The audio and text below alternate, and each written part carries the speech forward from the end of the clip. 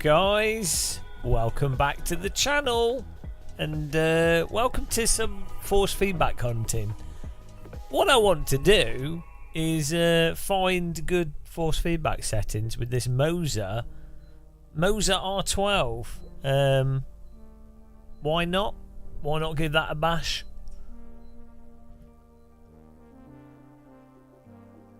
So mess around. We use some IR FFB.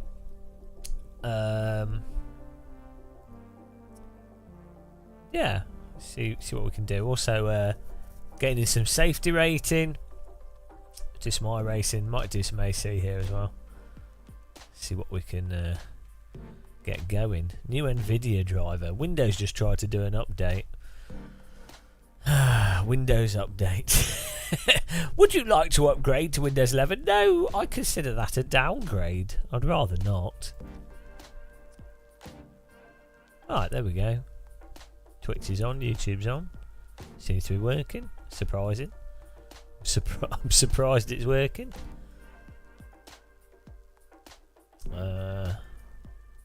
Never expect stuff to work.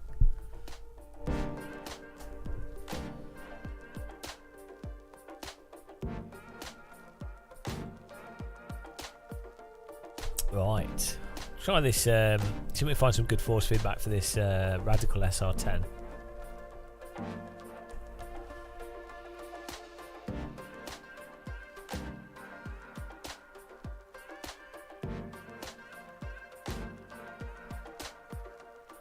Every time I load the Moser Pit Hub software, it has to reload. It's a very weird. Let's have a look here.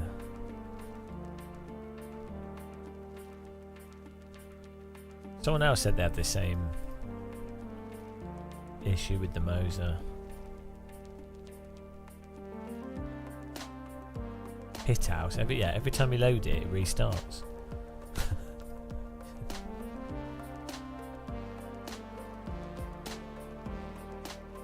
Right. There we go.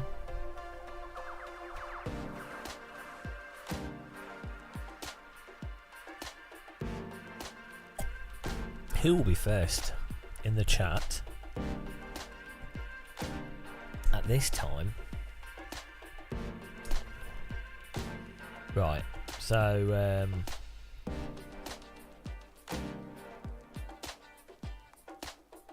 it's a blast here.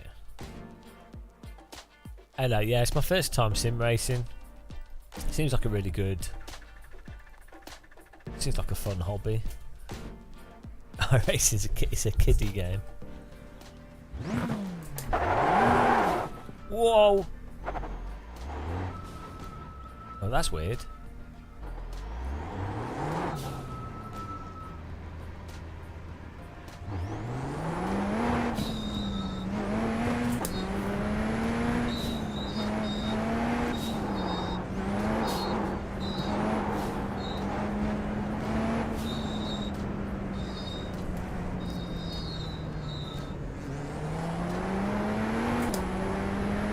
Not finding others to race against.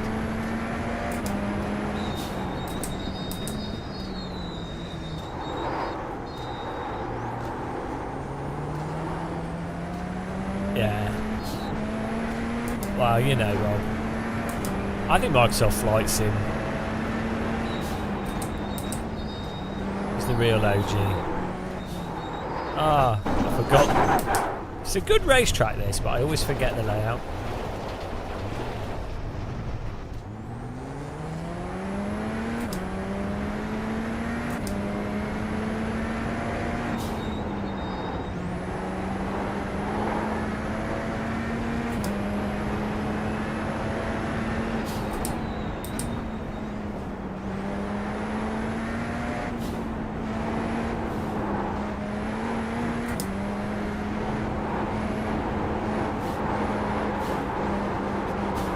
Oh, I didn't want to go to the pit. Okay, that's a problem. Could do with a soft stop. Bloody hell. That is a slight downside with IR FFB. Calm down.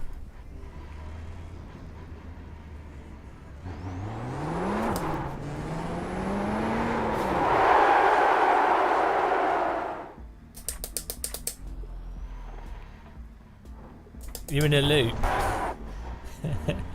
all the hate style interactions, hate comments. I don't know. Yeah.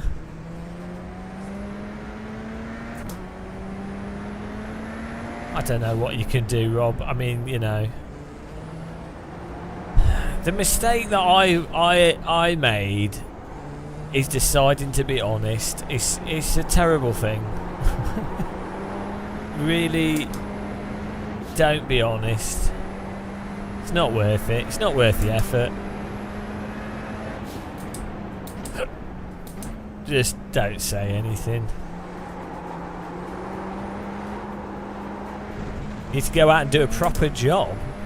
What proper job would you do? I can't do a proper job.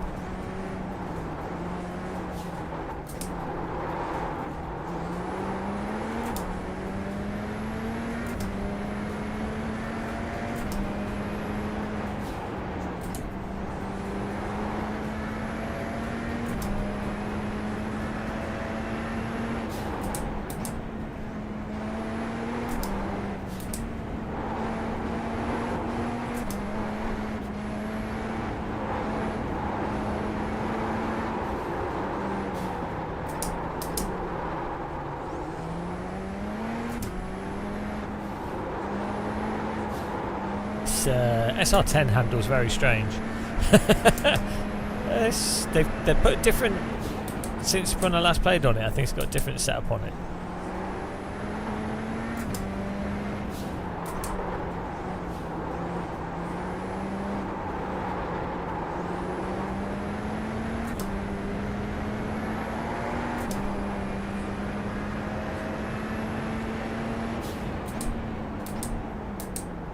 Hello, Ed teacher. Yeah, AC's good, Ed. I'd just stick with AC, to be honest. iRacing is good for the competition, but it doesn't have very good. It's not very realistic physics, but it's good for competition. It's still a good training tool. If you're happy with AC, I'd stick with that.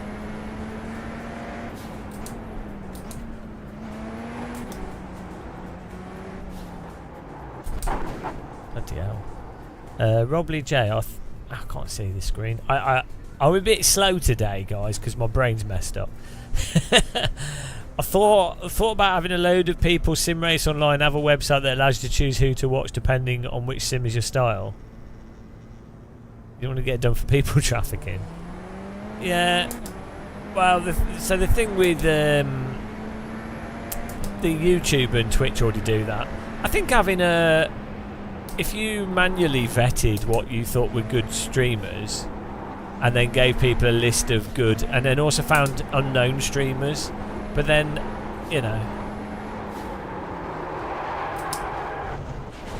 bonk, ow, that's a broken car.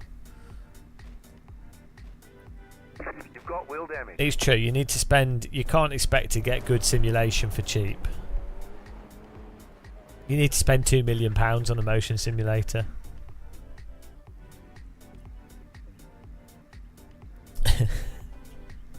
Hang on a minute.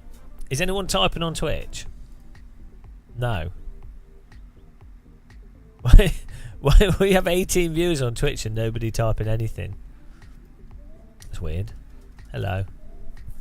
Oh, it's working. It's very strange. Dead. There you go. The lurkers at this time, which is really weird.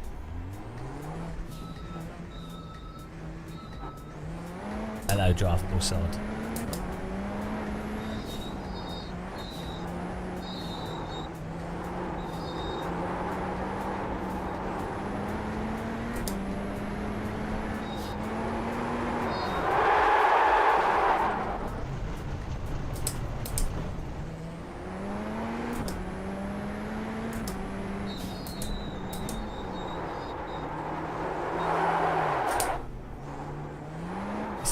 This thing's death trap on cold tyres.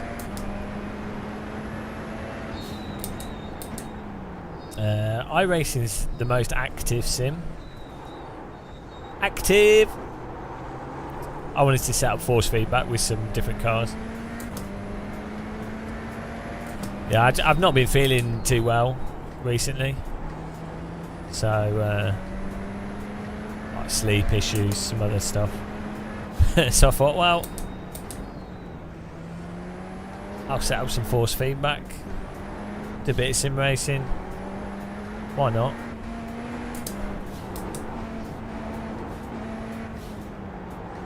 Yeah, AC's for people driving around in circles.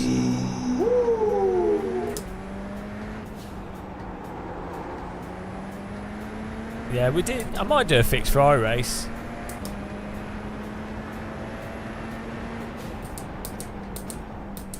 I need to build up my safety rating to get the B license. But we did fix Ferrari at Alton Park yesterday or the other day, and it was we did all right. I think we came second in the top split.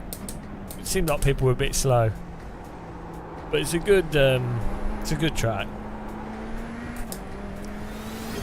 I am the champion of the ninjas. Nunox, thank you. Thanks for subscribing with Prime. Really appreciate the support. Yeah, we just need to get safety rating, really.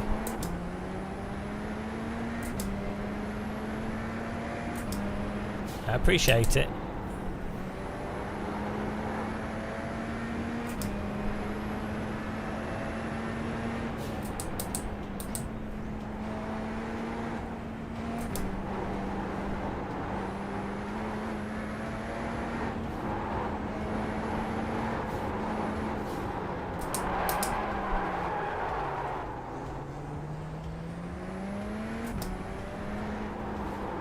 Is nobody signing up to this? Look. Oh, this was just a practice session. Is nobody...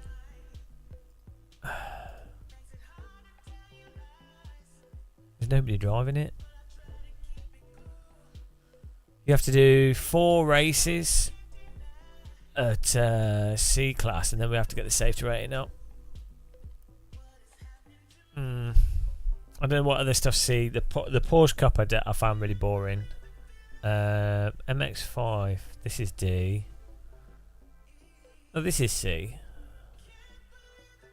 That could work out all right. That's at 2:15. Well, so if we don't get enough people sign up to this, we'll do the MX5 Cup.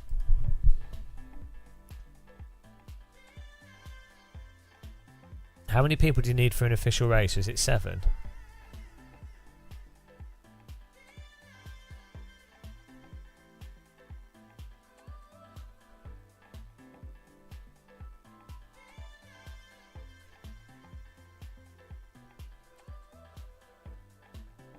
iRacing plus best force feedback equals paradox. What are you doing up, Mike? Yeah, well, the best force feedback settings for iRacing. I'm trying some stuff with FFB just to see what we can get from it.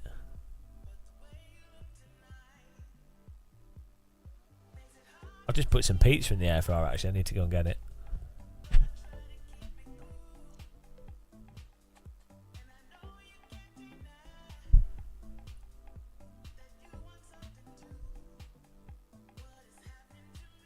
Oh yeah. Yeah, last like week have not been very well. I managed to trigger the chronic fatigue off last week.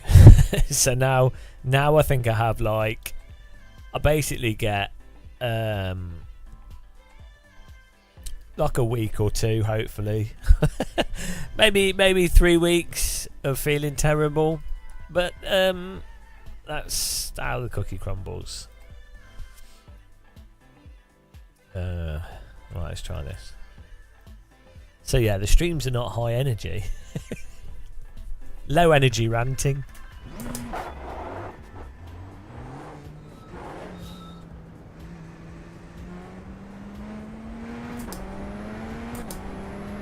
Canada land.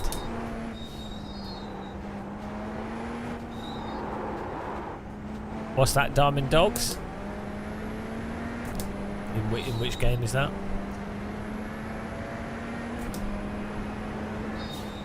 Yeah, I might get some vaccine top-ups, to be honest. Just for all of them.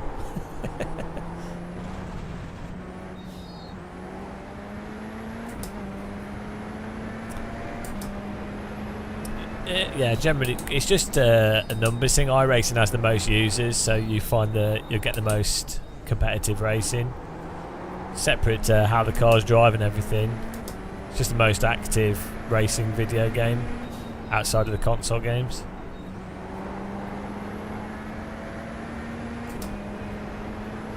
All of them, yeah.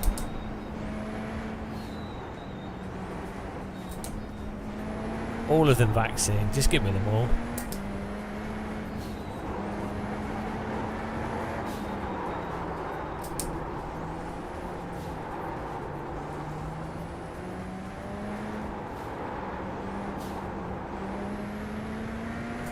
This car drives like a bus.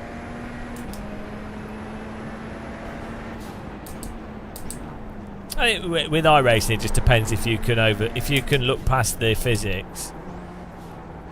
And you don't, or maybe you're not that fast, then it's fine. The physics and force feedback aren't very good, but if you can get past that, you can have a really good time with it. The netcode's not good either, but like, yeah, if you can look past those components, voice chat's good. Yeah. If you can look past that, you'll have a good time.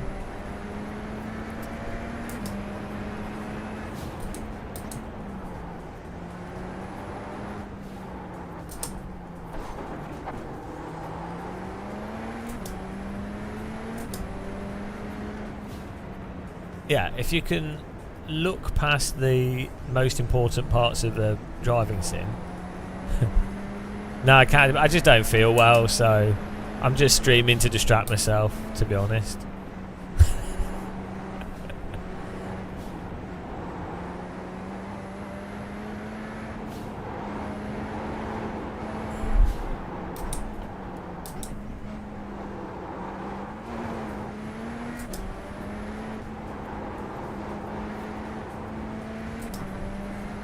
Called him a noob. Who called him a noob? Everyone's a noob.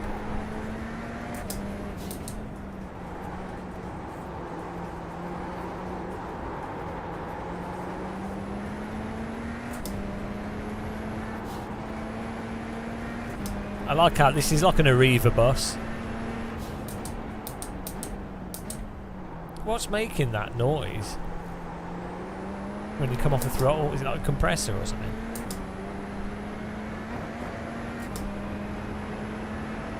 If you're not that fast, you won't care. Well, it's true though. If you think of the bulk of people playing driving sims, if you're like 5 or 6 seconds off the pace, you're not going to notice the physics difference, are you? Do you know what I mean? Like you're really not going to notice.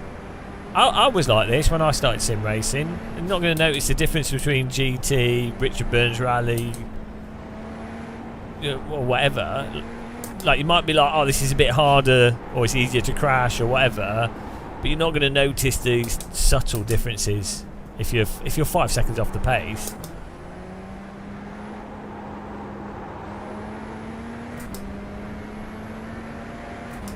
Yeah, completed the adult website. What more is there to do? You've got the fastest lap.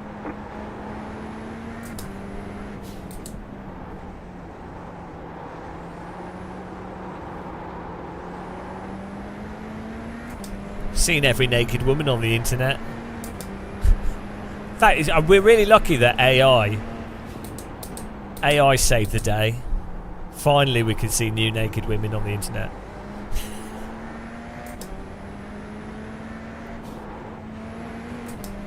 Thank you, Review for the Tube. I appreciate it. Yeah, I think there's a small number of people that enjoy someone that's just a bit sarcastic and brutally honest. probably not the best way to do a YouTube channel, but yeah, you know, I feel like if you know something, you need to be honest about it at all costs.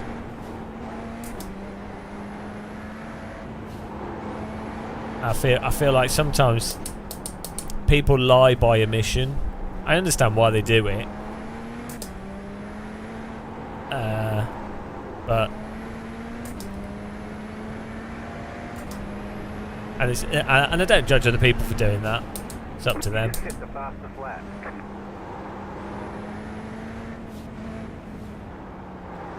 Not even the most sexy of bodies could make Piers Morgan not annoying.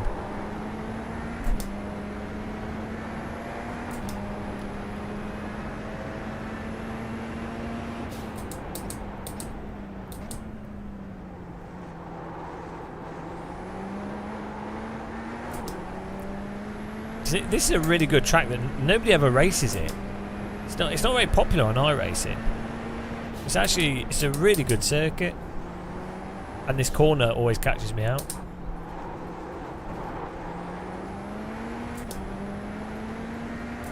I think this is like one of the most underrated racetracks.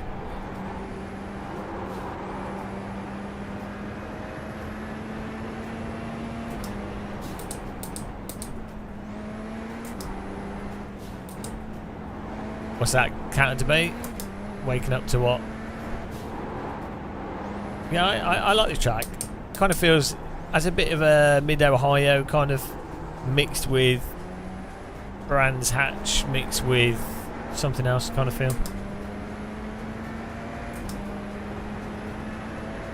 Vortex, yeah, well, from my perspective, I feel like the way I am is reasonably critical. But from the perspective of a majority of people, it's gonna seem unreasonable. If you happen to be in the minority with what you say, you know, and then if you're vocal about that and you're not anodyne and you're direct with people, which I think is honest. Like I think being anodyne is a bit dishonest. Personally, I understand why people do it. Again, not judging people that do that. It makes sense for business, and it makes you come across as more agreeable, even when you're disagreeing with someone. But yeah, I think that's lying to people. So, you know.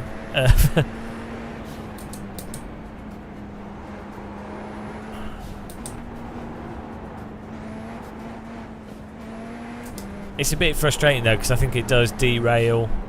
I think it does derail stuff if you're forced, like, if you're trying to be reasonable, you're then it derails things because you have the same conversation over and over again, and then it's the same argument over and over again, and it's tedious.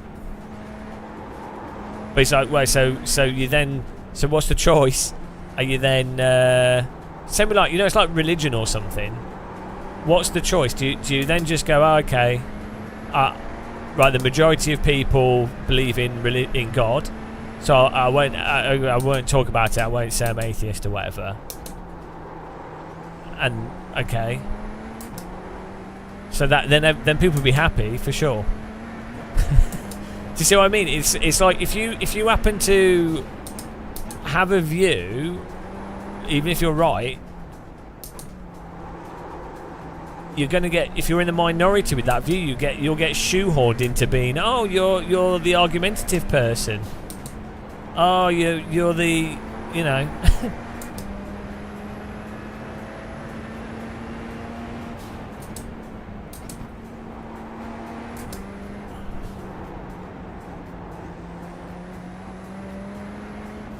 No Tetley here.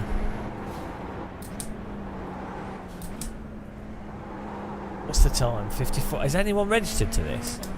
4. We're gonna have to. We'll unregister at like 2 minutes to, if not enough people are joining. Find a new thing to rant about. Wow, you know, I can rant about anything, can't we? It's more that other people will bring stuff up.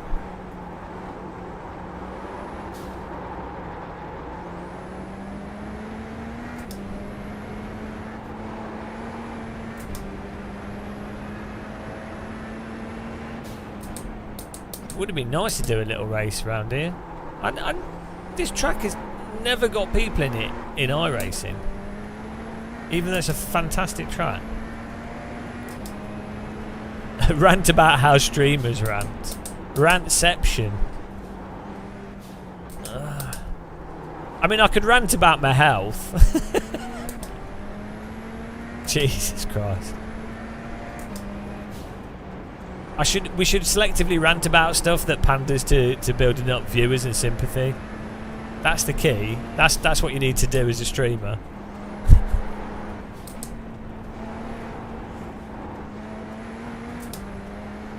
This track's good, how it's like nice and hilly. It's a nice amount of hilly as well. It's not crazy. Shoehorning, digital ownership. Well, it's funny that it's called digital ownership, isn't it? When it's the opposite. That's what it always is. Stuff's always called the opposite of what it is, like the People's Republic of North Korea, or Democratic People's Republic. You know, it's like, oh, okay, so it's not democratic. Digital ownership. Oh, so I don't actually own anything. Thanks for making it obvious.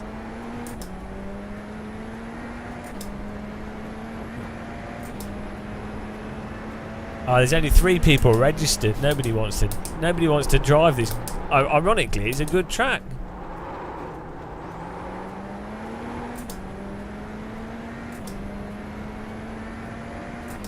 The Apple advert. Hey, I think they knew that was a stupid advert. They got to. They must have known that was a really bad advert.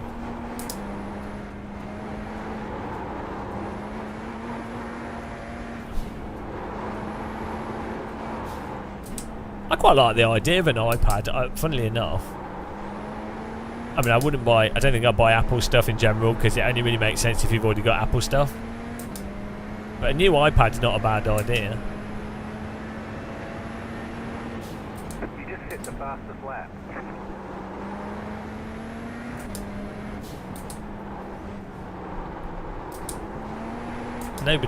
Everyone's unregistered. This is a really good track. Nobody wants to race good tracks. What's wrong with them? Oh well, I guess we'll do the MX-5. Everyone's unregistering, so it's pointless. Oh well, I was getting into that. Good job. Withdraw. I'd like to take out £50, please.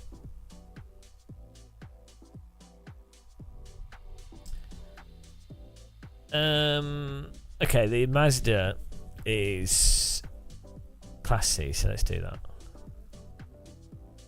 Why can't I register? Oh, okay. Put circular rim on. Cookie cutter syndrome. Yeah, I don't think that Apple ad was even that original, was it? It was very strange. Like, it was if you've not seen it, it's like a crusher crushing like instruments and paint and things. And yeah, someone did a joke reverse of it. I think because like as an idea, you want to convey that an iPad has everything in it.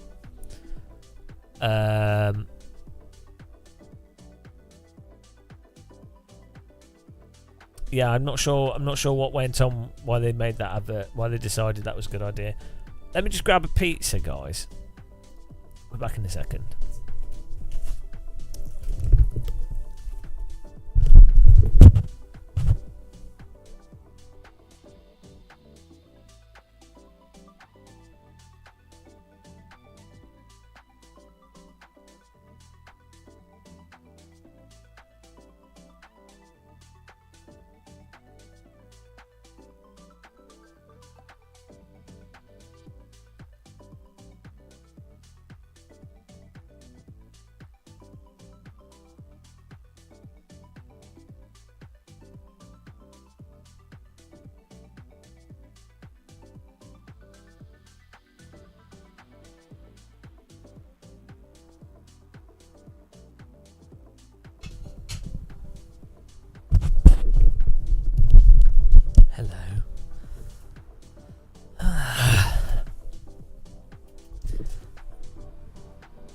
it's at night. I'm not doing this. Is it actually at night or is my graphic? Yeah, I said night. I'm not doing this. Forget that. Get a headache driving at night.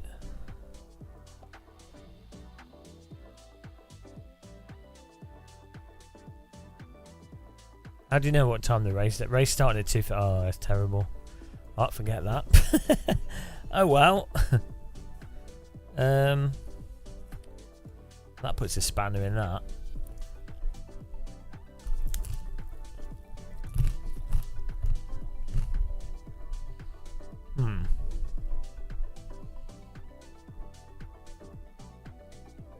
We really need like a Class C stuff.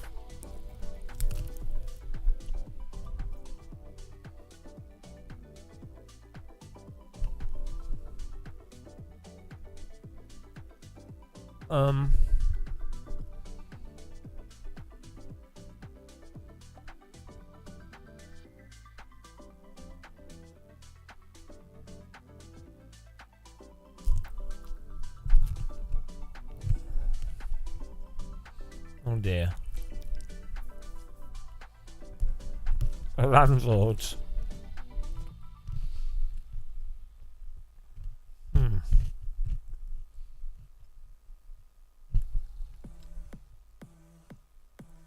Diaries of a Bad Race Driver. I think it's positively one of the worst cars ever made in sim racing, so I'd rather not drive it. We did a race with it.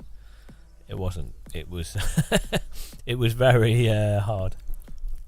Oh, everyone's just spinning everywhere. Oh, hang on. IMSA Pilot Challenges.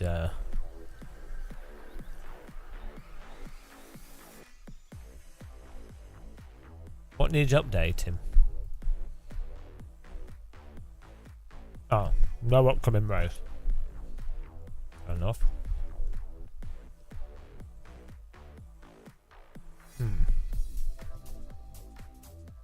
I can't do the GT3 because I don't have the license.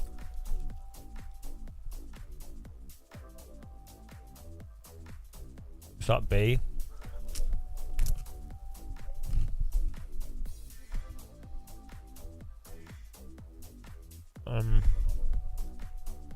We're gonna have to do the Porsche Cup.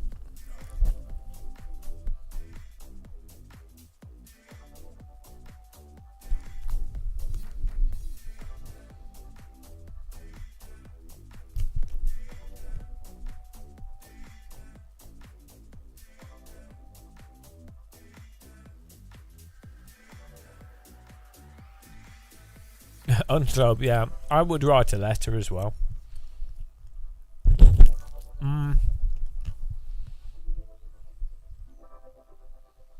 I mean, I can't do this because it's night time.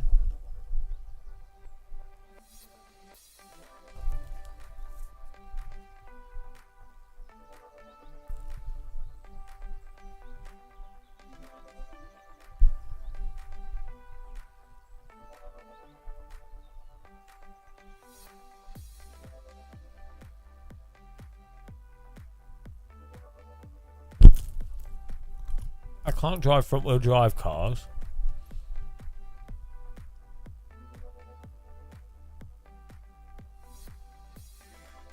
I'm kind of stuck here. We have to drive. We're gonna have to do the Porsche. We're gonna have to do the Porsche Cup. No one's doing this radical race.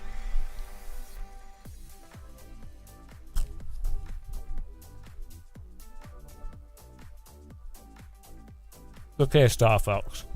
I am not going to do those. Oh, have you played AC on the? I've played it on the PlayStation. It's terrible.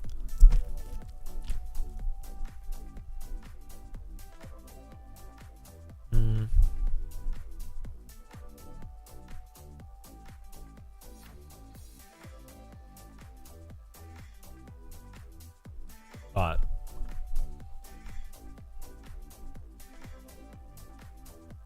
I kind of wanted to get safety rating.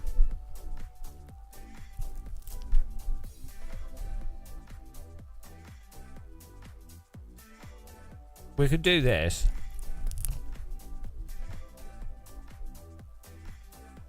Oh, it's at 2:15 AM. Why are they starting it in the morning? Oh, no, hang on. What's the race start? In game? Right, what? 8 PM. Hang on. So it shouldn't be night time in the race, should it? Why was it night time in practice? Oh no, 8 PM will be night time. Maybe. I thought 8 PM you still have a bit of sunshine. Doesn't it go? Isn't that dusk?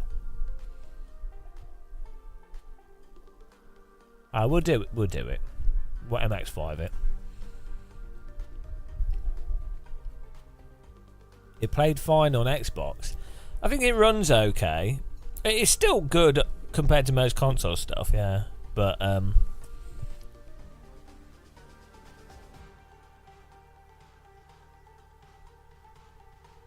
yeah, I guess it's better than Gran Turismo, I guess, yeah.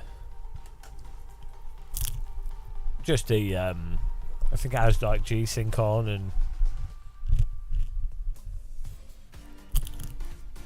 wow. We'll do this.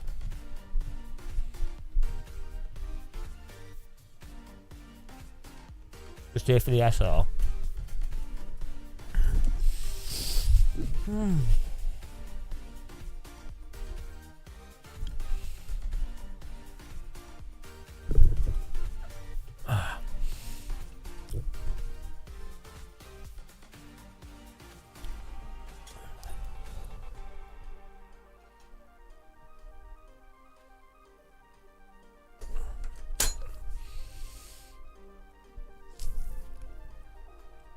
Whoa, need not more drink over here. Got some coffee, keep us going here.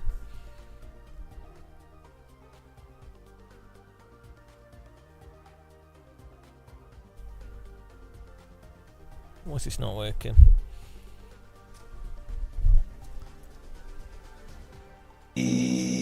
Woo!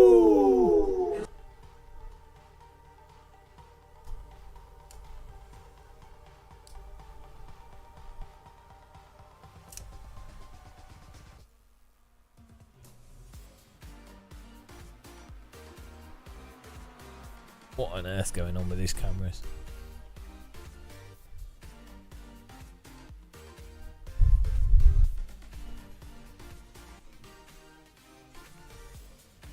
Oh, there we go. Mirror. There we go.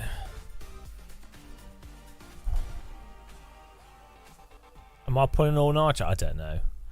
I don't know what I'm doing.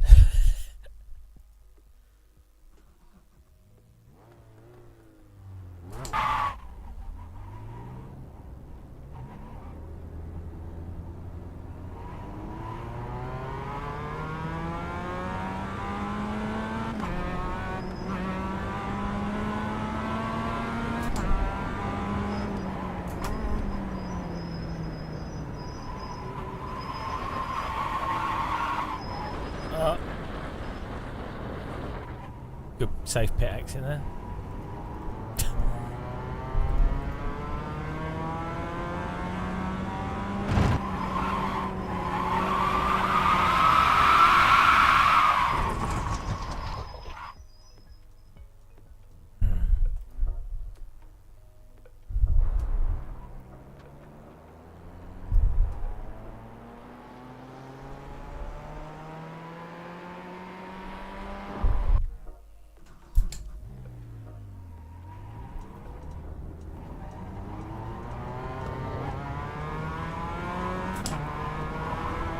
I've not driven this car for ages.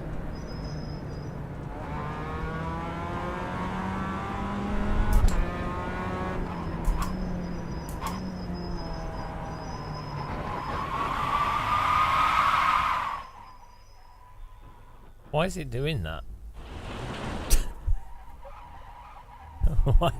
Why is it doing that? It's the fake beard.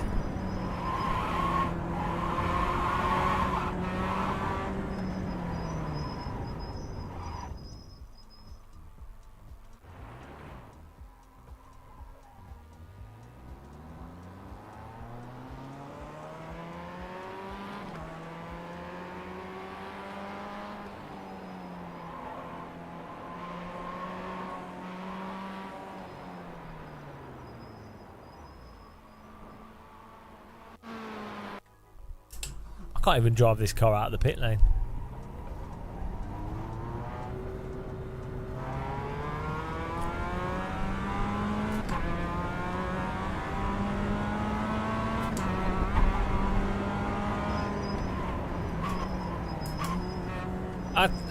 Yeah, I don't know why.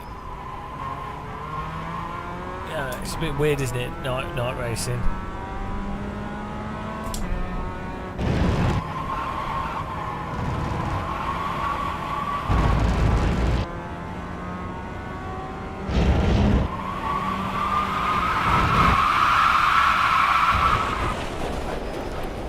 Really don't understand why that's doing that at all. Make any sense?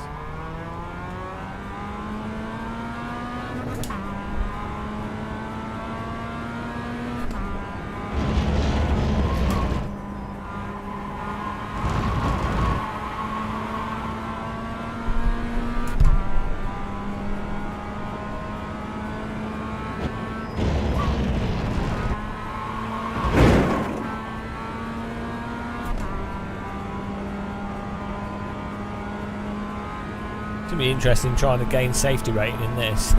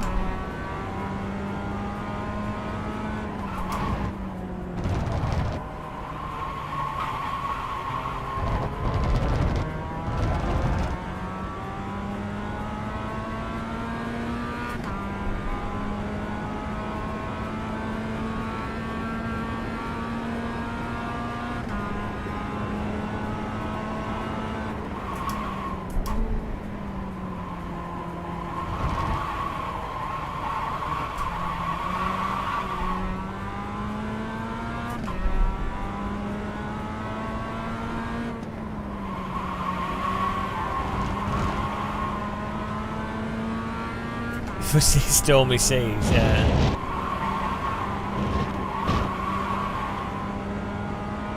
I mean, I don't see this being a clean race.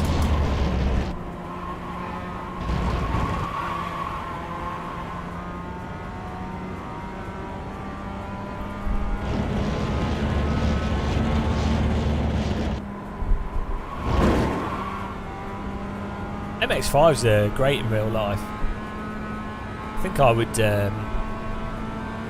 I'd do MX-5 racing.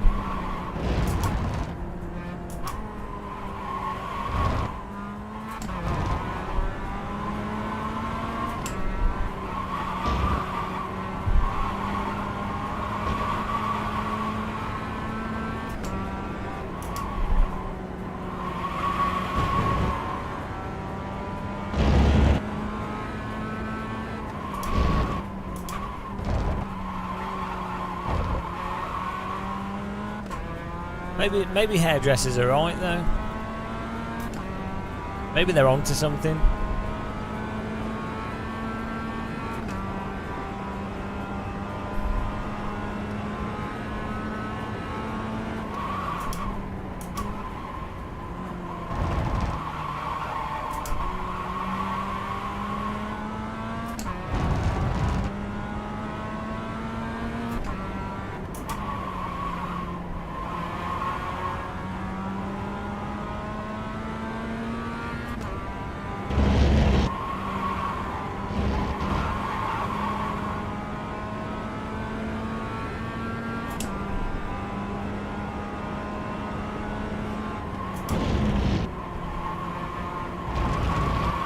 Wax. I was thinking, oh, here we go. I was thinking of going to the hairdressers to get my head shaved.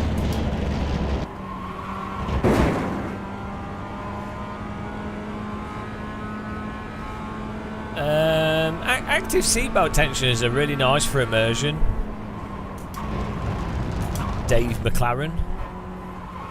They're really nice for immersion, but they're not high enough resolution to brake and drive from. But they're definitely they're good for immersion, yeah. They're the closest thing to emulating the sort of feel of braking in a fast car, but you have to tighten the seatbelts really tight. The best ones, actually, though, to be honest, are ones where you have a sim rig on actuators and the seatbelts are just bolted to the floor, and then as the sim rig dips down from braking, that tightens the seatbelts. Those are the best ones I've ever used. I'd go for the R12, to be honest. If you're going to buy like a custom DD or nice DD wheel, I'd just go for the R12 out of the Moser stuff.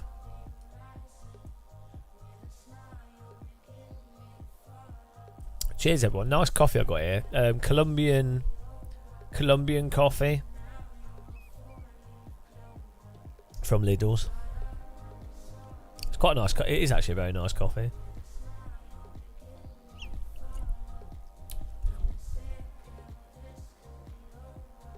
Surprisingly nice, actually.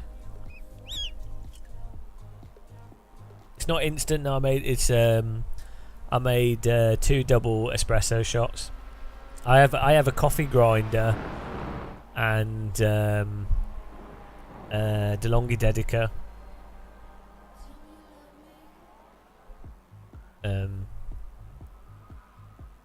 Good. It's nice evening coffee. I prefer weaker coffee, light roast coffee. It's my I don't really like super tangy coffee. To me, yeah, I always prefer lighter coffee.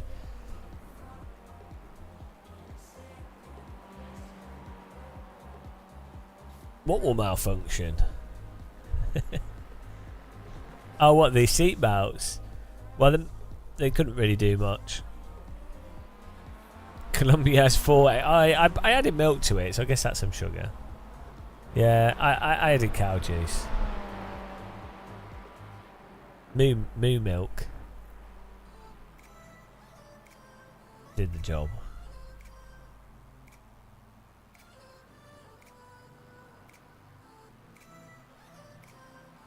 Weaken as the day goes on.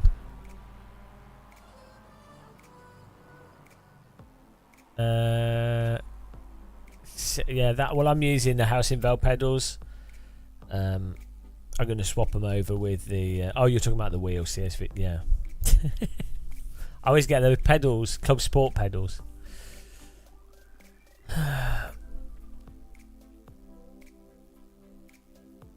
Oh dear, setups. Dan Fraser setup. I don't know. This is iRacing setups. Ringmeister. Oh.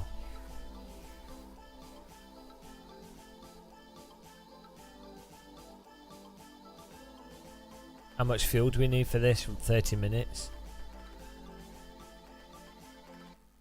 24 litres. Well, that'll be alright, won't it? It's just MX5. It can't be that much.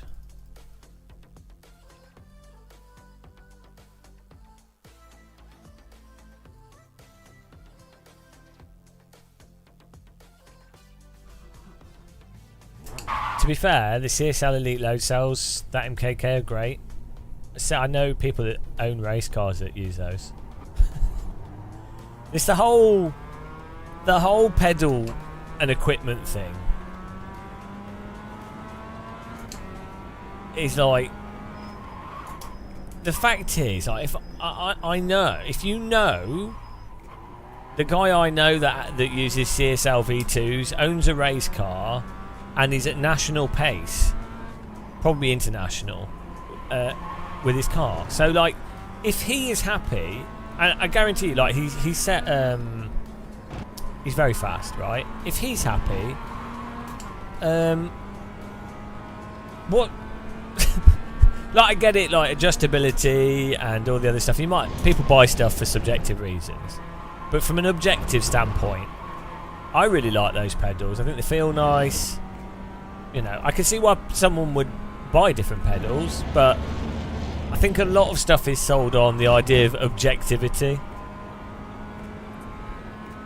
Yeah, exactly. Like as an input device, they're very good, and that's the main thing, isn't it?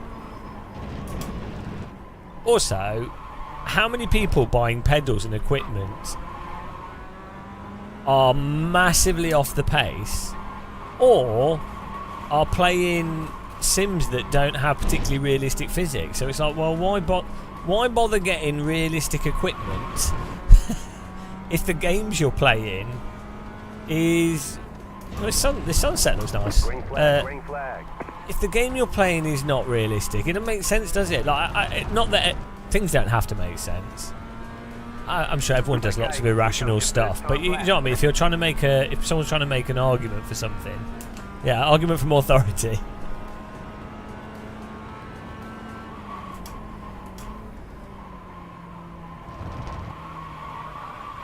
Bloody. What? It would not come out of that slide. Just stuck in it.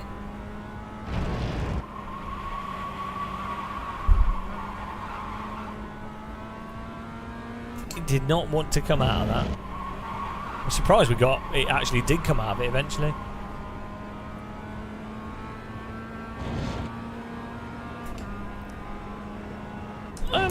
I think the thing with sim racing is, the nice thing is, as more stuff comes out, the old stuff still exists. So you can always play, you can play all the old sims, and you can play the new stuff. But the nice thing was, I think in the past, is that the new stuff was good, like better than the older stuff. Whereas for the last 6 or so years, the new stuff is worse than the older stuff. And yeah, like, so that period of, I just think there's a lot more lying now, or like disingenuous coverage. It's just the business of it all, isn't it? It's got bigger, which is good in some ways. I haven't used my VR for ages. I want to use it more. I want to play more VR games. So I use my VR headset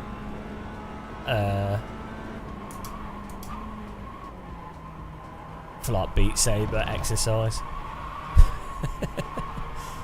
Mostly. But I do want to do more. As I say, I've had some issues with chronic fatigue recently, so VR doesn't really work out too well.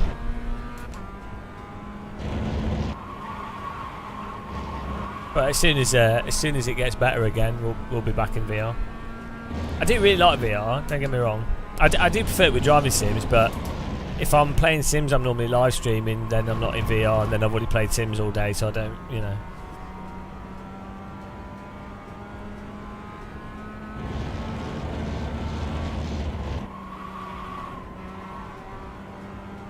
CMOS gel.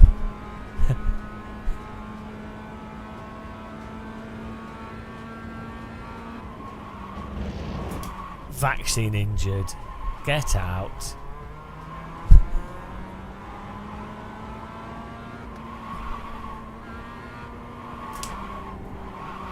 Bloody hell. Can't start trying to trip over itself.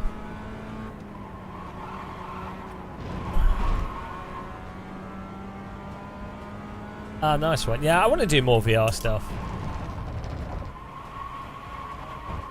In some ways, I prefer the VR community to the sim racing community. As much as, like, you could mock, like, VR chatters and weebs and furries. Chicken flag.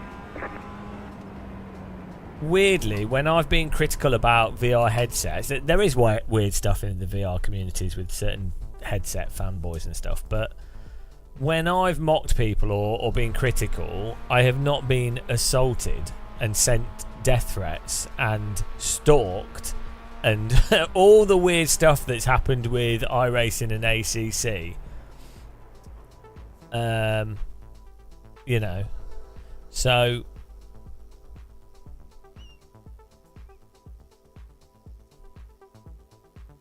yeah, F1 West Coast, you don't know if it's from a COVID shot or maybe maybe you actually got COVID afterwards as well, or maybe it's something else. You really don't know for sure. It could be, but statistically, the evidence would suggest it's probably not.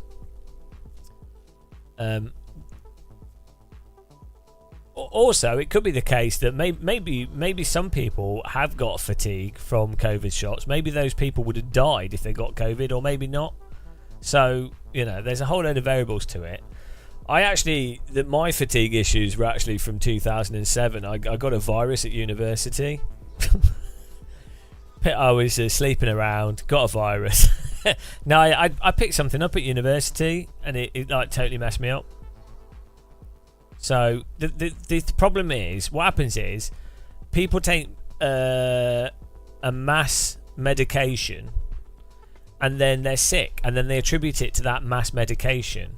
And it's like, well, or the media reporting, if everybody in the UK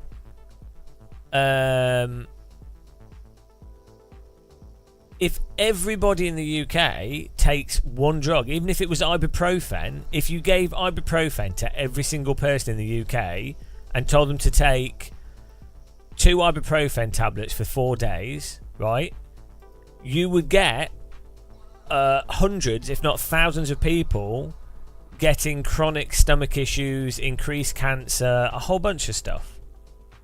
Because statistically, that's why some people react to ibuprofen. Some people don't. Most people don't. But that's the thing. But then everyone would go, "Oh, big pharma, ibuprofen." Do you know what I mean? And it's like, well, you have to weigh things up. That's how it works. Well, we're just gonna. I've filled it back to the max with fuel here.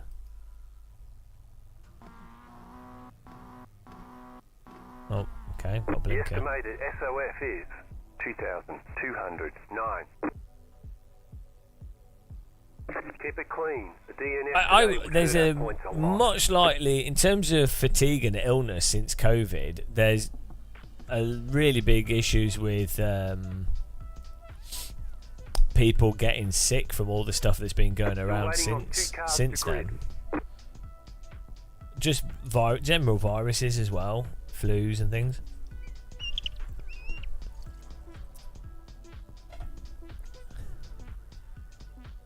But yeah, so the weird thing as well is whenever I mention my issues with fatigue and stuff that I have, people automatically assume people go, "Oh, COVID." Like, there's random comments on the internet of people going, "Oh, game of muscle, why is he like this? Oh, he's been weird since he had COVID." It's like, no, I've had chronic fatigue since, as I say, 2007.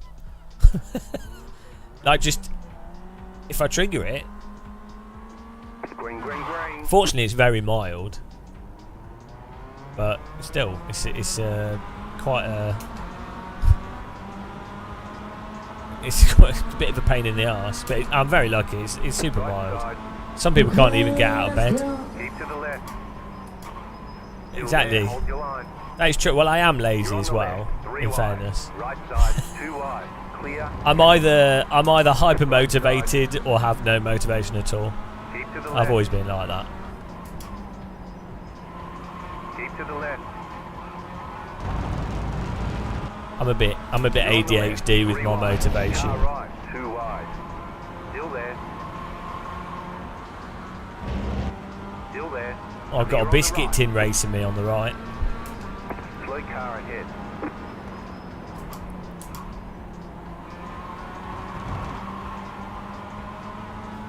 Oh, alien abduction ahead.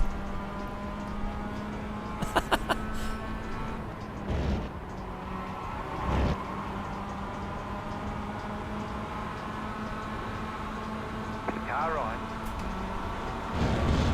Stay on the left. There's an incident ahead. Clear. Slow car ahead. Car on your left. I knew that blue car was going to go on a punting mission, so I just let him go through. Car right. Keep to the left. Keep to the left. Clear. Car right. Still there. Clear on the right. No, I've never been banned from iRacing. Oh no, years ago, we tried to reverse across the finish line in the skip barber, and I got a 1 week ban. Still there, hold your line. Still there, hold your line. Clear on the right. So I had a 1 week ban. That's it. It was well worth it though. It was hilarious. We were across the finish line anyway, and I'd already won the race, so it was really funny. Weirdly, I got a 1 week ban for that, but I didn't get a. Oh, the blue car's gone.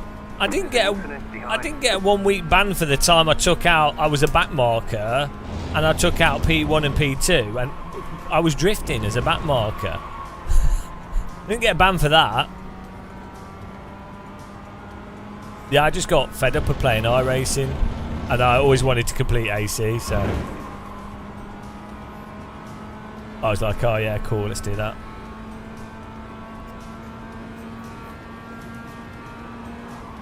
If I'm not enjoying something, I stop doing it. Funny that. This is why I don't play ACC on the channel. I just don't enjoy it.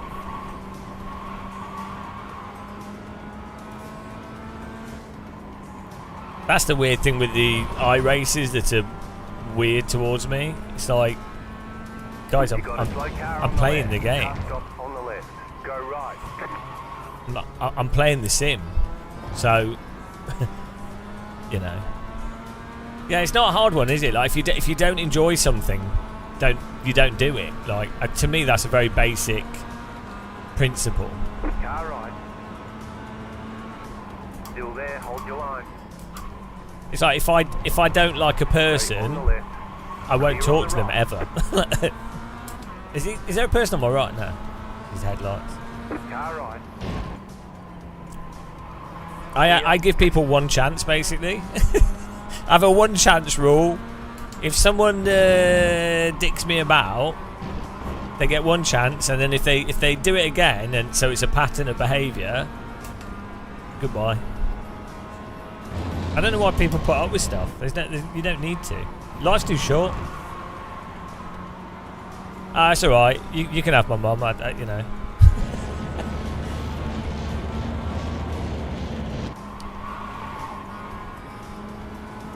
I never really understood mum jokes. Like someone's like, "Oh, I slept with your mum," and be like, "Oh, good for you." Like, I don't care.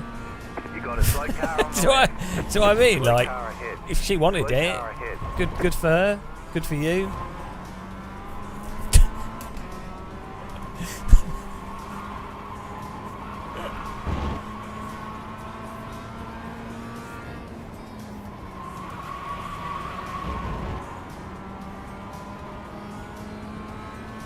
The leader's pitting now. The leader's pitting now. This has actually ended up alright because it's not pitch black. The car in P3. Mind you, we have set the fastest lap. a billion laps to go, so it will be pitch black.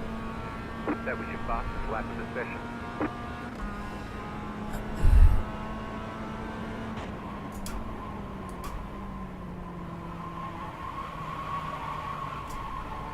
Oh, I'm sorry, Skywelk. You've ruined your enjoyment of my mum.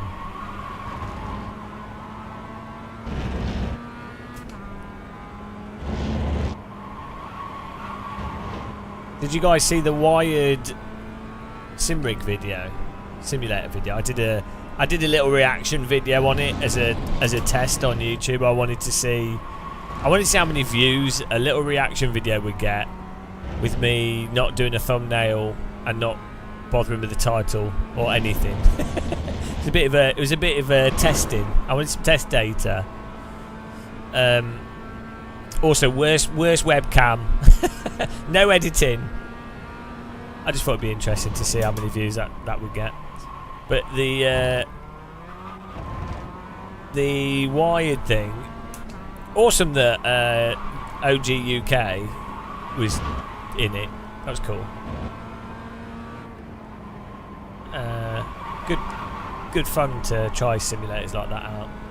But it's funny, the Wired thing. Obviously, that program is just to like show off stuff. The car in P. show and tell. Just set the fastest lap. But 36.9. still, in 2024, it's the same sort of tropes.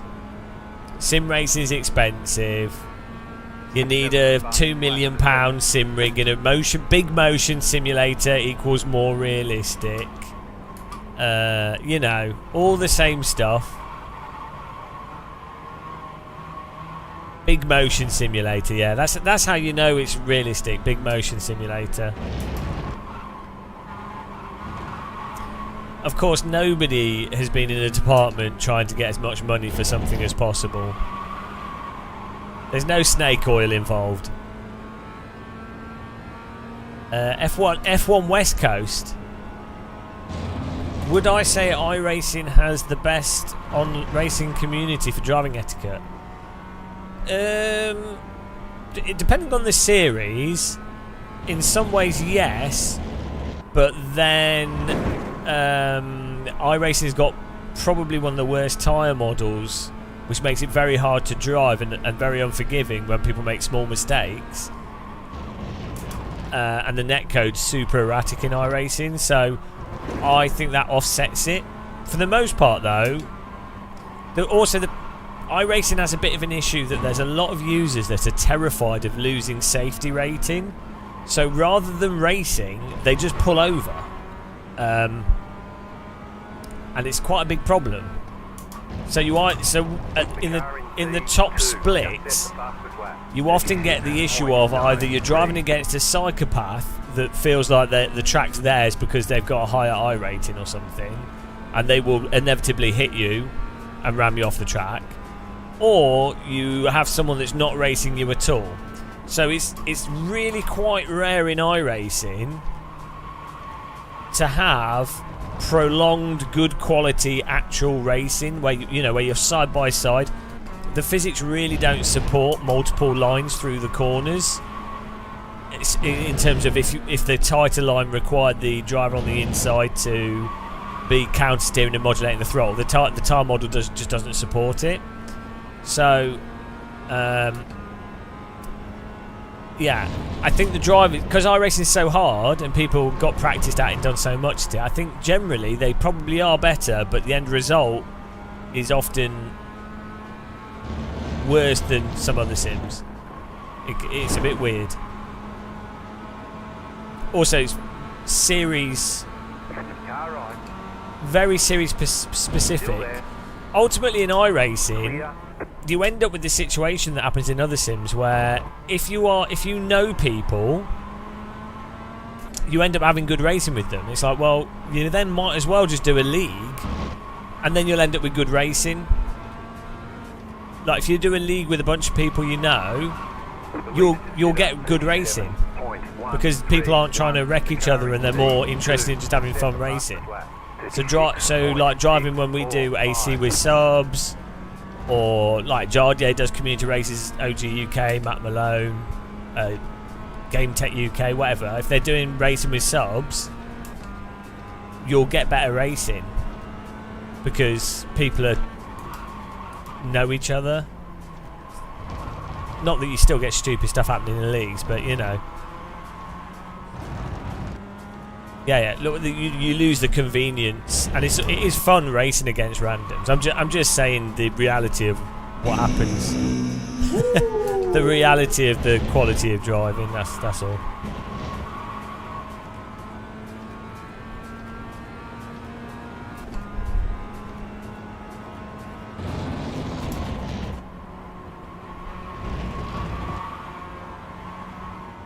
I'm just here for the SR, guys. It's quite nice driving the MX-5 around this track just for SR.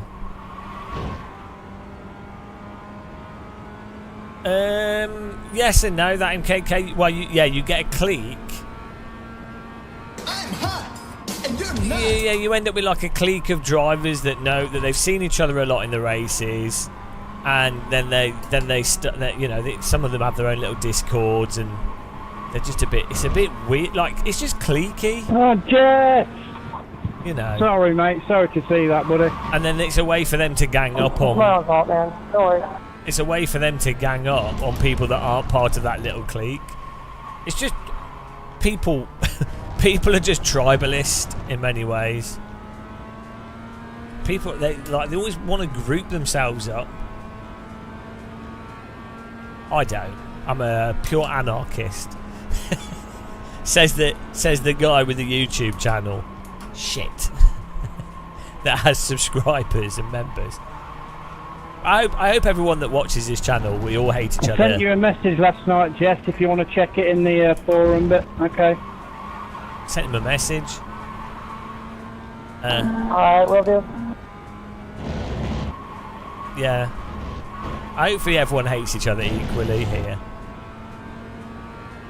He's not a sheep. Well, I probably am. I mean, everyone is. It's just inherent to human nature.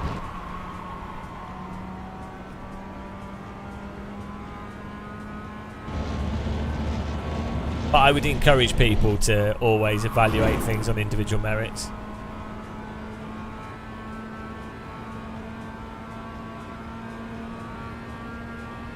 I don't think we hate iRacing. I think it's just being aware of its shortcomings and being honest about it, and then enjoying what the good parts of it and the entertaining parts. And yeah.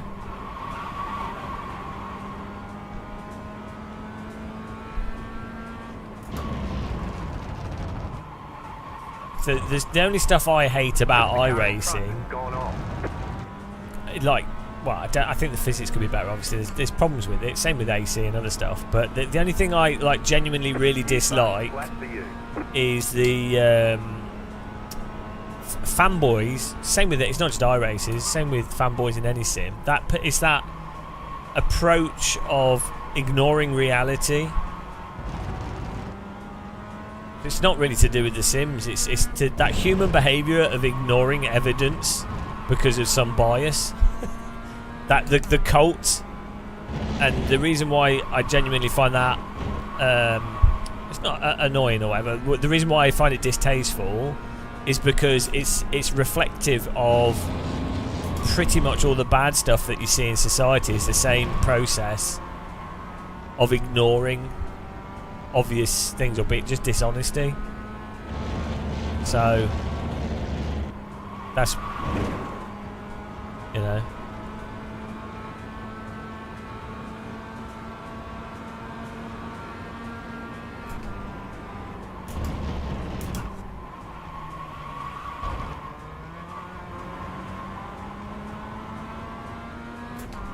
How many newton meters am I running? The wheel, this is a 12 newton meter wheel, and I have it set. I'm using IR FFB at the moment, although it's effectively turned off. I'm just using the in-game force feedback with this car. IR FFB only really works with Formula cars in terms of the seat of the pants effect.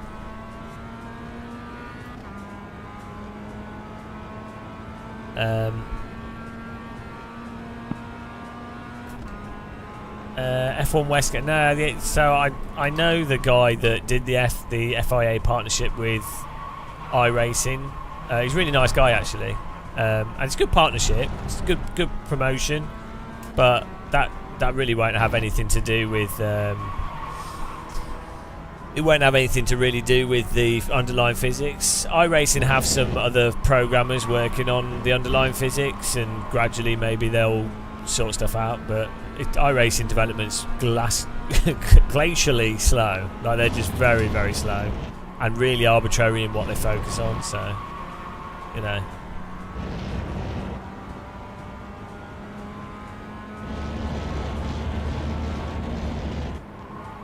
Yeah, the FIA, F4 official stuff is just it's a good marketing, and it's good to have competitions and ways for people to get from F4 in the sim to maybe into real life, so it's a good thing.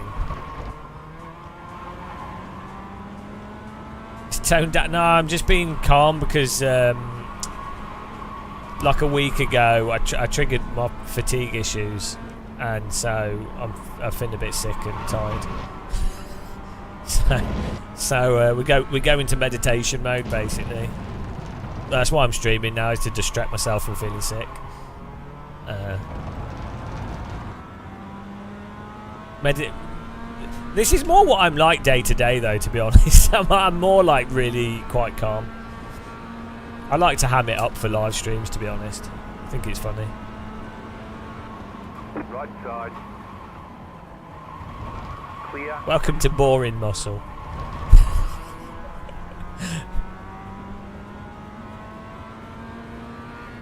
Not joking when I say I enjoy going walking and looking at grass. That's peak excitement for me.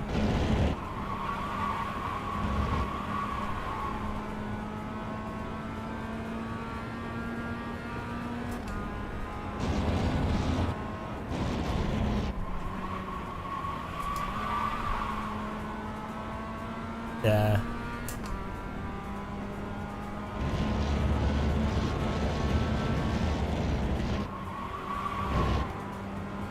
I like being boring though. Like, I'm really quite happy being boring. Car right. Keep to the left. Clear on the right. Well, we're just here for the SR.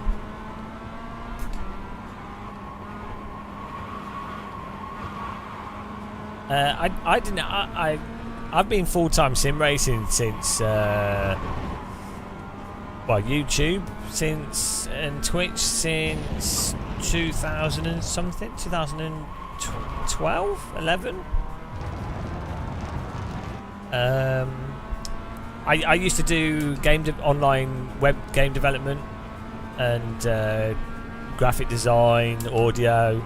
I used to do a whole bunch of random stuff, and then YouTube started to make okay money. So I just started doing YouTube more. I don't need to make as much money as Matt Malone.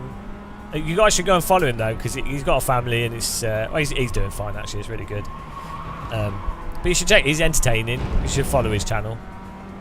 But yeah, I don't have the same cost that he has.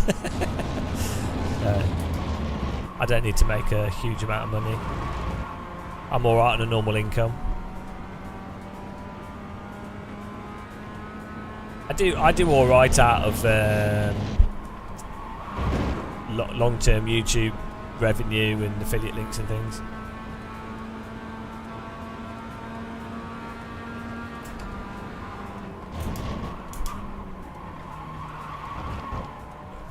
Yeah, streaming's definitely bad for me though. I don't know why I do streaming.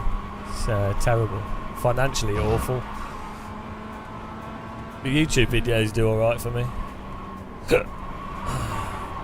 I do occasional sponsored projects and stuff with people, which pays okay. For opportunity.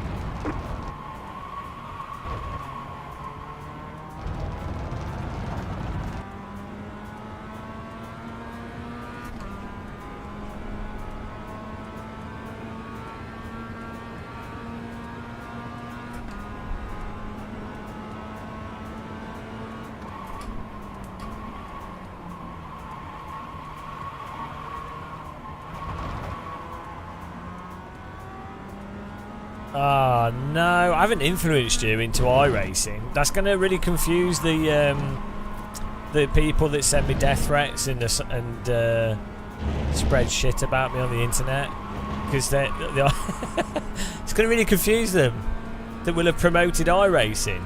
They'll be like, but Game of Muscle's a hater. I have an iRacing affiliate. I would warn you. iRacing costs about £270 to £350 a year if you like actually get into it properly.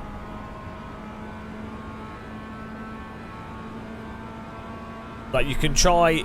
If you are going to try it out, that's not a good time to sneeze. If you are going to try it out, do one of the offers that's available, and then like 3 months, whatever, and then you can try the base content. But yeah, keep in mind that basically £270 to £350 a year is probably what you'd spend on it when you start out. Like a few cars, few tracks, subscription. You're also much better off waiting till like Black Friday and then buying a bulk subscription round about then.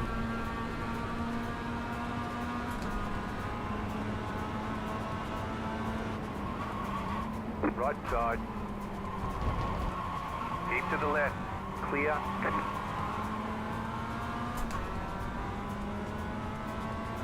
Yeah. I hope I don't have COVID. My lungs have been alright.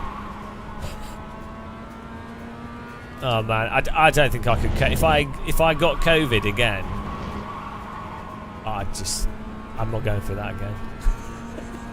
That was horrendous. I got it before the vaccines and stuff, and oh man, like I couldn't breathe for like. There were 3 days where I genuinely thought I was going to die. I couldn't breathe. I was suffocating for like 2 days straight. It was really bad. I didn't go to the hospital or anything. I probably should have. I should have got oxygen. It was really bad. Like, it actually gives me anxiety thinking about it. It was that bad. And then I couldn't walk up hills. It took me like a year and a half to get my fitness back to being able to just be able to walk places. Mental. No, I didn't get an inhaler or anything. I tend not to go to the doctors for anything, even when I should. Oh, it's terrible.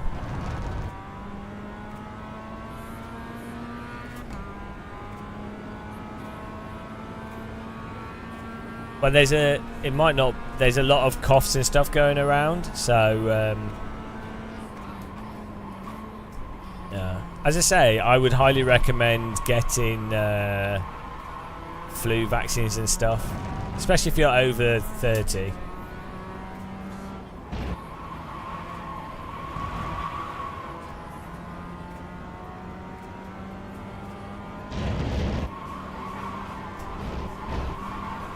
All vaccines, yeah. I mean, totally. Vaccines are pretty amazing. You have to be really unlucky to be badly affected by vaccines.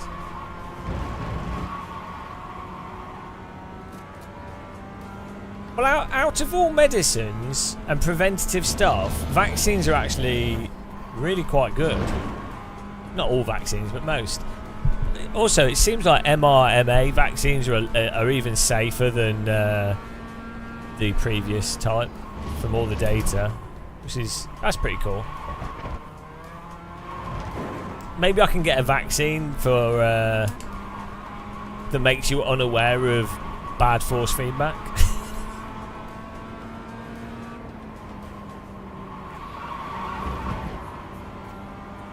You can't get iRacing. Is that vaccine called not having enough money in your bank account? mRNA is a gene thing. No, I don't think that's fair, Rob. It's still a vaccine. How do you class it? I'd have to Google that. It's still teaching. 0x. Close. As it's still teaching your immune system. I get it works. It's a different mechanism. I'd have to look into it to know if I can disagree with you or not. Here we go. I'm too like I can't even argue. A meditation muscle. I don't care about anything. It's fine. Triggered.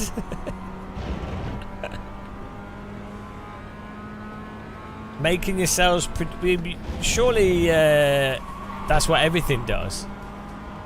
Surely by that definition everything's a gene therapy. What if you change your jogging bottoms for Levi's? Is that gene therapy?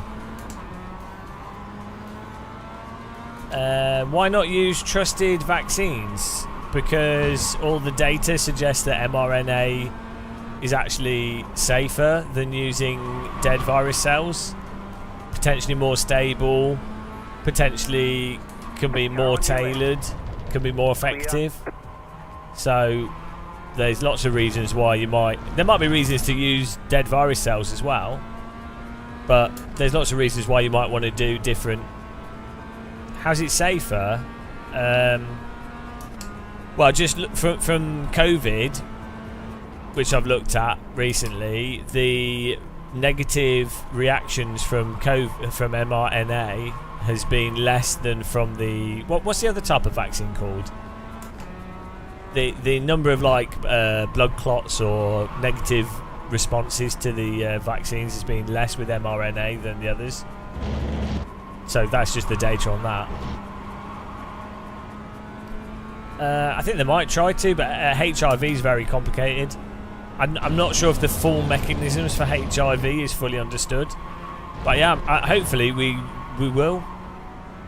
I think they're working on vaccines for forms of certain cancers. Yeah, I would think that HIV could actually be treated or vaccinated against, which would be great.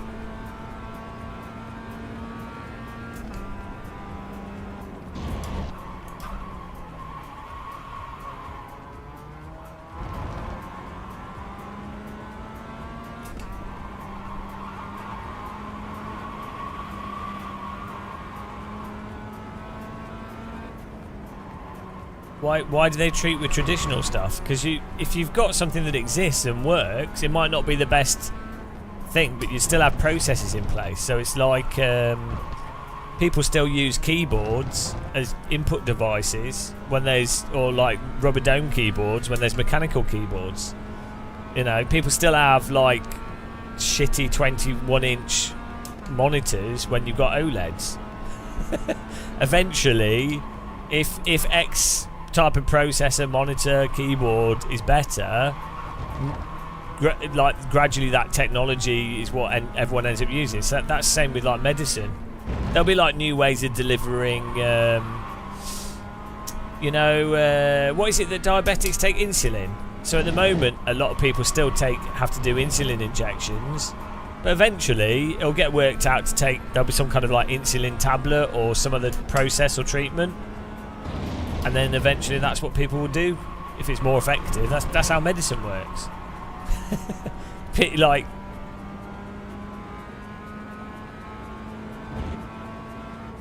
paper bags are great. The leader just did a 38.64.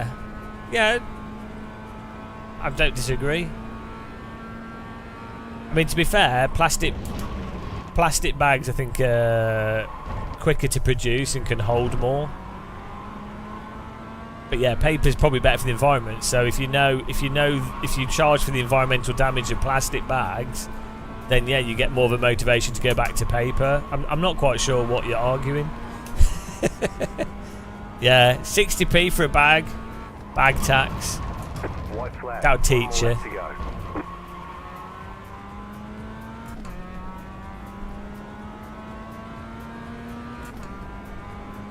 Yeah. Your corner.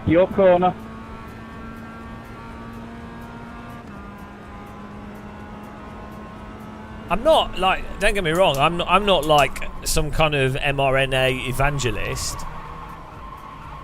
Like I'm often pretty skeptical of new technologies and stuff.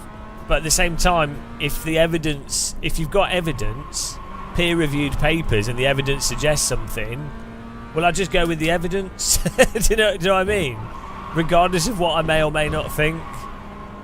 So, like with the bag tax, obviously 60p is absurd just because you forgot to bring a bag with you to the shop.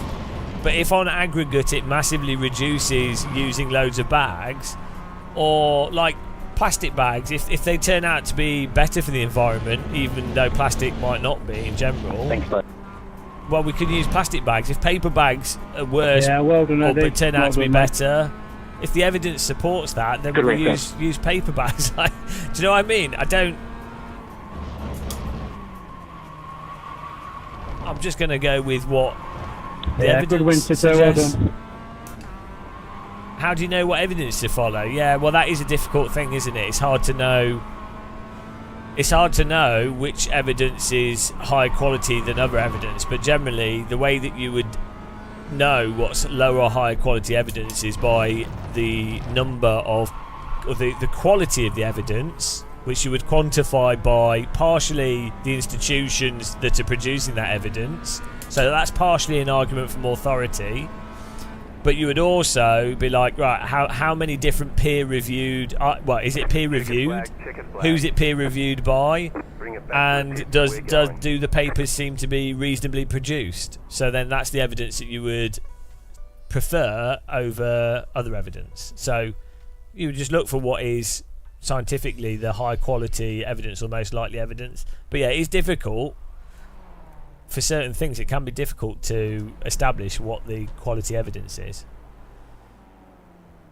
Your mum peer reviewed it. Well, there you go. It's definitely, it's all true.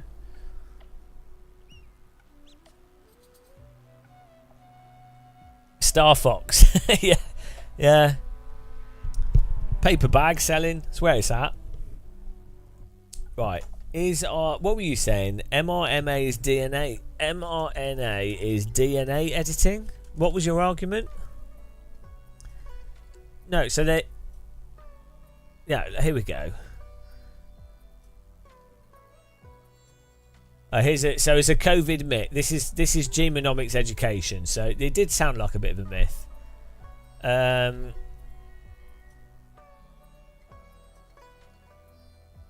Why mRNA vaccines aren't gene therapies?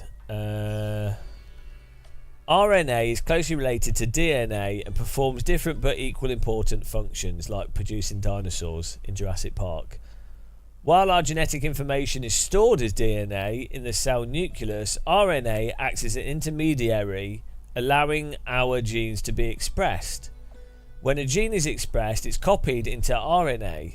This is like having core L1 memory cache versus like L2, L3 and separate memory. This is known as messenger RNA or mRNA, the type used in the Pfizer and Moderna vaccines. The mRNA travels out of the cell nucleus on a journey to be used as a template to make a protein. Once the protein is made, the mRNA gets broken down. So how do mRNA vaccines work?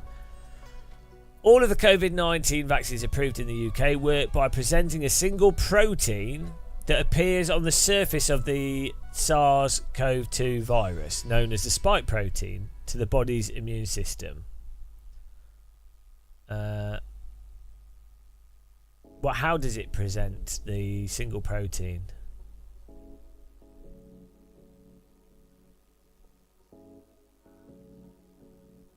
Why does it appear on it? This is not a good explanation.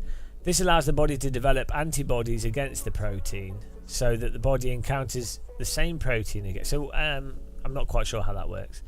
That's not very good. That's a terrible explanation. That would suggest that you would have to get an infection after being vaccinated for it to work. Oh no, hang on.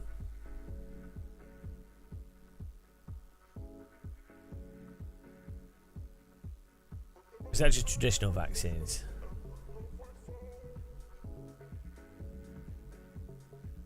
This allows the body to develop antibodies against the protein so that if the body encounters the same protein again... Oh, so does the mRNA vaccine also include proteins?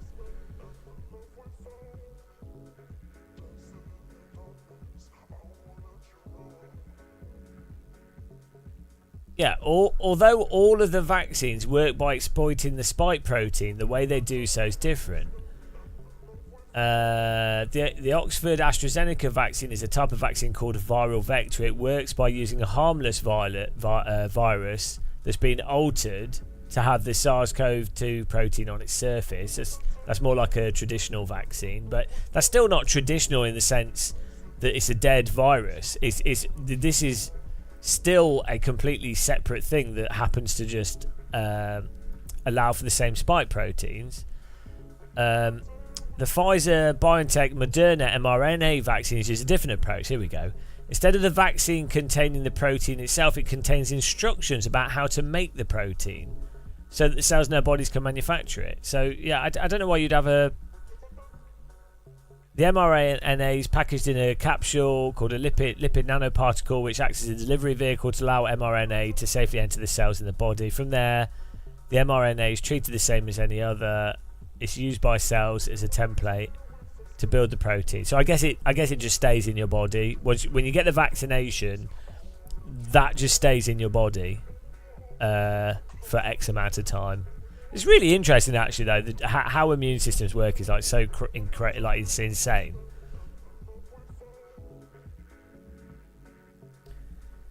No, because Rob. So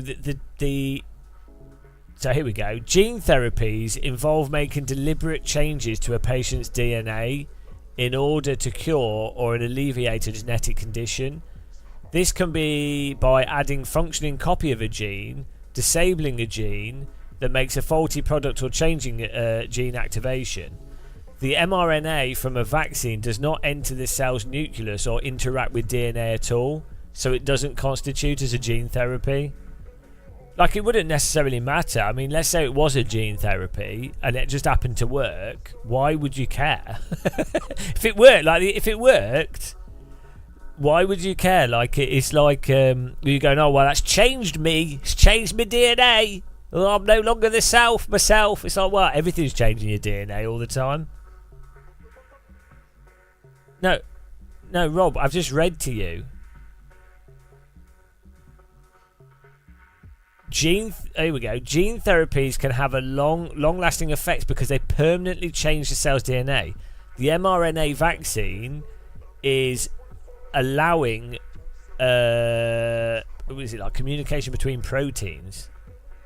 So it's not operating on the same level as DNA. It's a different process. It doesn't matter if it was gene editing or not.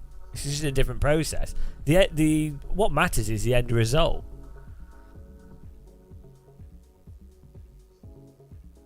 You can't redefine what gene therapy is just because you want to.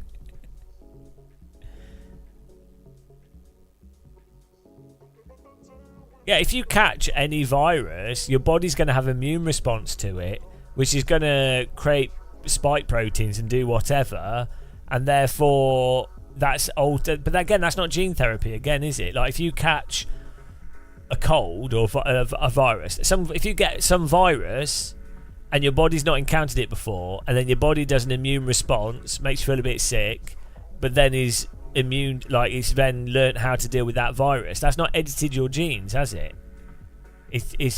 Your body's just learnt a new way of creating a protein that can deal with that virus.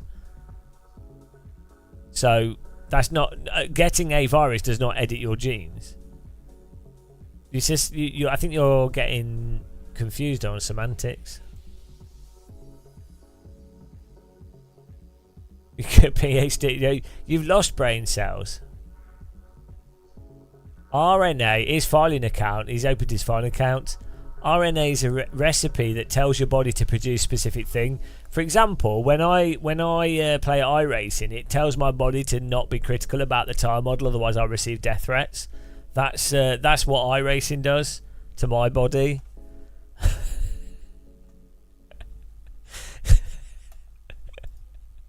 It's weird. It's strange that.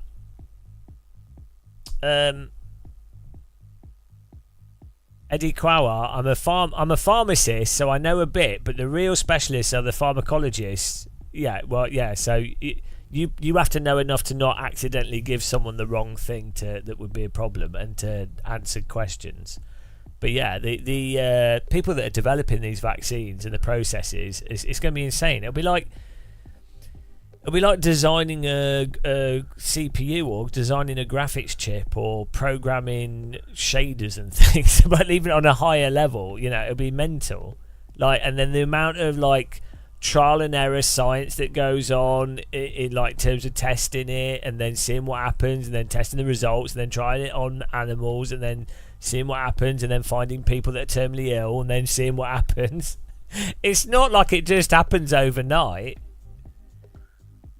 Force feedback gene therapy. My MMR vaccine gave me dead stuff. Yeah, but that's just that might be one way of getting vaccines. I don't think measles, mumps and rubella does that anymore. It might do when you add it. Rob Lee J, it happened in 10 months instead of 10 years. Well, okay, so why are you like really worried about it or something? So, first of all, you have a process, a scientific process for anything, right? If you're like, oh dear, there's something that's going to kill millions of people if we don't work this out quickly, hang on a minute, we don't need to do all our testing linearly, or we know this is going to be a really big issue, so let's just put trillions of pounds and let's put all our lab resources into this thing. Do you not think that that means that you could drastically reduce the amount of time it takes to test something rigorously? Also, I'm pretty sure mRNA had been in the works as a vaccine for a long time.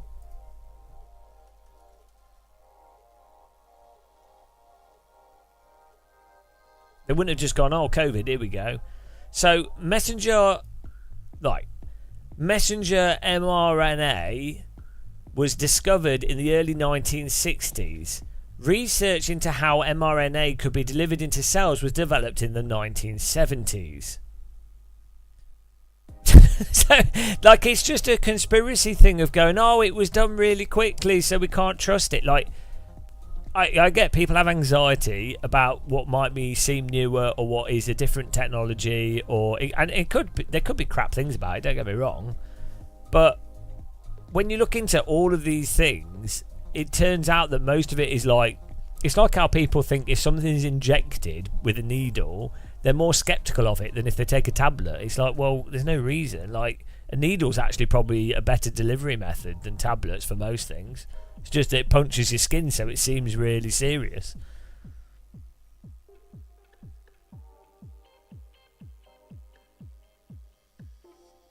Can we all take the not COVID but regular cold test? What, Rob? What are you on about? What? Right, Rob. What is your motivation in this conversation? So what is your motivation here? What are you trying to say?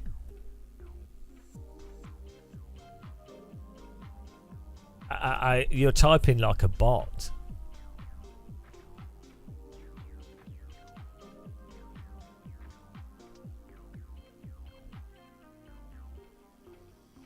What are you typing? No, I don't even know what you mean. If you can only test for COVID, regular colds no longer exist. What are you even typing? What are you even on about? No, I know, but why are you typing like a bot?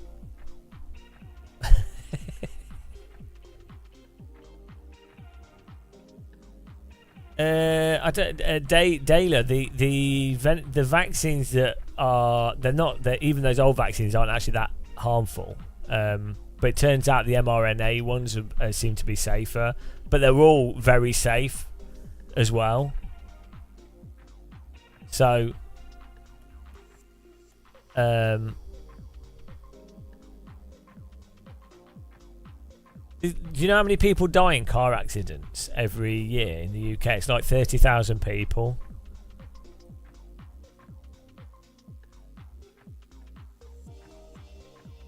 You know. Just... oh, do I do another one? Yeah, let's do another one.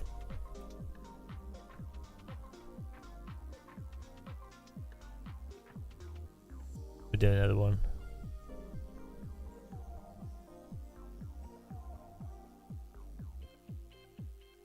Yeah, Rob, I don't know what are you trying to say ultimately?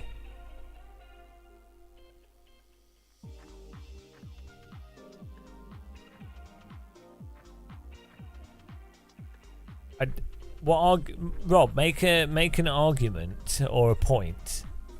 You're just saying random stuff that's all like basically anti-vax, like arbitrarily anti-vax.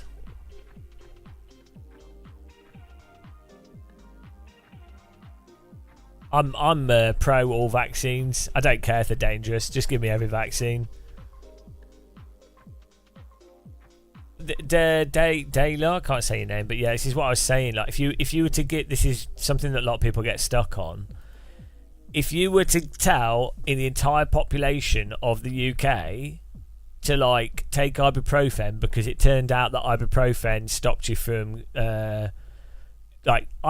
let's say something a new virus occurred, right, and it kills 0.001% of the population, but in a short time period, so it overwhelms hospitals.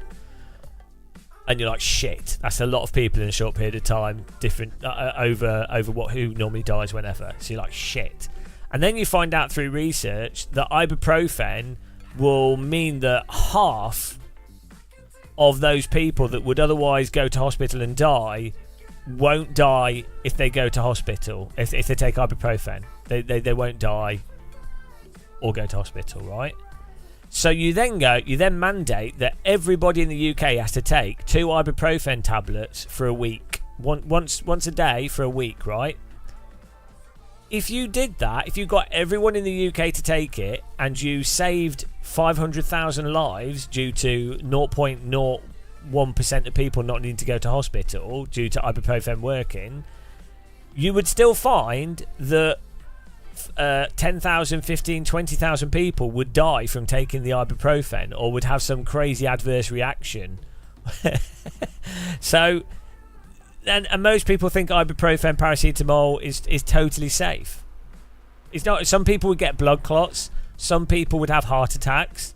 Some people would have other conditions that occur within a recent time frame of them taking the drug. But people would go, oh, it was only since I took the mandated ibuprofen that this happened. And I it's just people don't understand statistics on large scales and how drugs work. And then there's obviously motivated trolling and things. I'm sorry, dude.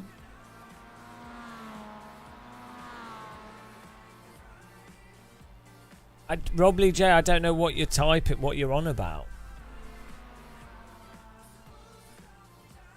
Novotny, is anything more boring? Watching you try to plant in the open, I think, is pretty bad. Poor Novotny.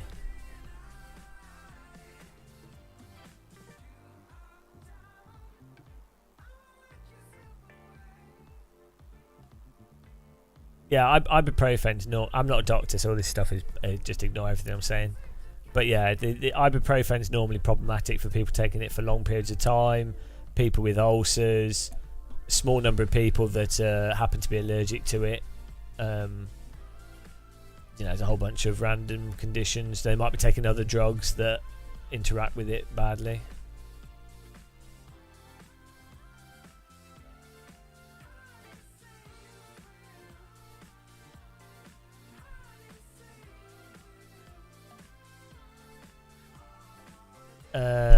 Well, I didn't even check how much we got from the last one. This is pretty chill, this race to do. Maybe we should just do the whole live streams from now on should just be meditation live streams. I think it'd be less entertaining, but there we go. Rob, what are you saying? Rob, what, can you type coherently, please? What are you actually trying to say? Yeah, we're going to move on to a different subject because it's tedious. I do find it interesting, when someone has an interesting point about you're saying, DNA editing. It is interesting to read about because I don't know where you draw the line on that. There are interesting perspectives on vaccines in general and how immunity works. I think that's fascinating, but just spamming what are conspiracy theory talking points is tedious. This is a 787Z.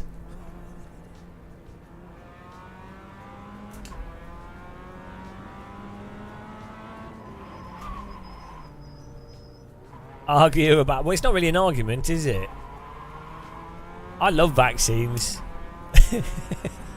I'm biased towards them.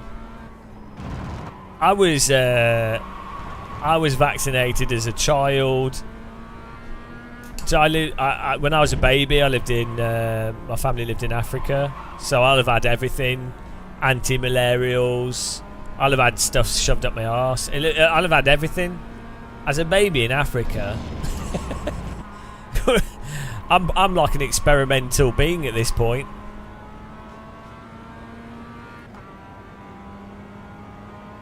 You were lied to. mRNA was not a regular vaccine. Well, it depends what you mean by regular vaccine and to what level of understanding.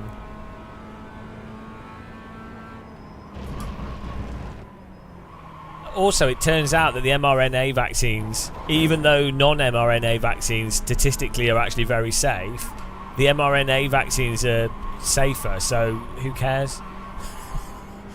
You know. Right. New topic. The Metic 666 has saved us, thank you. I just got AC, glorious Assetto Corsa, blessed be, peace be upon it. Because of your madness last month, and it spoiled me, I'm sorry. Yeah, once you've seen the light, once you've experienced the force feedback of AC, it ruins everything. It's really bad. Once AC's like driving a real car, it's terrible. That's why you should never drive a real race car or play AC.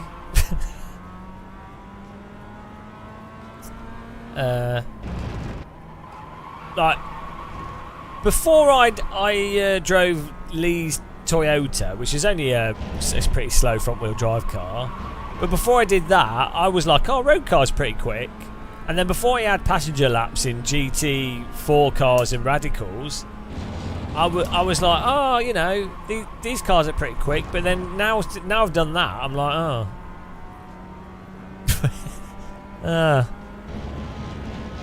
I need a faster car. And maybe need to do rally. I don't think you'd ever get over that. I don't think I would. What game has the best force feedback? The original Assetto Corsa and Automobilista 1.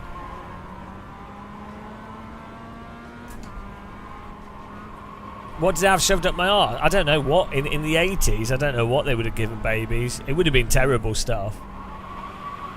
Because I was born in the UK because my parents were worried that if there was something wrong with the birth, there was a big problem with the in Africa. The blood that you'd have in hospitals would often have AIDS and stuff in it, so, or just hepatitis or whatever. So my parents went back to the UK to give birth to me. So, yeah, God knows what they'll have. Anti-malarials. I don't know. I don't know what you give a baby in Africa.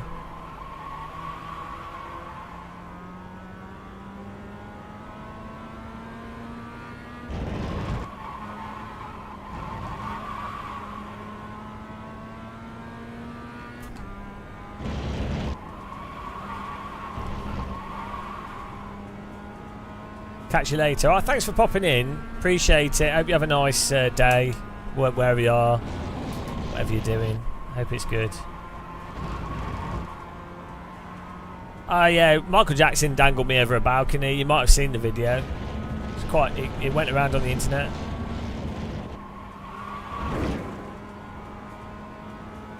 That's alright. You don't need to go, Rob. You got to be excited. You're welcome to hang around. It's cool. There's no... The only people we dislike here are people that send me shit messages through email, and people that harass me, and people that go to other streamers and then spread shit about me that's not true. They're the only people that aren't welcome. People that clip stuff out of content and repost it, they're not welcome. But other than that, like anyone that's not disingenuous is welcome. 10 minutes, I'll have a beer. It better be like a Guinness or something.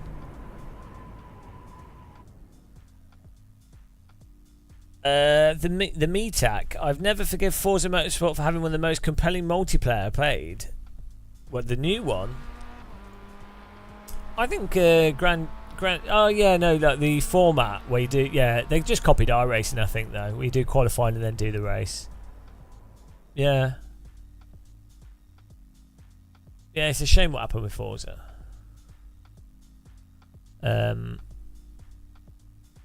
Gran Turismo multiplayer is quite nicely done, to be honest.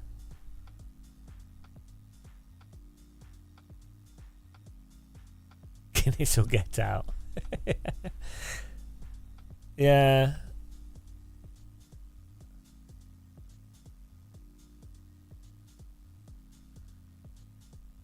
The problem with PlayStation stuff is you have to buy it online still. Yeah, the format that iRacing does for its multiplayer is really good. Like you have races every hour or so. You do this little qualifying, which is nice because it's quite a good bit of tension, and then you go to the race. It's a good format. Everyone should copy it. Because LFM's running really weird content and too much. The MX-5's alright on LFM. I might give it a go. It's at Brands Hatch, but yeah, they kind of messed it up. But oh well, it is what it is. Yeah. Gotcha, Luma Charlie. The estimated strength of field is 1,870. Strength of field sounds like something you do The DNF today would hurt our if points you've a lot. got like a hops harvest or something, or you've got like apples and you're testing out the alcoholic capacity. Oh, the strength of field is 14% proof. That's pretty good. All the apple trees have flowers on them at the moment. Actually, elderflower should be out now. I need to go elderflower picking. Make some elderflower cordial. Yeah, they're every 2 hours. Yeah, we do racing with subs though every now and again in AC. It's just good fun. 30 technical.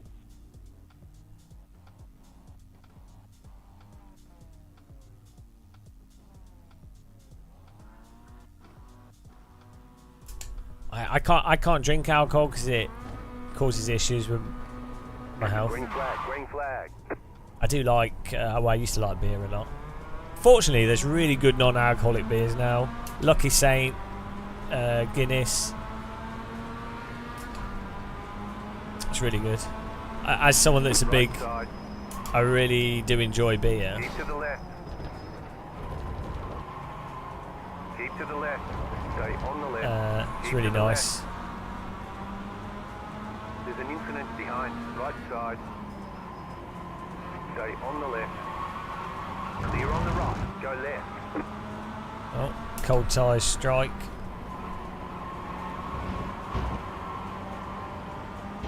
And again. It's brutal. Left side. Clear. Super brutal.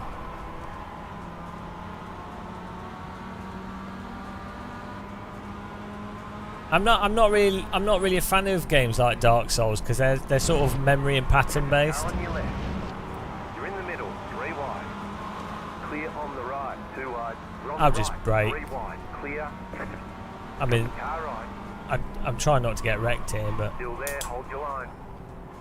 I'd rather lose 4 plays. We're just here for Still the there. SR. Jesus Christ! You brake to avoid it and you lose 6 places. Yeah, that was a bit punishing. Those guys were all going to wreck us. 30-minute race, doesn't really matter. Right side. Clear. Left side. Right side. I mean, Clear on the right. Oh, dude, I am reporting the fuck out of you. I am reporting the fuck out of you. That fuck's a dick fucking move, you faggot. was that you? Are you complaining about me? Still there. I think you should. If you were a black car, sure. No, I'm in a Lidl's car. Still there. Then no, it was a black car that just straight up rear-ended me for no fucking reason. Are you on about? I was on the left of the pit lane, and then a car on the right turned into me and then went flying off the track into the pit lane. By the way, swearing like that's not. It's probably going to get you banned, and then also calling homosexuals, like targeting that towards homosexuals, not very nice for people that might be homosexual. Slow car ahead. And like, you know, there's nothing wrong with being gay, is there? So. Very intelligent to move in the braking zone. Left side. Why would Clear.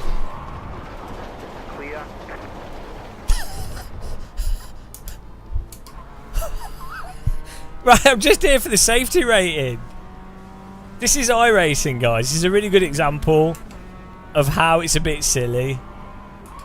Like, honestly, we've got a guy being homophobic, and we've just got people. I'm just here for safety rating. We've got guys just like outright driving into us. Why did you just drive into me? This is the top split as well. Slow car ahead. I mean, it is entertaining, but like, this is why I struggle. I find it hard to take it It's serious. time to look in the mirror, bud. Stop ahead. Go right. Left side. Clear on the left. Guys, can we all just chill out a little bit?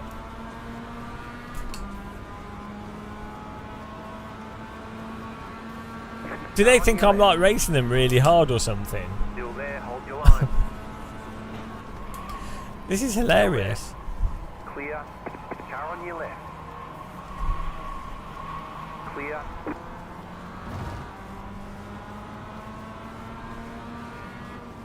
Car right.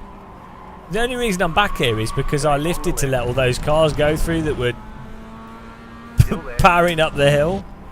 Clear on the right.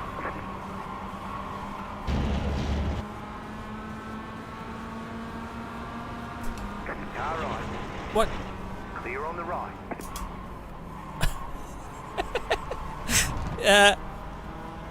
This is the C-Class race as well.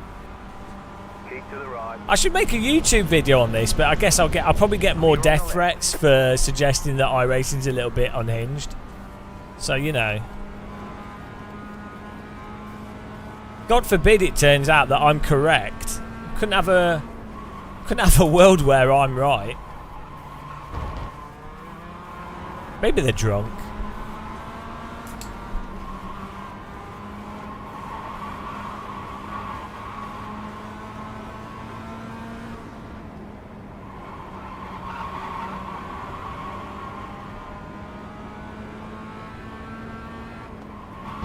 The car in P5. Just set the fastest lap. Narrator, he was never 3, correct. 7, 9.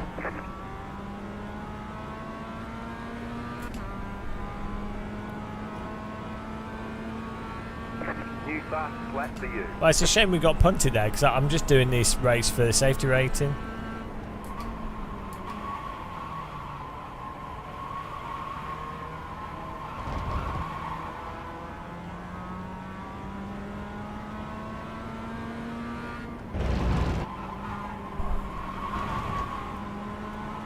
I mean, that guy that was attacking homosexuals should probably report him.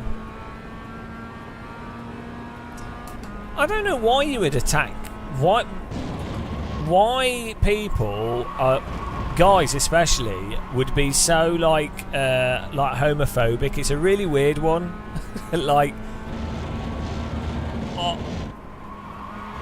to me, when guys are homophobic, it strikes me that they may be homosexual themselves, but are in denial, and so they're being homophobic as an overcompensation because they've been told it's bad and they're confused or something. Yeah, it's a really weird thing to like. Why would you not like homosexuals? Like, why? It's bizarre. Like, it's such a weird. It's such a weird thing to have a phobia over.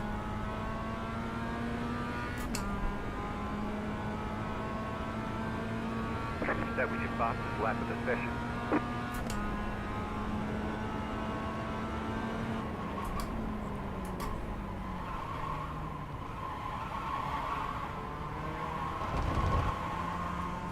Yeah, also as like an insult to someone. Like yeah, it's not an effective insult because maybe in the 1950s, where someone that was a homosexual would genuinely, you know, I mean, they would have to be hiding it from the law and everything.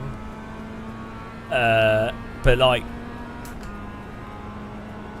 I mean, I would honestly be glad to be gay. like it would be. I've got loads of gay friends that are awesome. Like you know, I could just call people up and be like, "Oh, come over, let's have an orgy." I don't get that with straight friends. They'd be like, "Yeah, sure." Great straight guys don't really get that. That's not, you know. And there'd be all this like. There'd be all this stuff, baggage attached to it. But like with some guys, it'd be like, oh yeah, cool, whatever, and then they wouldn't think too much of it. The car in P4 So just set the fastest lap. I think straight guys that are homophobic are just jealous.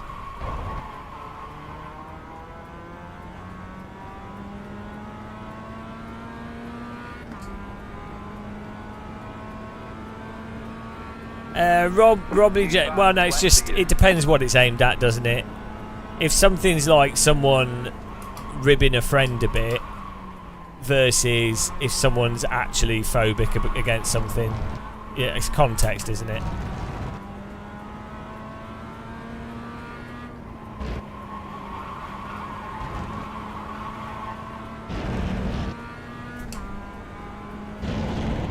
A lot of straight guys though don't realise how much shit gay people have to put up with. Like I used to, I'd go to like clubs with gay friends, and you'd have straight guys like following you in the street and spitting on you and stuff, or like the gay friends wouldn't be able to hold hands and things in public, which is like super messed up. You know, so.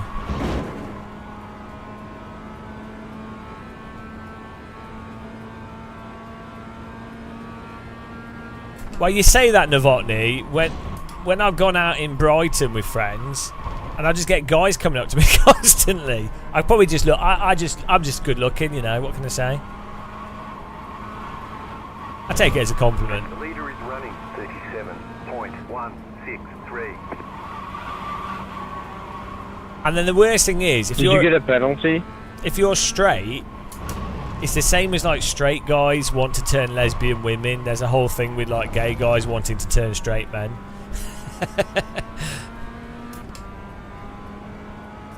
Yeah, well no, they probably knew that you were silver at Counter-Strike, Novotny. That was your fastest lap of the session.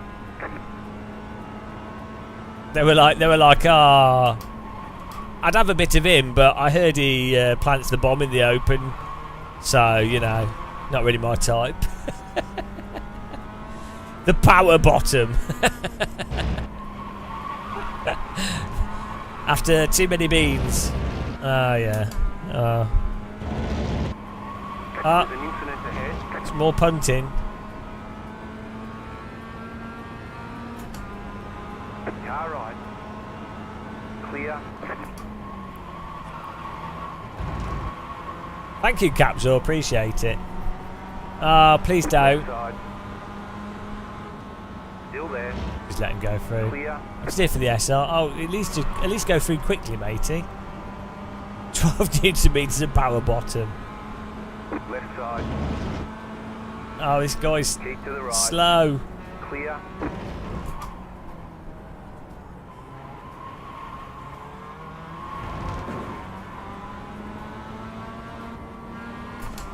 Yeah, those sim races are pretty bad, slur. The car in P. Who would ever want to be a sim racer? It's disgusting. Absolutely disgusting, me. People that play driving sims.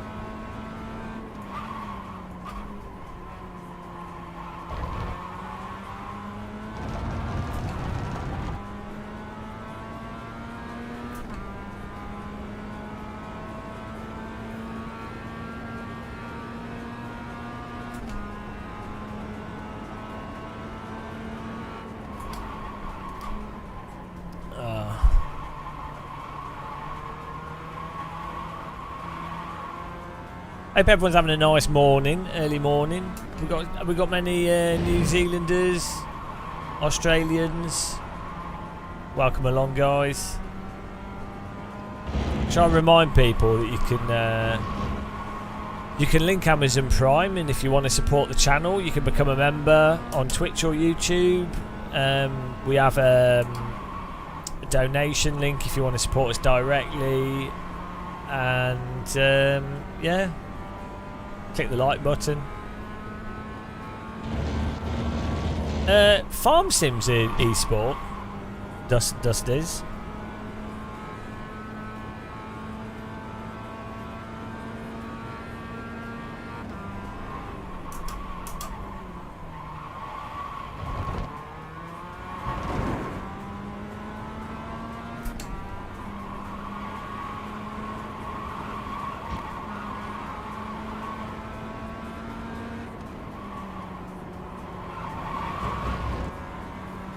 iRace is what, the worst insult?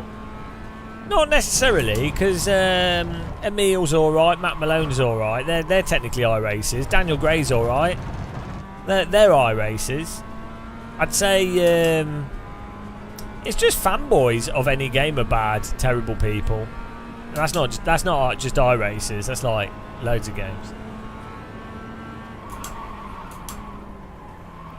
That's what I say to justify me not being an iRacer.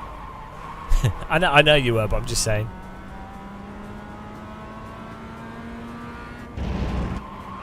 Sim Racer.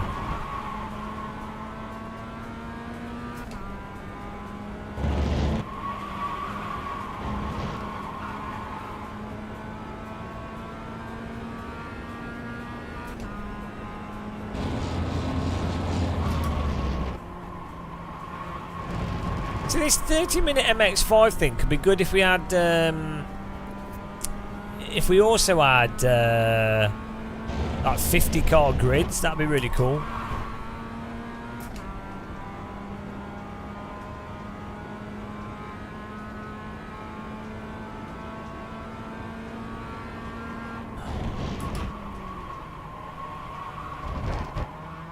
Oh no!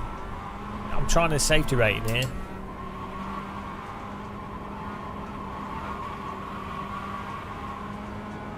Yeah, but at least you're right, Eddie. But at the same time, iRacing's also it's more analog, so it is still memorising stuff. But it is analog in that you push it. You know, you're turning analog and you're steering and stuff, brakes, etc. You know, somewhat analog. That does help. Also, the people you're racing against do weird stuff, so that helps as well. Well, yeah, I think, okay, like 100 cars in a 30-minute race, it would be fun trying to win, like Battle Royale, but with MX-5s.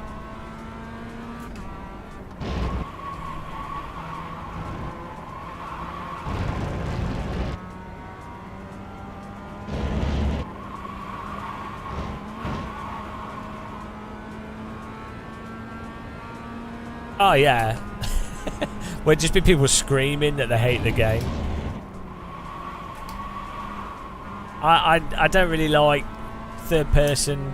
I don't like stuff where you have a monster that you just keep hitting, like something with a giant health bar that you're hitting over and over and over again. I don't enjoy that. Like, I feel like you need a monster that has relatively low health but is very interesting to beat, or a puzzle to beat, if that makes sense. Like, if you have to keep doing the same thing repeatedly, I don't think that's very fun.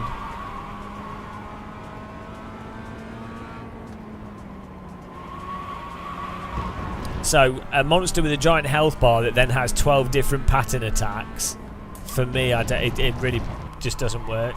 Whereas something like Shadow of the Colossus, or even Super Mario, where each boss has a different weakness. Yeah, like Zelda's a bit better, I think. Just better designed enemies, you know.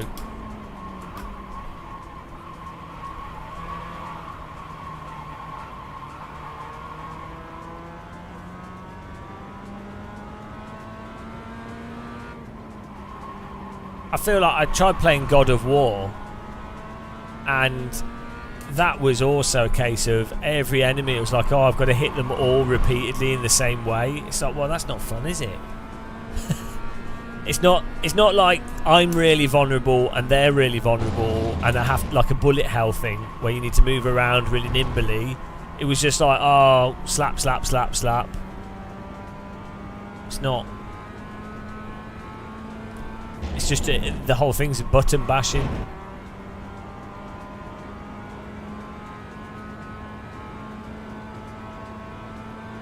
Yeah, no, I know. I have watched people play Dark Souls.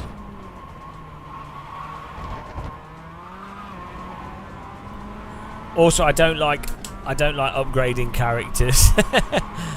I don't like grindy games. What a save.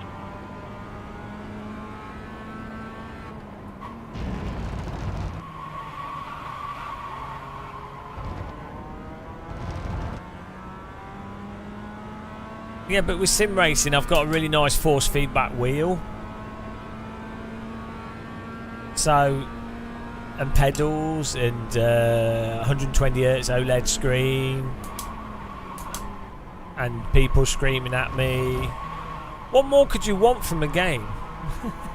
What beats having people scream at you over the internet? Let's be real. Very few games do you get people screaming at you over the internet.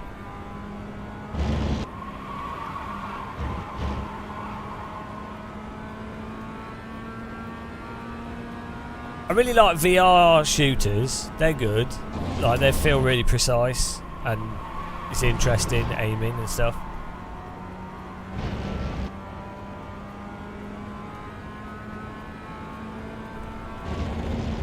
Yeah, like a haptic sword could. I've got a Novant Falcon. It's like a force feedback joystick. It's pretty good. It works well.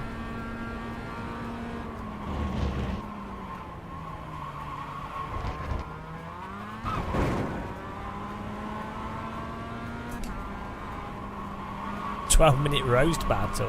For opportunity. Do you get like a dinner at the end of it?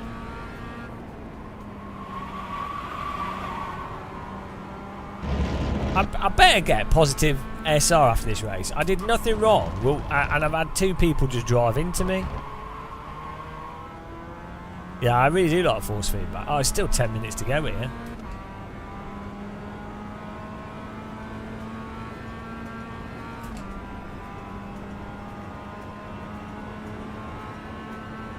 Yeah, I think VR's just it just makes everything feel more tangible and involving, because the immersive quality of it is so good.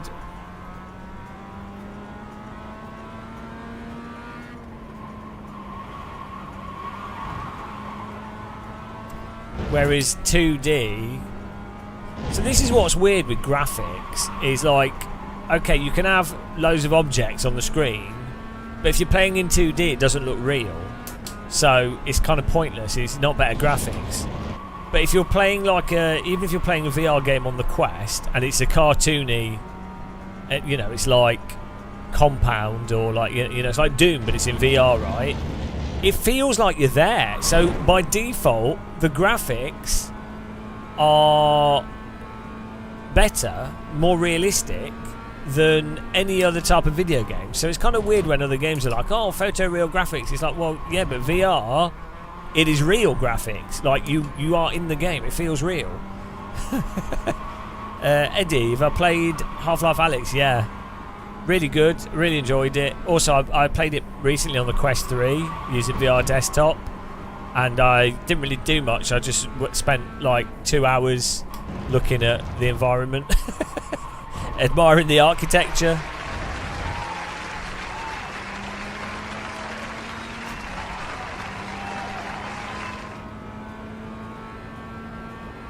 Yeah.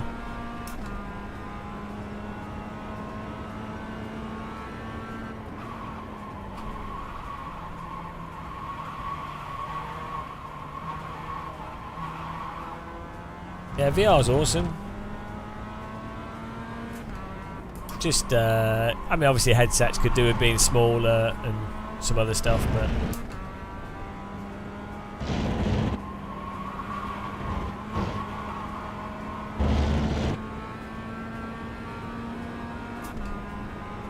Yeah, Quest 3 is so much better due to the lenses than any other VR headset I've used.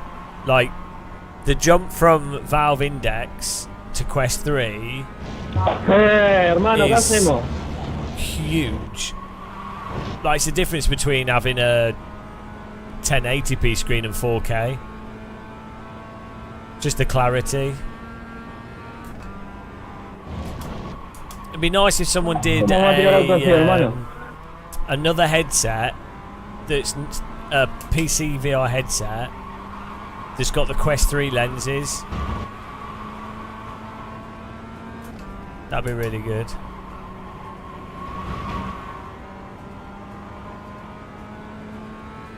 Why kitchen? Hi.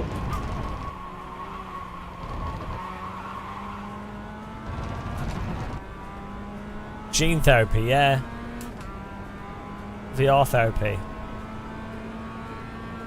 10,000? Why don't you buy a real car? You could have bought a real car for that. Oh yeah, but can I also fly jet planes? Can I also race on every track in the world whenever I want? Can I also drive multiple cars whenever I want? Can I also do that at any time of the day? Can I also do it when I'm feeling a bit unwell? Can I? No. Okay, so yeah, real car wouldn't work. The old you could buy a real car for the price of that rig comment.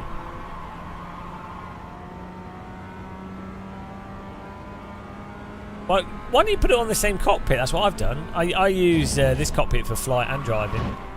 I might do some Microsoft Flight Sim later or earlier.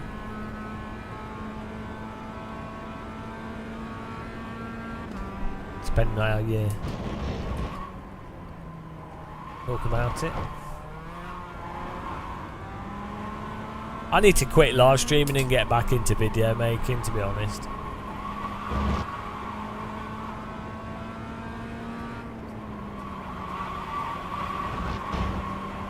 You have two separate cockpits, so you can switch easily. Yeah, but I find it easy just putting it all on one cockpit. The only downside with this is I use my Hussenvale pedals as rudder pedals, and the rig's not wide enough for the HOTAS Thrustmaster pendular rudders.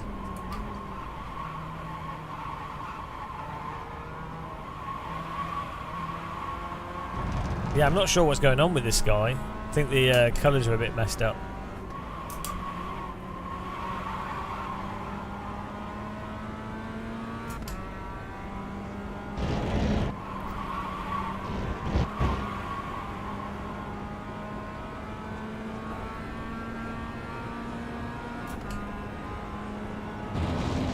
I should buy a house in Wales.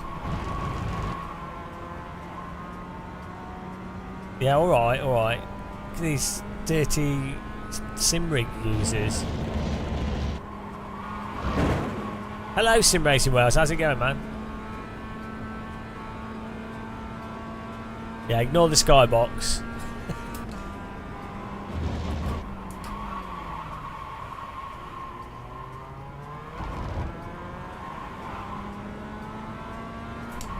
Why the colours are...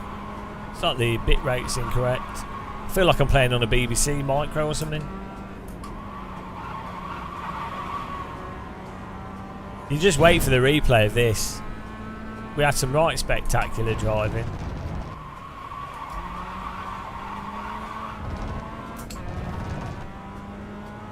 Wales is cool, yeah. Cornwall's better, but then it's more expensive. What I'd like is a detached house. I'd like to move to Germany. I think UK's screwed. I need a detached house with a double garage that I can turn into a sim studio, and I want a swimming pool. No, yeah.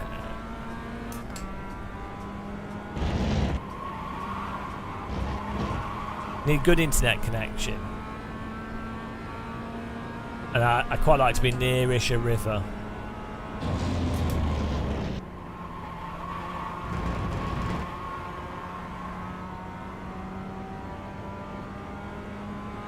Yeah, no, I know the you can buy a real car. It's like, okay, so let's say you buy an MX-5, and you just do the MX-5 season. You can buy an MX-5 for like £6 grand, £5 grand, whatever. Tyres are going to cost £400 every weekend.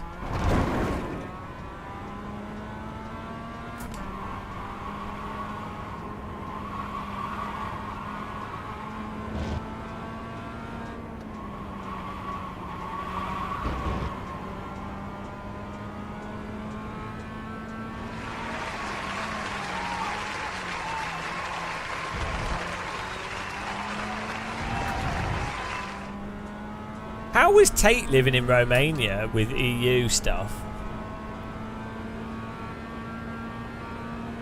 Ah, that's good. Good price for a mum. Does she do cooking for you?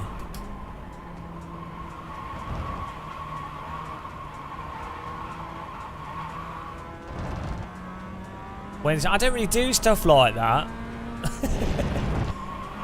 My live streams are this normally long streams anyway. Yeah, I don't really do subathons and things because I feel a bit like it's sort of a bit beggy. Not that I don't have any problem with other people doing it. I just feel like I feel like if people sub, they sub. If they donate, they donate. So I don't tend to make videos on how many views we've got and stuff either. I don't have an issue with other people doing it. Yeah, that's what I'm saying, yeah.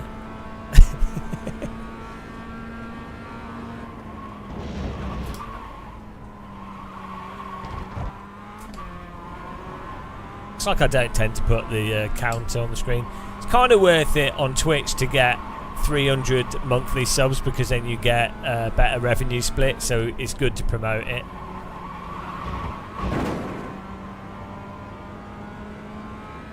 It depends how much of it is. White flag. One more lap to go.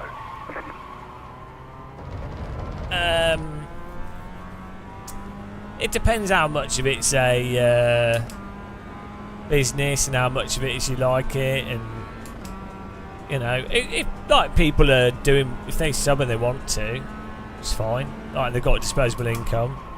So I say I'm not against it. It's for me personally. It's not something I really do, but I don't mind. Other people can do whatever they want. This is what really seems to confuse a lot of people as well, right? I have my own personal things, right, that I like that I want to do. So, like for example, I don't do drugs, but I don't care if other people do. Like, I like to be. I like to be critical. I do actually, to be fair, I do think other people should be a bit more critical of things because I think it affects everyone. But like,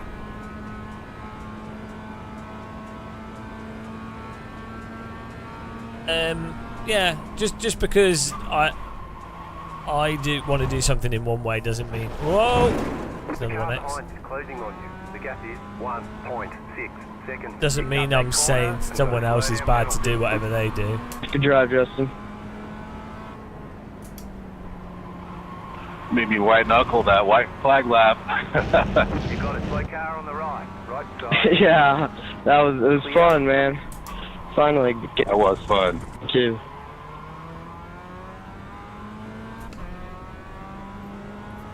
I set my time for money. Yeah.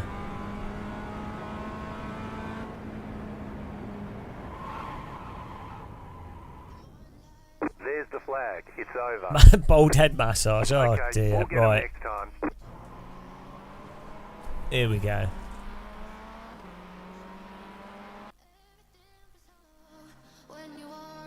Right, this was crazy.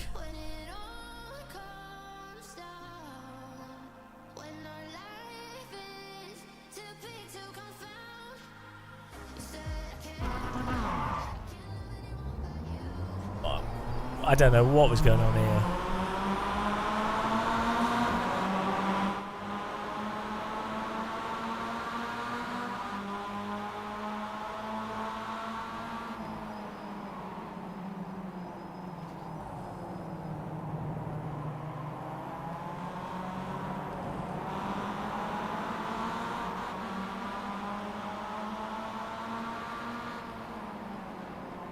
You're gonna go for a loose, so yeah. Well, I don't know what they were doing.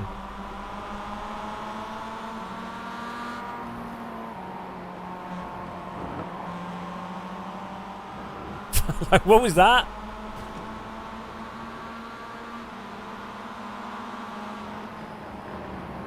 Oh yeah, we had this here. Right.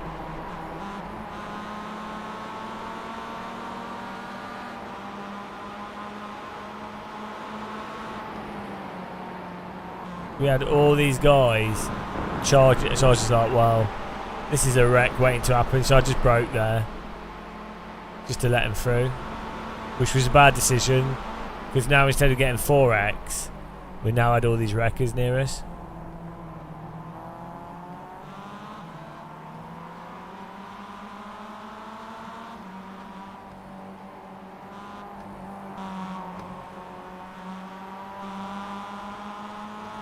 Right, let's see what happened here.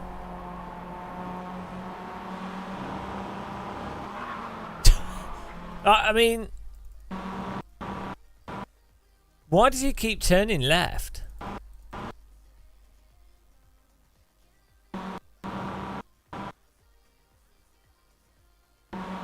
He's not defended here at all. We're alongside him. We're driving in a straight line. He could have held a straight line and then I would have had to have broke because I'd run out of track. But why keep turning left here? It don't make any sense. Like, I'm driving in a straight line. I've actually turned to the left.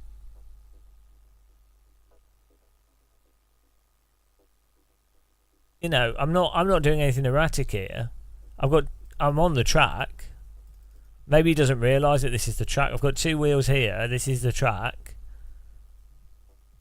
He's left it too late. He needed to, if he's going to defend out this corner, he needs to go to the left before we have overlap. I mean, it's easy to do, in fairness to him, but I am driving straight in a straight line here. There's, you know.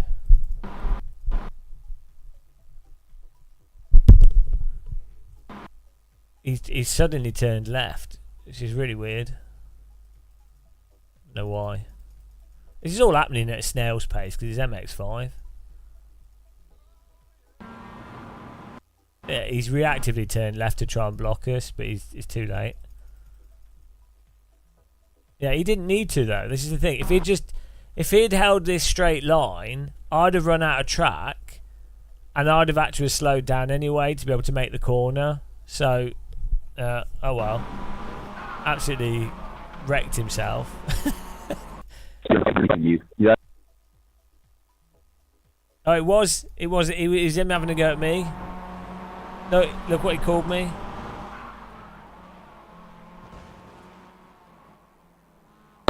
Oh, dude, I am reporting the fuck out of you. I am reporting the fuck out of you. That's such a dick fucking move, you faggot. Was that you? Are you complaining about me? Right. Honestly, you watch this from his view. He's so sure. He's so sure that it was me driving badly. He's slow through here. I've very clearly gone to the left. From my view, I'm just going around the outside of him. Like, he's not run to the left. I'm on the track. I'm making a pretty normal pass on the exit, and he's held to the right. And you see his steering wheel here. He's turned to he's pit manoeuvred himself. And yet, from his view, he's like, Oh, dude, I am reporting the fuck out of you. I am reporting the fuck out of you. That's such a dick fucking move, you faggot. I mean, if he reports me, he's going to get a voice ban.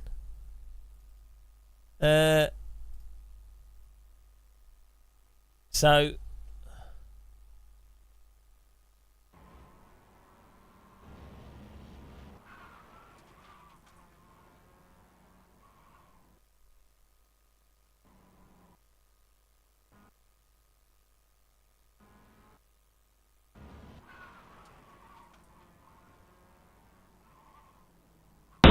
Oh, dude, I am reporting the fuck out of you. I am reporting the fuck out of you. That's such a dick fucking move, you faggot.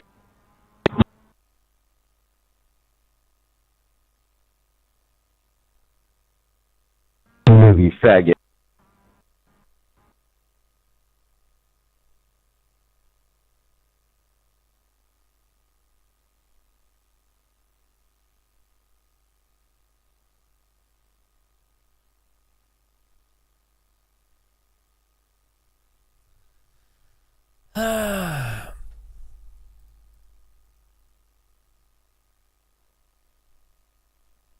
What's his name?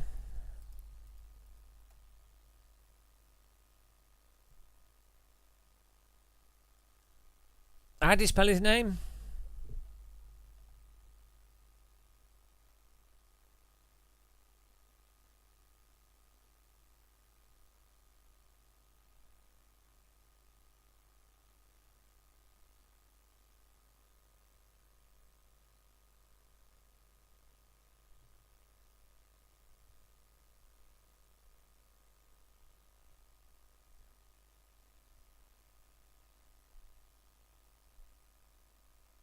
Garrett. G-A-R-R-E Bright 2. Swearing and self-wreck. Yeah, it's really strange, isn't it?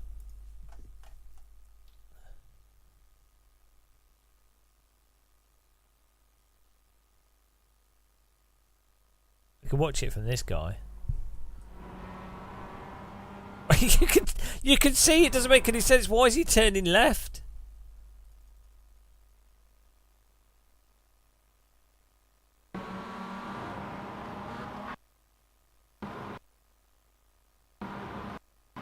Why is he turning left there? Like,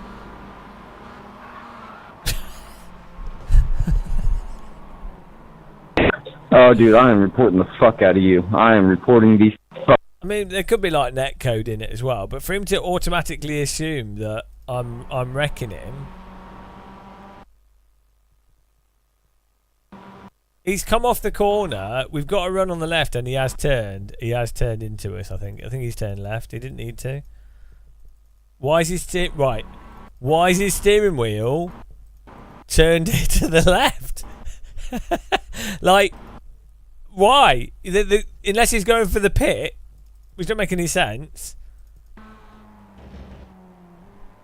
He's obviously reacted to. He's reactively blocking, and it's not paid off. Well, these things happen. I think he overreacted a touch. He's having a fun time. He seemed confused.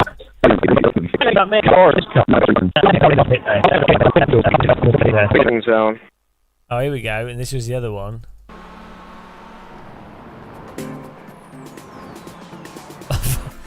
He just comes off the curb in here, straight into us. To be fair, I think he just lost control of his car.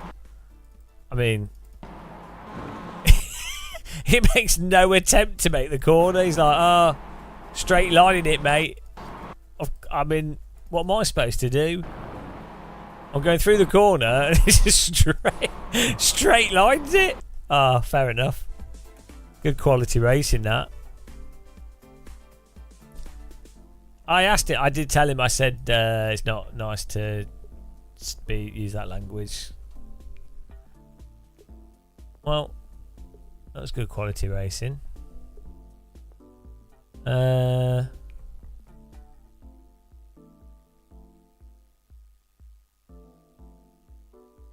we lost safety rating.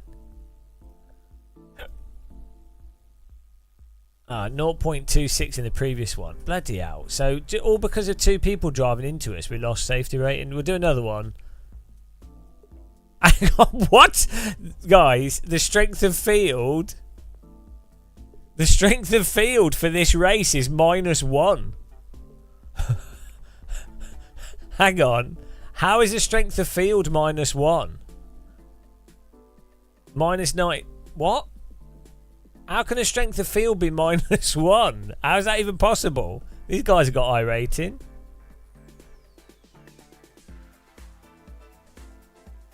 I don't get it. Is it just broken? That's not a -1 strength because these have all got one. Yeah, this is like a 500 strength of field. It's just broken. It's 2k for the strength of field for the race we just did.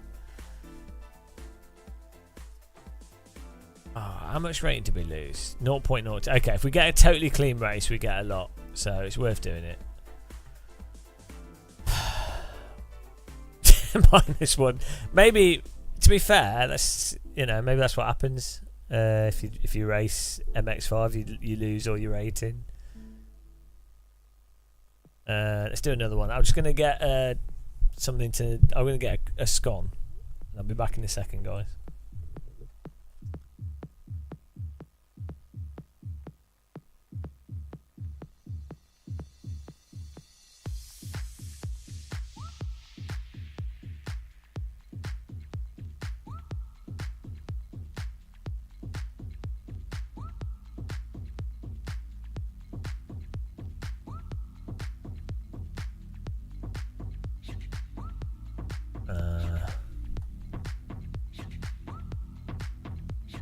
Right, back in a minute.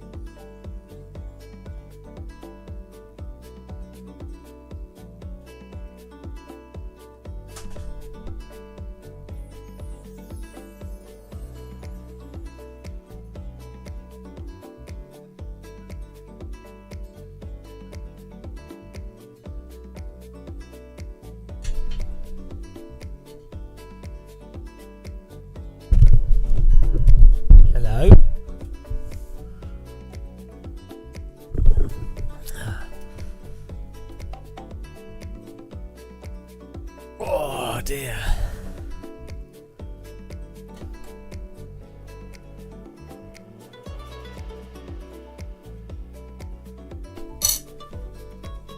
I've got some scones. Scone master muscle. They'll be scone when I've eaten them. Long joke. What a pun.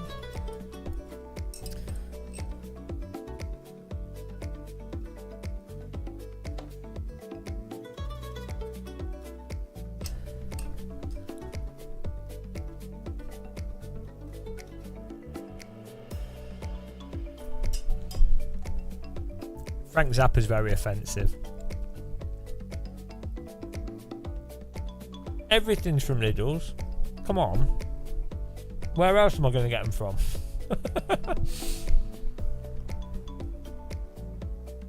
I am Lidl's. My body is Lidl's.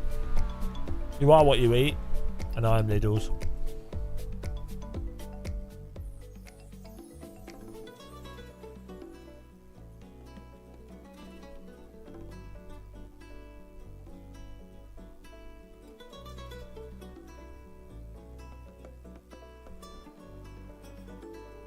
We've done an hour of this so far. We could have driven to... oh no. Well, we get to in an hour from here.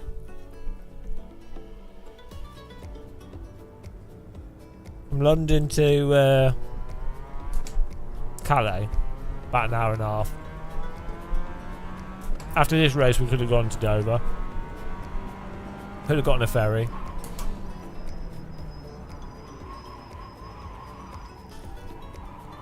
Are there passenger ferries that you can just walk onto at like 5 in the morning?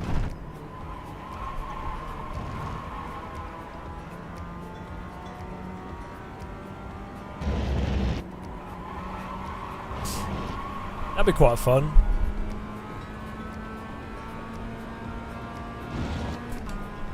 Get a passenger ferry to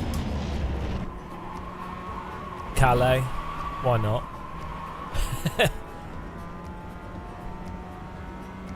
I just don't play Truck Sim. Too cool.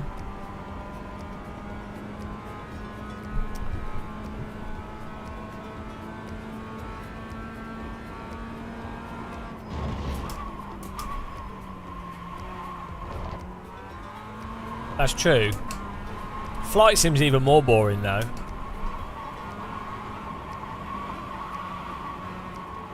I pride myself. Ah, drifting. Nailed it. I pride myself on having a boring person. Hello, wheels. I haven't tried WRC in VR yet. No. Green, green, green.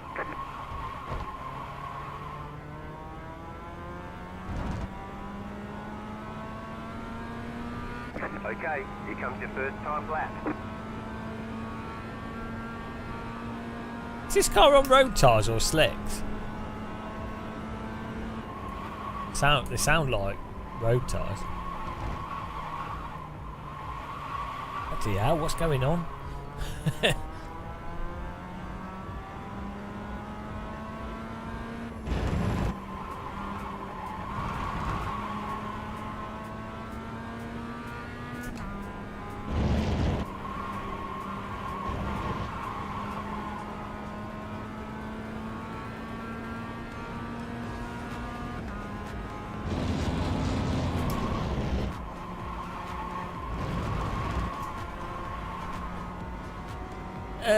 Yeah, well, Truck Sim's just hypnotic.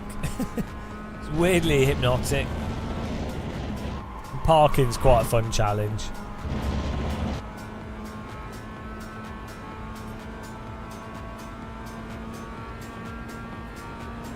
I fall asleep when I play Truck Sim though.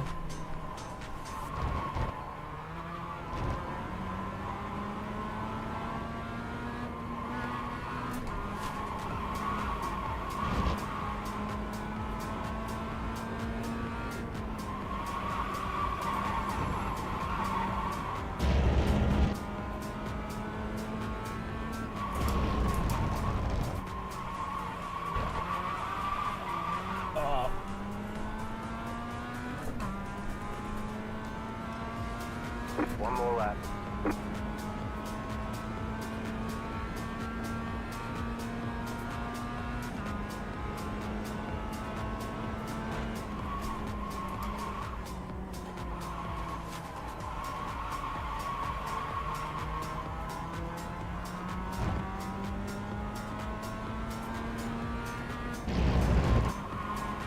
I'm not sure if it's worth qualifying because people are driving a bit mental in this. I'm just doing it for the safety rating.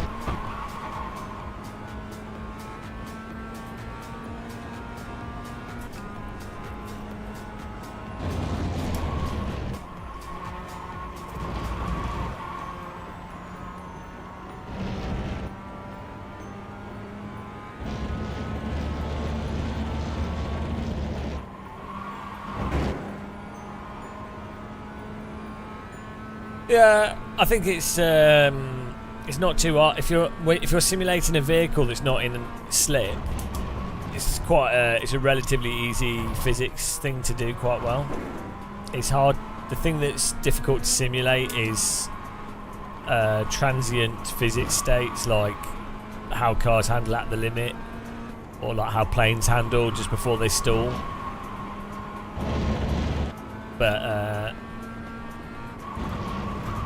simulating a truck, in many ways, I mean, there can be quite a lot of complexity to it in terms of how powerful the truck is, how the loads affect it, and the propensity for it to want to roll over, and you know, there'll be lots of subtlety to it. So, but All right. it's a lot easier to do a truck sim than a racing sim. It seems to be easier to do more slidey cars than grippy cars, if that makes sense. It's that, as I say, it's that going from grip to slip or stable flight to stalling and having depth in that is very hard.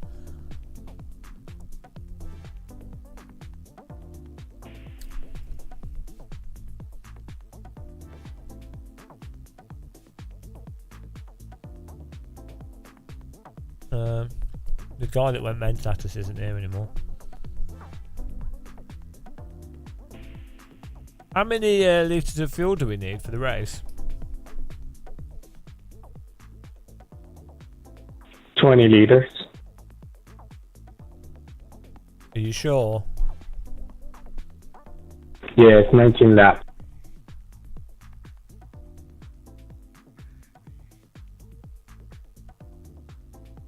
Okay. 4 litres isn't going to make any difference, so I'm going to leave it at 24.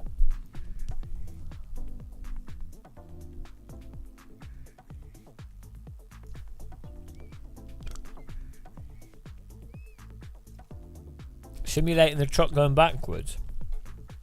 Well, no.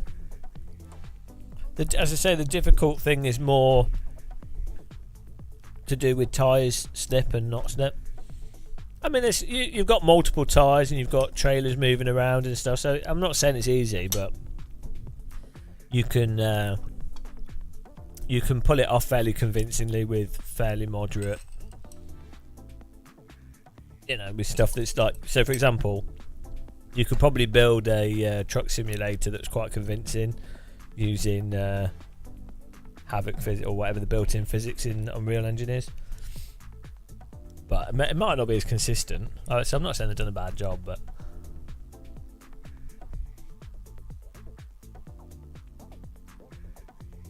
bendy buses, that's where the real simulation is.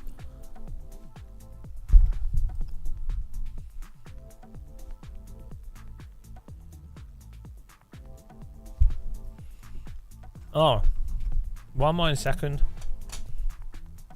The estimated strength of field is 1,979. We expect to be fighting for the podium.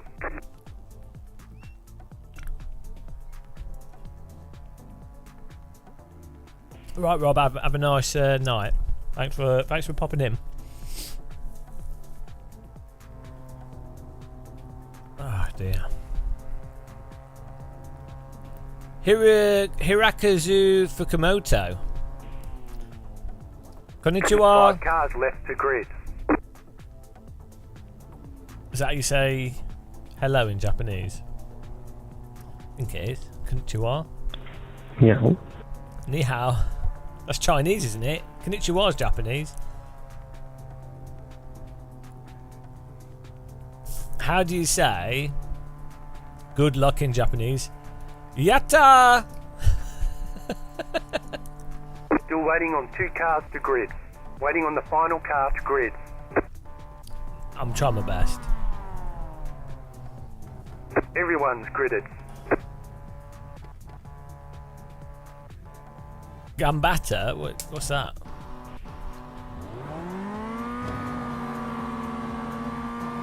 Green flag, green flag.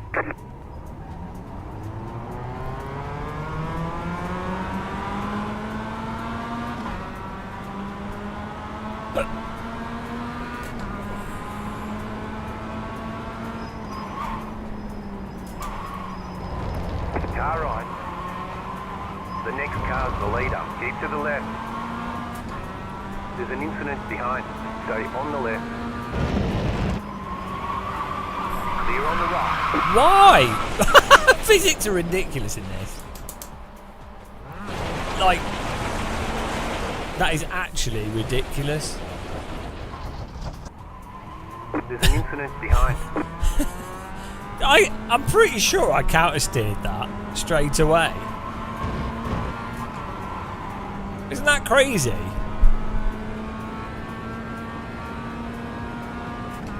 Like, wasn't that just a bit insane?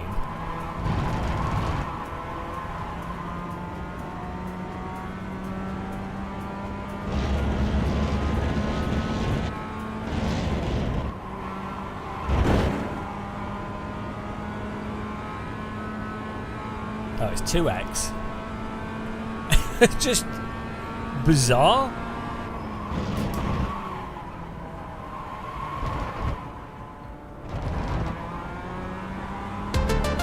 Oh, Chris!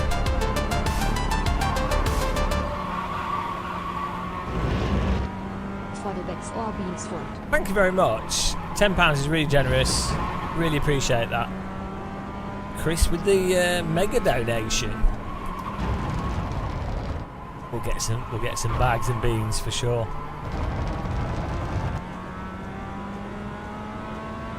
What a ledge. Thank you. Chris Tat.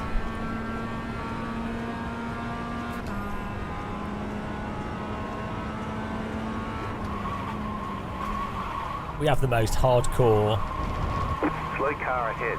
viewers on this channel. How you suffer watching this channel for so long.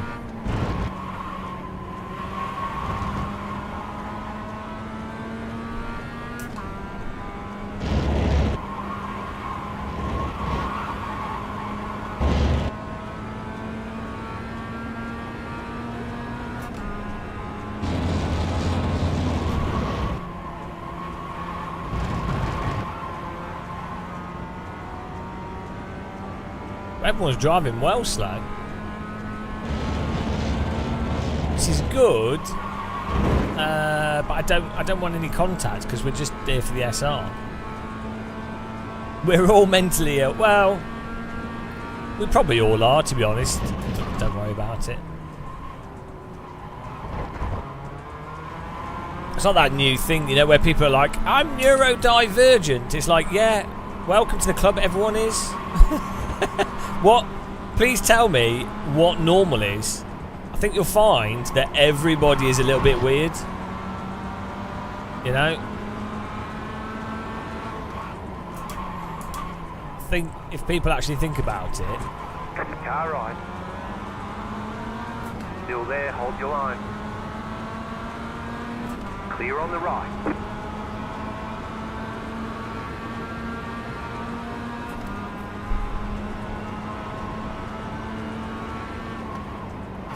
Is there fast repairs in this? Car stop on the left. Go right, right side. Clear.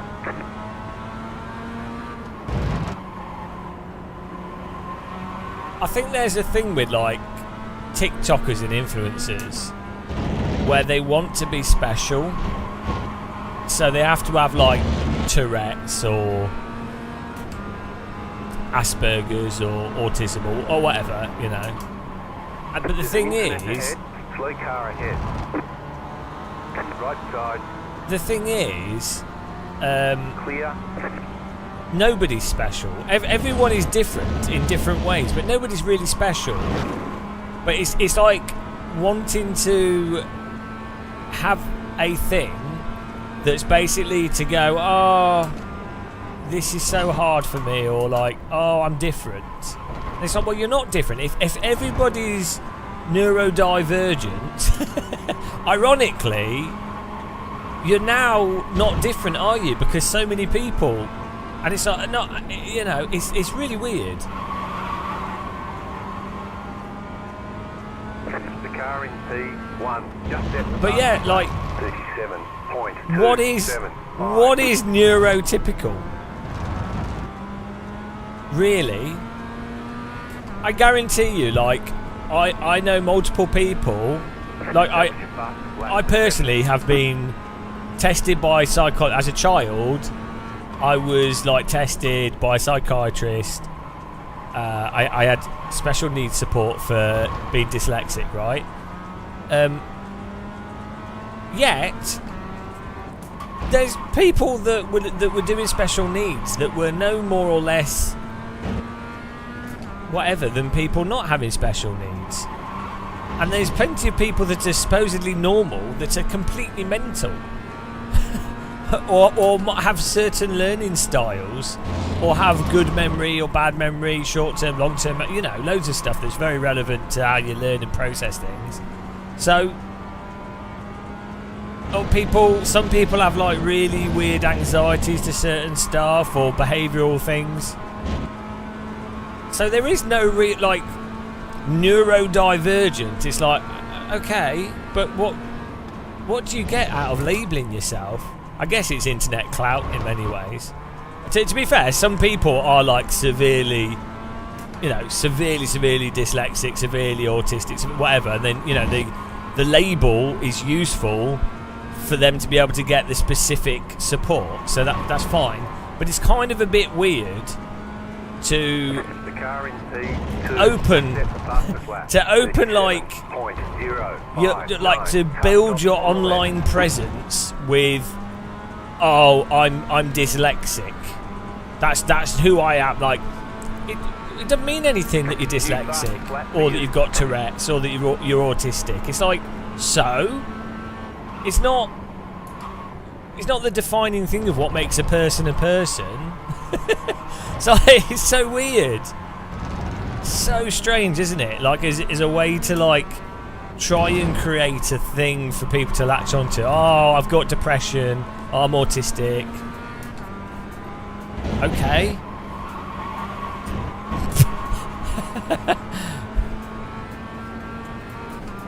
Yeah, I mean, all sim racers are mental.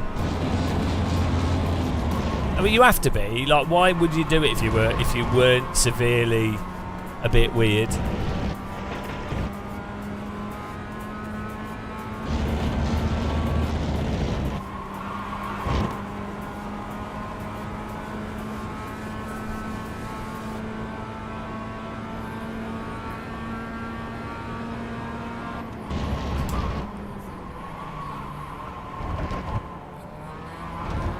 Yeah, I mean, so like, for me with dyslexia, my main thing, for me, like, if I'm working with other people, if they're unfortunate enough to work with me, I will point out, I'll say, oh look, I'm dyslexic, and so it takes me longer to understand certain things that you might find very easy to understand, or I can't remember names of things quickly, or people's names, or I have bad short-term memory for certain things, so yeah, so I'll tell people in a work context because I don't want to ruin their project. Oh dear, it was really funny with ESL R1 when I did the like pit reporting thing, and I was like, oh, I could not remember the names of the teams at all, so can you put names of the teams in front of all the desks? And so they had to print out all the names, and it looked really bad. And then someone was like, "Oh, they're so amateur. They just printed out all the names on the desks. What were they doing?" And it was all my fault. Oh dear. It's like, no, they were actually being supportive of someone with dyslexia. But yeah, it's pretty funny.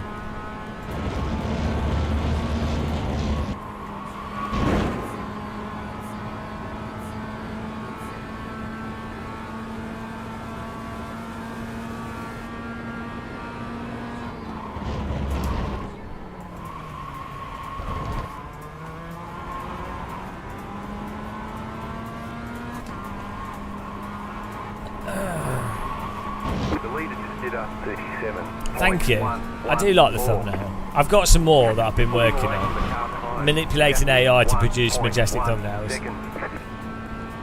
Found it to be quite smart. Oh, thank you.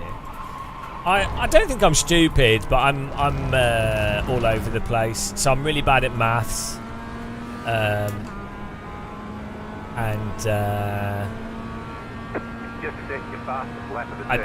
don't know a lot of stuff, obviously.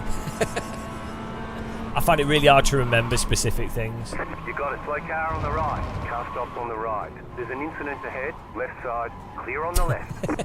I thought you were going to go then. I thought you were going to move.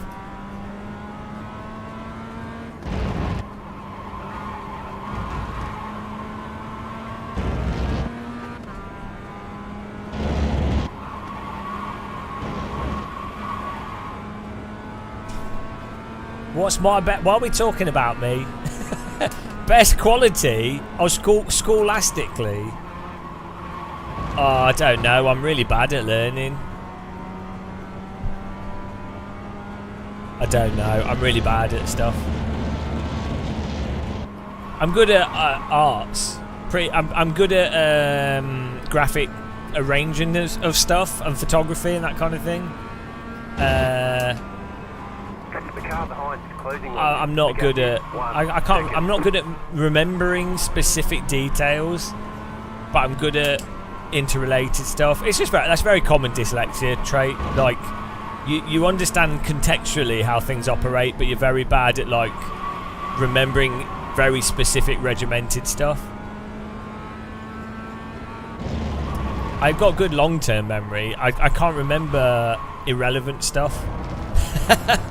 So, yeah.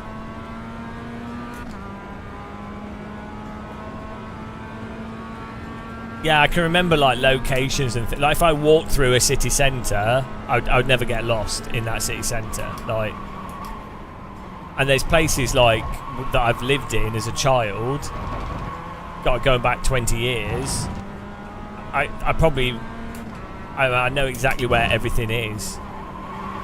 That's not like a major skill, to be honest. A lot of people can do that, but I know a lot of people that can't. It's really weird. I have friends that can't. Like they drive somewhere. So, for example, my grandma lived like 5 hours away in the car.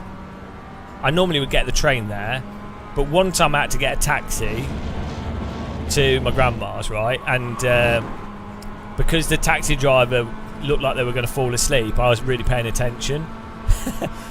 This was all at night. This is all at like 10 p.m. or whatever. And as a result of that, I could walk that, like even now, like years later, I know exactly what roads I had to take to get there. I could walk there. Let's just let him go. Clear on the right. So yeah, some people can't do that at all. Yeah, well, I think what you'll find, Frank, is that you have specific memory. So memory doesn't work in a uniform way.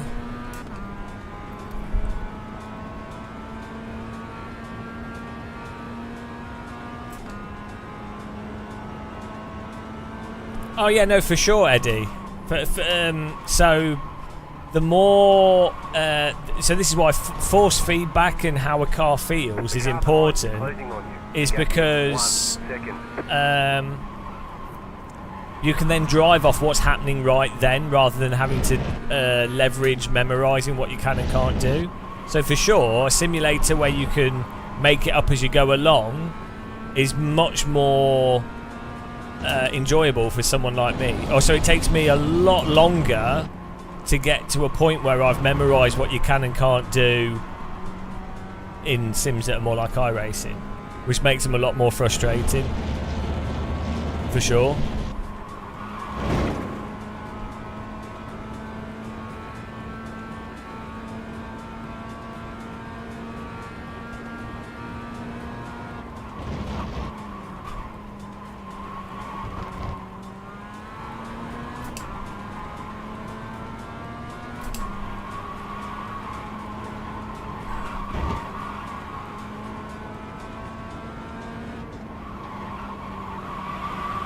I've always been better at spontaneity than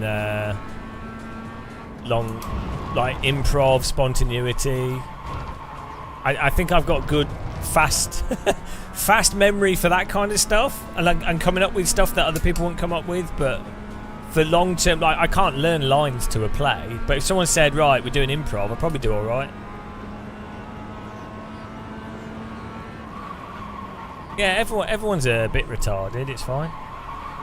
Also, with the word retarded, I don't think of like disabled people. I don't think they are. I don't think they're retarded.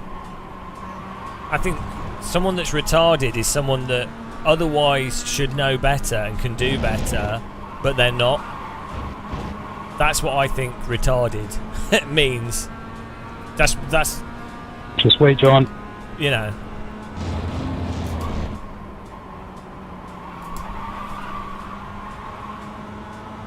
Left side.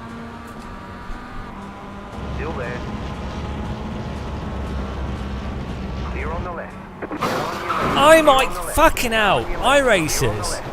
You're such an idiot. Like, I've obviously lifted to let the other car go through, and then you just plough into me. Like, how can you be so absolutely terrible at a video game?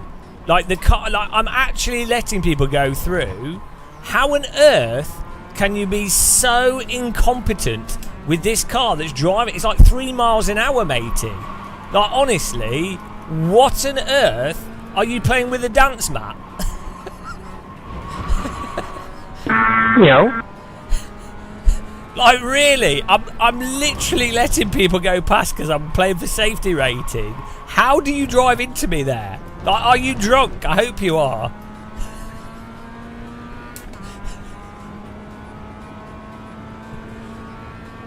Oh, it's so dumb. What are we on? So, it's just stupid. Like, what can you do? What can you do? This is iRacing in a nutshell.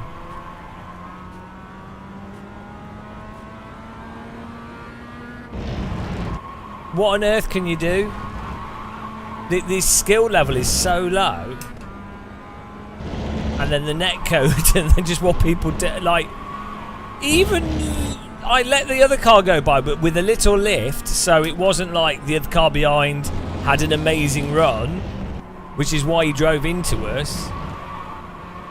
So it's lose-lose. If I hold my line, the car in front, the car that was on the inside would have understeered into us. And if you lift, the car behind goes, oh, he's slow, I'm going to power through. Oh, it's so dumb, isn't it? It's so stupid.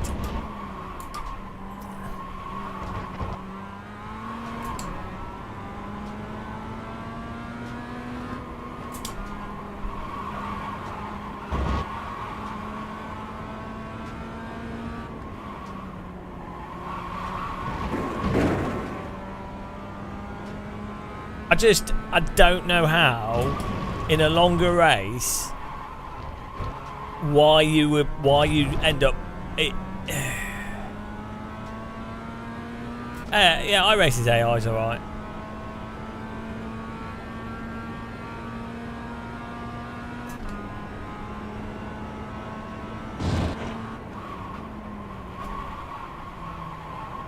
Like, this car is so slow. It's actually ridiculous. Like, someone would have to be so bad at video games in general. the amount of time... This is the thing with driving games. Compared to, like, Counter-Strike or, like, Call of Duty or something. It's really simple. Like, it's like, being precise and actually quick is quite difficult because you have to be so precise. But in terms of strategy... In terms of like decision making, racing is like one of the dumbest activities. Like, it really is really stupid. Which I think that's why sim racing attracts really stupid people. To be honest, a lot of the time, because you really don't need to be particularly strategic in sims and motorsport. Race drivers are typically not very bright at all. Like, you just watch motorsport, you're like, what are they doing? Sometimes you end up with really bright race drivers, don't get me wrong, but...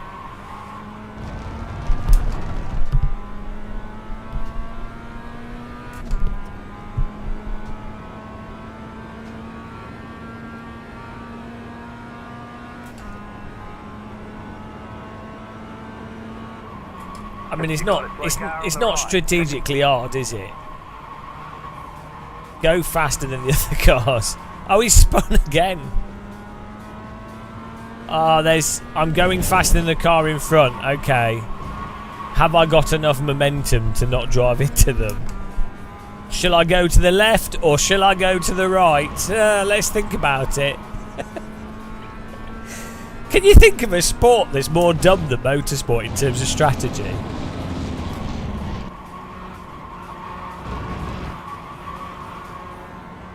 I think the difficulty of motorsport is how precise you have to be and consistent and calm, which I always execute flawlessly, obviously. I'm the calmest sim racer ever. You're gaining on the car in front. The gap is 1.2 seconds.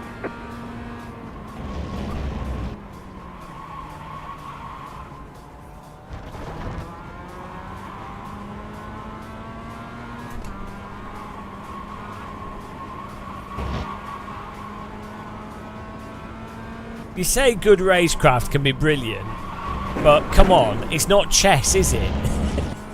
It really is. Like, how many options are there? And then ultimately, in high-level motorsport, you'd have a pit crew, and they'll be going, right, your tyres are better off than these guys, and this is when we're pitting, this is what we're doing. So when you pit and car strategy and stuff, that can be quite complicated, but you have a team doing that, so, you know. When you're driving, it's a case of, when do you make the move? That's just like a general timing thing in the context of the race, which will be reasonably apparent when to do that. Or often it's just because the car in front's made a mistake, so you take advantage of it. Other than that,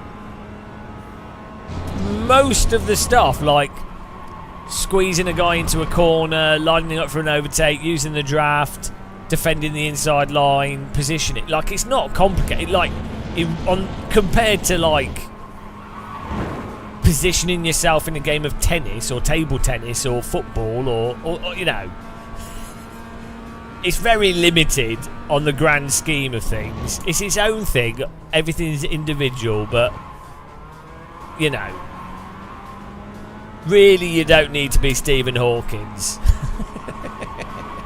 It upsets sim racers when you say that, when you point that out. Curling's the most elaborate sport, let's be honest. Curling's the sport of intellect. Slow car ahead. Car stop on the left. Oh, you should have driven into me again.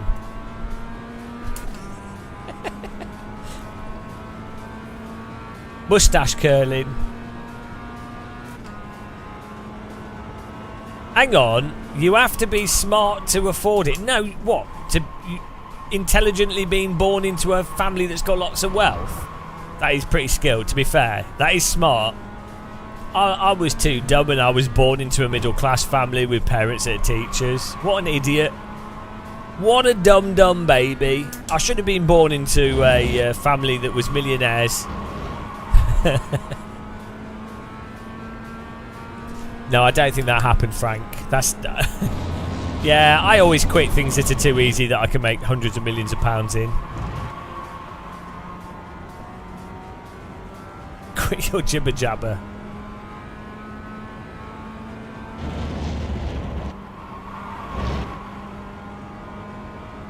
Yeah, but driving a car isn't necessarily... I'd say driving a car is easier than playing football. Like, the dexterity and the options of moving a steering wheel and pedals is a lot more simple than the dexterity of kicking a football precisely in real life. Or, you know, with all the physics and stuff going on, and then how you catch a football precisely whilst running, and then running optimally that's really quick, and then being able to kick a ball and put spin on it. All those different variables for being okay at football.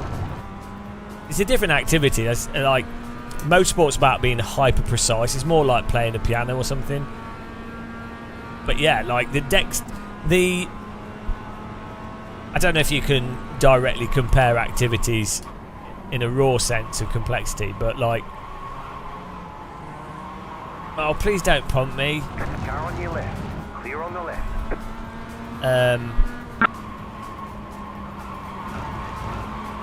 If you're having to like run already, like before you even kicking a football and moving around, that's already quite hard compared to being sat in a seat.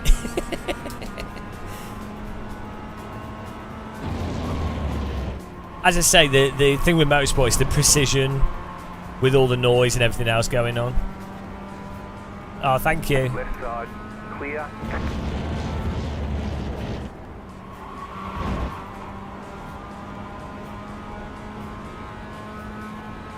Yeah. Car right. Clear on the right.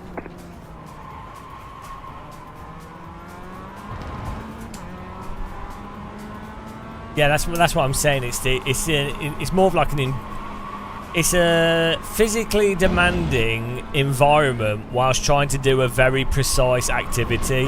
I think that's the crux of motorsport, the difficult part of it.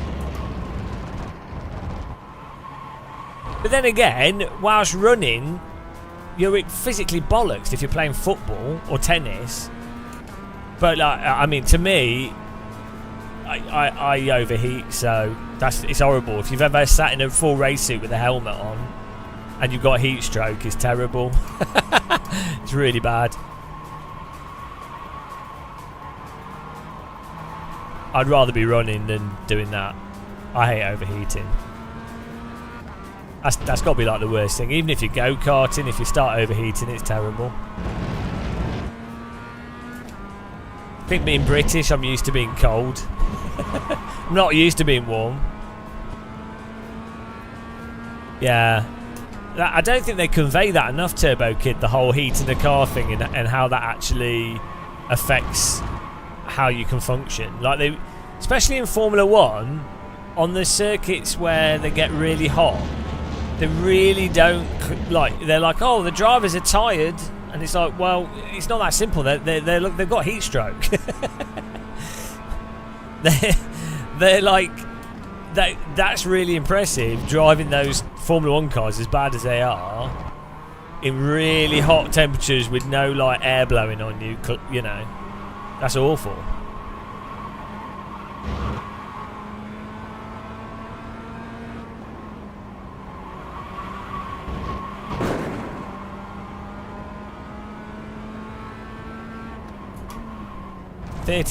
Well, where's that?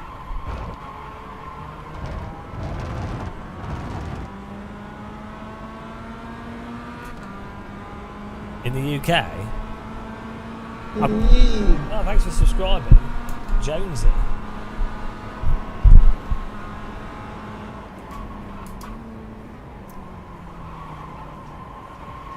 Arizona. Yeah, but you've got iced tea, so it's not a problem. Yeah, I think Formula 1 and motorsport coverage in general does a really bad job of explaining to average viewers the essence of what motorsport is. Like, what's hard about it? Like, they fixate on, look how fast the cars are moving, but it's like, well, yeah, but from a driver's perspective, everything's happening slow. Like, the driver is stationary. So, it's more, yeah, temperature, vibrations, loads. It's not really about, but the media could actually explain things. You think that's what they would do? Normally with sports, they actually explain stuff to people, but in motorsport they don't. They do a really bad job of explaining things.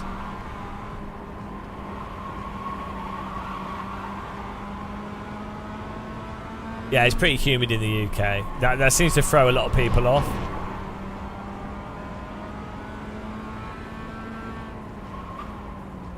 You just got the white flag. That means one more lap to go.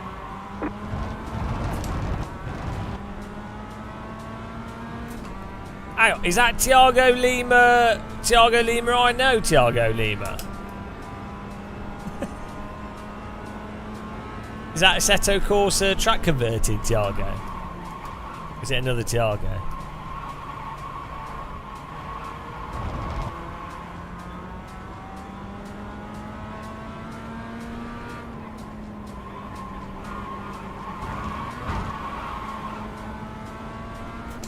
Yeah, F1 is basically, it's mostly wrestling, isn't it?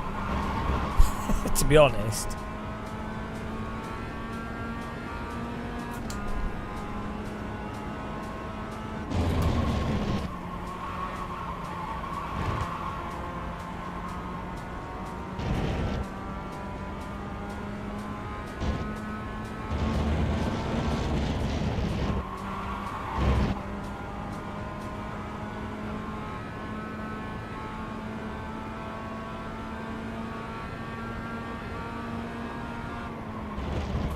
I thought you had me for a second there, Sam. God, I was pooping myself. The gap is 4.5 seconds. Yeah, it's Yeah, you kept your pace up. That was good. it's wrestling with some engineering on arbitrary rules and basically corporate wrestling, really.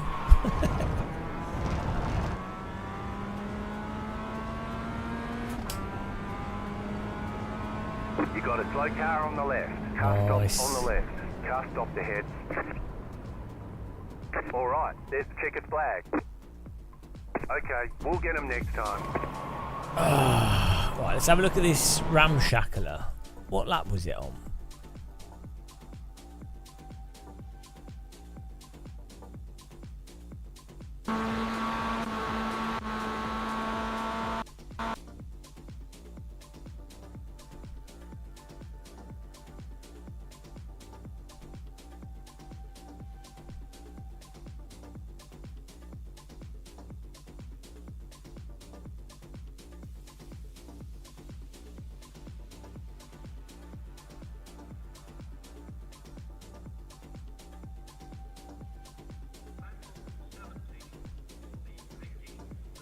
And was it on like lap 2?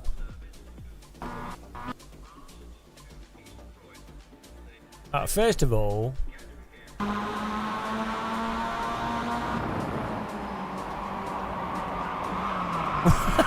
what is that? Really? Honestly, that is insane. This has got road tyres on it. Like, what kind of road car does that? Doesn't make any sense. Right. No, is this got slicks or is it road tyres?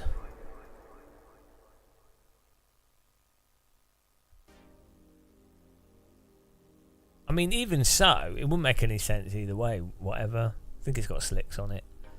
But what on earth is this? In an MX-5? It's just gone?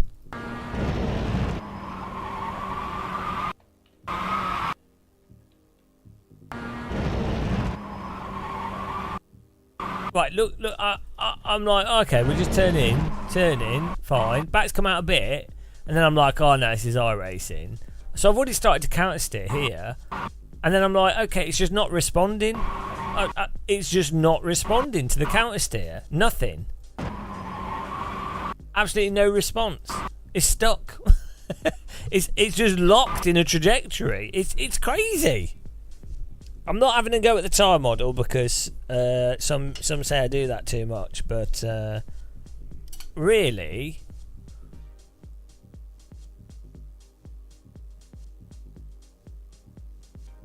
it always surprises me the degree to the fact that there's no response there. That initial correction, there's no response to it because it's stuck, and you watch it. If you're in a car on cold tyres normally, as soon as the back starts to slide and you counter steer, it responds to it immediately, unless you're on ice or you've really messed up. Is it a skill issue? You think you think this is a skill issue? Not Snicky. Do you think this is a skill issue? You think that's a skill issue? Like, you think turning in with an MX-5? Well, I have got used to it, but I can still complain about it. It's still always surprising when a simulator does stuff that you just really shouldn't do.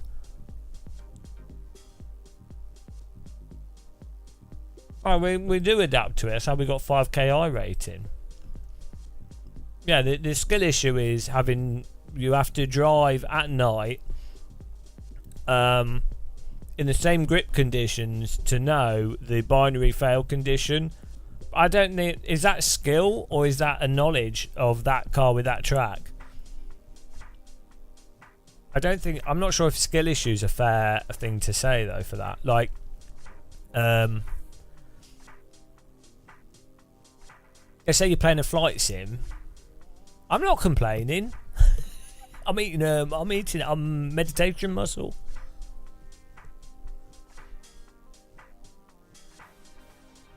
It's a convenient thing for Sims, isn't it? Do you think are bowing doors a skill issue?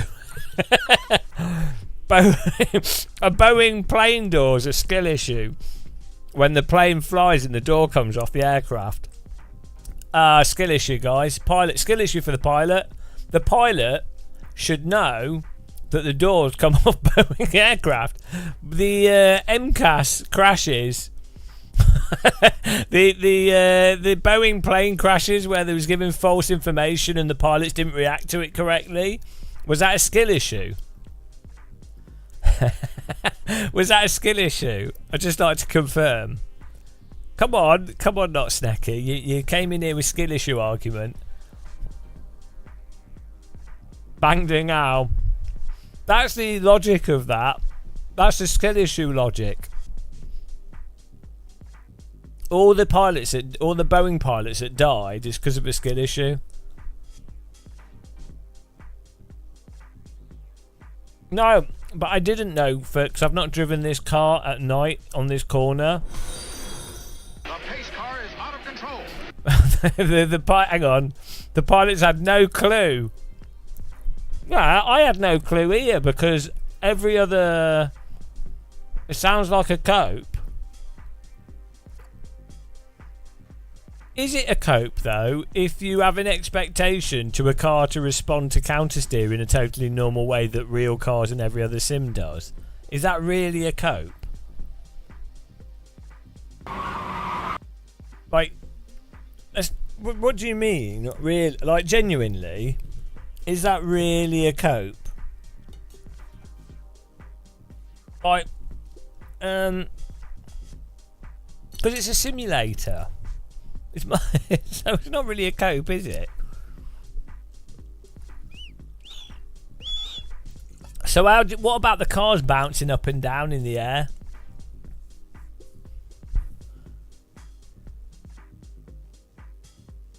Yeah, that is true, Dalton. I mean, that's fair enough, but you could then use that for everything, couldn't you?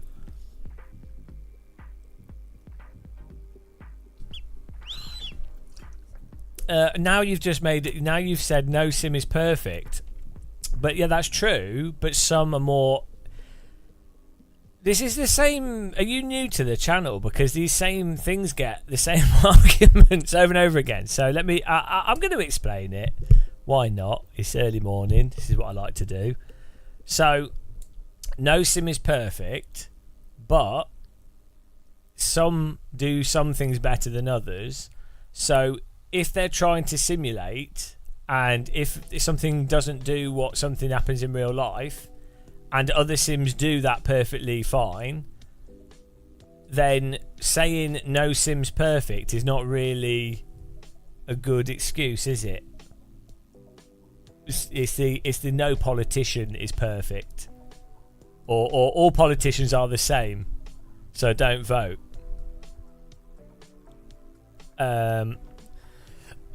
Go drive a real car if you want real physics. The problem is I can't afford to drive real cars, and it's not very convenient. So I'm still not understanding how that's a counterpoint to someone pointing out that this is a bit weird.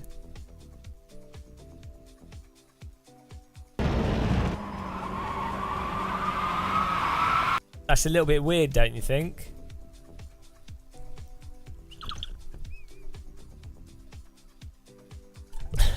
It's just really strange, isn't it?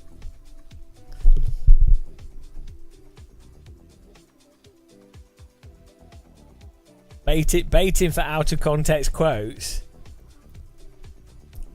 That's what people do, but I don't think he is doing that.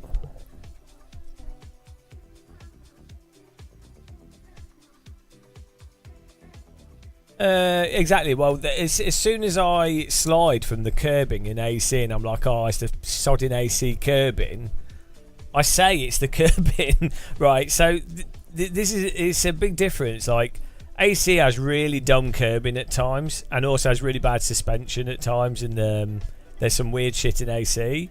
And whenever it happens and I go, oh, it's the AC curbing, or it's this, nobody says anything. They don't go, oh, it's a cope or skill issue. They go, yeah, no, it's a shame that that's not fixed, or maybe there's a mod that fixes it or whatever. But they don't go skill issue. They go, yeah, we all agree it's the sim's messed up, it's not, that's really broken. I think the cope is with iRacers that just bend over. I think that's more of a cope.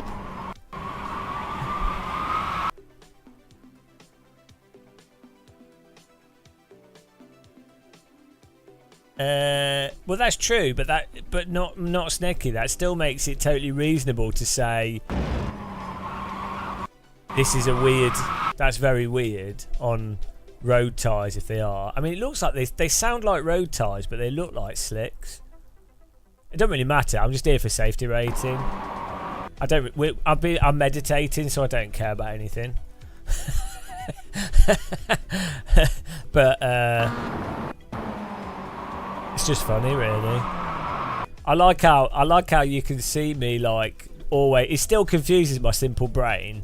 Like, in my mind, I'm like, oh, okay, yeah, back of the car's coming out. Okay, right, I'll counter steer to the correct amount that will stop the counter steer and allow me to hold my line. Right, that's what's going on in my brain subconsciously. It's like it's just how you drive.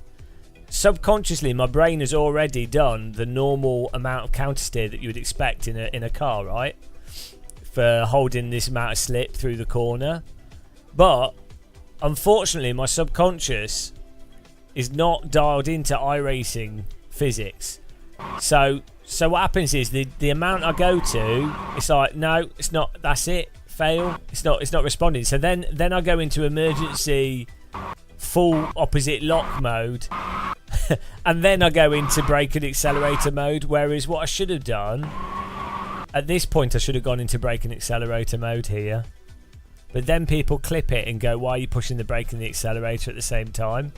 So, you know, you have to consider all these things.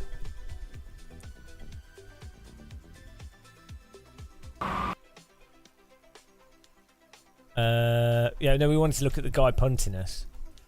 Hopefully we gained rating here though. That's the point of this. I like my livery.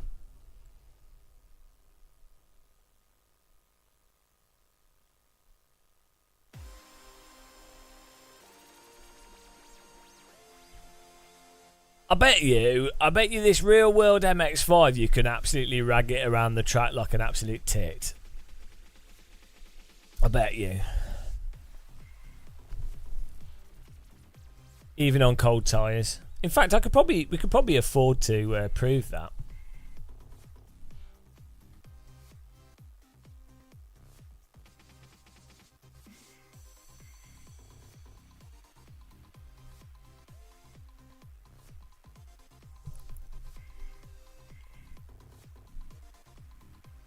I let a guy go through because I was like, oh yeah, here we go.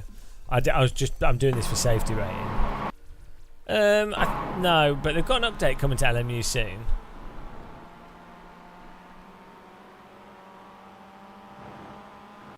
Oh, that's still too much. I know. I meant you could buy an MX-5,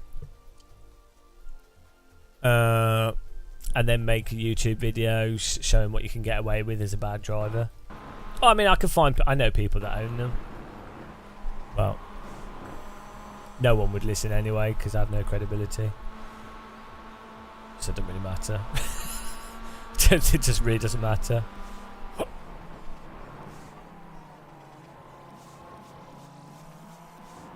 I think the menus and stuff are what they need to get working in VR.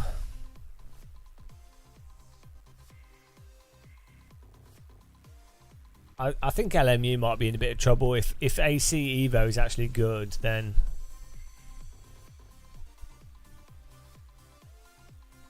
they made a sim of a sim.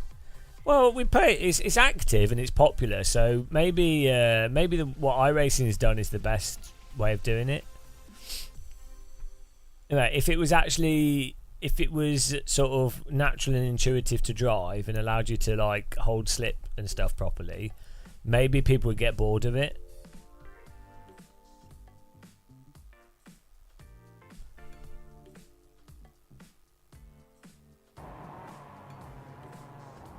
I don't know where the what lap was the guy driving into us on?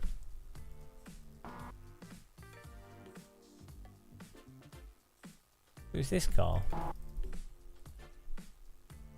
No.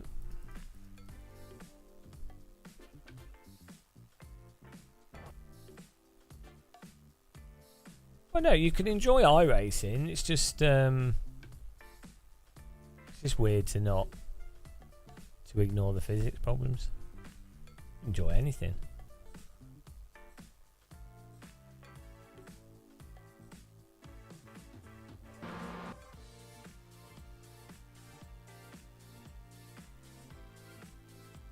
There's a good chance that Kunos will mess up Ace.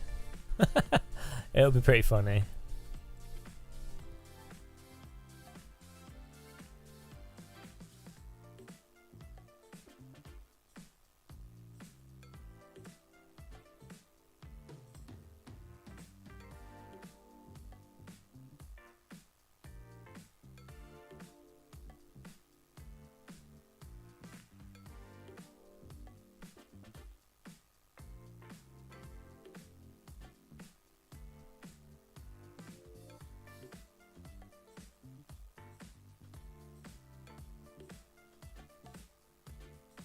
Yeah, I think that's probably a problem, Tabs. Yeah, it seems to be an issue with Sims in that they make them more and more complicated, and then it's harder to make cars, and then it adds delay and latency and just causes issues because it's so complex. Like that's what happened with ACC in some ways.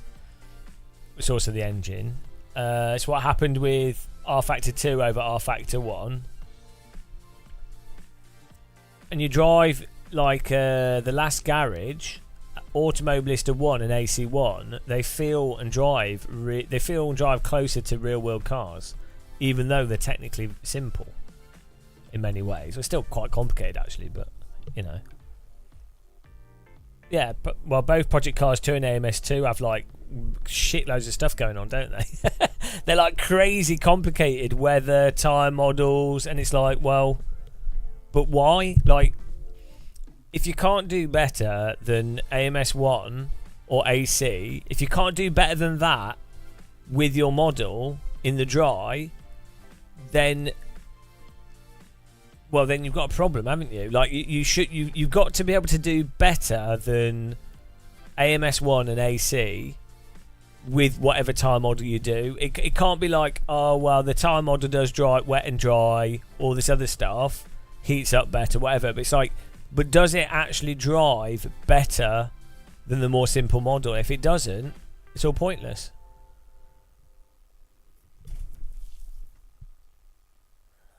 Yeah, AMS1 and AC1, they drive like cars. I would say even R Factor 2 has issues with the physics. In some way, it depends on the car. R Factor 2 is very car dependent. Right, let's see what we gained here, if at all.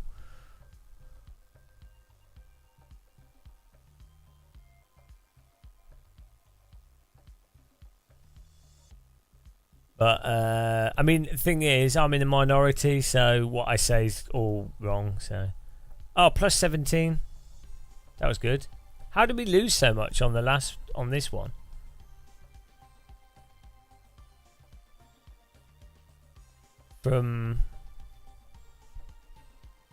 Why did we lose so much? Just because we got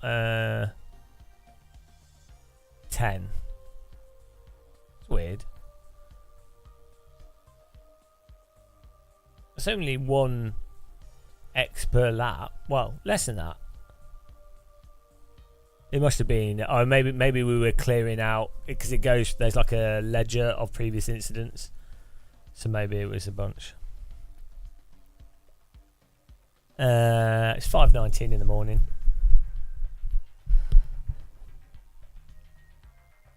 Yeah, R Factor 2 has quite a lot of, has like a sort of predefined controllable amount of slip that's quite wide. Like the cars are quite slidey. Yeah, it's weird. I don't know what causes that.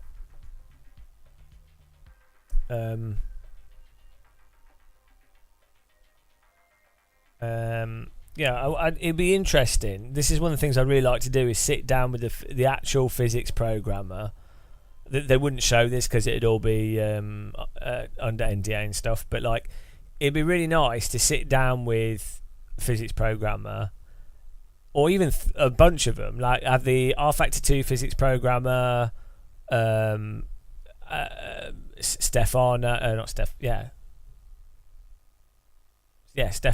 from Kunos, or he doesn't work at Kunos anymore, Marcel Offermans. Sit down with them and then have them all having the source code for the physics displaying with, and then having them explain how the source code relates to the end output physics, and asking them, why does this produce this result? Why do you think this produces this result? Or why is this decision being made? That would be really interesting. Well, Race Room just uses Pajenka physics engine, so...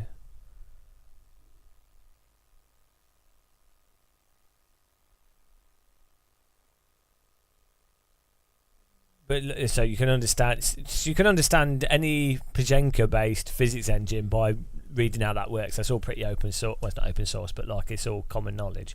But like, seeing how that relates directly to the end result, how all the different physics components go together, you know, the actual tire model, and how much the tire model is affected by suspension and drivetrain and other components, and which parts are design decisions, which parts are data, where they got the data from, if the data is guaranteed to be good. And you know, I think it'd be really interesting to get right down to the core of why these specific things are how they are.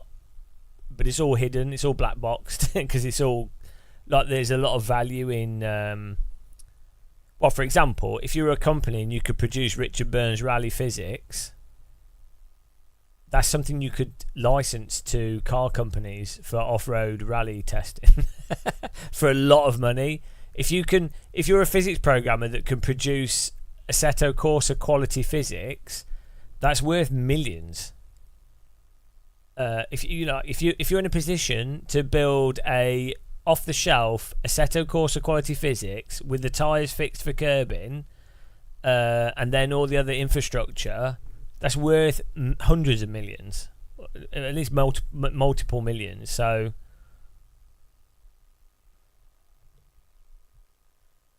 so it's obviously all secret, effectively.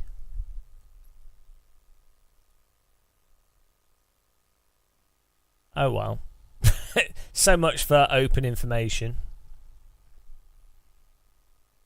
Mid-Ohio? What's this in? 25 minutes? Oh, here we go. We can do this.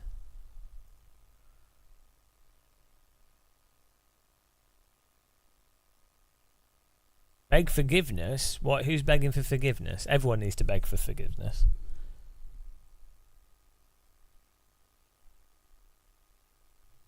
There's some music on here.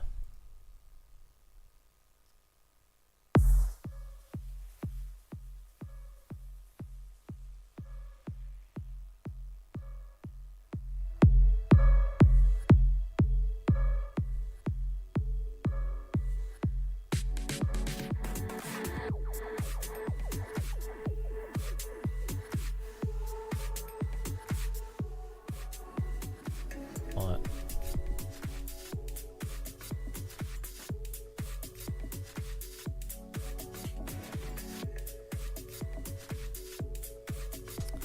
It's easier than begging for permission.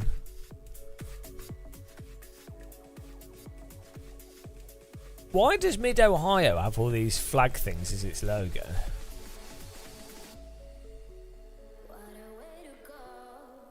I didn't know Mid-Ohio had these mini layouts. Oh yeah. Oh no, I didn't know. I've never driven that. Good track this though.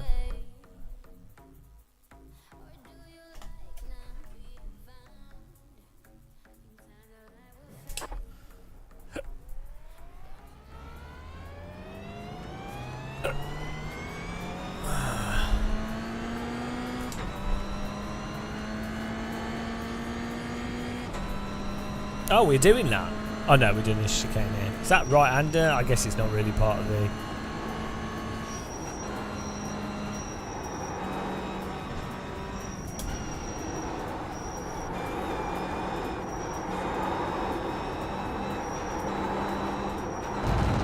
This is a well-ancient model, I think. R Factor 1 had a good model of this.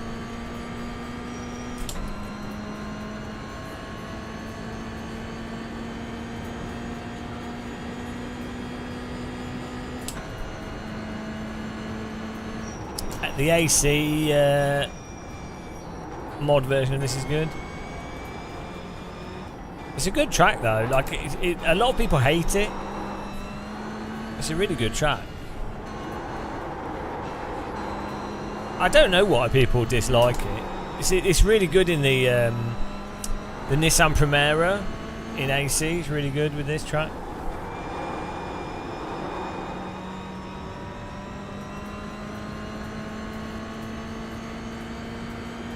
Someone was saying that Mid-Ohio is a bit of a shithole in the States.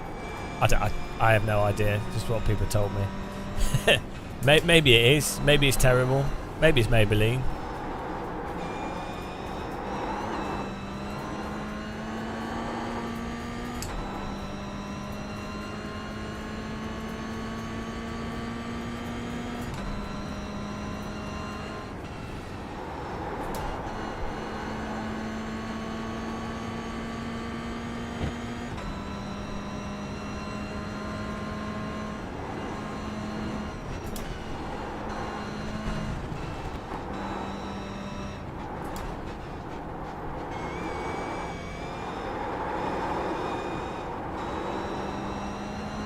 This car is a bit of a wagon.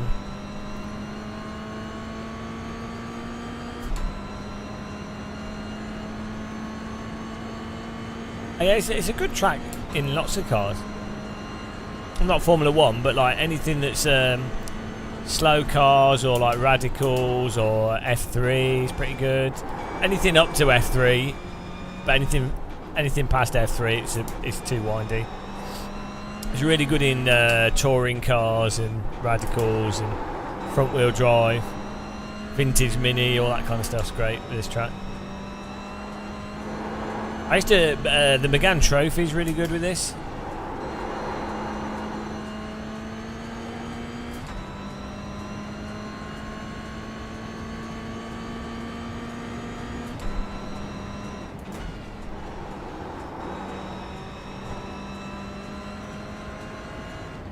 I mean, to be fair, Radical SR3 is good on anything.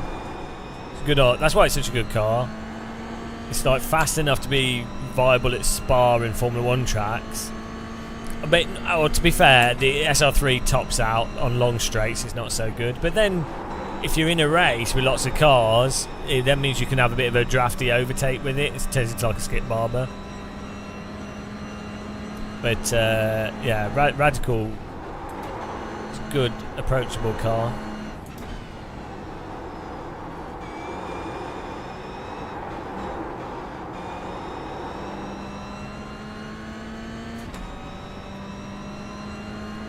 Well, the Prague is a bit weird.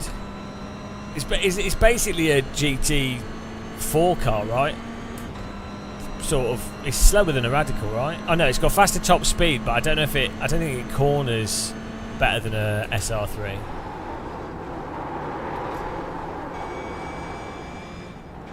It's faster than GT4, isn't it? Prague is almost slower than GT3 on straights, but faster than GT3 through corners. But in the Sims, the Pragas always drive a bit weird, to be honest. Even in AC, it's like really harsh. The whole point of the Praga is they wanted to make a cost-effective prototypey fast car. Yeah, well, so Neil's made a Praga in Automobilista 1 based off Jimmy's Praga. You've got the fastest lap.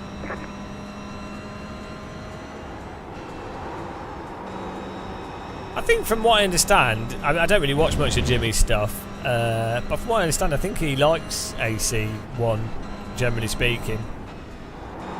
It's not a surprise, because if you drive real cars, AC1's the closest, so... you know. I wonder how many death threats he gets. What with him being so big, he must get so much shit from people if he says anything. If he says anything vaguely controversial. Oh dear.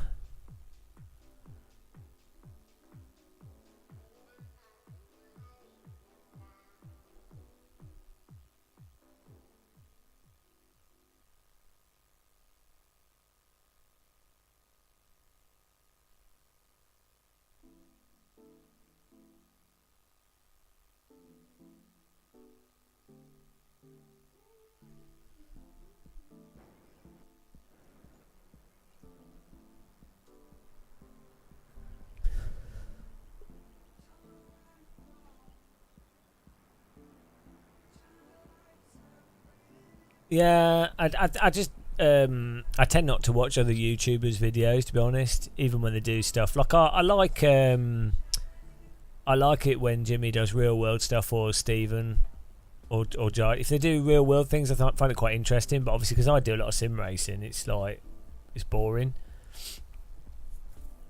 So I would watch their channels for the real world stuff, but you then have to filter out for the sim stuff, and I don't want like loads of notifications for all the stuff they're doing.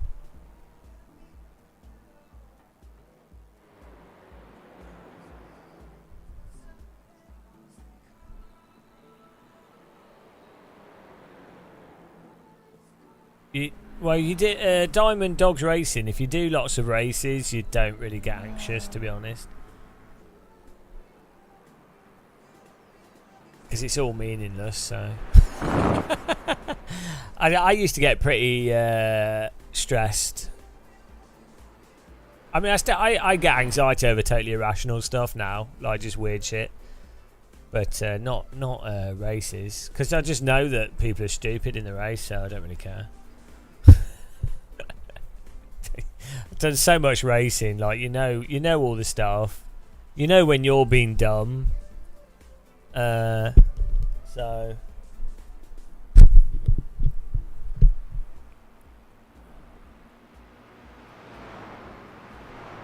So the Toyota or the Mazda? I think it might depend on the driver. Well, what do you prefer?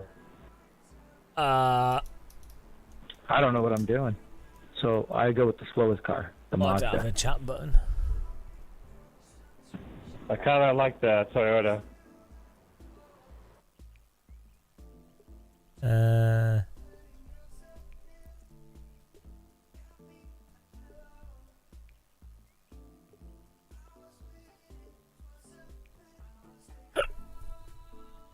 What was the it's chat button? Push to talk. This button.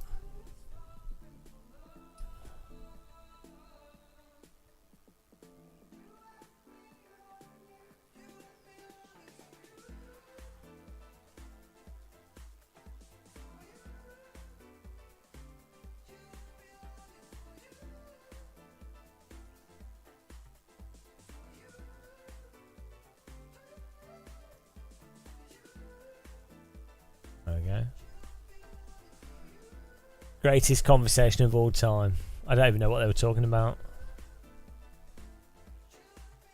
You worry too much about punting others. You don't want to ruin someone's race. Oh, I'll just drive into them.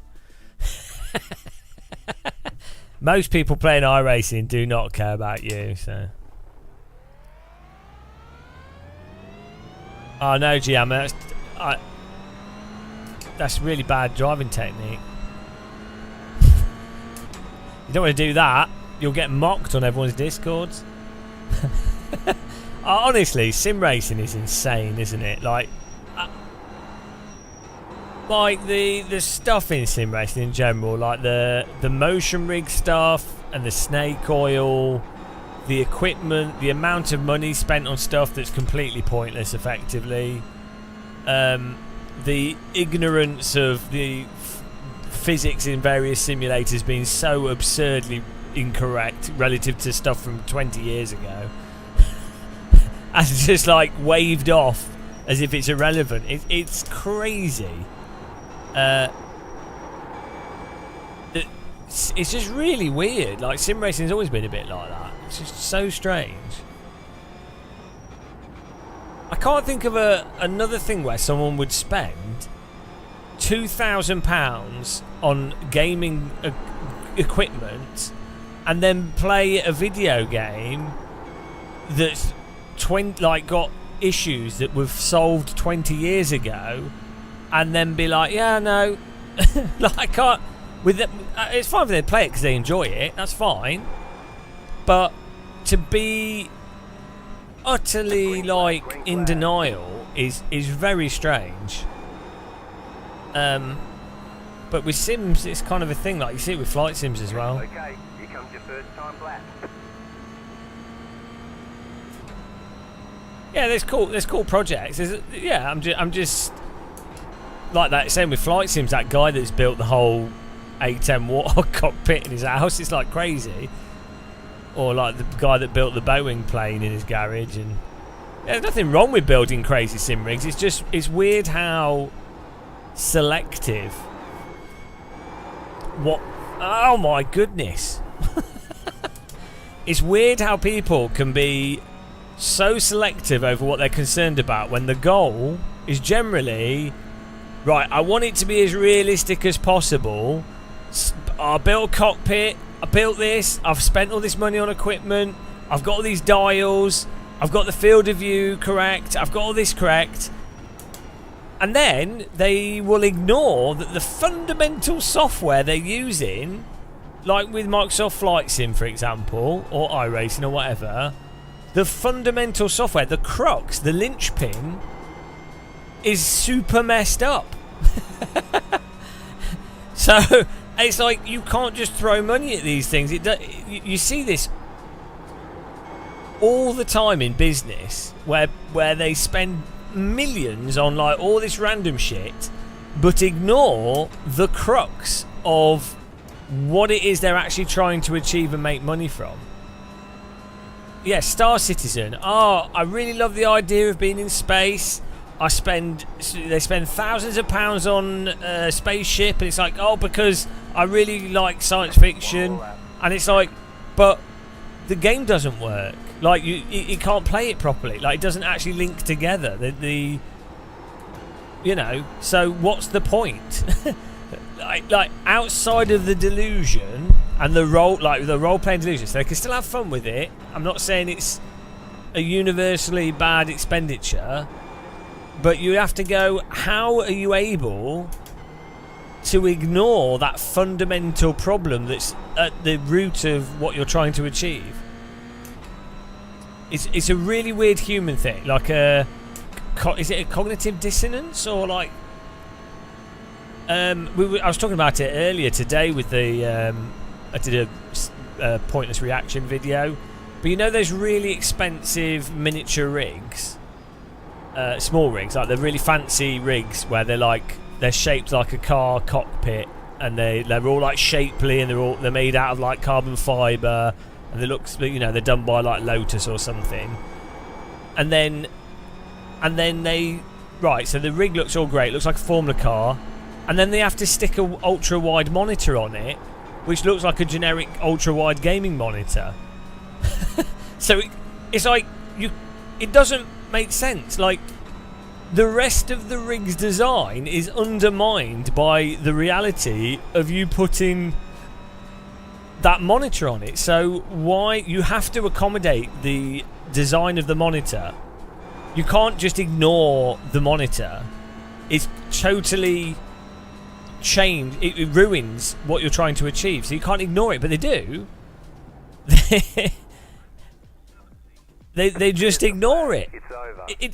And people accept. People don't think. I don't think people itemize perception of stuff, and I don't think they create a hierarchy of what is dependent on something else.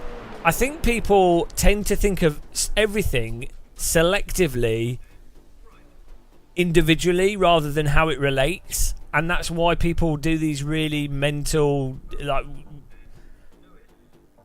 to them it's fine. The ImSim rig's really good though. You can see they've actually considered, it's got a separate monitor mount, and the actual shape and design of the rig actually makes sense with a screen, like a wide screen. But yeah, it must have a name where people ignore the hierarchy of what's important.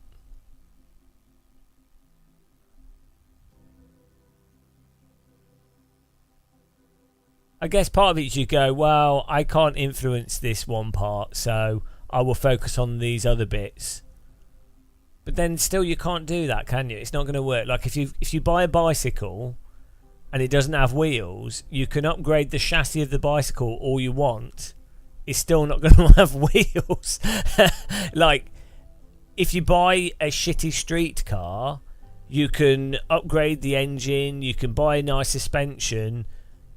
Ultimately, it's going to be worse than a gutted car that's set up for a racetrack and that's not road legal. Like this, you can't get around it. It's just physics. So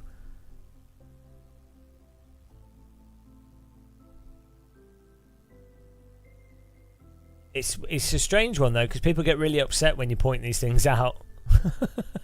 They get really wound up. Oh dear. Nothing you can do, really. Oh, hang on. Oh, it's open setup.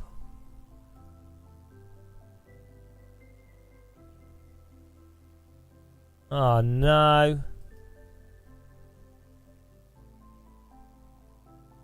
Oh, well.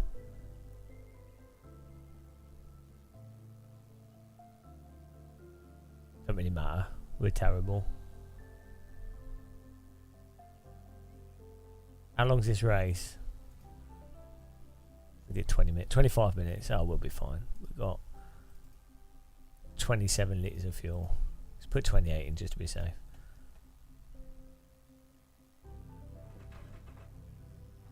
One lap to green. Line up on the left side. The estimated SOF is... Yeah, the other common thing is people chasing graphics or like cinemas, being like, oh, this is an immersive cinema experience, IMAX, this film is immersive, and it's like, right, is it more immersive than wearing a VR headset? No. So why bother chasing immersion with the cinema rather than you just make a good film, just make a nice film, just make it a good story with like, yeah, can it look nice and stuff, but it's do you know what I mean? It's like, you're not, if your goal is pure immersion, nothing's going to beat VR, which has been existed for like 6-7 years now. It's not a new concept. Oh well. About to go green. Stay focused. Bloody hell, about to go green. I'm a quarter of a mile away from everyone because I've got the acceleration of a dying antelope. The pace car is off. Be ready. Green, green, green.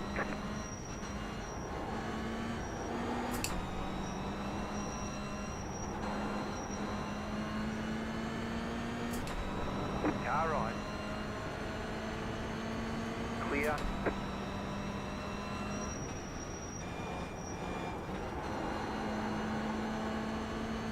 You got a slow car on the left. Go right. Why's he pulled over?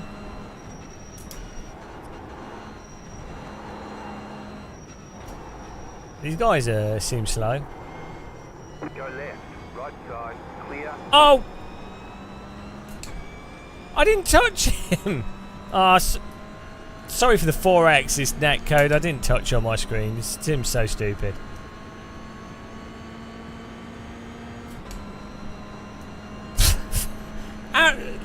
What is that? Like, I didn't touch him.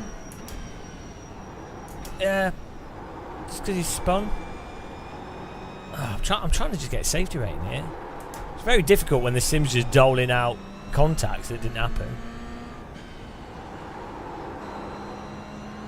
Skill. It was definitely a skill issue. I should know that the netcode does that. Where's he going? What are these? What's going on with these guys? How are they? Right? Are they all just got skill issues? Could it be that the tyres are a bit unforgiving? Like, what is that? It's insane, isn't it? That's actually mental. These cars would be safe as houses in real life. Like an absolute doddle for anyone to drive.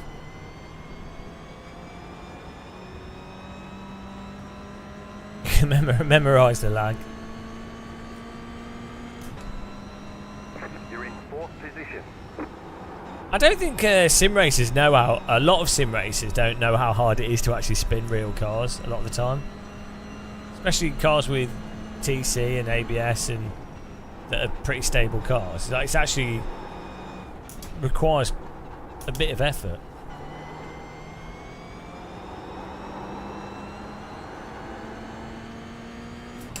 This is a good car track combo though, this. Some fun racing.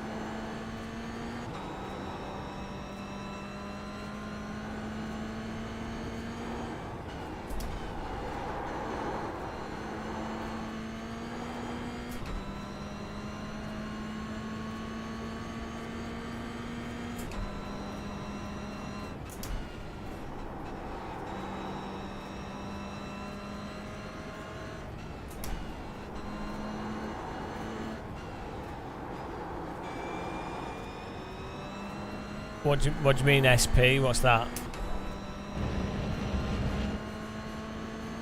Oh, single player. Why does it have good AI? I think because you can't aggressively drive in iRacing, and it's all like preemptive driving. I think that's easier for AI to deal with. And so it makes it. Well, I mean, not all of it. Like some of it is just good programming for like how AI attacks each other and all that kind of stuff. But I think, like you'll notice in AC1, the AI operates a lot better with the vintage cars. And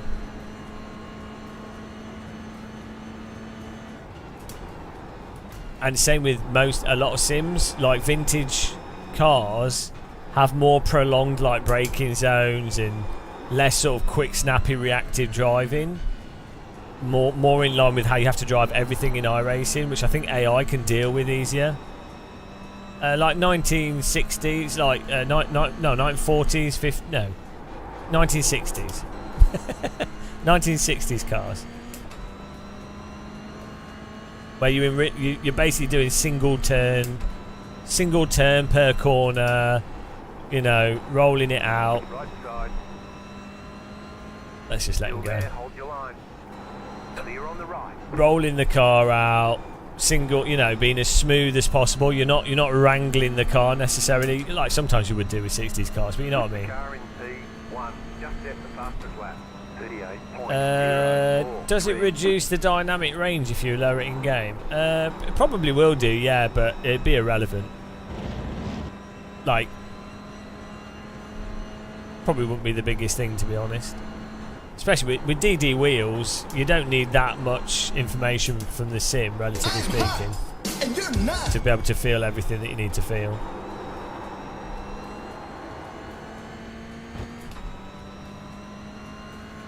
But yeah, normally you want to run the in-game force feedback as high as possible before clipping to get the maximum dynamic range. But the most important parts of force feedback are typically low frequency forces that represent how much grip the car's got through corners, or the sort of tyre load. So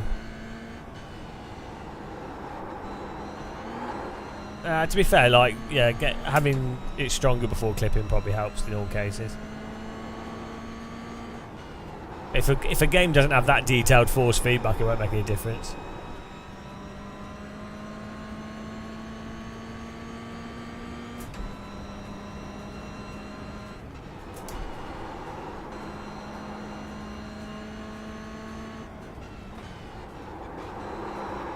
Well, because the head's not actually bobbing.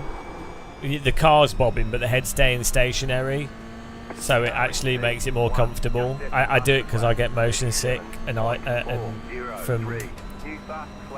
so when you're driving a real car, yeah, your eyes and your brain filter out a lot of the bumps, so it effectively ends up being what this looks like now.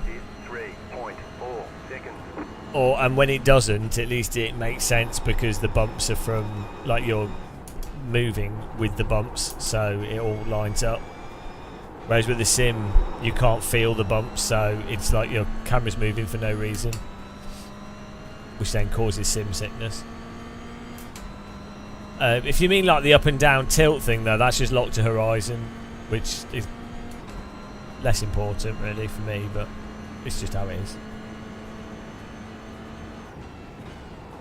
To be honest, for that kind of camera thing, it will be just whatever someone's got used to. Like, you can drive lock to car. In a sense, if you have it locked to car, it's probably more intuitive for a lot of people because it'll make bumps in the road surface and stuff more obvious. But if you're doing a lot of sim racing, you know, you can see the bumps, you can see the curbing, you know what's going to happen, so it doesn't really matter. You're welcome, Mentavision.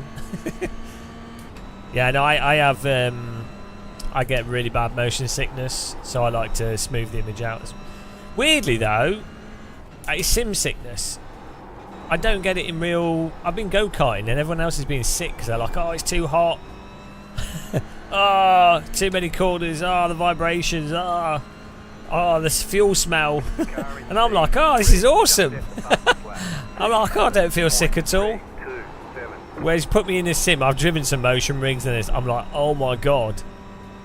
They're the worst where they don't line up. Or if I try and play a game like Automobilista 2, Range Sport, they don't have any lock to horizon settings. They just kill me. Like, I genuinely will feel sick for hours. It's terrible.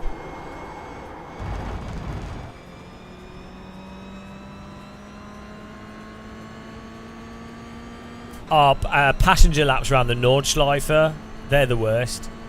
I turn down passenger laps now, even in really nice cars. People are like, oh, I've got a, you know, Maserati or a Lambo or whatever. I'm at events and stuff where there's people with really nice cars, and they're like, oh, would you like to jump in? I'm going to throw the car around the track. I'm like, oh, no thanks.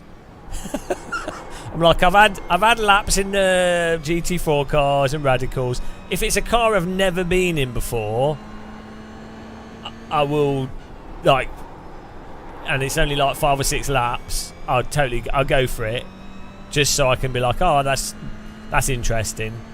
But if it's something I've been in before or slower, I'd just be like, I tend to turn it down. Because it's genuinely awful. But Nordschleife is particularly bad. The car in P3 just set the fastest lap. 36.812. Nah, there's no real drugs for it, to be honest. Jump back on iRacing. We're doing getting the safety rating up with the road cars. Well, I have to have something to complain about, and it'd been a few days since we received harassment from iRacers, so I thought I'd get back on it. I feel empty inside when I'm not getting death threats. Do you know what I mean? I like to load up my email, and yeah, I enjoy it. Makes me feel alive. Ironically, it's a nice distraction from the Gaza conflict, you know, and Russia, Ukraine. So I'm like, oh, you know.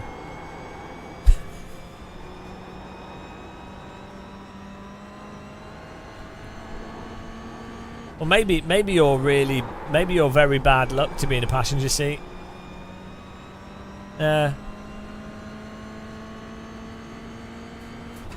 I've never been in a car accident. I've seen people die in front of me, but I'm laughing because it's messed up. But yeah, I've not been in a car accident myself. Oh, Jesus Christ! Well, you remind me of traumatic PTSD flashbacks. For Christ's sake! Yeah. Bloody hell! It's your fault. You're giving me trauma now. Jesus Christ. We can all cry together, yeah. Christ almighty. Yeah. Yeah. Oh dear. Push it down. It's fine. Skill issue. Skill issue. This is what some people don't understand, right? For me, I deal with stuff with humour, right? And a lot of people do. I think it's a good way of dealing with things. And then some people, yeah, some people are like, oh no, can't laugh at that. It's like, no, like, the worst stuff, you make jokes about it, because it's better laughing about it than it is feeling awful. You know? As long as you accept it and you like process it, you know, you don't, you know, yeah, it's a more reasonable, it's more productive, as long as you're dealing with it. Not, yeah, because you could unhealthily. David, what the hell was that? You could be unhealthy about it, but like if you you know, if you've got something traumatic and you can see the funny side of it, it's better than not seeing the funny side of it and you dwelling on it and then repeatedly thinking about it and it making you feel physically sick. Like, what the hell, dude? You know? That's another reason why I really don't like humorless people. I think they're the worst. I think they're evil. They're like the most ironically bad people. They don't think that they're bad. They think that they're like sensible and stuff. And what they're doing is depriving people of joy, or depriving people of really healthy ways of dealing with stuff. This is Big Smoke. This is Mid Ohio.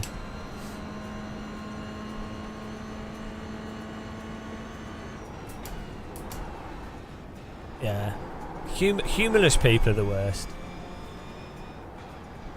Have you noticed how like the most sort of like fundamentalist religious people, or the most like violent of dictators, are always the least always not accepting jokes about them or jokes about certain things? Have you noticed that?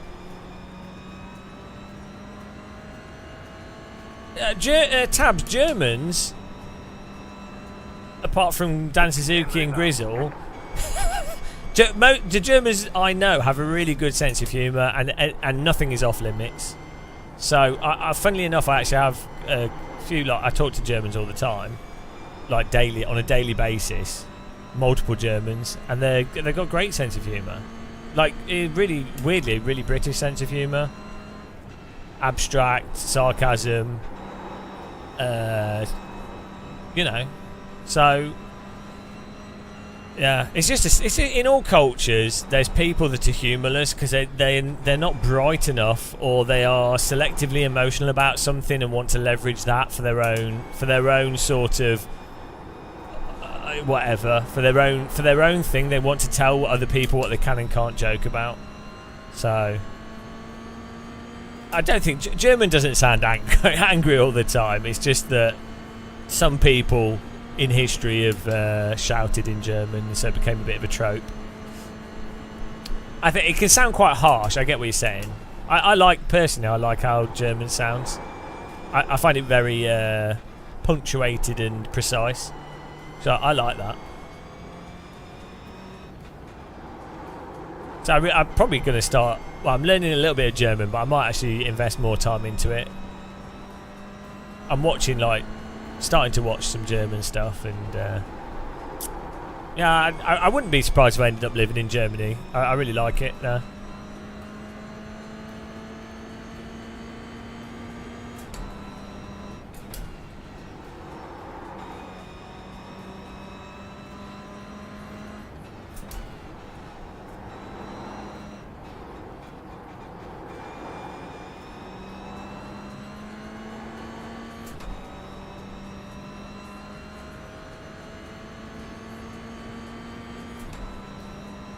Oh, have you seen the price of kebabs has gone up in Germany? Loads. And there's loads of people complaining about it, but funnily enough, it's still cheaper than the UK by a mile. Like, every time I go to Germany, I have a kebab. It's like a ritual. I basically have a kebab every day because they're really good in Germany. But they're still cheap, like €6, €7 for like really good kebab, or just a kebab you can get for like €5. But if you get chips and stuff and a drink, and it's always way better than the kebabs you get in the UK that will cost you like the equivalent of like €10-11.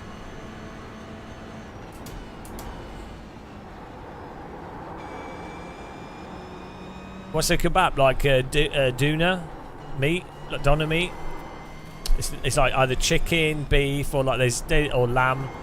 It's a certain type of meat, and then put into like a bread. But German doner kebab, they use thicker bread and a spicy sauce. It's really quite nice. No, shish kebab is when it's on like an actual kebab stick. So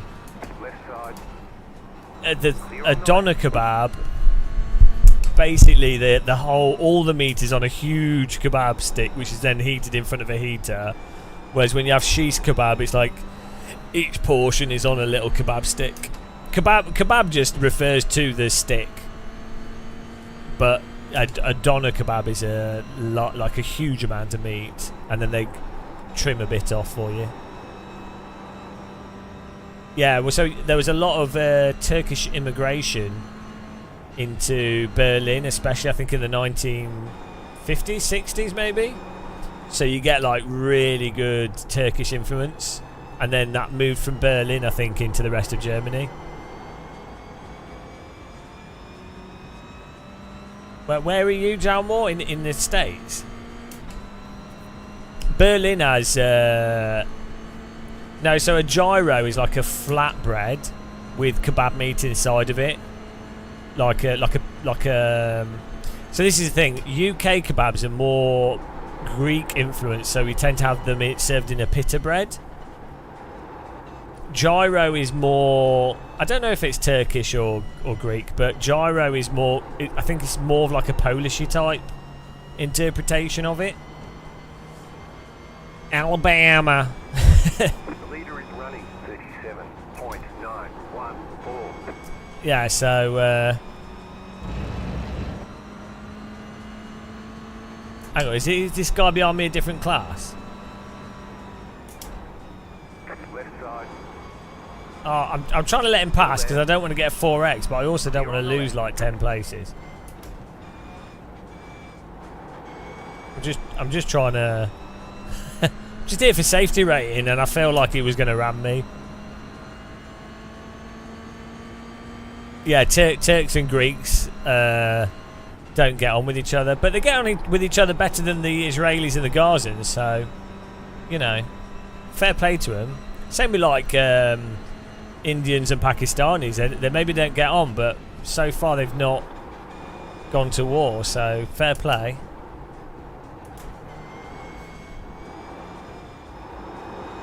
Mind you, maybe one side would if we gave them loads of weapons and said, yeah, do what you want. Maybe that's what it takes.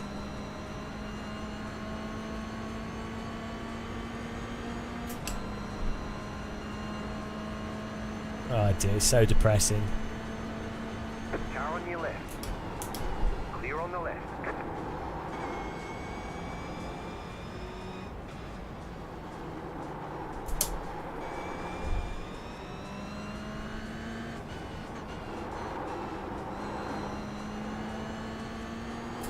But yeah, so gyros is more is like a not a pita bread,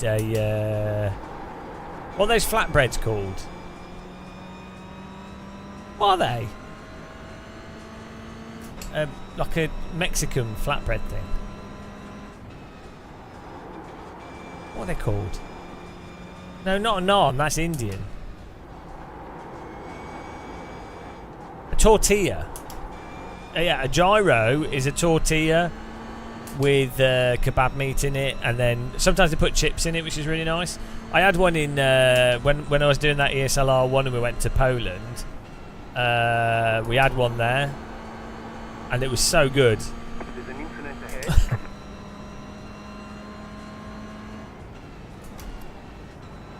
Ah, what's he driving? Ah. Left side. Clear on the left. Bonk. No, well, so a taco's warm though. No, tacos are tiny. Tortilla. A taco is open. Not so. This is the problem. You have soft tacos and hard tacos. Tacos are typically small, 0.3 seconds. whereas a tortilla is like the size. The tortilla is like 8 inches. A taco is normally like 5 or 3, 4 inches. I don't know. So, oh man, now I want a doner kebab. They're all sandwiches. Yeah, the thing that the Germans get really right is they have.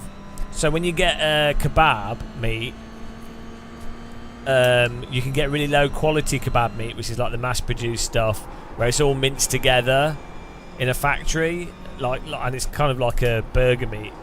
Whereas like a real kebab meat is like thin slices and then put on the skewer, and you can get really good chicken kebab, beef kebab, and vegetarian kebab in Germany. Like, it's really common. You can just say, I want chicken kebab meat, and also the German kebab will be like crispy but also soft, whereas in Britain it's pretty much always just sloppy. Like, it still tastes nice, but it's not. Germans do kebabs so much better on average. Like, so I've had a kebab in Berlin, Munich, Nuremberg, Bonn, Dortmund, Hamburg, Frankfurt. I've had a kebab in all those places and it was good in all of them. So, you know, that's pretty much. Also, did I say Nuremberg? Nuremberg, near the Nordschleife. So, you know, I think I've had a kebab in pretty much most of Germany, and it's always been good.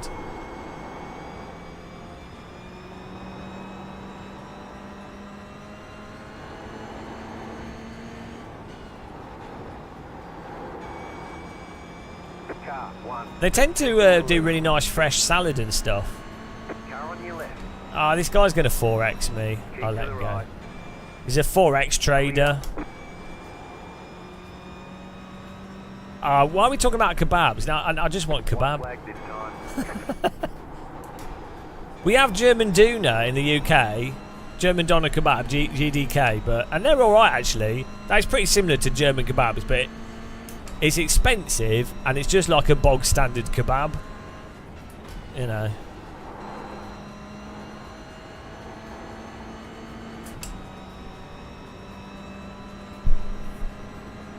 Hot dogs are tacos.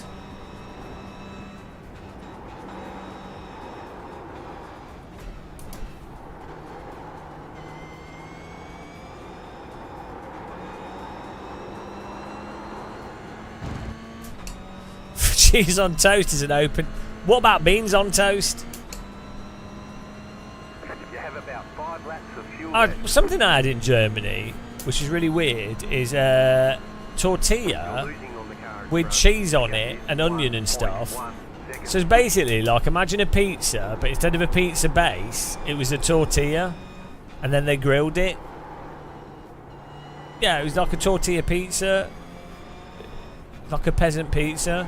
It's really weird. I was like, what?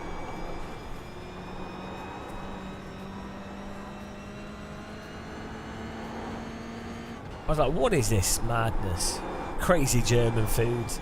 The one thing with German food is a lot of it is really bland. The German food seems to be designed to always be eaten with a pint of beer, which is not necessarily a bad thing. Oh. Kebab shop for him. That's why I let him pass. Oh, this track's got to be a good track for safety rating, because there's a lot of corners.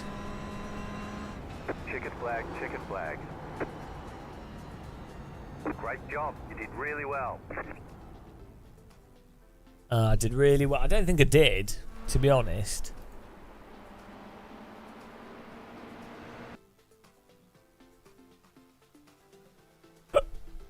Right. I'm just messing around at the moment. In terms of the settings, I found with the Moser, I found the best thing to do is to just use just do this. So the high frequency stuff, just turn that down a bit.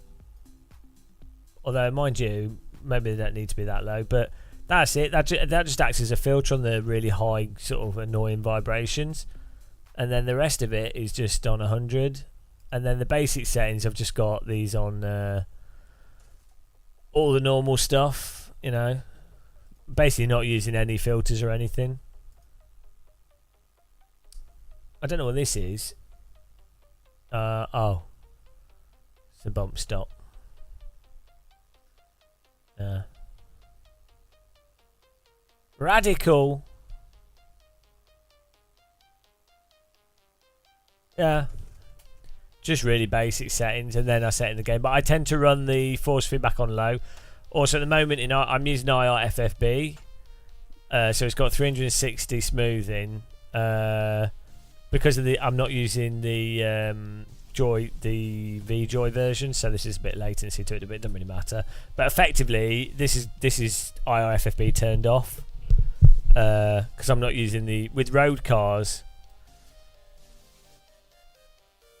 I'm not using the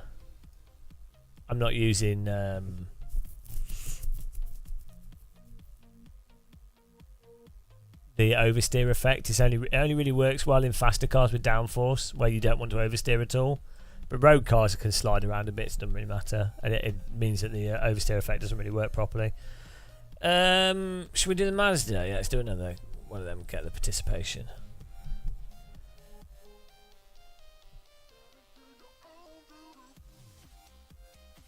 How's everyone doing though? I hope everyone's well. Hope everyone's having a nice chill time. We're just distracting ourselves with live streaming. Early morning. Why not? Probably have to stay up now till like 4 PM or something. The joys of mild chronic fatigue. But appreciate you guys watching. This is a good distraction. I've been fit. I've had like mild sickness feeling, so sim racing is it's a nice distraction from it, to be honest. I'm winning everything, yeah. We're just winning safety rating at the moment.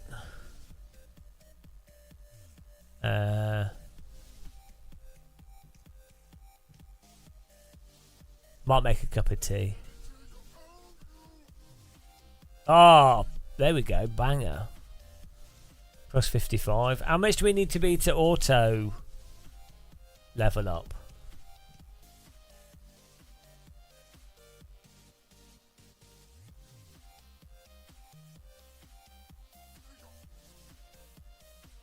I wish I had like Red Eye Warrior clearly has he clearly has like some like that DNA where he doesn't need to sleep. Maybe can we do like a transplant with him?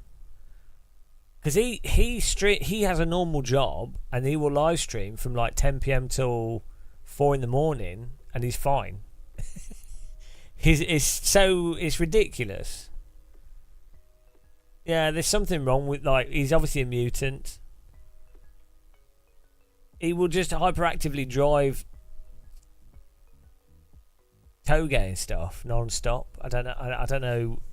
There's something, you know.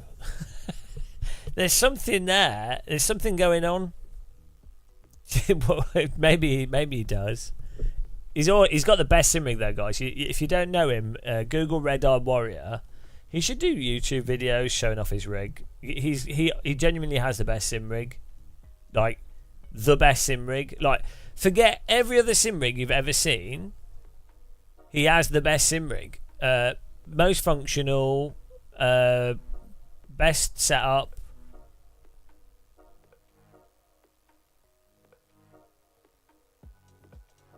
It's crazy. Yeah, link to his channel.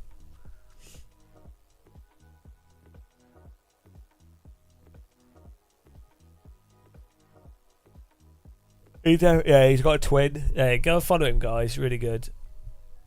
Best sim rig. Go just check out his sim rig in his videos if you haven't. He's probably the only person that's really shown off the Simucube Active pedal in a way that would make it more appealing to different people.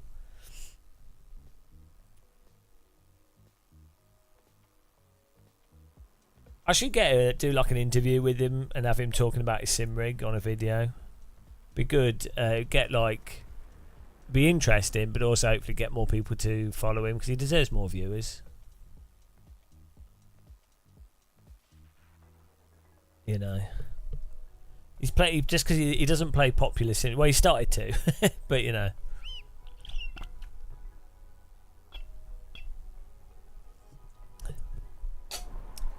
Right, let's. I don't think he does have a YouTube. That's what he needs to do, but he just does it for fun, so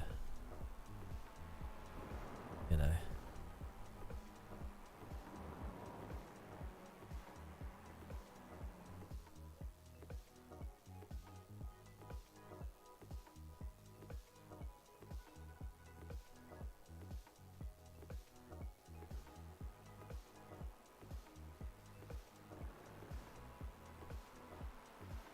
Red Eye Warrior. It just linked his channel in chat. Oh, so you on Twitch? Someone link his chat in YouTube. Yeah, great guy. He's probably murders people, but he does DCS as well and helicopters. I'm just jealous of him, to be honest. Right, I'll be back in a second. I'm just going to make a cup of tea.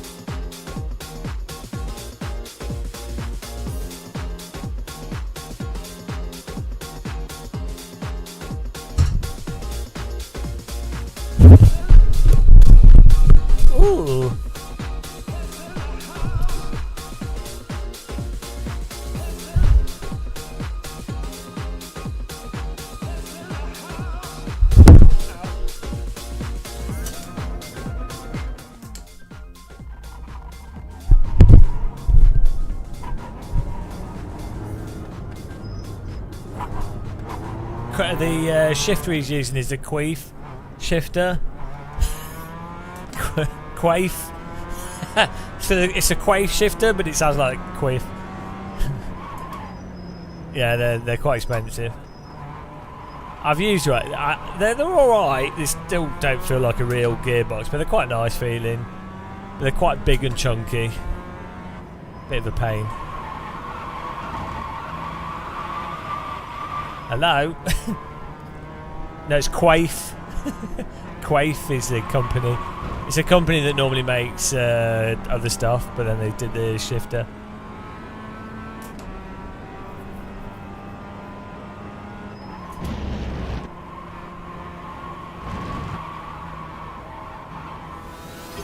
Oh, hello. I am the champion Big of the ninjas. Tabs is supporting us. YouTube chat greater than Twitch chat. Thank you very much.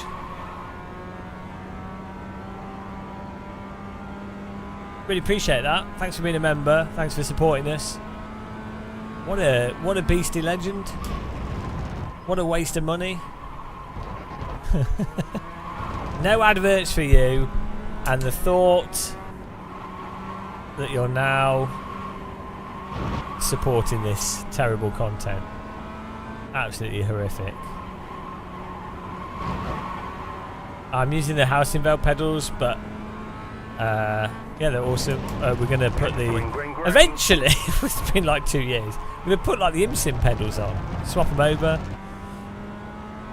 Oh, it's not your money. Whose money is it? Okay, here comes your first time lap. Don't tell anyone. Oh, Amazon Prime. Oh, well, I mean, in that case, if you know, you clearly don't care about us.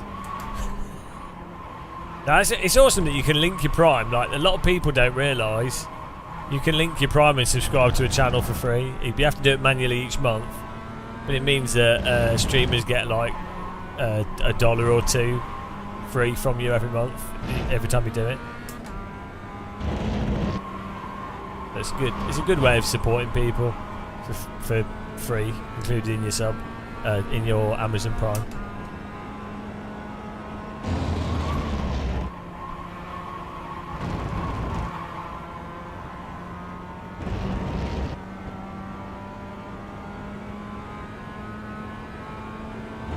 Yeah, that's just how it works, isn't it? You have to have 350 Prime subs on Twitch to get 70-20 share, 70-30 share of memberships.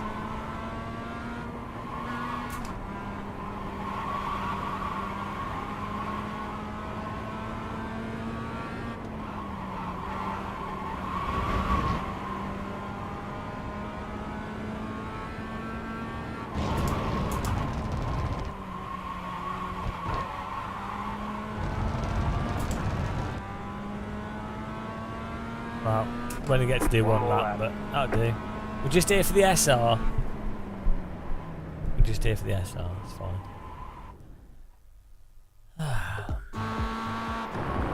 Look at that, peak Lidl car. Got a banana though.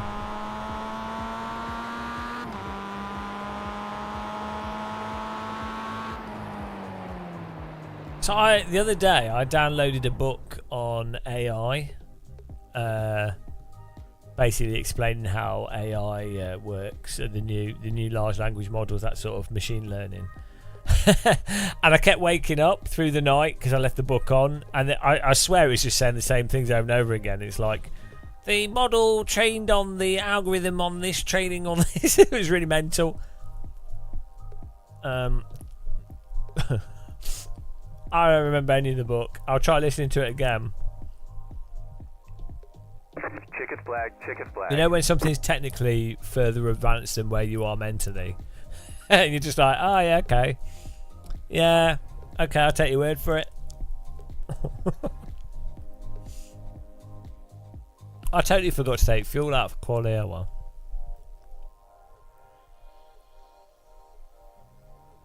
No matter, I'm pro.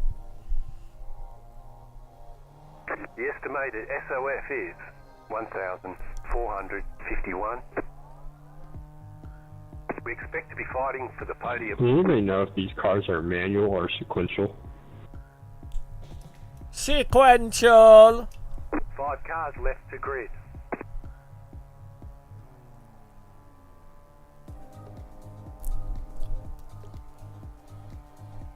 They used to be manual until about 2000 and like 12, 13, I think. I don't know. I wish they were. I just got a shifter, and I thought they were manual. That's why I came in.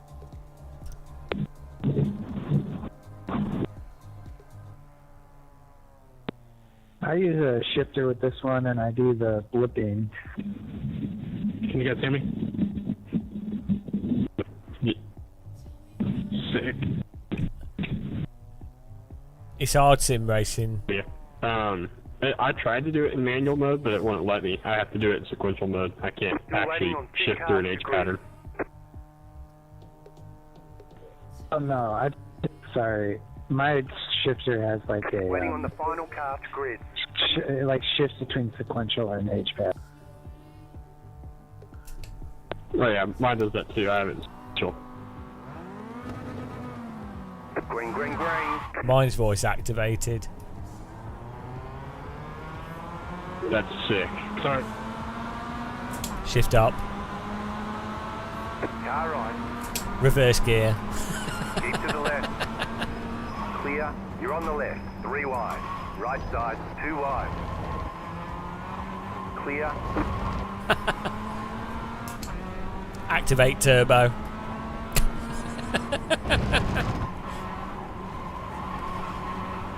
Deploy oil slick. Then you got number 6.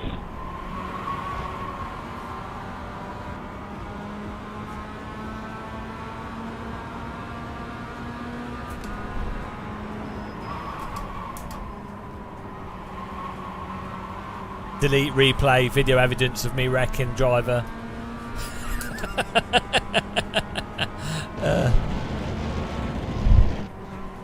Damn. Oh my god, so many cars. Just saw that in my rear view. I can't believe they gave me a 4X for belly tapping him. There's an incident behind.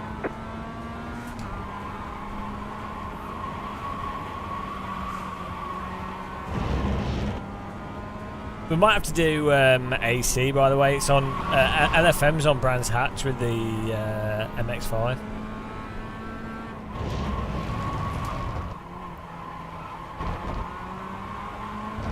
I knew I should have gone to bed instead of trying to play with my new shift. Some people go to bed to play with their shifter. Yeah, I don't do that. Some people get other people to play with their shifter. I was locked up, man. I'm sorry. I was not trying to hit you. I locked it up way back there. Holy crap, you were like 3 car lengths back. You wanted to play with your shifter?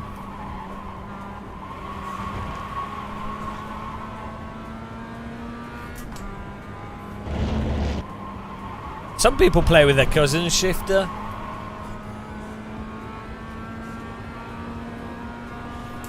I saw a video on the internet of a dad playing with their stepdaughter's shifter. I thought that was a bit strange.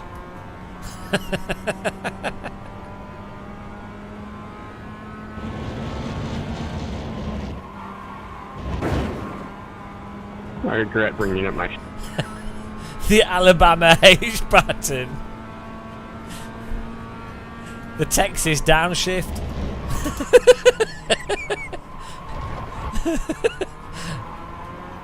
Oh no.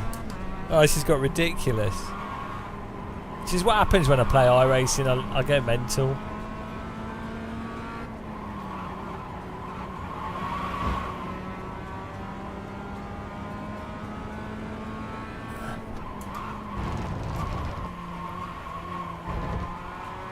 If you upshift, downshift, upshift, upshift, downshift, what gear are you in?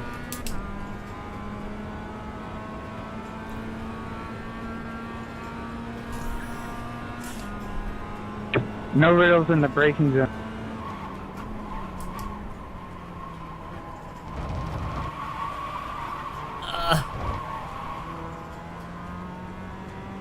The Texas downshift.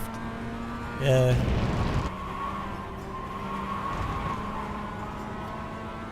No sim racing Wales because we started in reverse gear. You always have to make sure you know what gear you start in, and you assumed incorrectly. See, Tabs is paying attention. Exactly. See, trick question. Tabs wouldn't have the door fly off his Boeing. Damn, turn 3 is fucking difficult, bro. Just close your eyes as you go through it. That's what I do.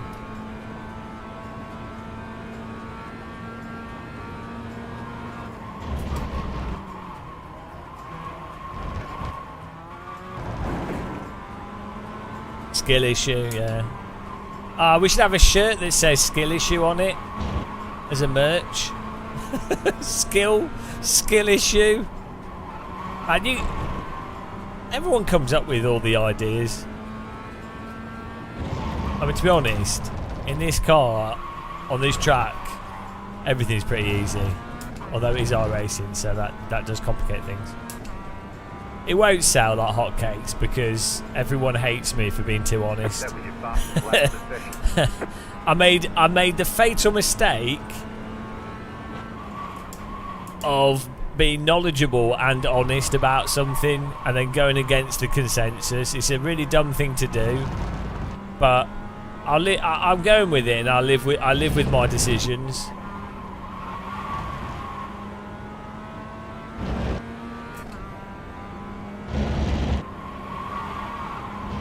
I'll make less money, but I can live with myself, so I'll go with it.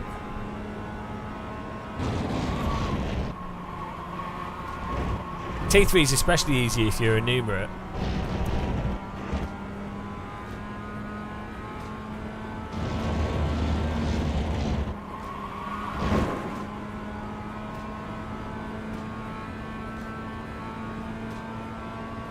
Do I hate AMS2? I mean, it makes me motion sick. That's the big problem. And I'll just say that AMS2 drives like a hovercraft, which it does. Yeah, this is the problem. Because I'm equally critical about all the Sims, I get hated by every Sims fan base. So, like, you really don't want to do that. You need to be like... What you need to do is you need to be a big fan or like say nothing critical about a really popular sim and then just play that one sim. Or game. So like GT or F1 or something. That's the key. If you're like, you know, if you're like point out the pros and cons of everything, you're going to piss off everyone. Yeah, basically the opposite of sim races. Oh, he's just positive about everything.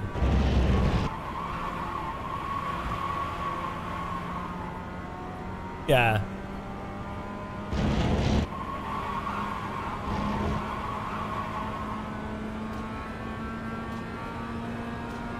I just upshifted instead of downshift. To be fair, Sim Racing 604 is Canadian, so even it's hard to tell. He might really hate stuff, but it'll still be positive. You know.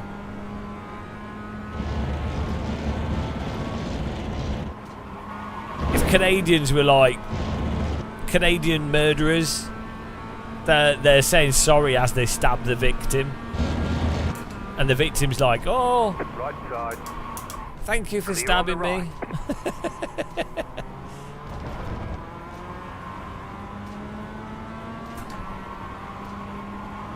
Canadians are just, it's like anyone from really cold countries, they're just happy that they haven't died from hypothermia. That's why Scandinavians are so nice. If you wake up and you haven't got a limb missing from frostbite in those countries, you're like, oh, this is a good day.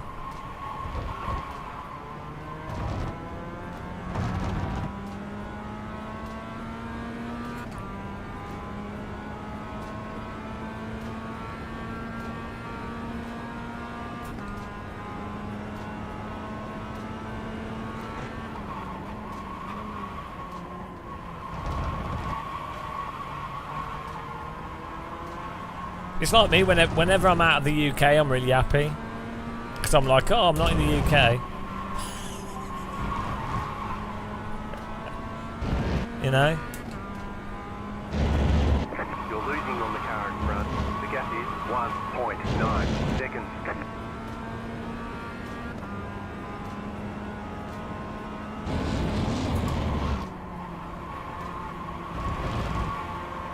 The UK's happy too. They're not. I pay tax. I pay a reasonable amount of tax. I'm good. I'm good for the British economy. I steal money from international. I steal money from abroad, from you guys, and then I pay the tax that Amazon should be paying. That's how it works. Your Amazon Prime subs and stuff get paid to me, and then I pay the tax that Amazon should have paid. So that's the only way. That's the only way the British economy runs these days, because they won't tax Amazon directly.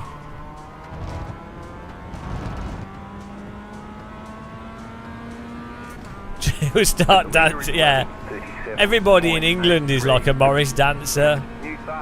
They're just waiting for me to leave. To be fair, Morris dancers are well creepy. I don't trust him. What is going on with this shadow culling? Got some interesting lighting here.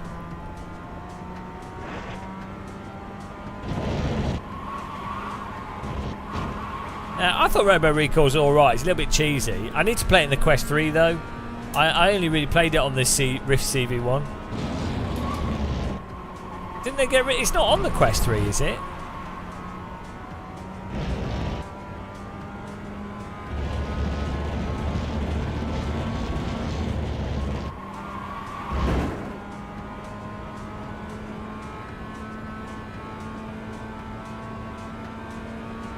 Okay, I did have it. I have a Meta Press account, so there's a whole bunch of games that I can just get. But then, to be honest, I've got like shitloads of store credits from people buying Quest 3s with my referral link. So there's some games I need to get. Need that new Contractors PUBG game I need to get.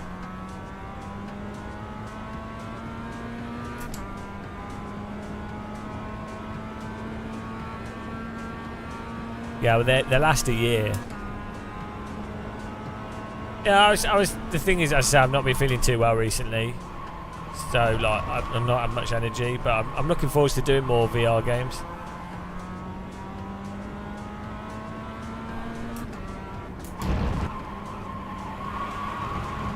I do like doing. I really like how the Quest 3 is a standalone device.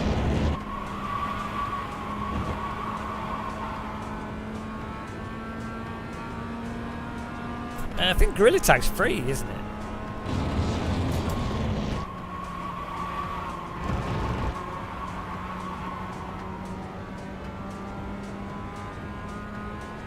They got taken away. Wow. Because you probably said a bad word about Mark Zuckerberg. He's always watching. The whole reason he did VR is because he wanted cameras to look at people's bodies. That middle camera just looks straight at your groin. That's the Zuckerberg camera. It doesn't actually do anything on the device. It just gives Mark Zuckerberg can choose which groin to look at. That was the whole point.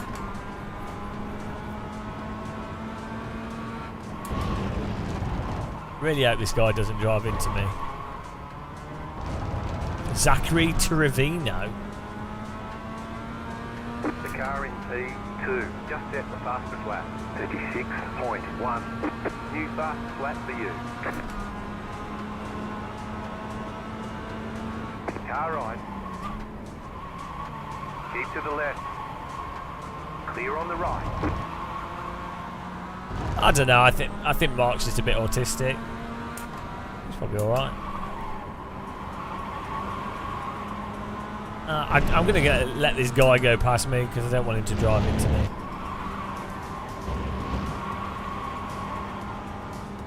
I'm just here for the SR. Still there, hold your line. Clear. Ah, what a weeb.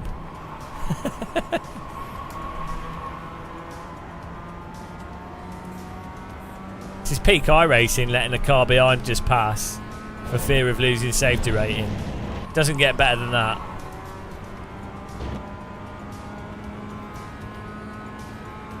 Yeah, I've never met Mark Zuckerberg. I'm sure he's all right in person. I think he was a bit of a knob at uni and stuff. But I think he's got the right intentions. I think he's grown up quite a bit. I get the impression he's probably all right.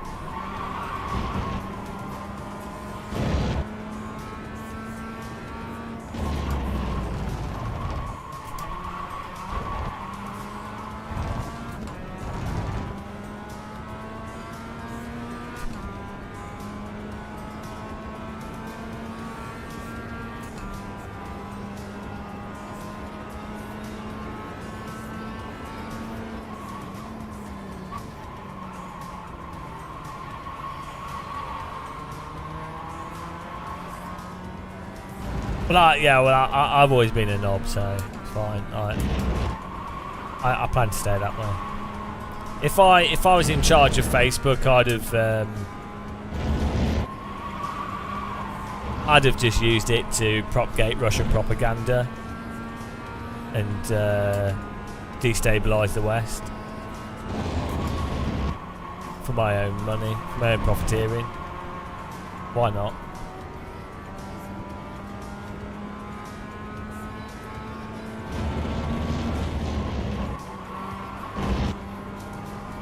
To be honest, Facebook's probably less worse than Shorts. Funnily enough, Facebook's probably less worse than TikTok and Instagram Shorts and YouTube Shorts, as bad as it is.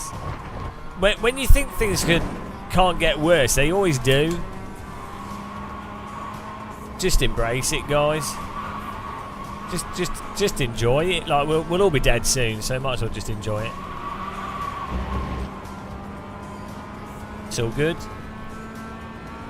Welcome to anyone that's joined this live stream. If you like existential crisis, cynicism, depression, despair, hair loss, why not subscribe, follow, and take your clothes off? That was your fastest lap of the session.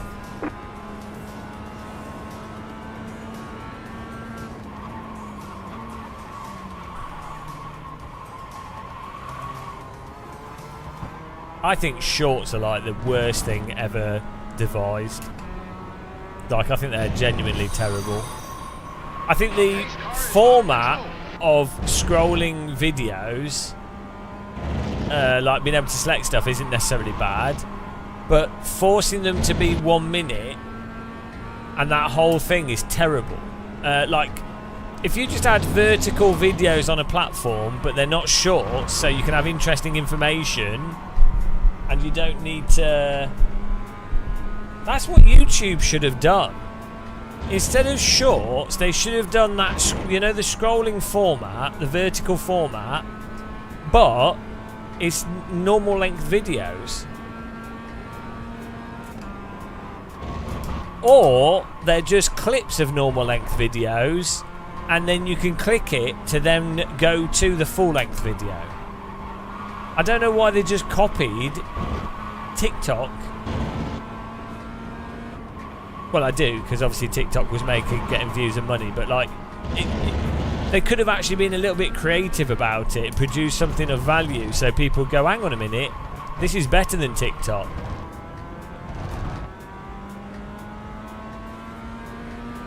I don't know, if I had children, I'd somehow want to never let them use a phone.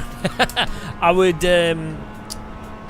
would give my children a phone that electrocutes them, like 20,000 volts, every time they touch the screen from like the age of 6 months, so that they deep down in their brain associate phones with physical pain, and that way they will always not trust phones. I think that's ethical. Like, so they have like a Pavlovian response to seeing phones as evil.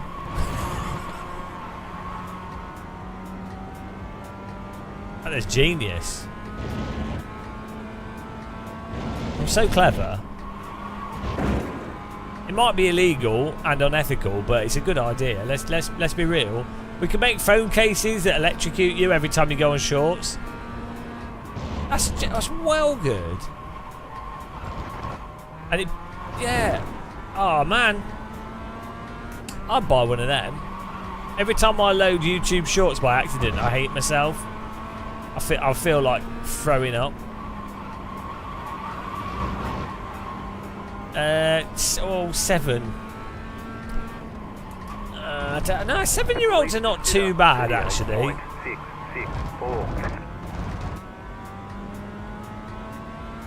I quite like, you know, kids when they've just started to learn how to talk. I find them hilarious when I've looked after my friends' kids. You know when they just started to talk and they can just walk a bit. It's really funny because it's like they're on drugs. Hilarious. Oh yeah, if it's a girl, like girls can be like really mature at quite young ages. Like, it's hard to know what like age appropriate toys to get them, or like activities to do with them sometimes. But 7's good, like Lego, creative stuff. You could do art projects with them, and they should, at 7 they should have the attention span to be able to, especially a girl, you'd be able to sit down with them and like, by 7 they'll be able to do something for like an hour, maybe 40 minutes. But like a 4 or 5-year-old won't do anything for more than like 5 minutes at a time. Yeah, you could probably even like do with a 7-year-old girl, if you made it about like ponies, dragons, angels, mystical stuff, fairies, horses, whatever. Sylvanian family or whatever, you know. If you could theme it, that you could probably keep them busy all day with the same sorts of stuff.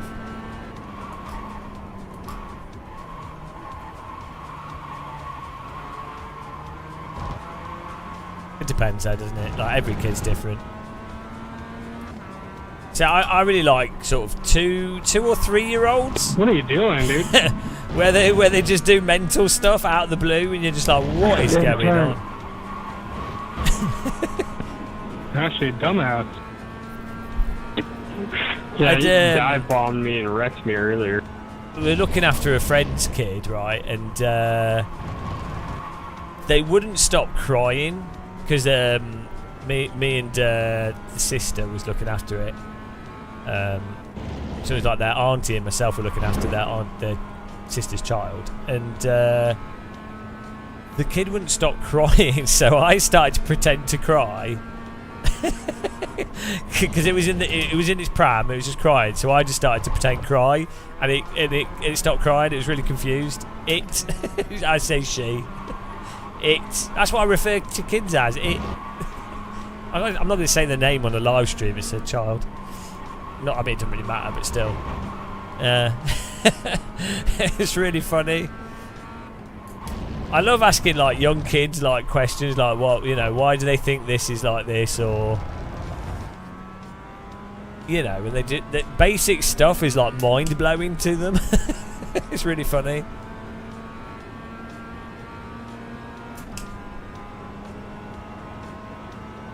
Like, you show them a stinging nettle and they're like, wow!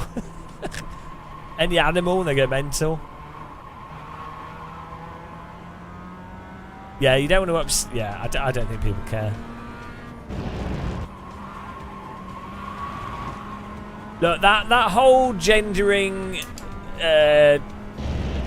gender trans debate stuff is all manufactured as a thing to distract from wealth inequality. There are, don't get me wrong, people do have individual rights, and there are things to maybe have a discussion about, and you know, people have different concerns on individual cases, but the fact that whole thing is so manufactured to basically attack a minority, and the fact that people don't call that out straight away is mental. Like when you have like Piers Morgan or like all these newspapers spamming all this stuff constantly, it's like, guys, spam global spam actual information, not just rage bait. But they're obviously doing it on purpose to distract from wealth inequality, homelessness, NHS decline. You know, it's all a distraction from stuff that people would otherwise be considering about more. Focus on immigration and trans issues and all this, and the fact that, like, argue. The Piers Morgan thing is he'll find an example where pretty much everybody would disagree with them, but it makes Piers Morgan look like the good guy. And this is what all the newspapers do. They find like the most extreme, disagreeable, crazy person, so that they can then be like, well, I'm correct. And it's like, well, no, you're straw manning. They're straw manning a complex issue on purpose to undermine the complex issue, and then to also distract, as I say, from wealth inequality and like basic human rights and stuff. And that people should call them out on it. Yeah, it's a form of propaganda through controlling what people talk about.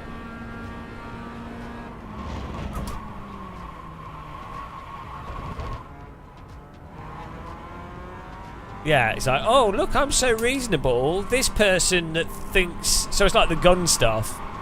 They'll have someone that thinks that all guns should be banned in all cases, or like, you know, some like extreme thing. Or they'll have someone that's like, I think everyone should fully be allowed to have weapons with no checks or whatever. And then the host will be like, well, no, we've got this other guy, and it's just stupid, isn't it?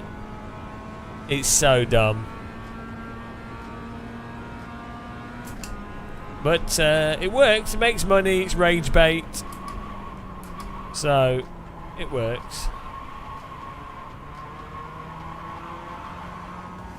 And it helps stop it. As I say, it stops people talking about having an actual discussion and talking about actual issues. Hello, Daniel Merchant. Yeah, I wasn't feeling too well, so I'll just live streaming to distract myself. Been alright though. It's just a meditation live stream. Maximum calmness.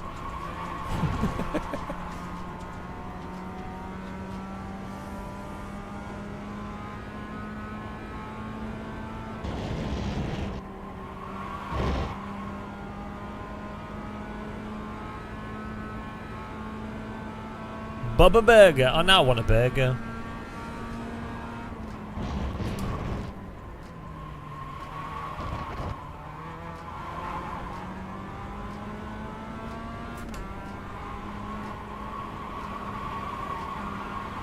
Oh yeah, we've been getting safety rating slowly, so we can do some other cars. Yeah, well, this is a good track, and it's a slow car, so it's pretty relaxing to drive. It's a shame it's night time because it makes it a bit fatiguing, but yeah, it's alright. As long as you don't skid too much, it's alright. But it's a skill issue.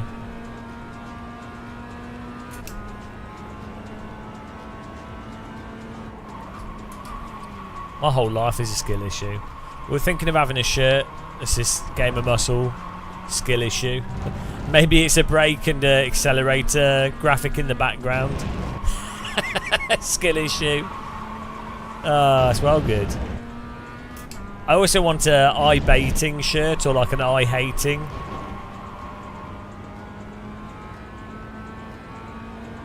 Well, there's that whole thing that Corsa might buy into Fanatec. Which would be interesting if they do. I think it's a good fit. I like. I know people that a few people that work at Fanatec, and they're nice people. So I hope they hope things get stabilised. Yeah, the thing is, I'm biased because I've worked with Fanatec, so I know people that work there quite well. So,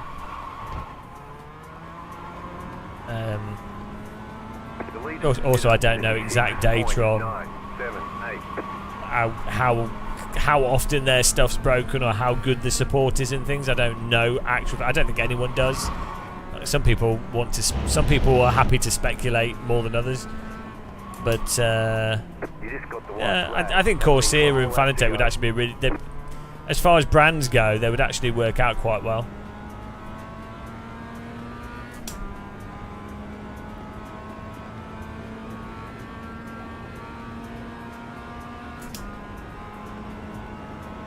Final lap here. What's the news on LMU? I know they're doing an update, or they gone bankrupt. What's the news? LMU.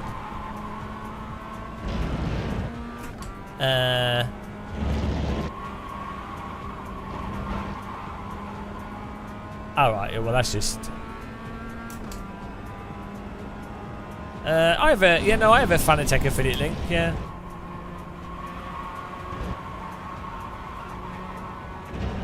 Companies, I mean, it's just marketing, so companies are pretty chill.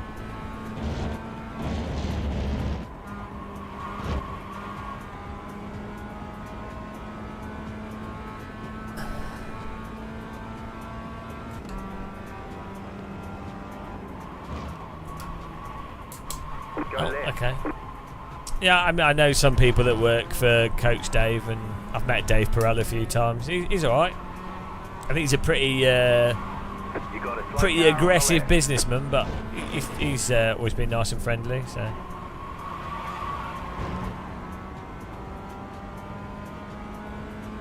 Yeah, the other people I know that work for Coach Dave are nice. So. Guy that does setups and stuff. I'm just using OBS. Oh yeah, I'm using multiple output plugin, and so I'm encoding the stream twice, which because I use a separate streaming PC. But to be honest, I might set things up again differently. But yeah, I'm not using an app. I just do it on my own computer, and then I use double the bandwidth. You could use like Restream or something, to be honest, and you could pay for it. But I found I can stream at different settings and stuff doing it this way myself without paying for a service. That was good. Was that 0x? I think it might have been. Why is Race Labs not working? I have to keep refreshing Race Labs. Yeah, I really need to redo my streaming PC. Like reformat it and set it up again.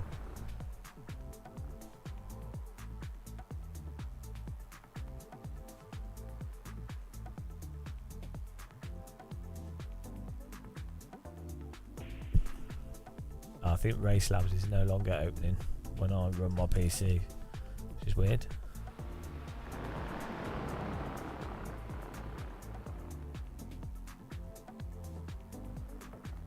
Oh, it's not signing in.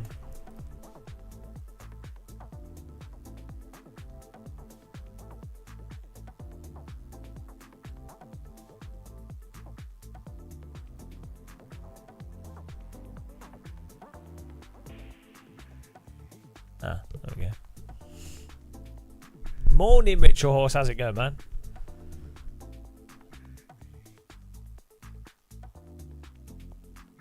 Yeah, who knows? I don't think they will finish the game for a long time. But it's just how it is, isn't it? Alright, let's see. Still on C license. Oh, the results. There we go. No. Got to wait for the results. Might have to do another one.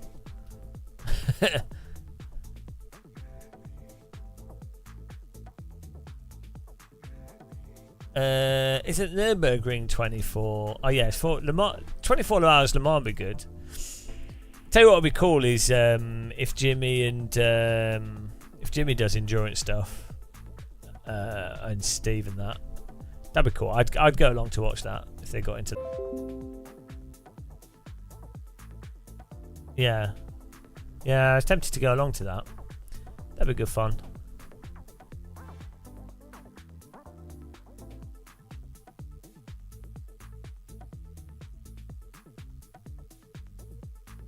I don't know. Probably my computer melting down.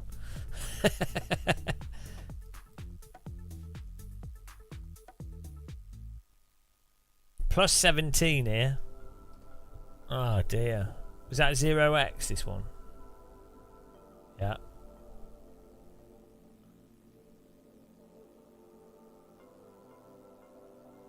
I need to give it another go. Do we do another one?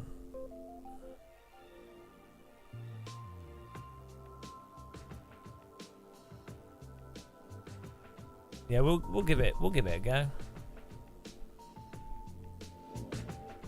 Have some tea, guys. Cheers, everyone. Oh, by the way, this thermos, it's not a thermos. This drinks bottle, metal drinks bottle, Ione.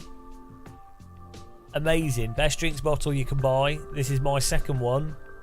I had a plastic one for 8 years or 5 years. This is the new one. It's metal. Steel. Buy it on Amazon. Use my affiliate link. Best drinks bottle you could ever have. And they're reduced at the moment. Let me give you guys a link. It's a 1 litre drinks bottle.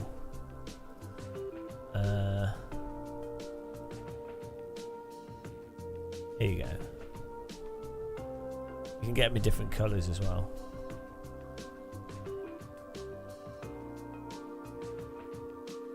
Absolutely amazing drinks bottles if you wanted a great drinks bottle. Here you go.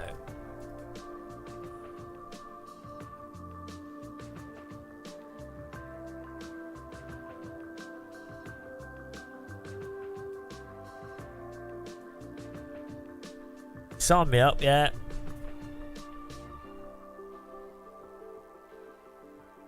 I would get one if you don't have one.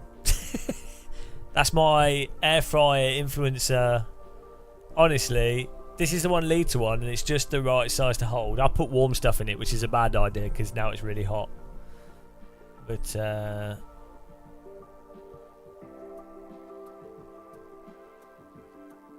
it's amazing. It's got like fantastic. Look at this, mate. This is me selling stuff. It's got a little button that springs open the top. You can do it with one hand. It's got a clip on it to make sure that the top doesn't accidentally come open. But even if it does, you really have to push the button to make it open. Large amounts of liquid come out the hole. That's what she said. It's awesome. I put tea in it. You're not meant to. Yeah. And then it's got this plastic handle on it that you can clip to stuff. That's pretty nice and strong. Yeah. Go buy yours today. £10. And you could also use it to bludgeon people you don't like to death if you needed to. I mean, this is a pretty good weapon. It might dent your water bottle, but it could save your life. What else can you use it for? It looks futuristic. Yeah, they do it in different colours. This one's more expensive because it's shiny, and it's got the transparent top. I'd probably just save money and get the non one. They also do a 750ml version, which is probably better for most people. But I'm a big fat chonkus and I like the 1 litre. Yeah. So no, genuinely, this is the best water bottle. I've bought like 4 of them for friends, And I had one, I've still got it, a plastic one that I've had for like 5-6 years, and every time I use it I'm like, oh, that's awesome.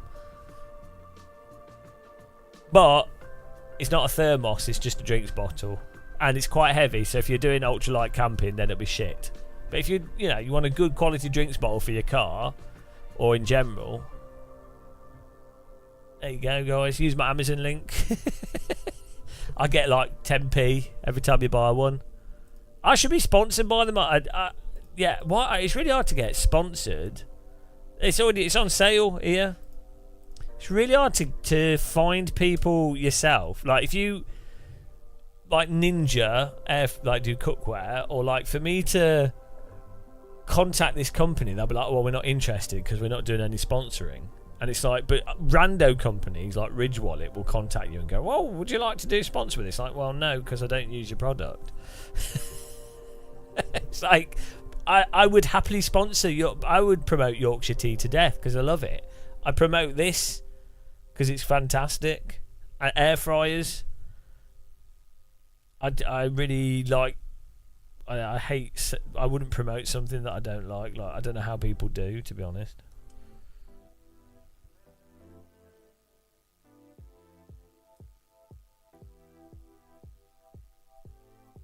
But yeah, put tea in it, top notch.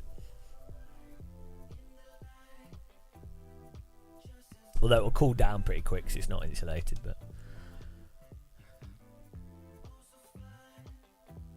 how is it fantastic? Because if you've ever had different containers, the amount of liquid it holds is really handy. If you're holding it with one hand and you just want to flick it open, drink it and then close it and then stick it back in a bag or something, you can do all that with one hand, which is often a problem with drinks bottles. It holds its shape so it always slots into the side of a bag easily. What more do I need to say? This will change your life. This will, if you're like, I mean, if you're committed, you could even use this as a toy. But you know, it will change your life. What's the nozzle made out of? Carcinogenic plastic. But that's good because it means that you can, you know where you're getting poisoned.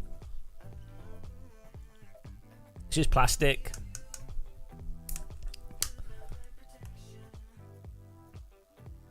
Yeah, Stanley Cup shit. This absolutely destroys the Stanley Cup.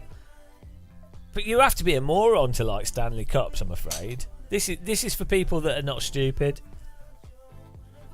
How you doing, Mark Gaming? Mark Gaming.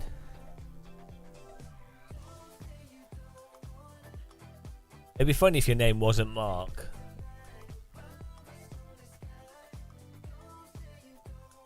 Right, let's do another Mazda. Why not? I mean,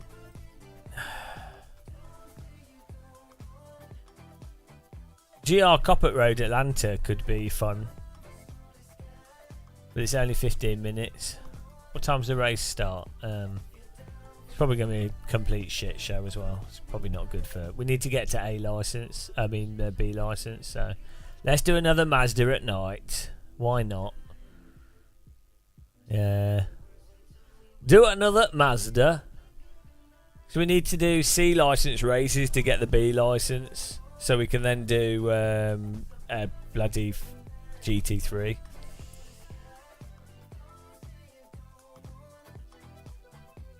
Oh yeah, we need to do LFM actually. I know, Tabs. Imagine that. Did everyone on YouTube click the like button even though they hate the channel? No, of course they didn't. Mark Gaming. No, it's Mark. I'm having sim withdrawals but broke my H29 pedal cable. What's the H29 pedal? I don't know what that is. And Royal Mail haven't delivered. Oh, just wire your own cable out of a coat hanger, you noob. What? What's wrong with you? Are you a bit simple? I make cables out of. I make the metal. I get stone and I melt it down and I take the metals out and I make my own cables. Oh, G29 cables. Oh yeah, that happened to my Momo Black years ago.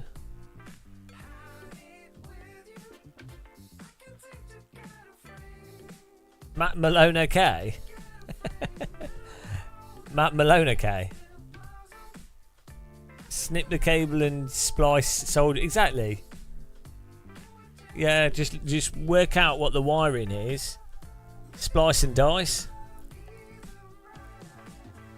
I think it's got like 8K. It's a serial cable, the G29 or G293 cable. I think it's a serial cable, so it might even be 12 cables.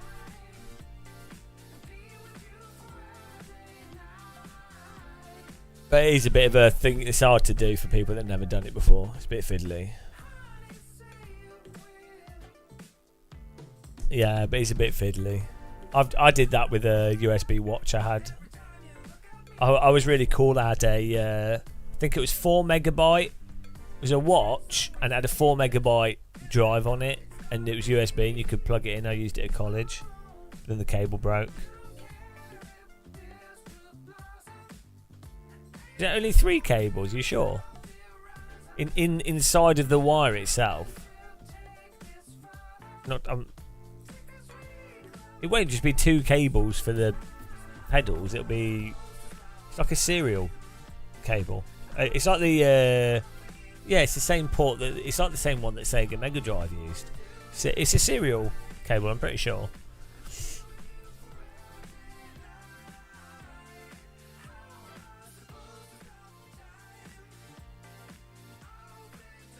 Unless they've changed it. Look at my look at this, looks nice. Ah, okay. That makes it easier then. How many cables? USB has quite a lot of cables. How many cables are in a USB cable? How many wires, I should say. How many wires are in a USB cable?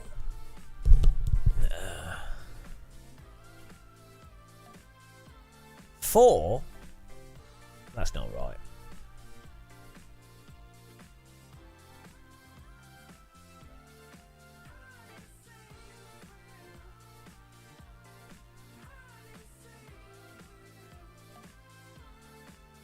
Oh yeah, USB 3 has 1, 2, 3, 4, 5, 6, 7, 8, 9, 10. Has 11 cables. But each section has like a ground.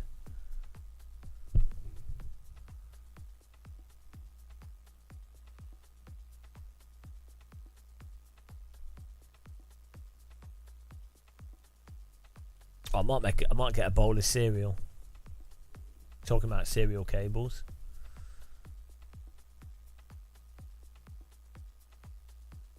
Nine pins in a. Huh.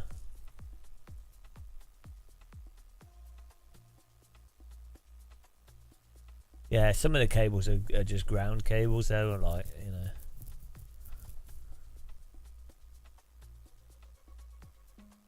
Yeah, no, I'm not saying. I was just talking about USB. I was just thinking about USB.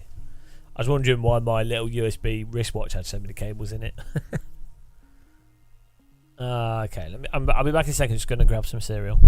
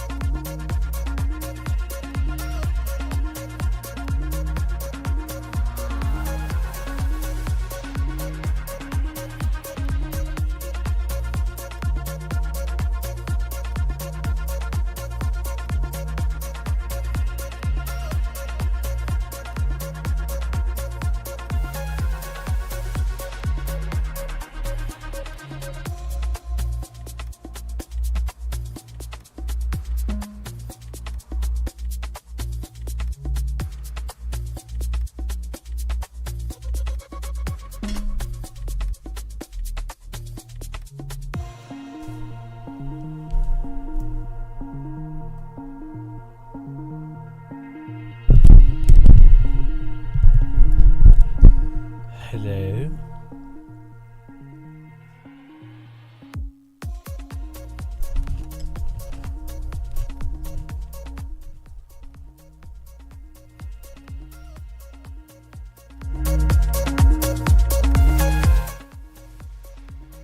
I was thinking of maybe buying like some DJ decks and learning how to DJ and live streaming it.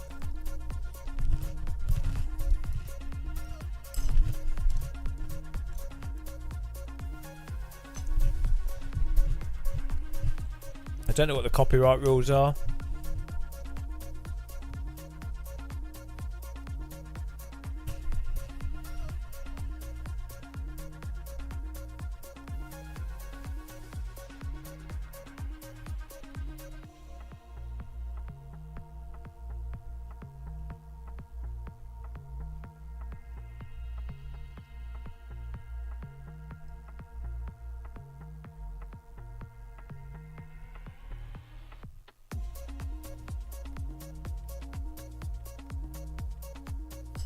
Let's see what the rules are.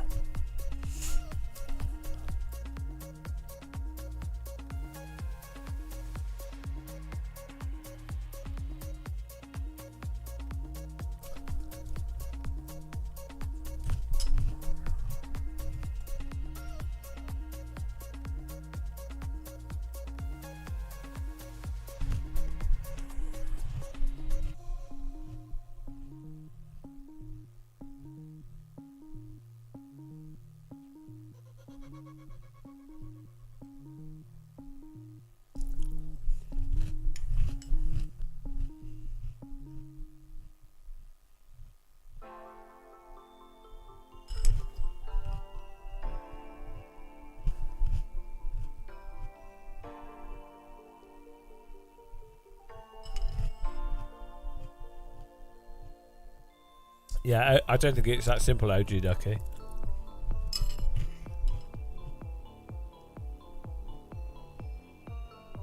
Normally, if you're DJing music publicly, you need performance rights.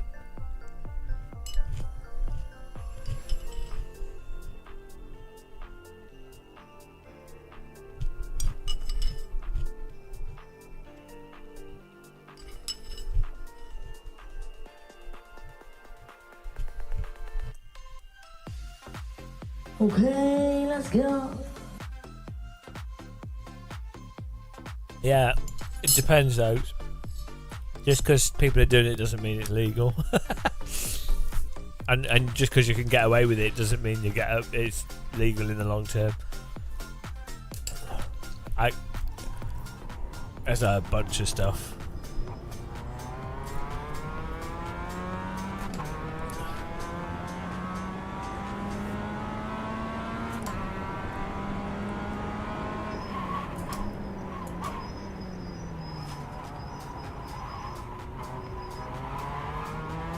I have to see what Twitch say officially.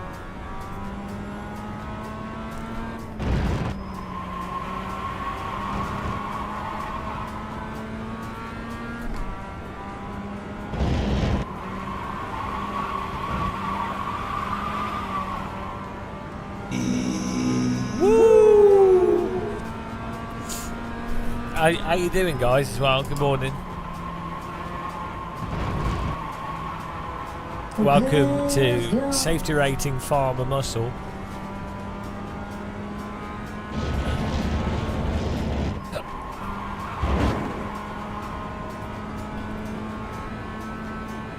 Woo!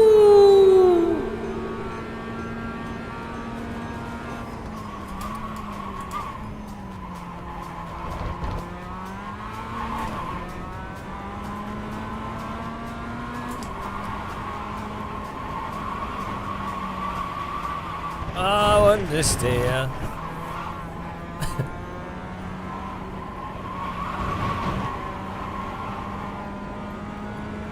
This can't be. It can't be road tyres on this car. They sound like road tyres, but this is not. It's got to be like weirdo cold slicks or something. Okay, here comes your first time lap. Can someone Google what tyres they use in the Mazda Cup in real life? The MX-5 Cup. Maybe it's slicks.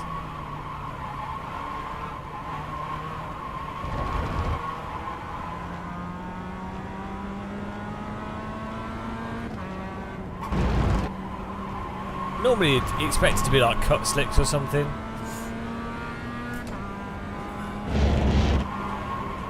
Just keep the cost down, but have something a bit more grippy.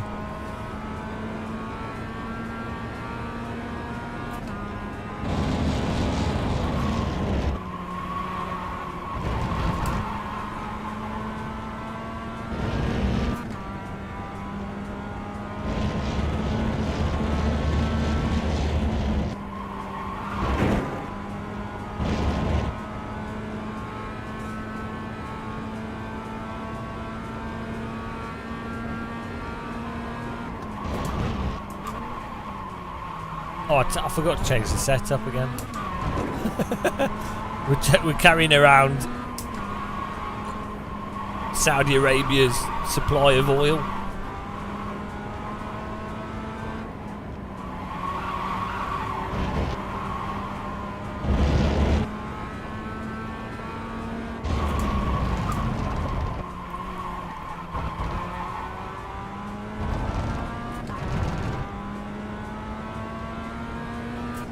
One more lap.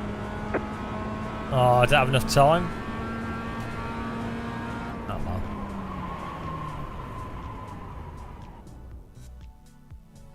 It is nicht ein Problem.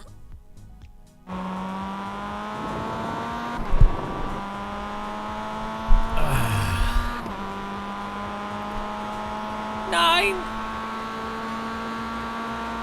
Right. Any Germans watching? Guten Tag, wunderbar, Hammer. Hope you're good.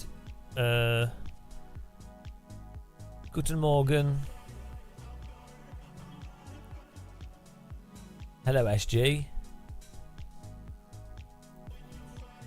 Type German in chat if you're German.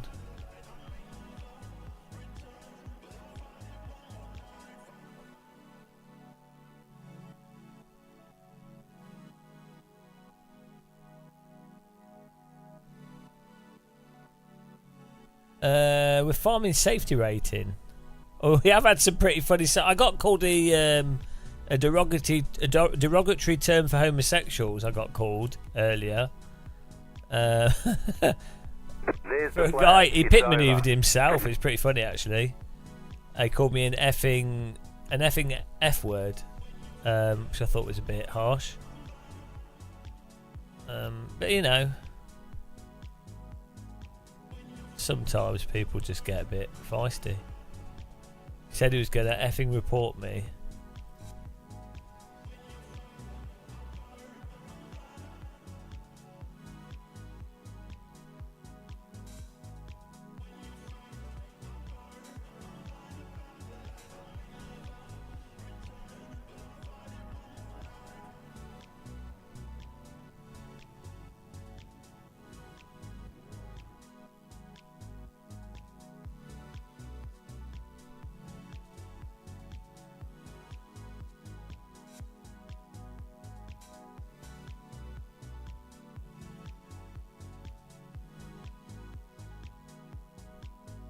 Okay. We're ready. Are they ready? Are they ready?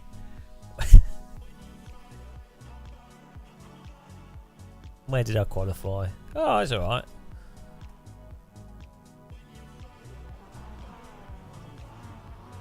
Hello, Spitfire, how's it going? The estimated strength of field is 1,400. Yeah, it was really weird. It did sound like the guy was really homophobic. I did say to him, it's not a nice thing to say. But the thing is, all you can do is laugh at homophobes. They're so dumb. Like, still waiting on 2 cars to grid. The only thing I can assume when someone's being homophobic is that they are homosexual and in denial, and then they're insecure about it, or they're just really dumb, or they're really like what's it called, like waiting on the final car to grid. Insecure about their gender or something, or like, do you know what I mean? It's just weird, isn't it? It's really bizarre.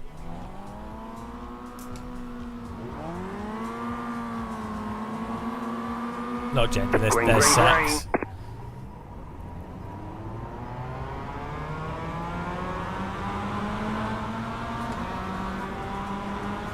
To be fair though, Right side. I am pretty homoerotic. Keep to the left. So You're on the left. 3 wide. Still there. Still there.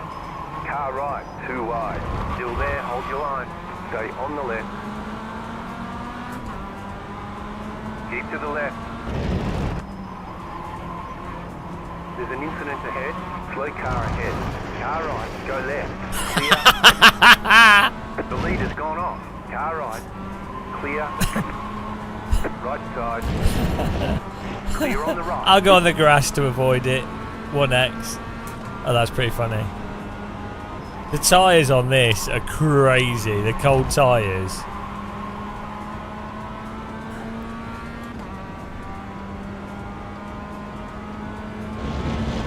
The leader's pitting now.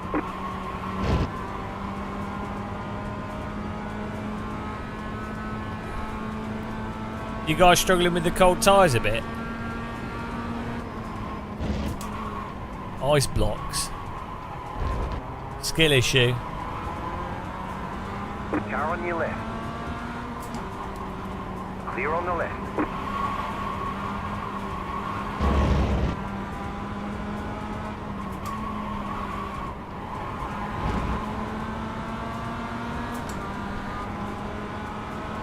Car right. Still there, hold your line. Clear on the right. Yeah, I don't know, it's just weird, isn't it? You're now in third.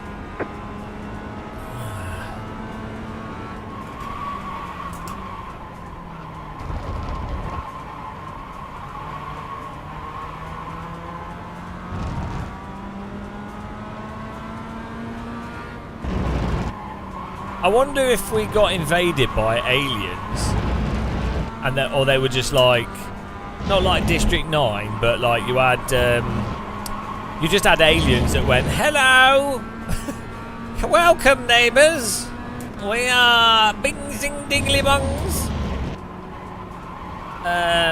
We have been watching and we now want to say hello. They're just like, we have been around for, I don't know, kind of bit, they talk a bit German, bit Israeli, bit, I don't know. We have been watching you for many years, thousands of your Earth years, and and I wonder what would happen. Oh, we would like to sleep with some of you.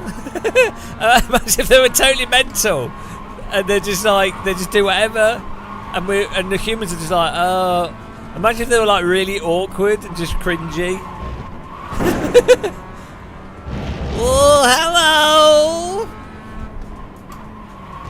Would you like to have ice cream with us? Like, everyone assumes that aliens are kind of cool. Like, oh, you know, like they're going to murder us all. Or they're like mysterious. Or they're like E.T. But imagine if they were like really like just alien. Oh. Oh, you driving the car? Can I sit in your bonnet? Ooh. Let me sit in your bonnet. Ooh. That might be normal for aliens, but for us you'd be like, that's a bit strange. And then you'd be like, oh, what are you doing? Are we going to cinema? Hello, Euclid. Taking the family to the cinema? Hello. Can I sit on your lap?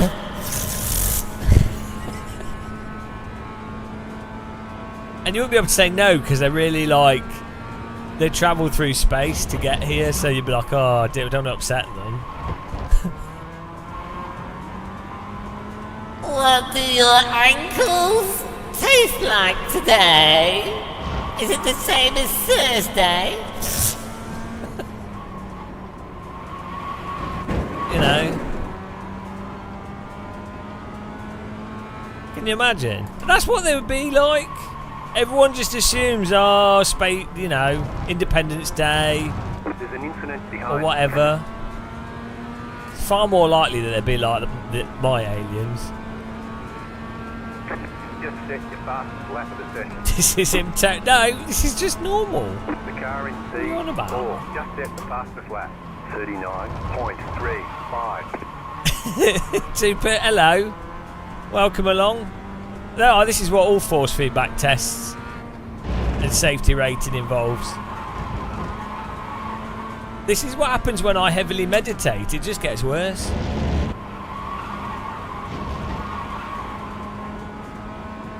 No more drugs. The car in P11 just set the fastest lap. 38.748.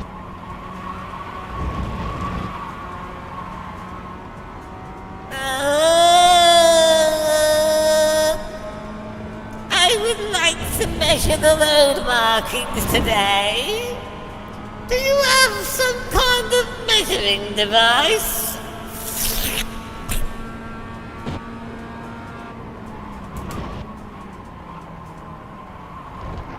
To be fair, if I went to an alien planet and they had roads, I'd be like, oh, let's measure the road markings.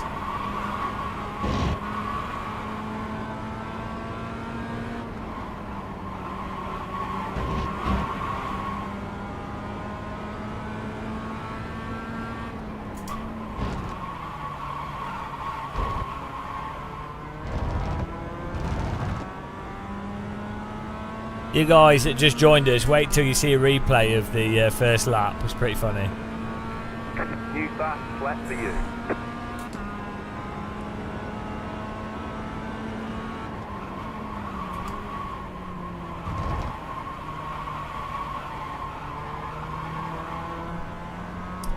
Well, I wonder if aliens have the propensity that humans have to ignore the fundamental tenets of things and then focus on separate things.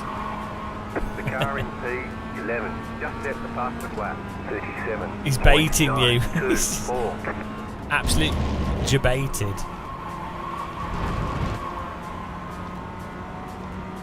I'd do commentary with Jardier. Jardier's amazing. Jardier can pull apart steering wheels just by looking at them.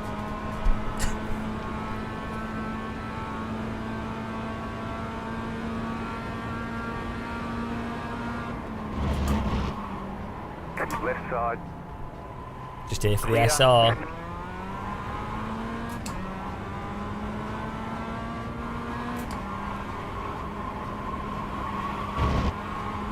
Jardier is such a legend. He bought me a cheeseburger in Spa.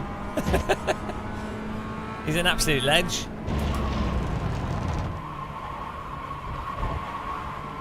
He's the only person to have ever bought me a cheeseburger in Spa. So, you know.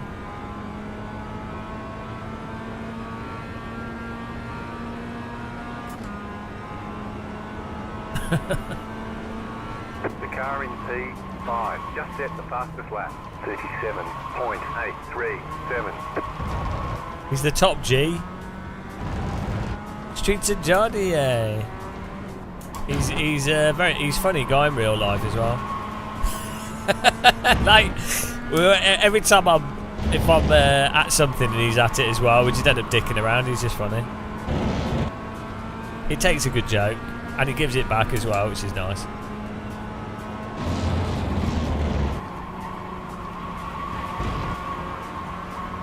Like, what was it? We were at something and he was just making fat jokes about me constantly. But it was really funny. I can't remember what it was.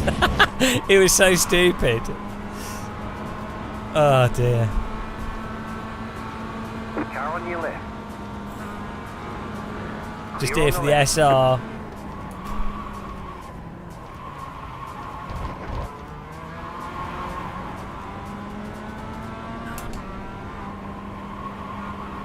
I know he's better. He's way better in reality than he is on live streams.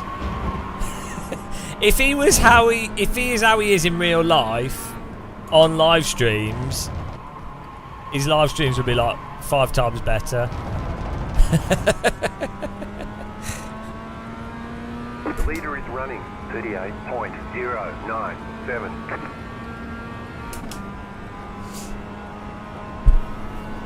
The car in P4 just set the fastest lap, 37.445. The Weebageddon.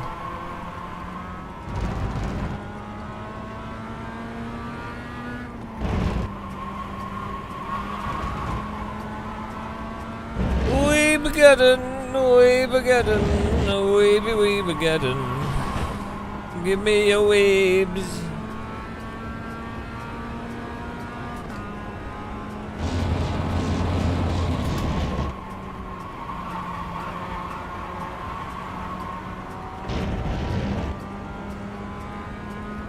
Yeah. He doesn't really play iRacing, does he? He's I'll tell you what'd be awesome, if Assetto Corsa Evo's not terrible, it'd be really good fun to be able to actually do like racing with people like Jardia OG, UK OG and stuff, Tortellini and that. Like it would actually be fun. Because there's a bunch of people that play ACC who like I know in real life, whatever, I like them, and then but I just don't play any ACC at all. Cause I just think it's terrible.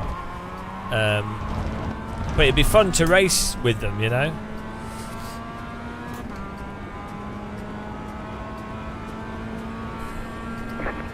Like it'd be fun to join in with like JRJ community races and things. I think there's a lot of people that only play AC1 that would quite like to race ACC or iRacing and stuff, but they can't. They just won't put up with the shitness of them. But so hopefully, I mean, this is cope. This is pure cope. But it would just be really nice if AC Evo is semi-decent. If it's just like ACC, but with a bit better, like, you know, more like less restrictive physics, so the cars are more dynamic at the limit, and no like input delay and sharper image, and you know, basics. Basically, some of the stuff from ACC, but most of the stuff from AC. That'd be great. Didn't even have to have that much in it. Some online ranked racing, top notch, done. Merry Christmas. And we can go back to yeah, be good. Yeah, just a bit of modernised AC. I can see AC1 will still stick around for ages as a sort of hardcore modding platform, you know.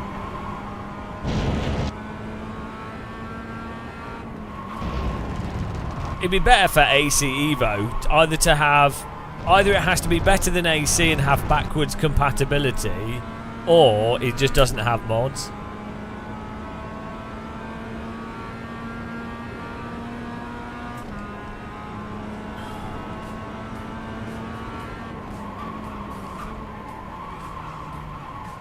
Well, the worry is you have stuff like iRacing, which has always had terrible physics, and then you have ACC coming out after AC, and it's awful.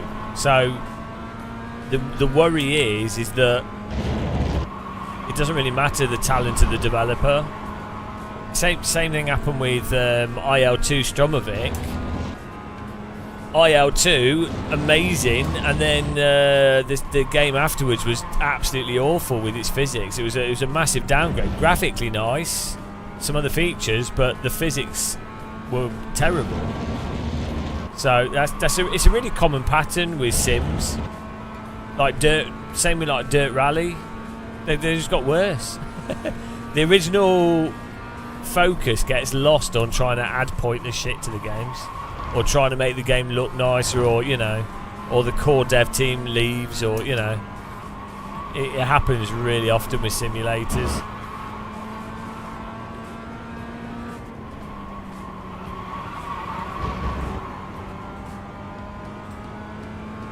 Assetto Corsa Evo realistically needs to have backwards compatibility of some form. Like, if you were Kunos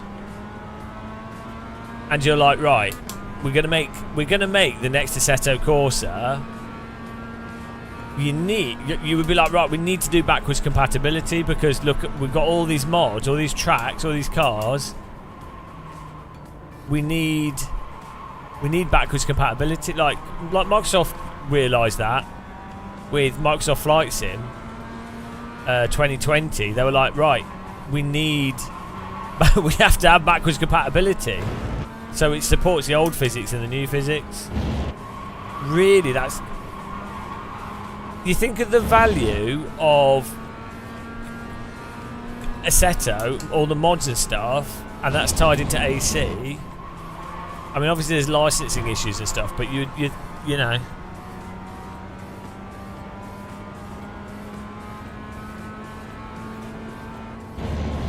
Or like, if you can't do pure backwards compatibility, like in an instant way, a very streamlined way to convert stuff is probably better.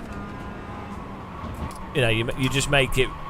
You really do some work on tools to make it. If you've done the physics for the cars in the previous game, that you can port them very simply. Some kind of translation thing or whatever.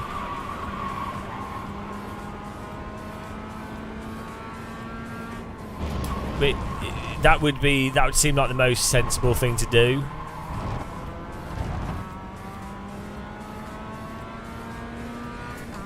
Yeah, well, imagine they could have just done AC, right? And they could have just done AC, but it's got ranked multiplayer, redesigned the user interface, building their own day-night and their own graphics engine updates.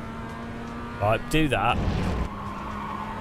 Built-in ranked multiplayer where it's just like LMU, exactly the same as that sort of thing, like R-Factor 2, where it's one race every hour with a certain car and another race, whatever. And charge £5 a month. Right? They could have done that. For sure, they could have done that. And that could have been called Assetto Corsa Competizione. Oh. Do you know what I mean? And even if they did it as like, if they were like, right, we'll just do We'll just do it with GT3 cars. They could have charged £5 a month for that. You're losing on the car in front. The gap is 3.7 seconds. And yeah, even if it was just Tatis F4 on the Kunos tracks at the part of the game, and it was just sprint races, and it was £5 a month, I'd pay that. Right, even now, like even if it was basically vanilla Assetto Corsa, Tatis F4, MX5, whatever, on the tracks that are already in the game, but it's £5 a month, but it's a separate game. I would do that. I mean, I'm paying for. I don't even use low fuel motorsports, and I give them £5 a month. So. The car behind is closing on you. The gap is 1.6 seconds. Yeah.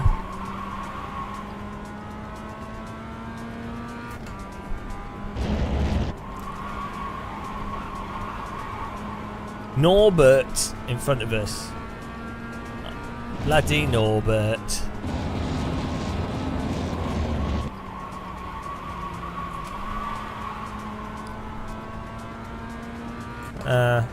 Kunos. You know what they'll do with AC Evo? You know it'll be like really random. You know it'll have like really random cruising stuff. And you know it'll have like really weird Nordschleifer modes and what have you. You know they'll have done something that nobody asked for, but they randomly thought was like a really good idea.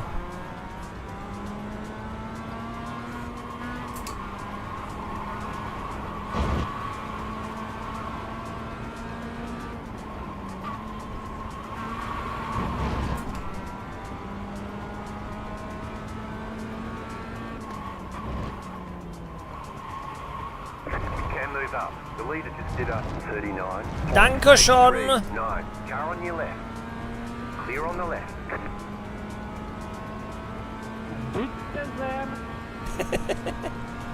Du bist German?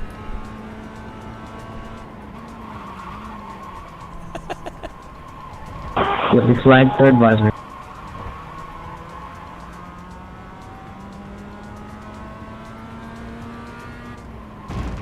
Entschuldigung.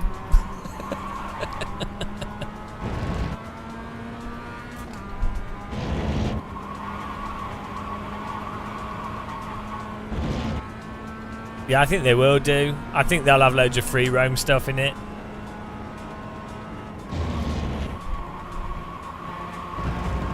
Kunos just do weird shit. Like, to be honest, if you were 505 Games and you wanted to make as much money as possible, and you've got a physics engine, and you've got licenses for road cars, and you have a previous game showing that there's huge demand for cruising shit, you would just do basic cruising stuff with point systems and sell it as a retail game. And people will absolutely love the shit out of it on console. It will sell so many copies. Because think how many people have bought AC just for that, but that's not console players. So basically, all you're doing is porting AC1 cruising onto games consoles. You'll make millions. It's the most obvious thing that they'll do. Like, you would have to be stupid as a games developer to see what's happened with your previous game and then go, oh, let's not do the most obvious thing that will make money. You know, it'd be like seeing how popular GT3 is and just going, oh yeah, let's not bother doing any GT3 content, you know?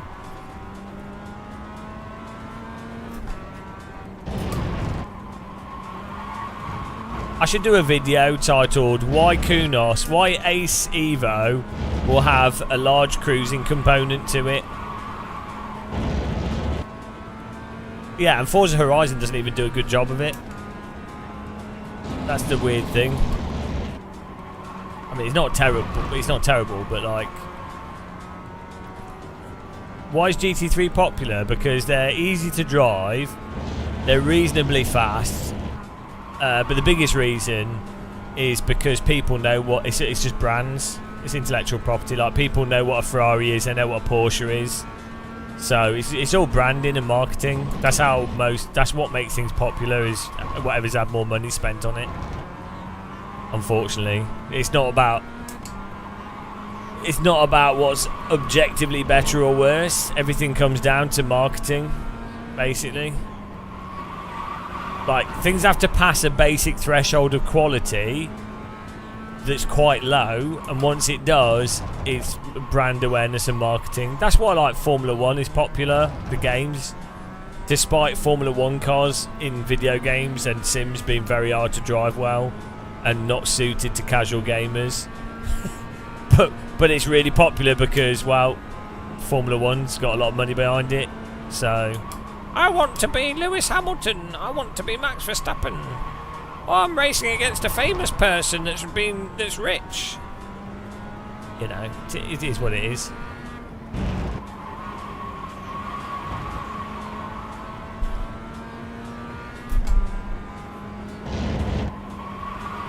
Welcome to business.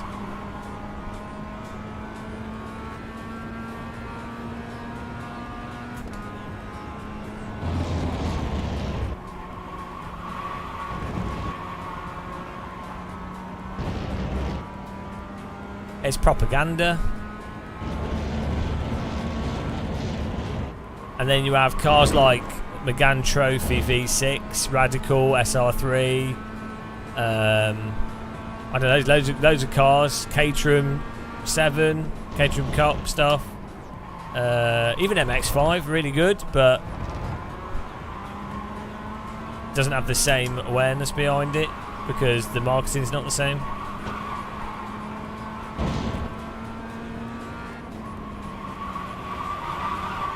Well, people see them as luxury brands, and so it adds a false sense of value to it. separate to the objective qualities, people are like, oh, it's a Ferrari, wow. Oh, it's a Porsche, wow. I saw this Porsche, it's exciting. It's like, well, is it exciting? You've just had a lot of marketing material hyping the thing up. Let's move out of the way so it doesn't punt us. Clear.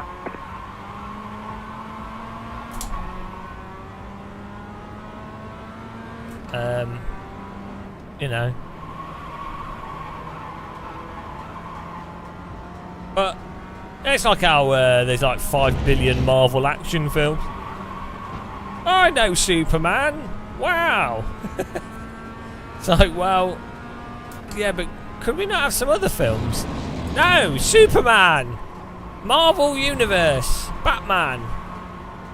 Can we not have some more like some kind of new character? Maybe something. No, Batman, Spider-Man. Hang on, we've just had like 40 Spider-Man films.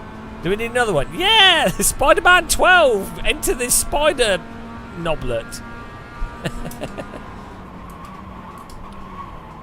White Spider-Man, Black Spider-Man, Female Spider-Man, Trans Spider-Man, Disabled Spider-Man, Gender Fluid Spider-Man, Spider-Woman Man, Spider Spider,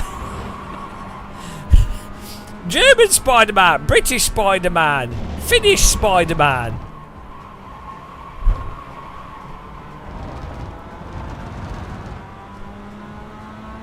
Xi Jinping Man, Spider-Man, Genghis Khan Spider-Man,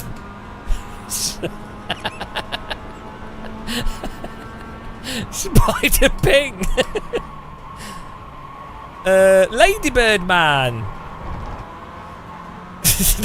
We hate spiders person. Yeah, you know, we've just got to keep making them because Spider-Woman, Spider Arachnid thing, Spider Spider, it's a spider. It's the story of a spider, but it's an action film. Oh, please don't pump me. You will do. I knew it! You fucking cock! What a dick. Oh, I knew he would. I could see him being so shit. I could see him being so shit. I knew he would drive into me because they're so terrible at this. MX-5 is the slowest, most dumb car to drive, but guess what? They will just drive into the back of you like complete noobs. Oh dear, it's tragic how bad people are at this, and then you can't, if you're knocked, the tyres go over the limit, so you can't counter steer and catch the most basic of car contacts. I'm just here for SR, I'm not even driving aggressive. Oh dear, it's so dumb. It's so stupid. Dear iRacing guys. I knew he was going to Spider-Man me. Watch a replay of that. Hopefully it was only 2x and not 4x though. What an idiot. Yeah, the quality of driving in this is appalling.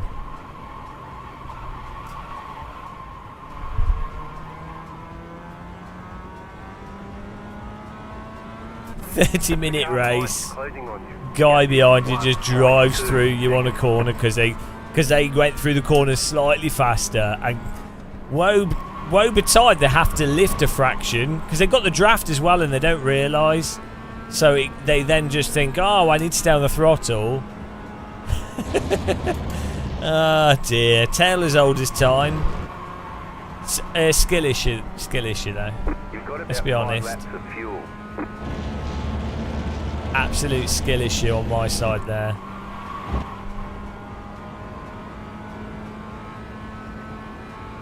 Right. Oh, here comes another skill issue.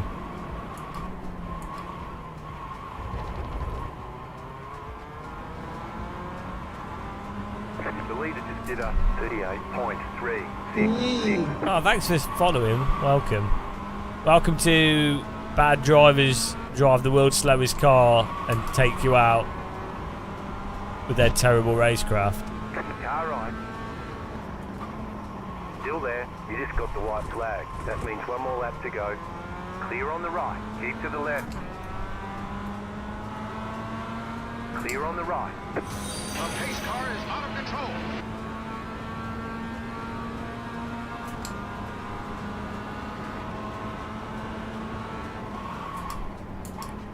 Yeah, it was a pretty good takedown.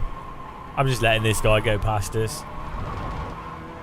What do I recommend for race quality? What, in iRacing? What, anything where you're not driving near other cars? Hello, Suburgo Duo. So, like GT3, you're probably not actually racing. You're just following cars around a lot until they make a big mistake. IMSA can be quite good because, again, you're following cars around until they make a big mistake. Anything with actual driving and racing, MX5, F4, Super Formula Light, Formula Ford, the netcode and the physics, you'll get contacts and weird shit happening. You're losing on the car in front. To be fair, you should just drive F4 and MX5 and just don't care. Punt people before they punt you, really. It's a better way of playing the game.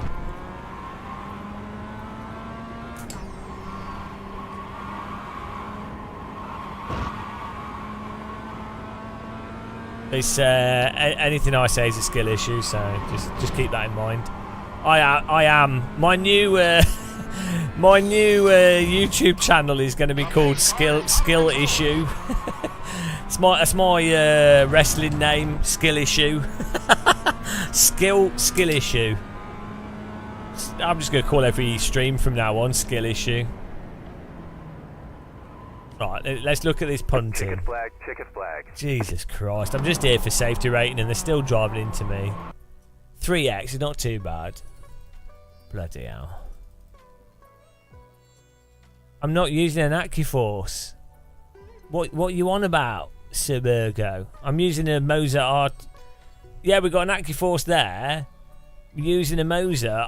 What do you mean set up more AccuForce? Do you not think that I've probably done more settings with the force feedback on an AccuForce wheel than anybody else on Earth? Come on. No, nobody has spent as much time messing around with force feedback wheels than I have. I guarantee it.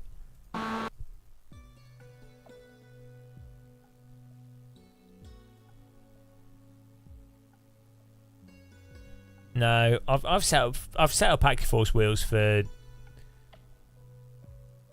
drivers. Okay, well, so OSW, AccuForce, Fanatec wheels, Moser, and then I have like multiple thousands of hours in every sim. I doubt it. Nobody else has wasted their life as much as me. Let's be honest.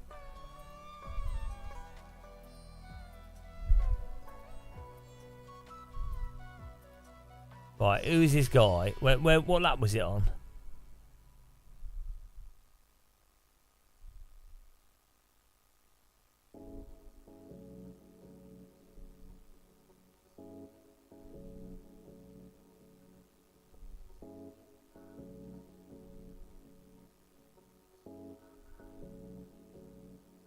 Oh, here he comes. Here comes Mr. Skill Issue.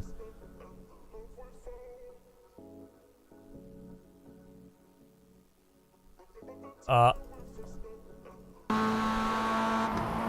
know, I let this guy go past.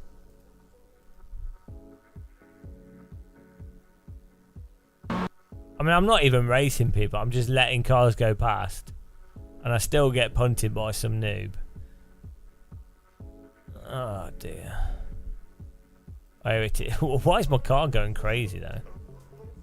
Ivan Chappell.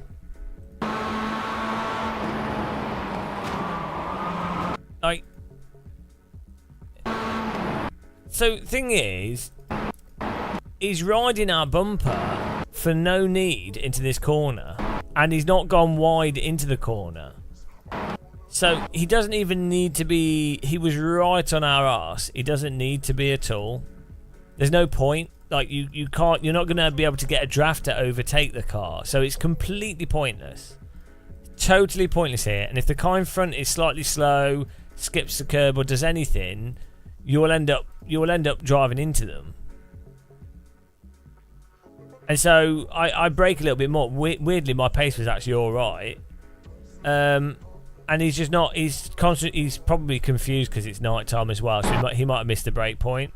And then there's no catching it once you go slightly over the limit. So you're done. Typical iRacing.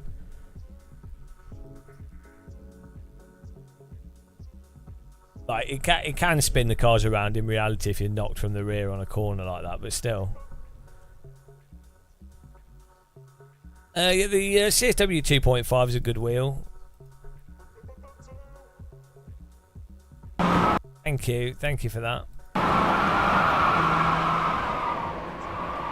Great driving by that guy. Good job.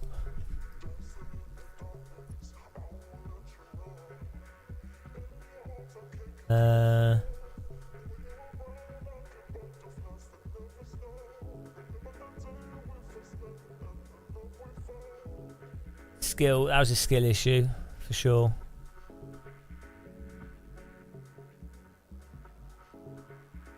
Plus 0.9. That's not too bad. It should have been like plus 20 or something. Let's do when's the next yeah, this sport production car challenge will do. And the Toyota is nice, good. It's nice and easy. Could do with a setup for this car. Euclid, we've been. Do you like it? We've been selling loads of these.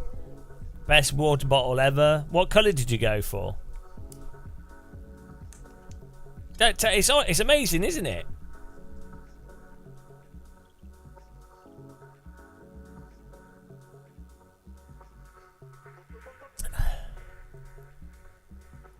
Yeah, give it a feel. Tell everyone how good quality it is. Wonder if do you think we could do like a deal with these guys and so they put our logo on them and then that's my merch? Because I'll be well happy selling that. I mean, I could probably buy a load of them and then spray my logo on them.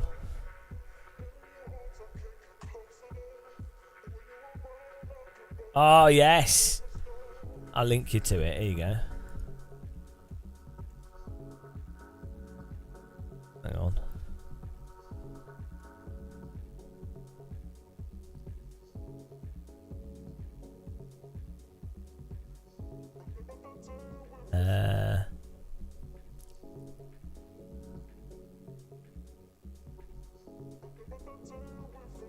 Here goes my affiliate link for Amazon.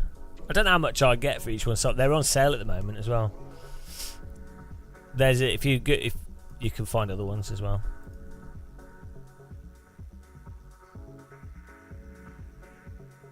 I don't really want to do shipping myself though. That's a pain in the arse.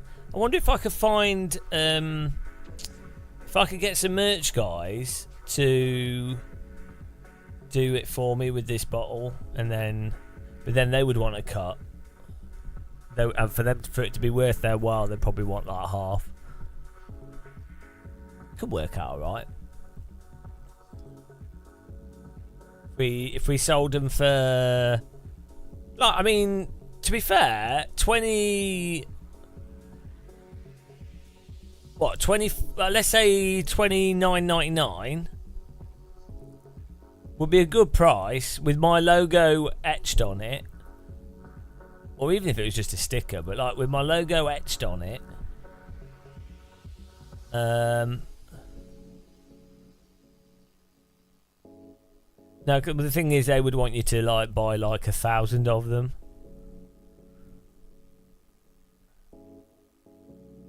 Let's see.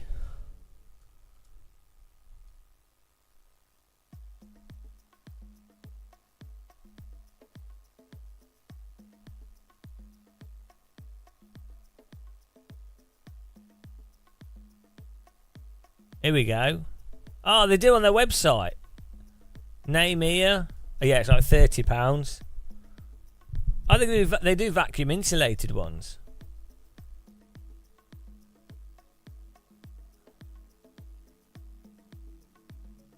$23.99. They just put your name on it. That's through their website.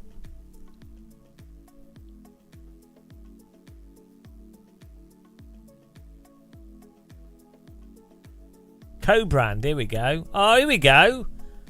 Your logo, personalised. Oh, here we go. You want to make it really special? Engrave your bottle with your logo. Ah. Gift it to clients. Sell it. Oh, here we go. The final estimate at the bottle, the engraving area, required quantity, required delivery time. Yeah, but yeah, we could do that. There you go. Yeah, we got a mug in the description. Sorted. We could do like this is perfect. Free UK delivery on orders over £30, 10% off. That's it. That's our merch sorted. Perfect. I don't want to do the orders, but I could. I don't know if they do. Yeah, I don't know if you have to order X amount of them. But I don't want to be doing the shipping. I can't be arsed with that.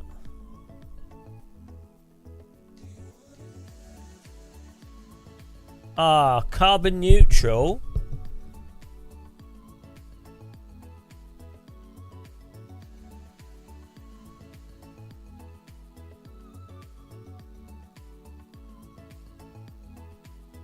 They're raising money for Gaza. See, they're ethical as well.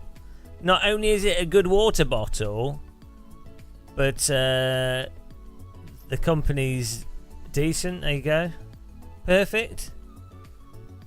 Right, we can be the #1 seller of these things. Oh, they do mugs as well. Travel mugs. Oh, man, it's the dream.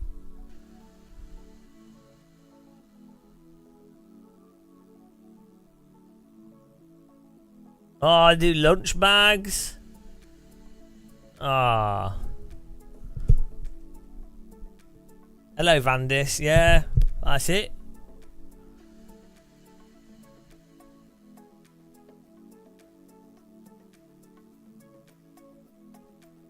Sorted. I mean, we've already sold like. Let's have a look. See how many I've sold so far.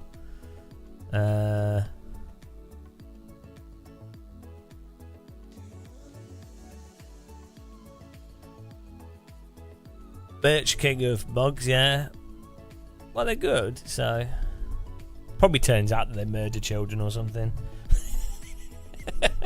that's what, you know. You'll be like, oh, this seems like a good company. Oh, actually, no, they're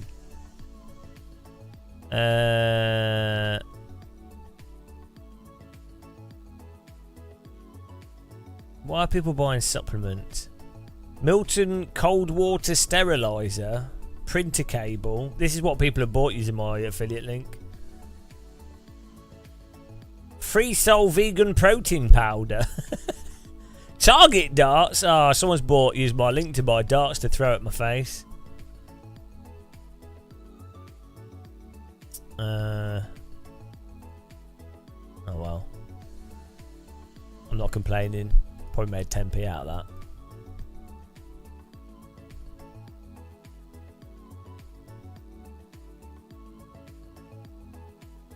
What was the t-shirt? Skill issue, and then it's green and red, pushing the brake and the accelerator at the same time.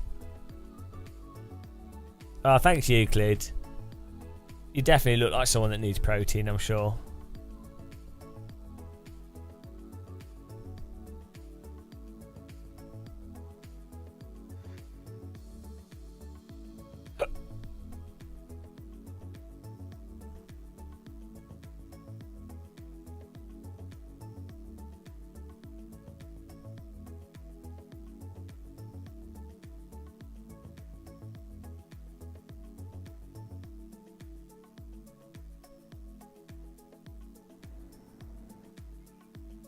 Oh well, logo on the sleeve. That's going to be another. That's another like £10. You can't just put a logo on the sleeve. It's on the sleeve as well. That requires a whole separate machine process. You know, G-Hammer. Yeah, you know, you're asking for too much.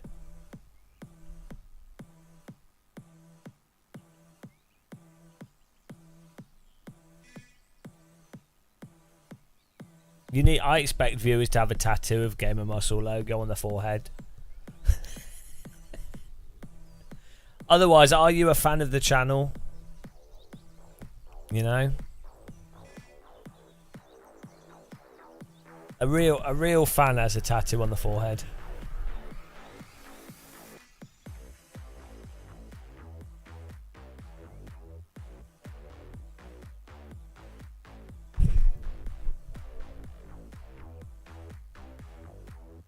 Well, I don't know. What if I put the logo...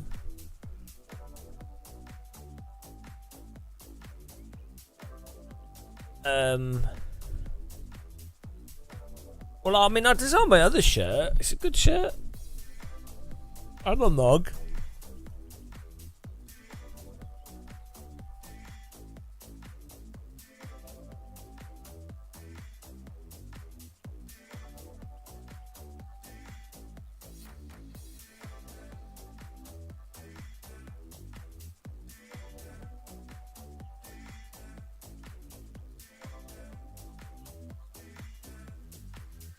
The trees seem to be wobbling a lot in iRacing recently. Feel like they I think the trees look like they're going to get up and start walking around the track. There's a lot of tornadoes in America at the moment though, isn't there? So maybe they've been inspired by that.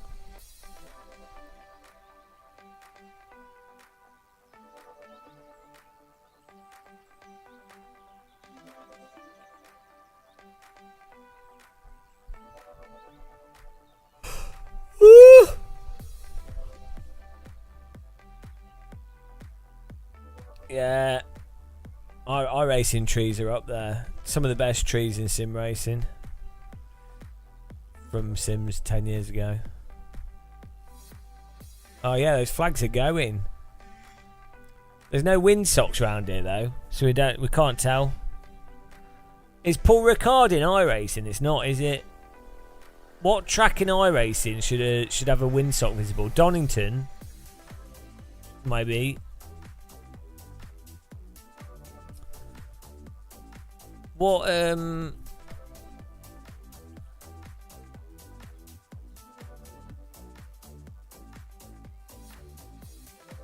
yeah, there should be a track with a windsock.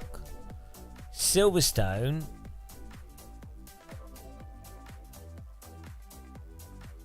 Nah, well maybe. Paul Ricard has an airport down the straight, start finish line straight, or well, what? No, down the, you know, the big straight. To the left, there's an airport, so you should be able to see a windsock there. You normally put a windsock, sort of quarter of the way down the runway, just so it's visible everywhere, and near helicopter pads as well, or not right next to them, but somewhere on the taxiway that's obvious.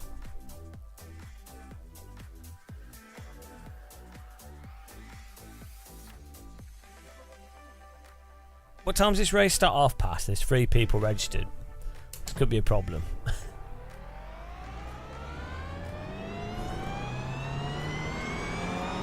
Alton Park doesn't have a runway. It's bloody hilly. So where are you going to put a runway at Alton Park? Isn't Manchester near Alton Park? Probably Manchester Airport.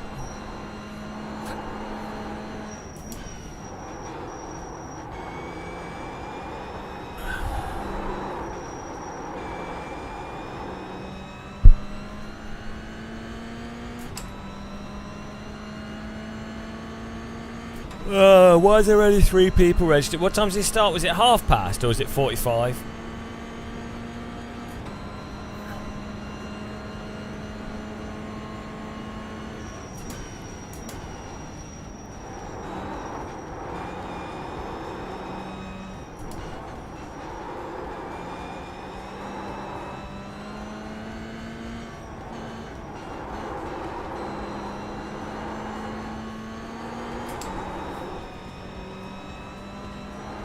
This should be a good track for safety rating because there's so many corners.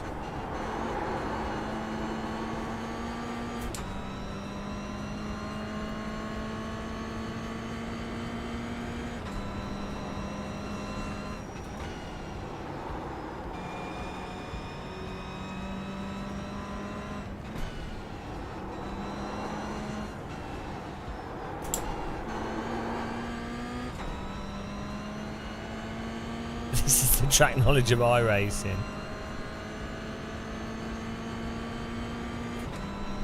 Yeah, everyone's passed out. They're too excited by the thought of windsocks. One of the most exciting things to talk about is windsocks. Oh no! Palooka's bought a mug? You idiot! AC understeers. Thank you very much for buying a mug. You'll like it. It's overpriced, or is it? Is that sold at cost? It's still overpriced, but it's a nice mug. I've got 3 of them. How much did you spend, Palookan? Maybe you bought it at cost, which means I'll get £1. But you get a mug, and you get to have wasted some money on the obscene postage fees.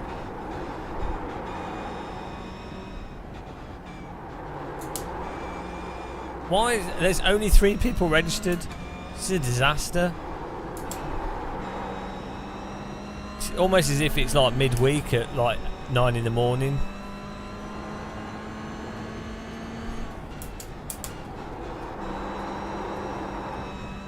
$40?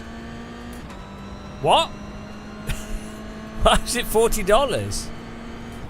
Should have bought a thermos instead. It's a nice mug though. It is good.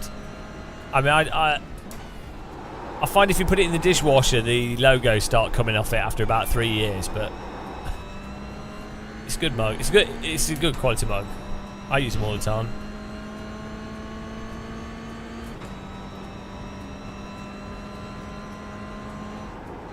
Really appreciate you buying Game of Muscle Tap though.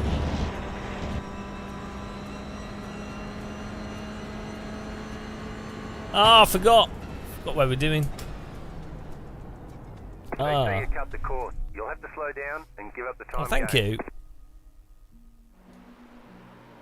Well, let me see.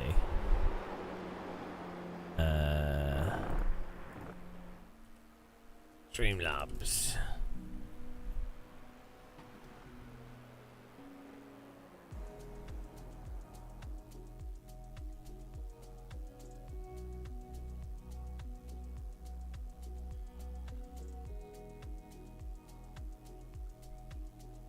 You could have just bought mugs from a pound shop. Oh, you did it through the YouTube link. I think.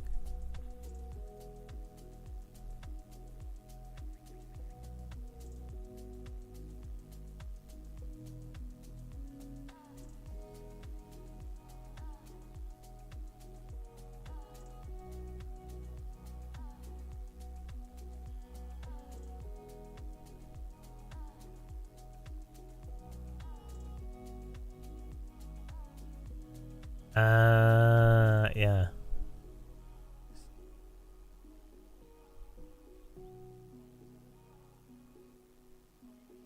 Oh, you bought it for $12.50.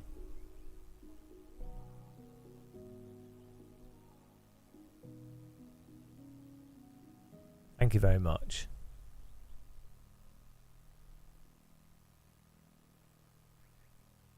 Amazing. Oh, there's only 4 people registered.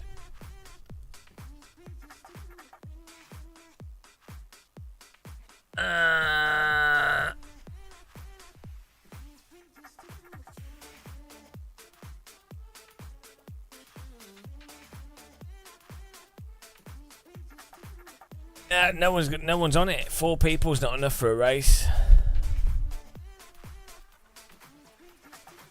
Yeah, but I won't get SR unless it's official. It's dead. There's no one on. Exactly, GM. I know I've said this.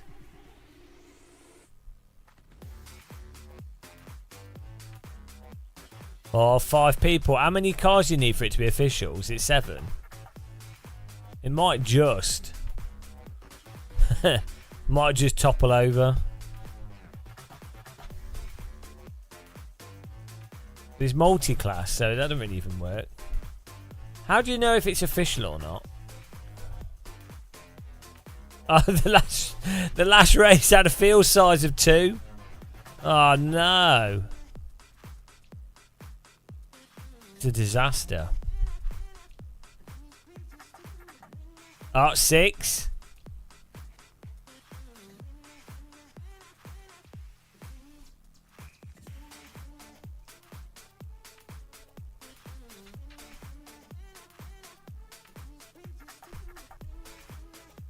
Bobby, oh, it's AC1. Let's be honest. Come on.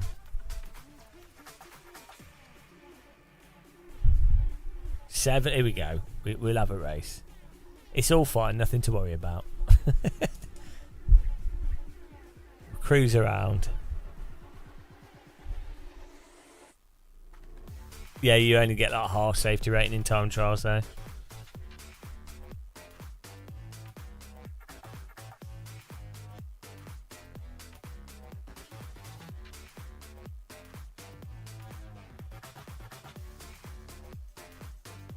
Do you get a safety rating in unofficial races?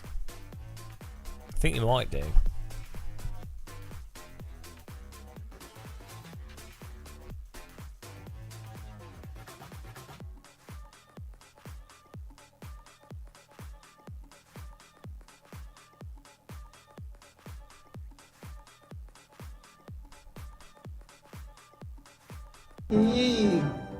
Oh, thanks for subscribing, Aaron.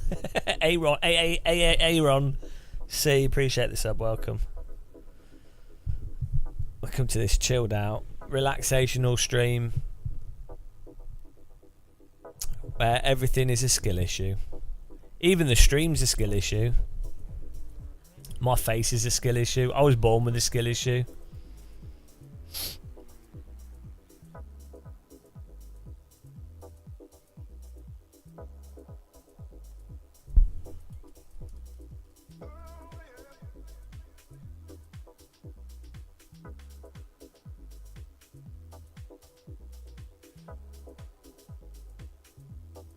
There you go, skill issue. Skill issue. Skill issue. I just did 29 tables. What is that good? Oh man, I need to do. For some reason, I've been having a weird craving for pinball. What is that? Zankaria pinball. What's that in VR? Shit. Let's have a look. Zachariah. Is that like a religious? Is that like Jesus pinball? Oh shit! They do tables. I for some reason, I'm not huge into pinball, but for the last like 6 months, I've had like an obsession with wanting a pinball table. I've always wanted the Terminator and the Next Generation pinball table. Oh, here we go. Zachariah pinball on Steam. What does it have? Oh, so the modernised versions of. Is this a specific company that makes pinball tables? I didn't know about these. I'll have played these, but hang on. So this guy is some mental guy that just made pinball tables for shits and giggles, and but they. What's this? I feel like this is stuff I should know about, but okay. Zachariah Company. Mr. Game, recognised under Mr. Game before ending production, was an Italian company of pinball arcade machines in Bologna from 1974 to 1990. Pinball arcade games. Oh, here we go. Pinball Champ, House of Diamond Strike. Yeah, I don't know any of these. Oh, they did arcade machines as well. Galaxia. TV Joker, Space Pirate, Puckman, copy of Namco Pac-Man, Puckman. Oh dear, that's well good.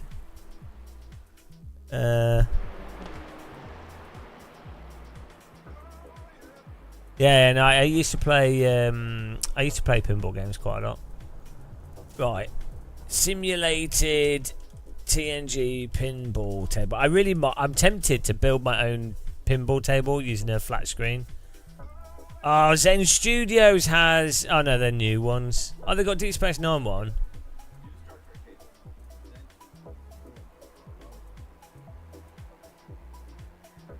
Oh, it looks quite good actually.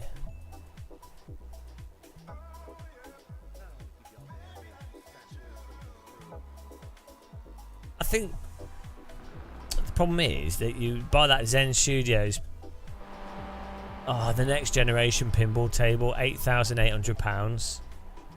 Oh, look at it though, guys. It smells of like popcorn and cigarettes in my head.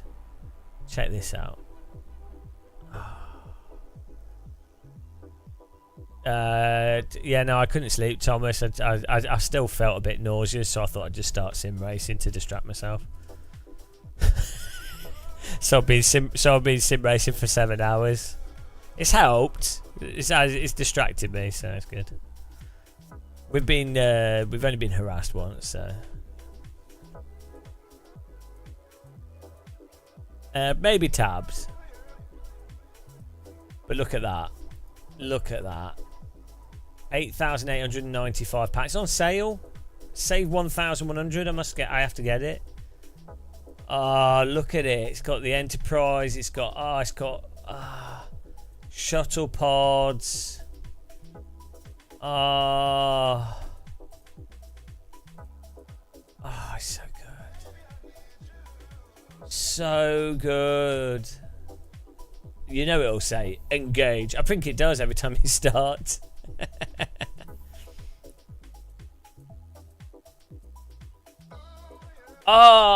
Stargate pinball table. I don't think they ever made one. Oh, they did! No way! Oh, it's based on the film, not the TV series. Oh, it looks so good! Oh, £7,000. It's based off the film. Oh, no way! It wouldn't have wouldn't have Jafar in it. There you go. Oh, hello, Kira. How's it going, man?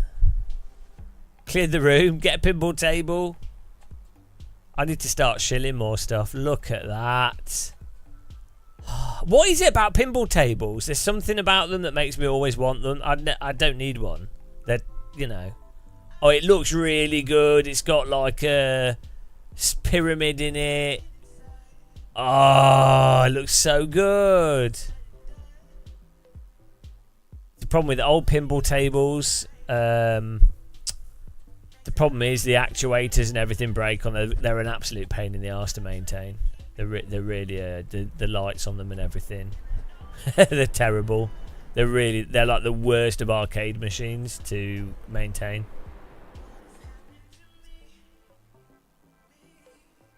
Yeah. Stargate SG1 pinball table. We could. I'd like to live stream it. Demolition Man. Yeah, because in the 90s there was like a weird. So pinball was like a huge thing before arcade games in the 60s and 70s. Before it was like the bigger thing.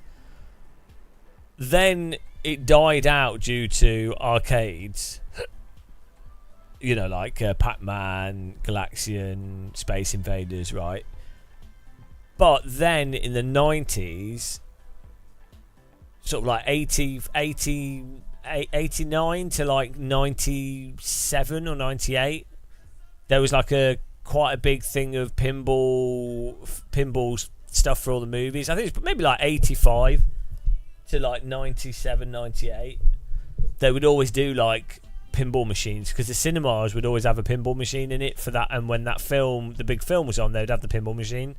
So it was like for like blockbuster films, basically, they'd have a pinball machine.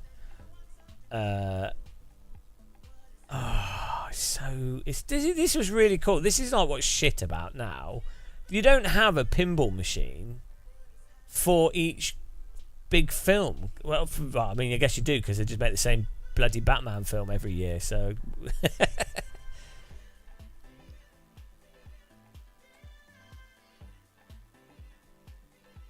Oh, you don't? Yeah, I wouldn't need an arcade machine. I've looked at them and they're just impractical. They take up too much space. So the only arcade machine that I want is Point Blank 2 because it's particularly good.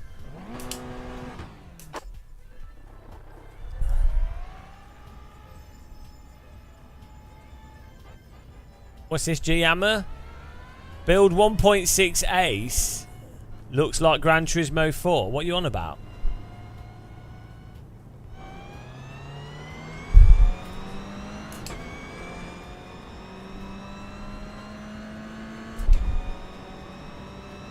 Have they done an announcement for the new Assetto Corsa?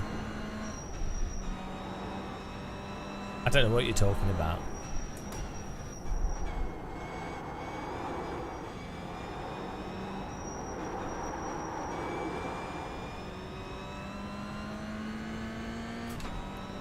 Ah, the mod.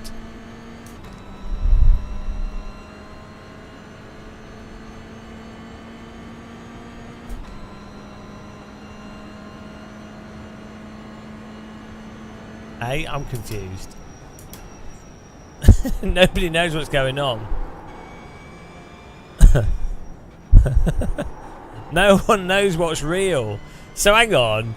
You've got the mod called Assetto Corsa Evolution, and but then the real game is called Assetto Corsa Evo. So now everyone's just really bloody confused. Now nobody knows what's real.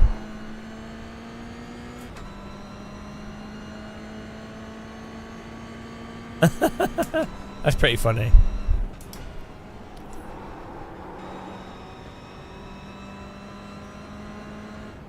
Green flag, green flag.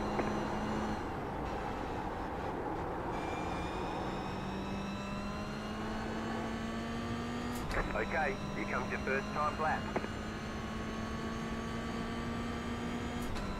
Yeah, so at the moment, guys, those of you that have joined us and that are taking your clothes off, you can put them back on. All the hot European women can stop sending me the nudes. But what's happening is we're just chilling out, we're getting safety rating, and we're laughing at people calling me a effing derogatory homosexual insult. While saying that they're going to report us. But if they, what they'll find out is if they try and report us for them crashing themselves and then calling me an effing F word, they will find that they will be banned. So, you know, it'd be quite funny actually. It'd be a good takedown. Double takedown. The double takedown. I did explain to them that they shouldn't call people a pile of wood, pile of sticks. I did explain. It's not nice, but they're probably a bit dumb or something. I don't know.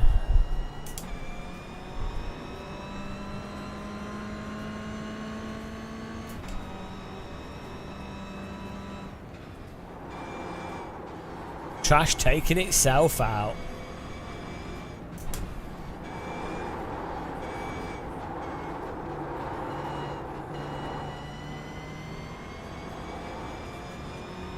One more lap.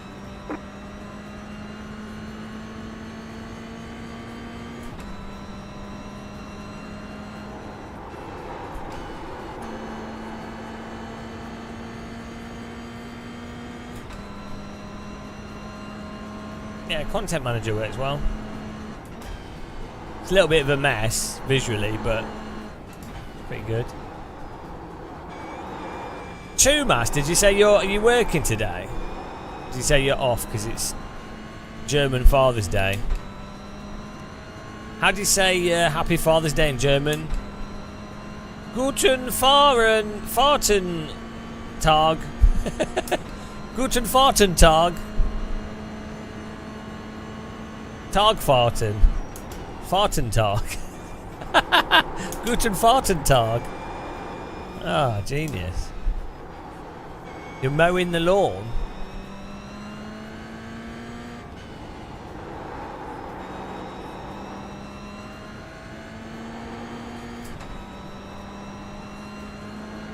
turbo kit. Just do what I do and just click random shit to make your game even more broken. Then you have to spend a week fixing it, but it's fun. It's like having a real car.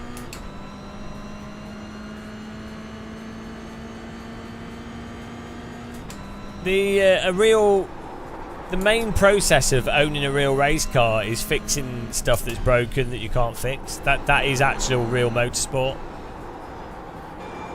It's the main reason why people do it. Not that it's not driving.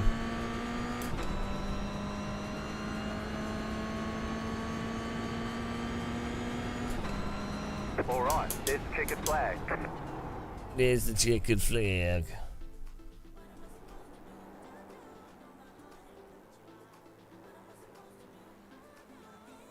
How do you know if it's official? Oh, it does say official. Look at that little... Thomas, we found out that we can get our logo etched onto these awesome thermos mugs. And they do thermos ones. So we could... finally, we could have merch that's really good.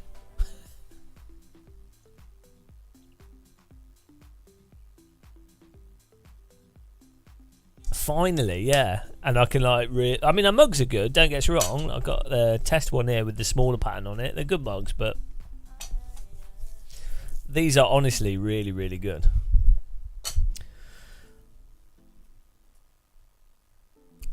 I'm going to have to buy the insulated one so I can have insulated tea and coffee. 1995, the Stargate pinball machine came out. Oh yeah, so it was Stargate SG-1 simulated pinball.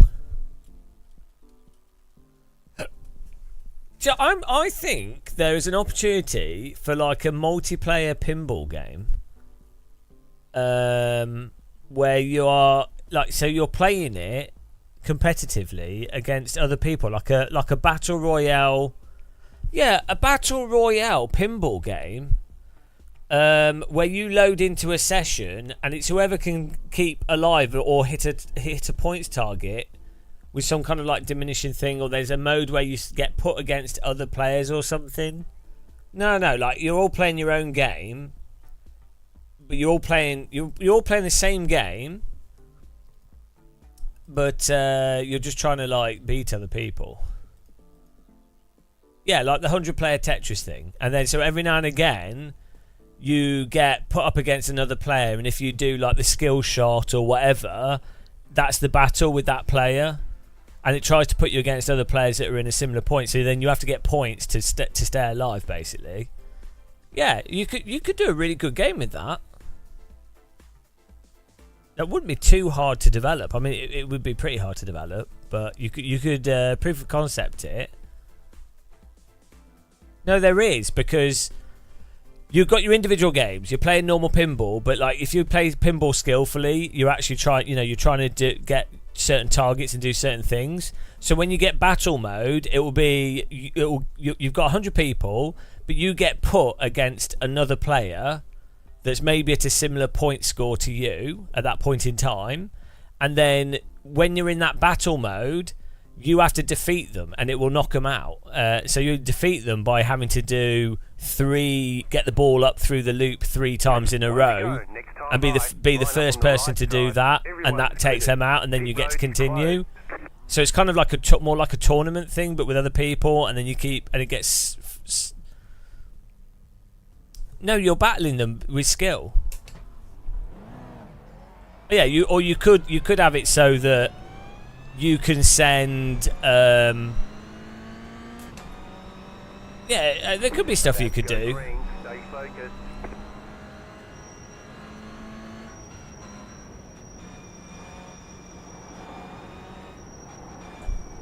Yeah, as I say, you have a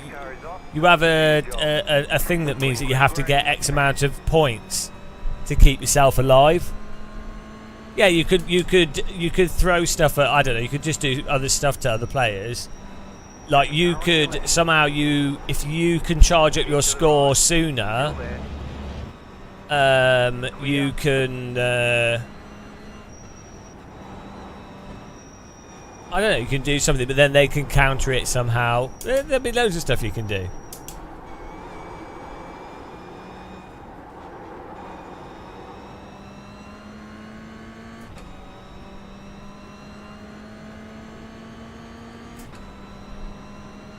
You don't do stuff that takes away control from players, but you do stuff that makes it so that you can risk X, and that if they beat it, then they get an advantage or something, you know, or you lose out or something, or it could be as simple as you challenge another player, or maybe when you go into challenge mode, the pinball table turns into a mirrored pinball table, and one player is at the top with their flappy paddles at the top, and one player's at the bottom. It's like imagine a pyramid-shaped pinball table. So the ball, once it goes past the middle, wants to go down, and if it's down the other way, so basically it goes like a bit like Pong, but with pinball flippers. So if you start a battle with someone, it goes from being a normal pinball table to like air hockey, yeah, and then that's the battle mode. And if you get put in those battle modes with players that are on the similar points to what you've got in the normal mode, and so it, like the table like comes out the bottom. It's like battle mode versus. How amazing would that be? And then so that way you can have like the licensed pinball table, but then you have the battle mode for the main thing, and then you continue. And then if you win the battle, you continue. Oh shit! I've got safety rating. Yeah, see, it's almost as if like I did games design for a long period of time and could just come up with amazing ideas all the time.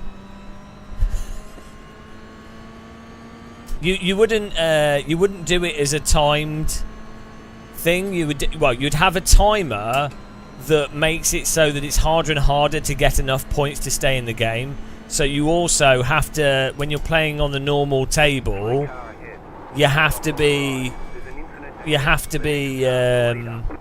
getting X amount of points to stay in the game, if that makes sense. You have like a health bar that goes down basically, and you keep it charged up. Or maybe, and then maybe you could charge up that health bar, and that gives you more chance when the battle mode occurs. So if you're playing more skillfully on the single table, the higher health bar means that you have more of an advantage in the battle mode, for example. So another person can still beat you, but you basically you want to maintain and keep the classic aspect of skillfully being good at pinball. Like the core skill is being good at pinball, because that's the whole point. You want to keep the original mechanic, but then you want to leverage that with the PvP mode, which lets you where you can still lose and someone can beat you with skill, but if you've charged up your health meter or something, you have an advantage in the PvP mode, because the PvP mode can also be a little bit more random. But I think you could I think you could do a really good job. I think that could be quite a compelling game, and I think a lot of people understand pinball. So I think you can do a lot with it.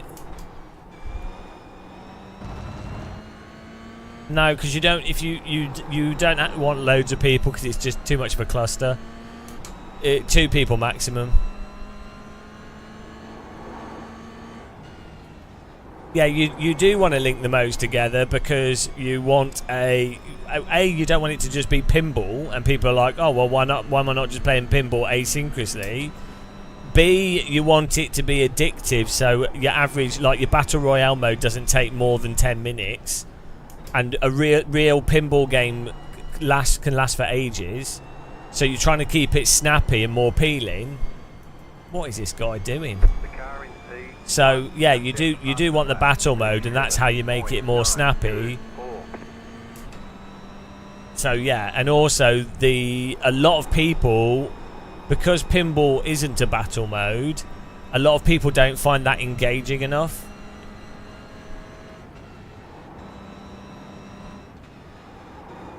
Battle Royale's not dead, it's just a game mechanic. Just putting everyone in the same all against a group of people is just a good idea. Like, It's just Battle Royale just means grouping people into a server, that's all. It doesn't mean PUBG.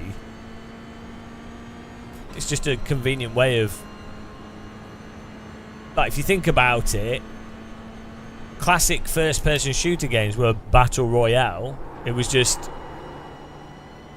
30 people in a server. It's just, you know, it's just you automating all that.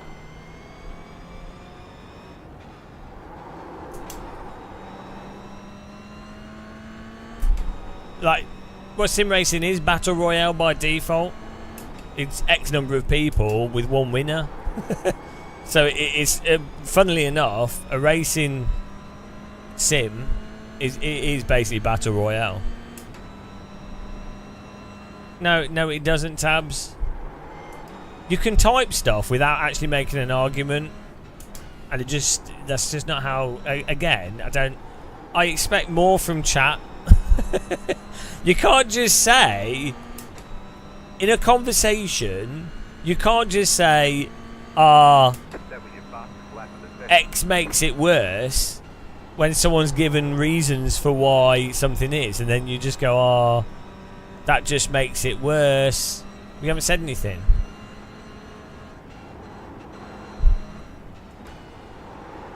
Skill issue. You got a skill issue when it comes to typing.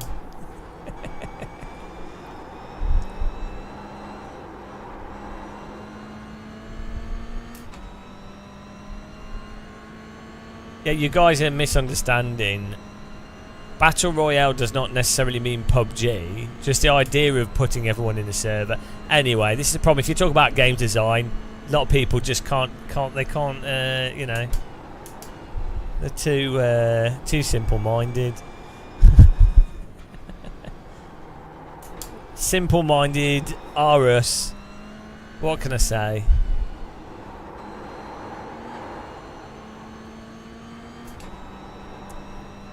I'm making millions. Whilst you're complaining about Battle Royale, I'm counting all my microtransactions, so you know. You're like, it's terrible, and I'm like, don't mind me. I've just stolen young Timmy's dinner money for the 10th day in a row, and he's just put his mum's credit card on the mobile phone game, and now I'm a billionaire. So deal with it.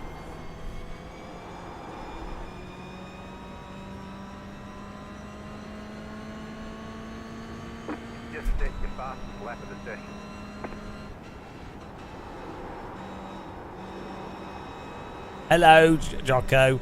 No, I don't want to. No, I don't want to play Rocket League because you always just make it. You just steal my amazing shots.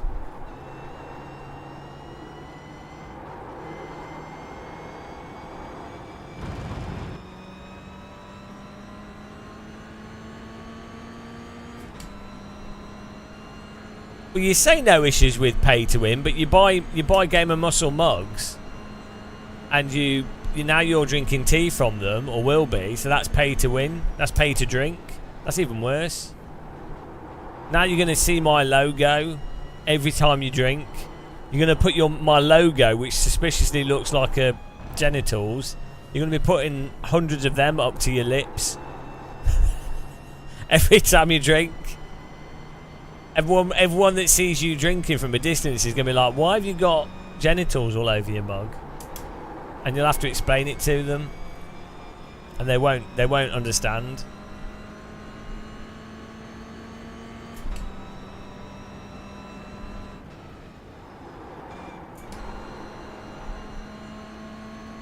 The leader is running 38.682.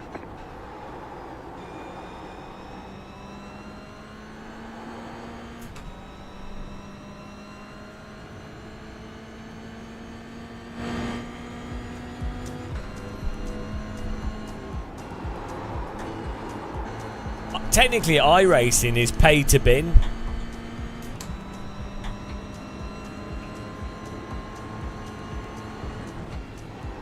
Oh, come on, 1x my arse.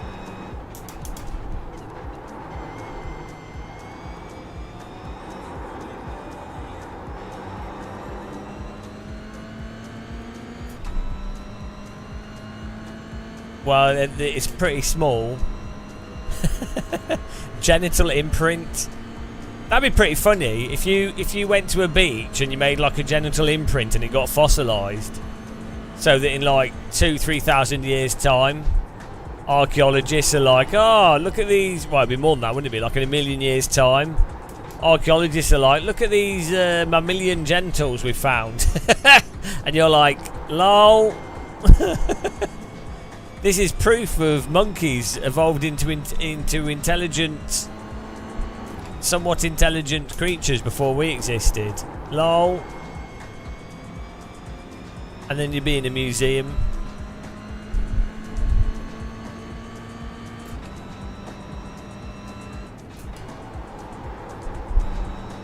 This is an odd footprint. They seem to walk on their genitals.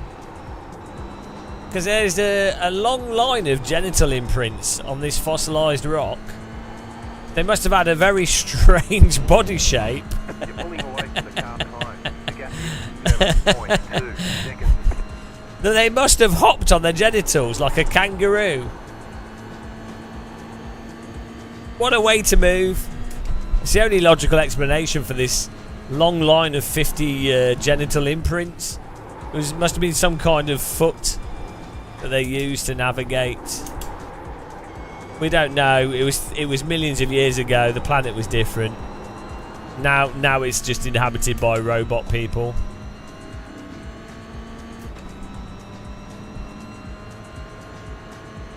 We control the planet.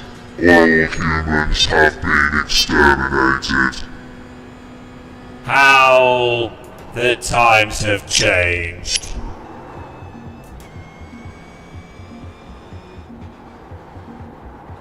Meat no longer exists on this planet. Only silicon.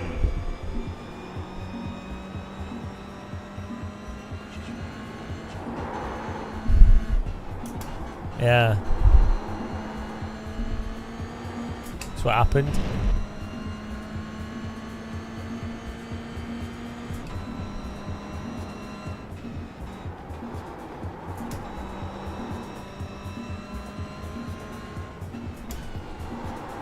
My new techno label is Silicon Takeover. Silicon Takeover by UK West. It's my first techno album. 7.924. That was your fastest lap of the session. Although if you called it Silicon Future, it just sounds like your pro breast implant. Doesn't quite make you think of AI.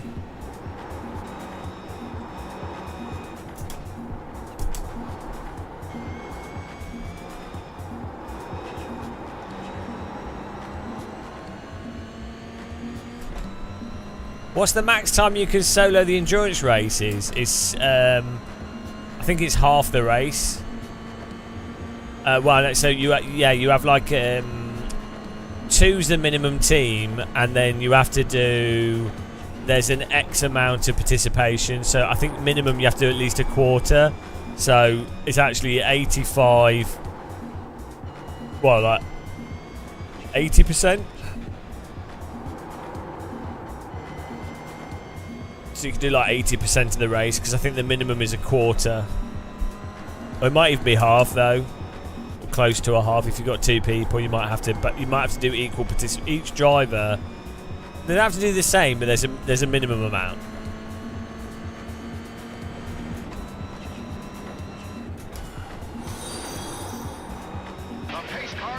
Well, thanks for following. Welcome. Appreciate the follow. Your life's worse now. Really shouldn't have done that. You'll regret it. Everyone does. Eventually. Yeah, you get a DQ. I'm talking about... I'm sure the question was to do with... in terms of what you would get. It seems your comment was filtered out by YouTube. You love the trash talk on Tenacious D album. Oh. Yeah, Tenacious D is good. I'm not a big fan of the music, generally speaking, but they are good. It's not bad, it's just not my sort of thing. I think I was just subjected to their music too much forcibly when I was a teenager.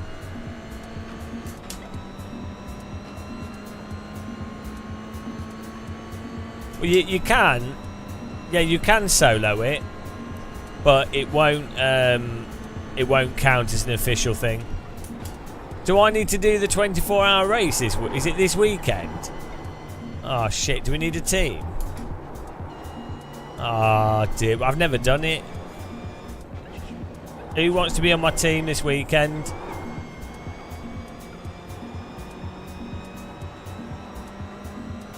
I'm using a budget setup.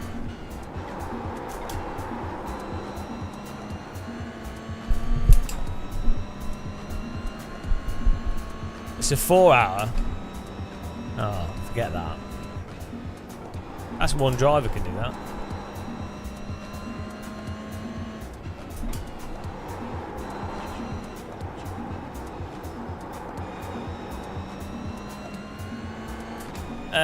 What's my take on Fanatec mess? Well, I know people that work at Fanatec and I like them, so I just want the best for the people that work there.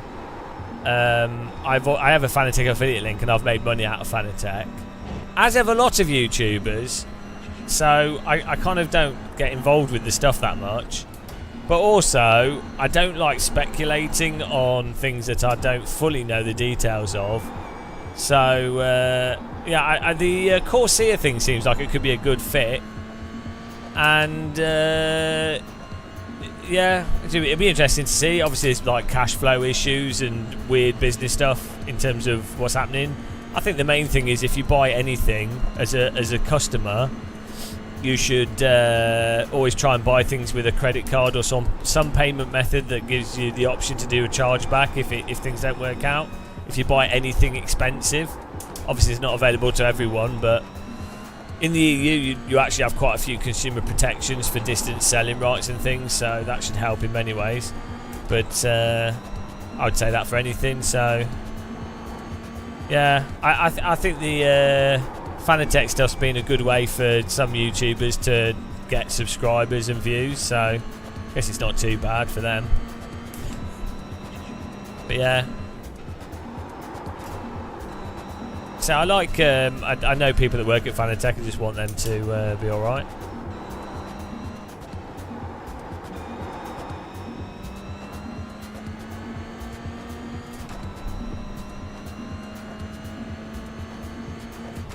New fast flat for you. Yeah, you can't solo queue an endurance race without getting a DQ, no.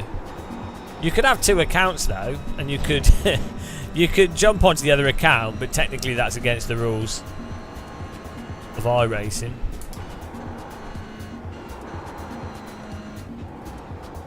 The pace car is out of control.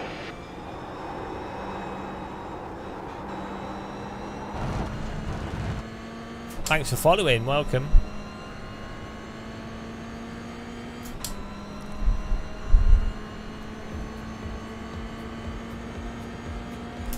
Well, the thing is, people go, oh, Fanatec it's broken, or Thrustmaster is broken or whatever, and it's like, well, maybe, it could be, and they might have, I'm not denying that they probably have bad support in many ways, I'm not saying otherwise, but in terms of like numbers of faulty units or whatever, unless you have the data, you can't really know or comment on it. Like, because they sell a lot of units, so the amount of faulty things might be higher or lower, but unless you have the data, you can't really speculate on it. On a case-by-case basis, you could go, oh well, this is the evidence for this specific case that this person's making, and that seems unreasonable. That's fine. But yeah. How can a Chinese brand be available? Well, it could be that they don't need to make as much margin on the devices. It could be that they prefer to go through retail. It could be that they don't need to make as much profit on each unit. It could be that they could go for a loss initially to get established. Could be that they can produce the units for cheaper. Could be that they're subsidised by the Chinese government. You know, there can be lots of reasons as to why one company could do retail and one could or chooses to, and why another company wouldn't. You know, there's loads of reasons.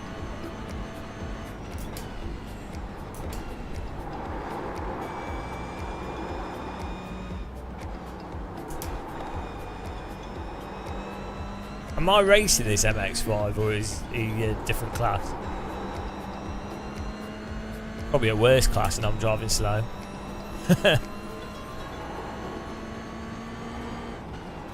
I'm just here for the Mega SR gains.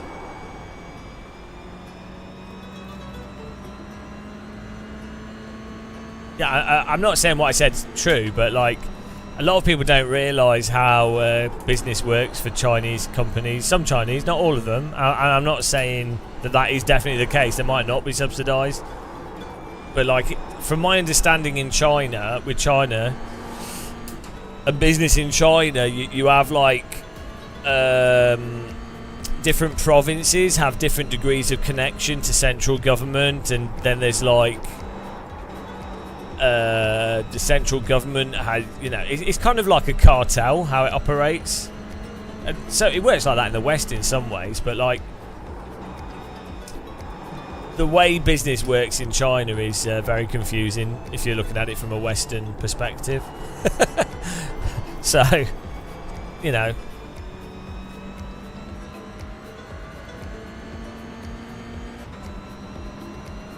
I'm sure it's the same from an Asian perspective, looking at the West and how it operates over here. You know.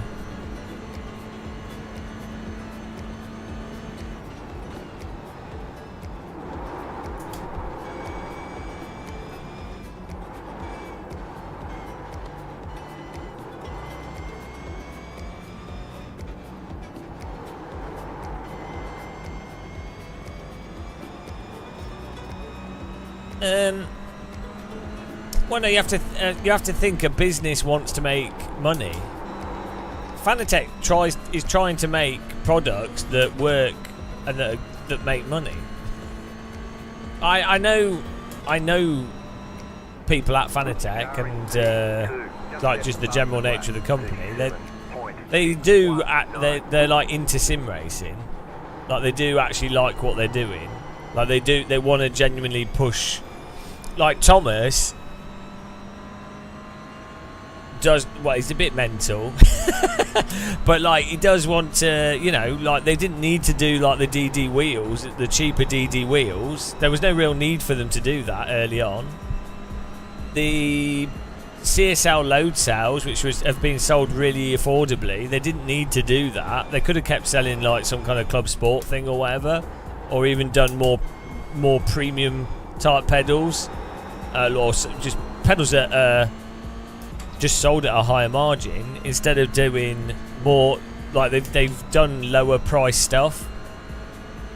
They didn't have to bring DD wheels to the console market, so they have like also like their club sport wheelbase back in the day for a long time, not cheap, but for a long time the highest quality cost to performance wheel that you could get, it was either that or a Bodner wheel that cost like $5,000, or ECCI, which is categorically worse.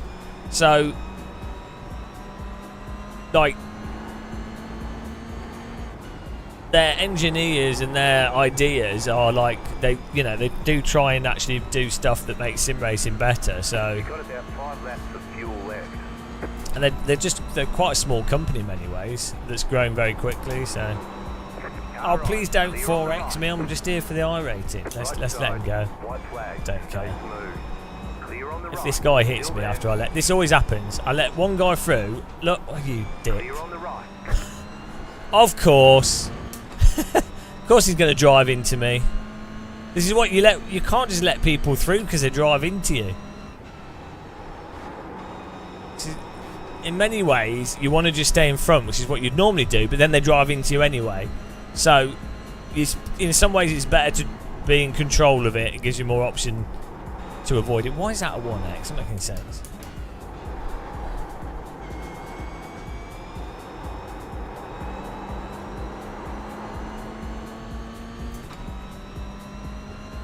Well, they have a partnership with GT Racing. They sponsor influencers. They have a partnership with Formula One. But it's marketing, isn't it? You like, yeah, you go, oh, that's really expensive. But the marketing from that can really help for being like a prominent brand. And like, if you look at other products,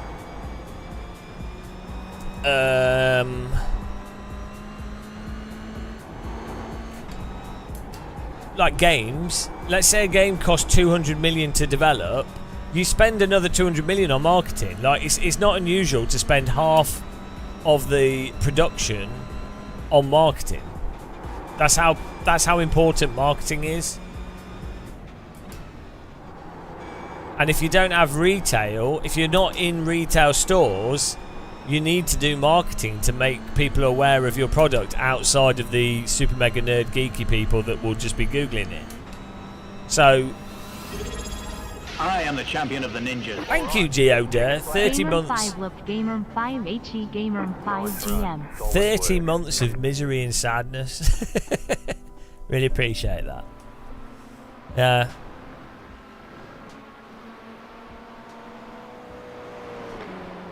I just get the impression with Fanatec, like I feel like maybe I'm sure they could do many things differently, but I think stock issues, delivery issues, a whole bunch of stuff. You have a whole bunch of stuff happening together. Licensing issues, stuff that you say, well, you know, those things should all have contingencies and, you know, whatever. But all those things have compounded, I think, to cause cash flow issues, and then that's also then caused issues. Then you have the COVID period boom, which, like, so people don't understand this. If you've got a lot of money as a company, it makes sense to buy assets and to put it into capital assets to be tax efficient. But a lot of people think, oh, it's just wasting money. It's like, well, not necessarily. If you've got a lot of money coming into a business in a short period of time, it makes sense to keep it in the business in a way that's tax effective. But then if that spike then disappears or whatever happens, compounded by other stuff, well, then it, you know, it can be an absolute nightmare. I'm not defending them. I'm just saying there's a lot of variables to these things. Whereas if you're like a company the size of Logitech, which is like a, you know, insane company, you can absorb all these fluctuations. You know, it doesn't really matter to you, or you could just sack like shitloads of people. It doesn't really matter, whatever. Whereas if you're a smaller business, all this stuff has a really big effect.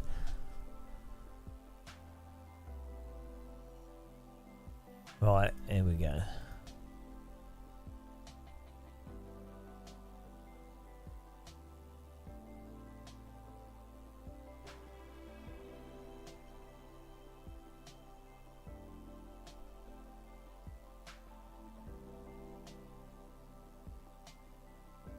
Results.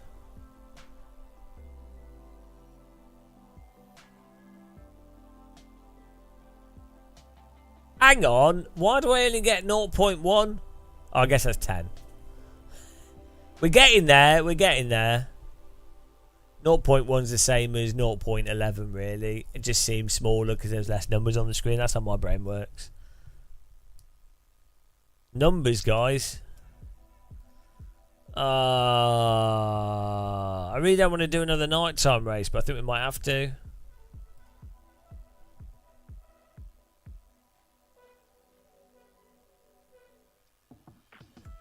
We've got to do another nighttime race.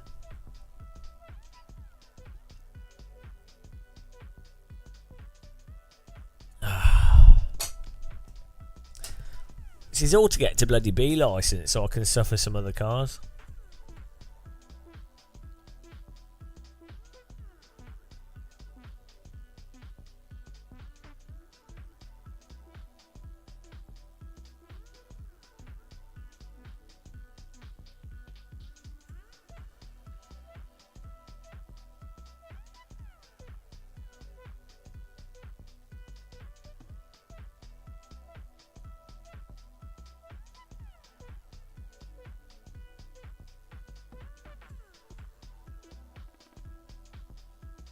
Hey, what's this about? Why is he... Well, no, he's using an air fryer. That's good. Fair play to him. I don't know about peanut butter jelly. Like, why would you have peanut butter with chicken? That's just American weirdness. I don't understand that. But anything air fried good is good.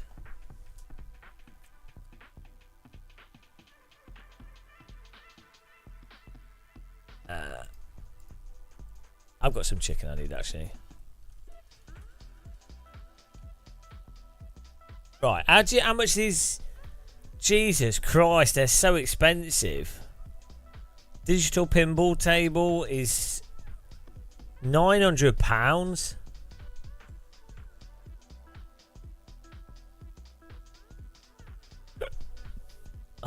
Why is it so expensive? Legends pinball game.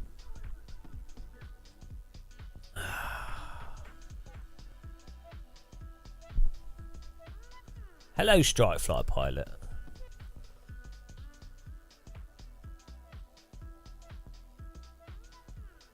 Hello, why's my mouse stop working? There we go. It's not analog. This is for a digital one.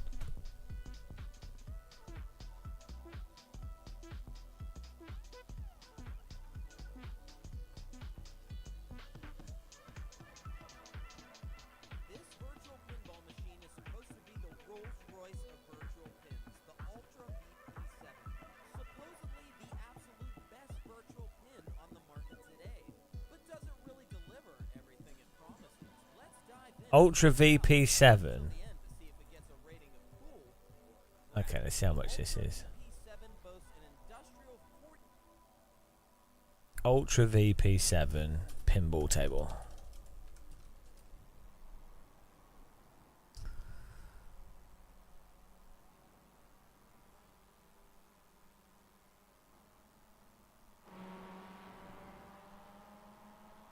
£1,599.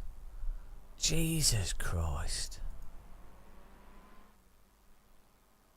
Oh, here we go. How much is this? Order.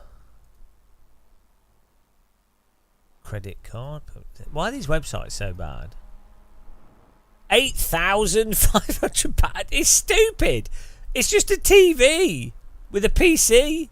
Maybe can we not build one ourselves for cheap? Can't be that hard. I'll be back in a second, guys. I'm going to pop to the loo before the race starts.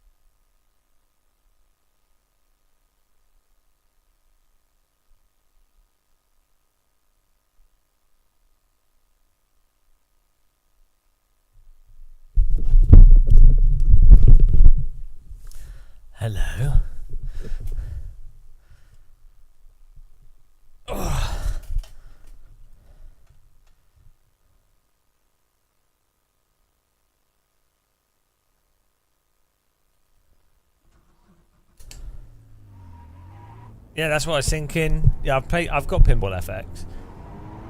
But you just build like a table, put a TV screen in it, put some tactile transducers. Sorted. You build a little micro PC into it, have it boot up into Pinball FX when you turn it on. Sorted.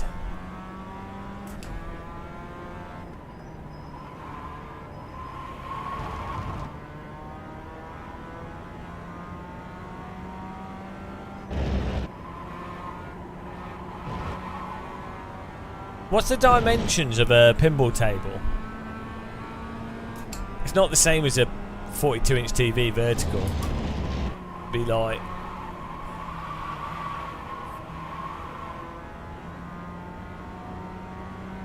What you really want is for it to all be one-to-one.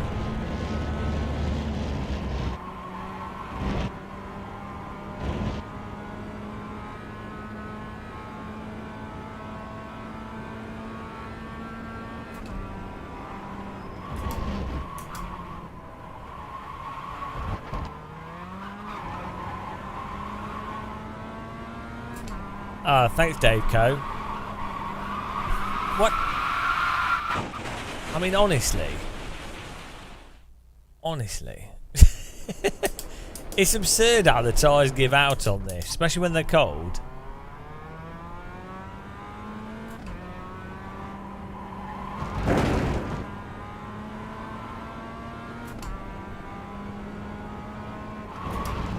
Green, green, green.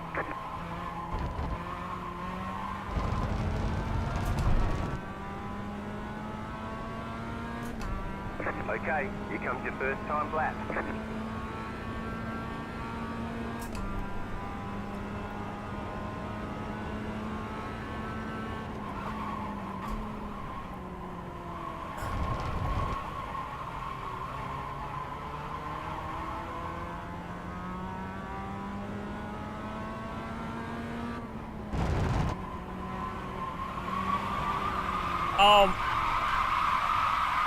It's ridiculous. It's so stupid. So stupid how this car drives on cold tyres. The officials think you're playing games out here with the way you're driving. Oh. Your lap times will be deleted until you reset the car. Right, I start from the back. Right, honestly. And is this supposed to be like slick tyres? Look at this. It's a skill issue. It's an absolute skill issue. Right, right. I mean... right. I dabbed the brake with the throttle here to like load the front up a bit whilst going into the corner. And the tyres are now skidding. And I dabbed the brake again here to like get the car to turn in because the weight's not on the front and I want the car to turn in. And now that's it. It's gone. That's it. Like this is an MX-5. Oh, you can't really see the steering wheel. Right, look. Watch the steering wheel. This is so bizarre. Right, I'm sure I counter-steer it as well. Right.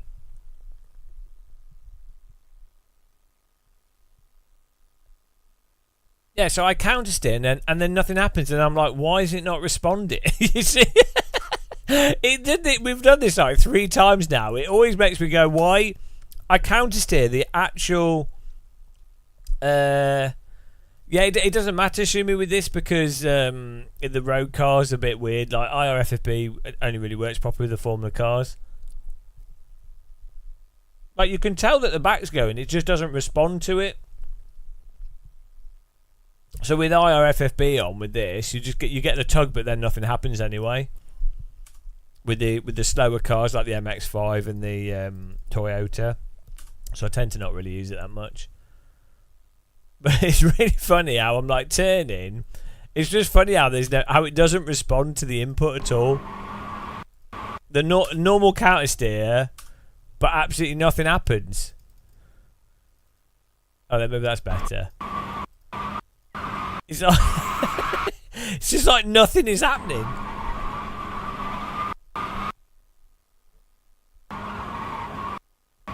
Because you have like a normal amount that you would counter steer to like hold the trajectory through the corner, but but nothing happens. It's ignoring the input. It's particularly bad on the cold tyres with this, guys. Once they're warmed up, it doesn't do it as much.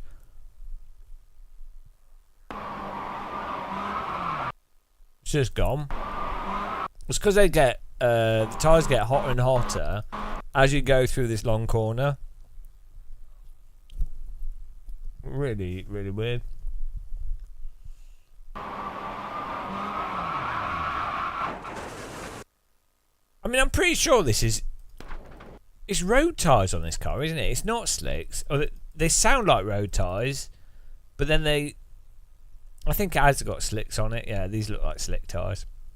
But they don't sound like slicks.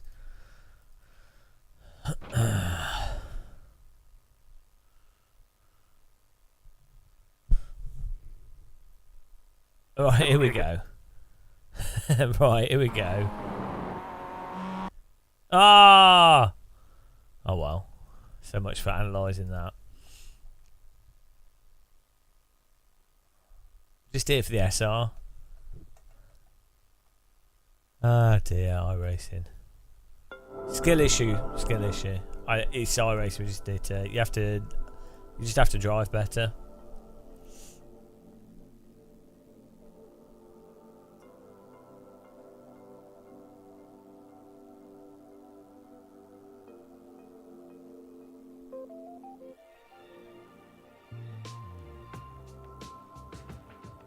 Good luck, everybody.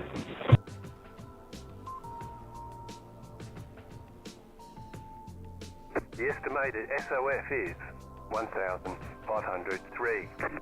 Well, that kind of makes sense, G-Hammer, in that if the back disappears, then the front's being pulled. Like the front tyres are then having to do... They're doing all the...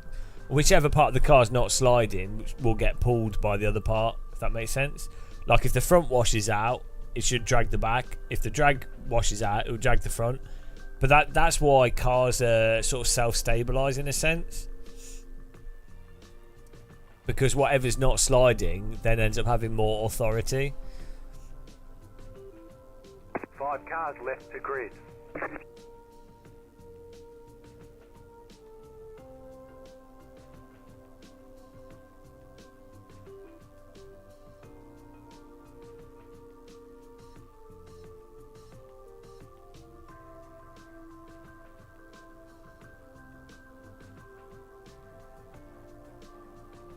I don't know what it is with real cars that actually... I know that you've got like the wheel geometry and the camber and settings and things.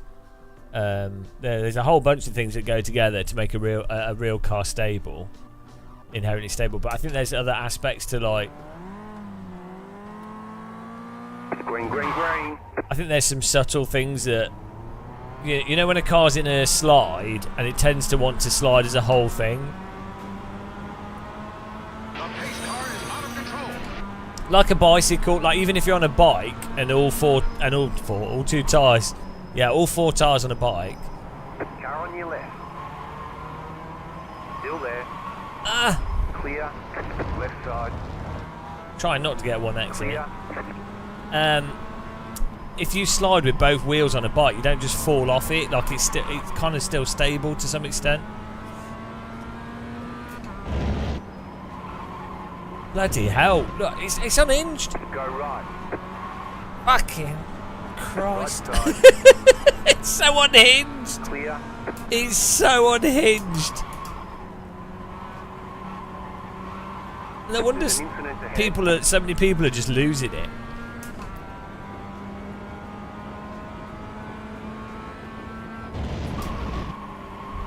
The slightest tap There's an incident behind. Throws the car over the limit. Car right. Clear.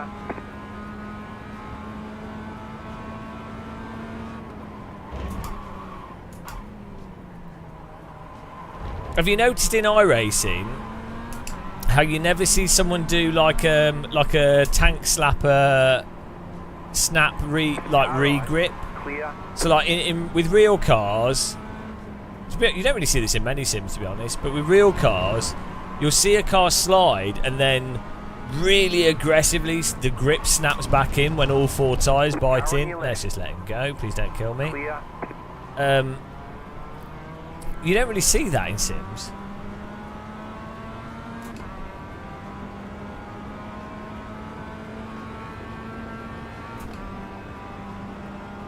Like super aggressive re-gripping. If you watch Real World Drifting, you see it all the time.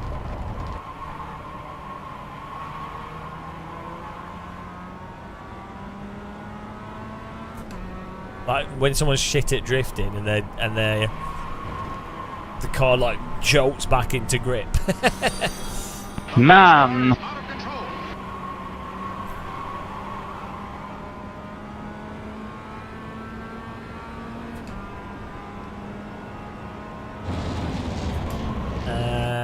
I've never seen anyone do a tank slapper. I've seen someone lose it, go left and right, but it's not really. It's not because the car's like suddenly re-gripped in. It's just that they're not catching it at all. Like the tyres have turned off.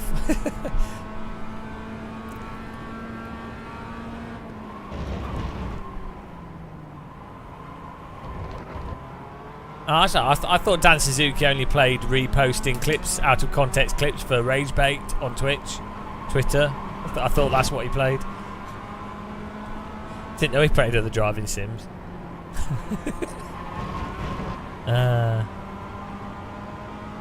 Lol. There we go.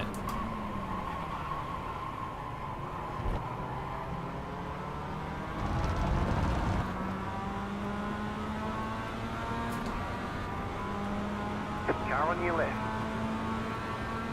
Still there, hold your line. Sam who? Guess who, Stay Sam? on the right. Stay on the right. Clear.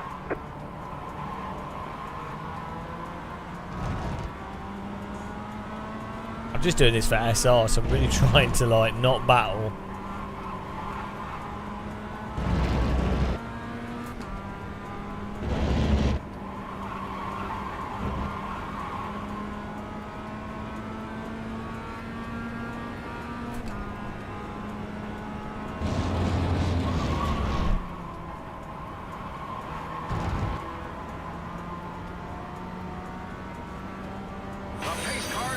Thanks for following, guys. Appreciate it. Appreciate the follows.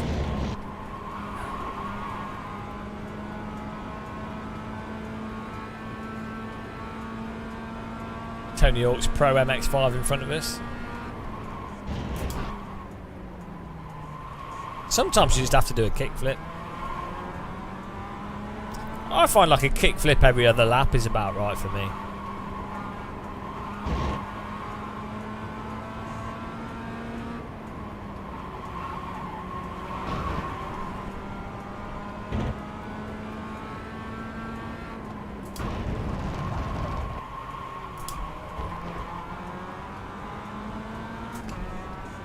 The car in P2 just set the fastest lap. 37.93. Yeah, I'm at 6k. I'm just getting safety rating here. We're just cruising around for SR so we can get B license, so we can maybe drive some other cars, like do some GT3 stuff or whatever, or like other events.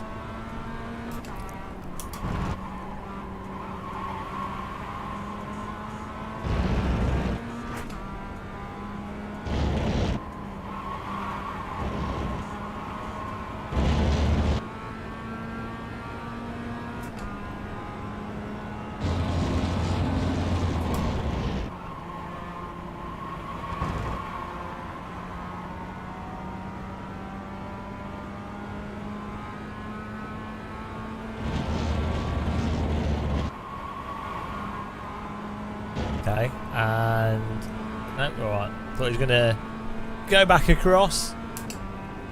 That happens quite a lot.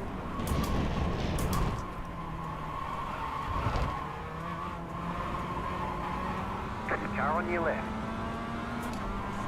Still there, hold your line. Clear.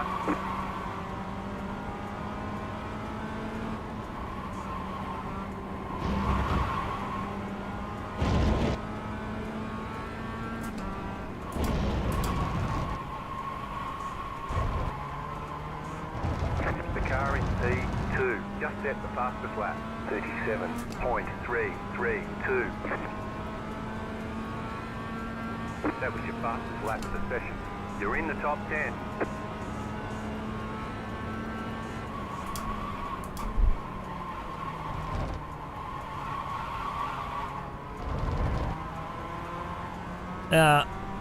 I just it's a balance between whatever ideally keeps you away from people. Sometimes overtaking them keeps you away from them, sometimes not. It's hard to know.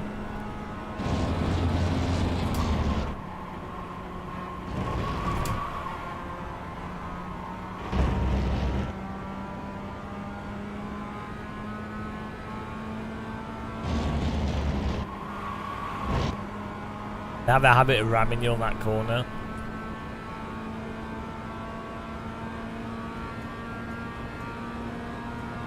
He's a really good car track combo. Like MX-5 is really good on these types of tracks. Alta Park, Brands Hatch, Laguna Seca, VIR. I mean, to be fair, MX-5 is really good on everything. It's a good car, good spec car. For a slow car, it's nice and nimble. When you've got a loose, if you've got a setup that isn't understeery, it's a fun car to drive. Why do I need a lol? I get a 1X for that. for driving off the road in a totally safe way. Why is it just parked there of all places? Oh dear. So stupid.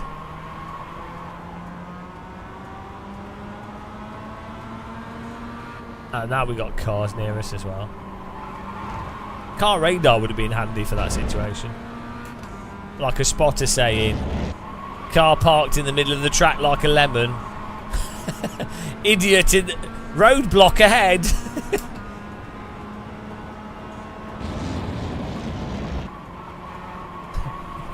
Please blockade. Full blockade ahead. Please camera action.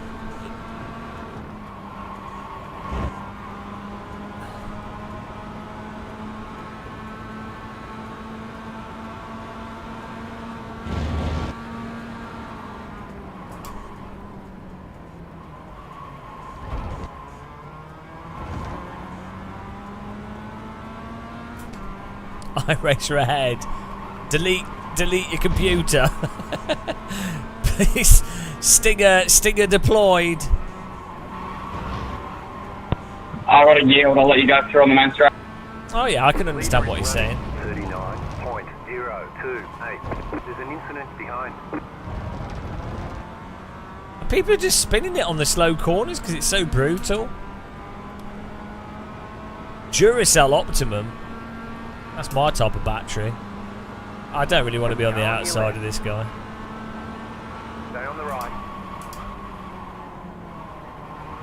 Keep to the right. Clear, left side. I'm trying to leave space. Keep to the right. And then we lose a position and then we get rammed. Clear.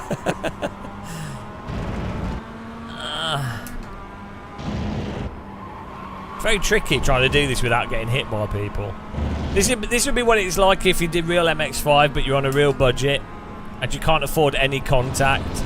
So instead of enjoying racing and actually trying to win, the whole thing just turns into, dear God, I hope no one drives into me, which puts you at quite a disadvantage compared to people that have got like 5 Mazdas to throw away.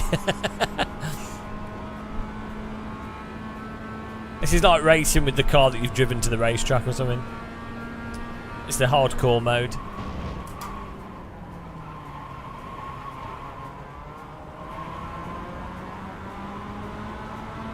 Some people do that in Caterham Cup. They actually drive their car to the racetrack. It's pretty crazy. I mean, they used to. I don't know if they still do it.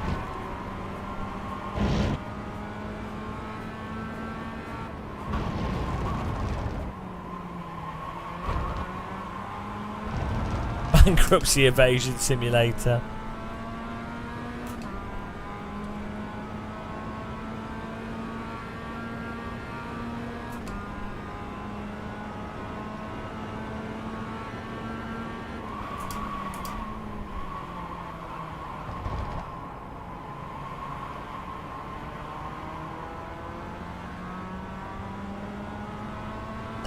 Oh no!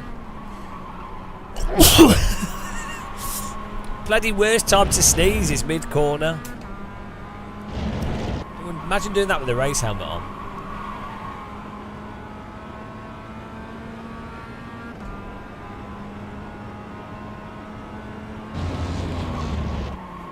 I'm pretty sure those Caterham 7s have a habit of breaking down.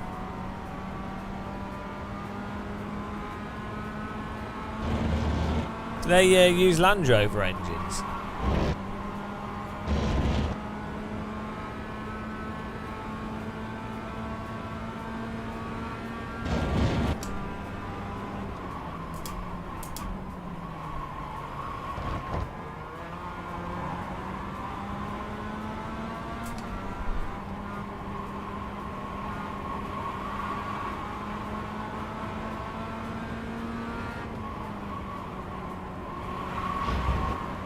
Oh, you can still buy them as a kit, yeah. But it doesn't cost much to get them pre-built.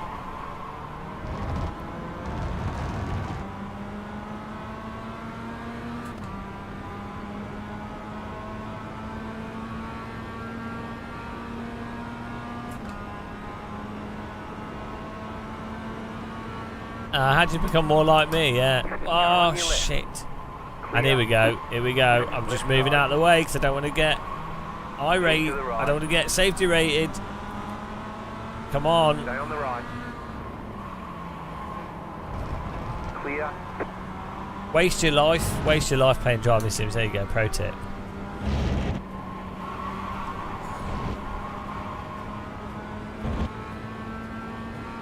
I quote Richard Dawkins. I don't do camera interviews. No, what was it? What did he say? Don't do interviews or something. I don't do. I don't do recordings. Don't do recordings. Well, thanks to this guy in front of me. Oh, what are they doing? Bloody hell! Car right. Clear. I don't do recordings. Is that recording? I don't do recordings. I don't do recordings. I'm going to say that to people now. If someone asks for a selfie with me, I don't do recordings.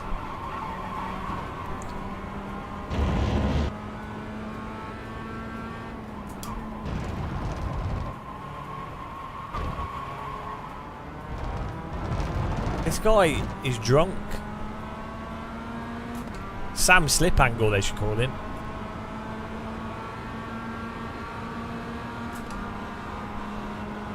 Car right. Keep to the left. Clear.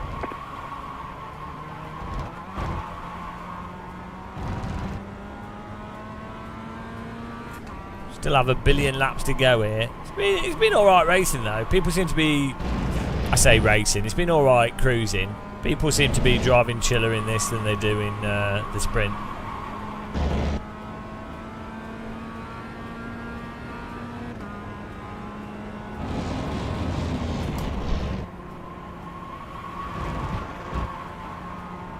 For a 30-minute race though, you'd need a thermos in the car. Like a thermos, some cookies. Because your energy levels, about 20 minutes, your energy levels start dropping. So you really need like a pick-me-up, cup of tea. Yeah.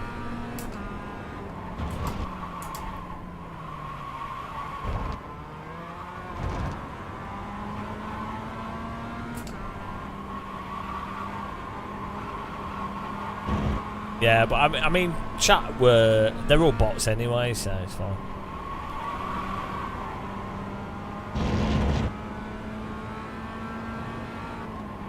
Right side. Clear. Car on your left. Clear. Has he just driven into the wall? Hang on. You're in the top 10. That car just drove into the wall. Why did he just drove into the wall for no reason? What was that? That didn't make any sense. What lap was that? Lap 11. Would remind us to check that in the replay, guys. I'm pretty sure that guy just for no reason just drove into the wall. I mean, I guess sometimes it gets too much and you want to end the race. See that because he didn't have a cup of tea. If he had a cookie and a cup of tea, he wouldn't have driven into the wall. So it's understandable. A good like bourbon or a rich tea biscuit, some Yorkshire tea in a thermos, Ione 8 bottle with Game of Muscle branding, and you're sorted.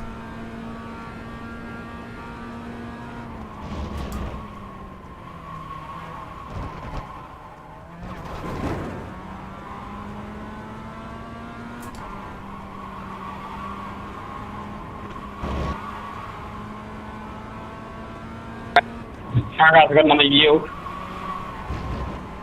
Wow, where can I buy your microphone from?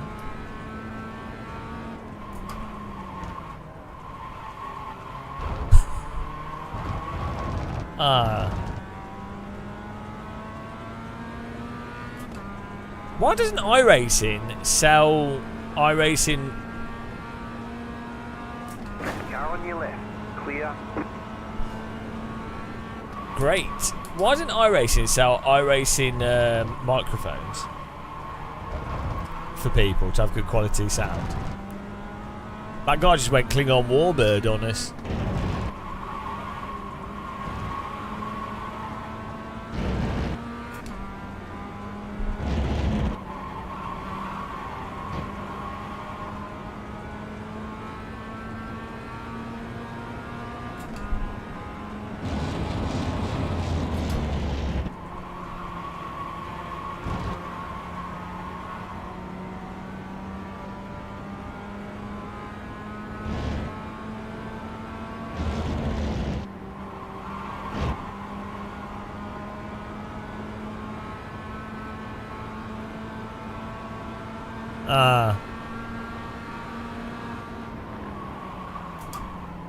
Do you know what you would have thought?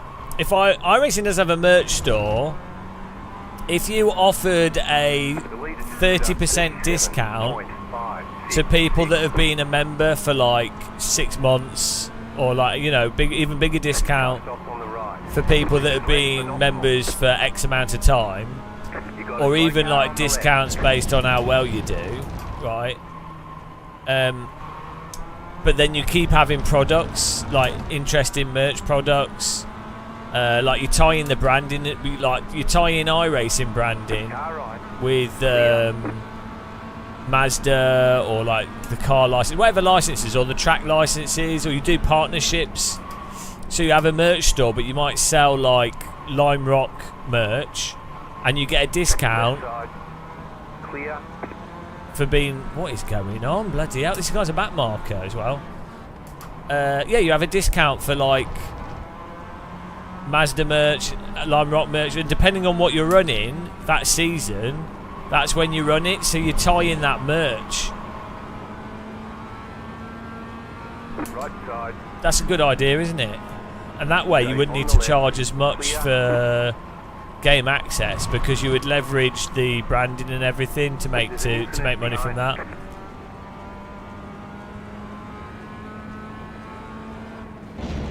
Yeah. It's really weird how iRacing don't capitalise on iRacing in ways which the users, the fans, the players and the users of iRacing would be really receptive to. Like, I think they obviously make money out of content and stuff, But there's whales. There's lots of whales on iRacing. I.e. people with a lot of disposable income that just don't care and they like enjoy it, so they'll pay more. And there's no way for iRacing to get money from them without iRacing also charging non-whales for upping subscription or upping content. So as I said, like specific car stickers or special liveries that you can only get through iRacing officially, or as I say, merch discounts or tie-ins with other things. There's loads of stuff they could do. It's just really strange that they don't.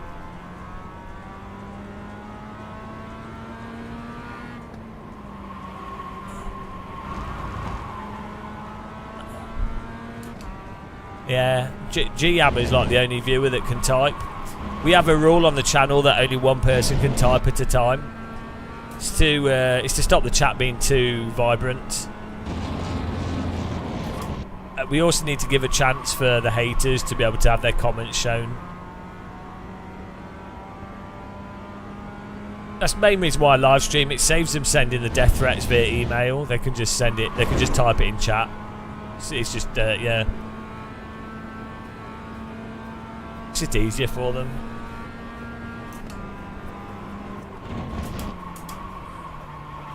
Hello, Fury Fibre. Hope the fiber's got Fury. Been a while.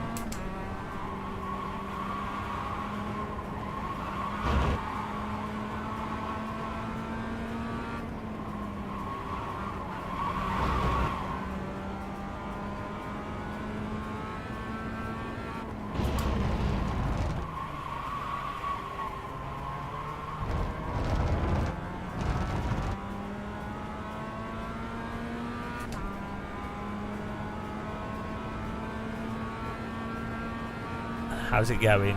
How's everyone doing this morning? What are we on? 10 a.m. guys. 10 a.m. in the morning. What a time to be alive. I woke up in the morning and I turned on Gamer Muscle for his drive.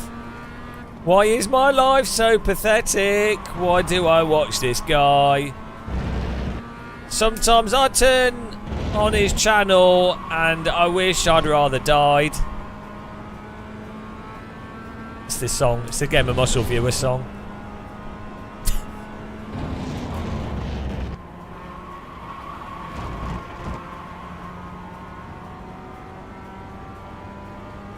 Oh, my tea's gone cold. I'm going to buy an insulated thermos with my logo on it.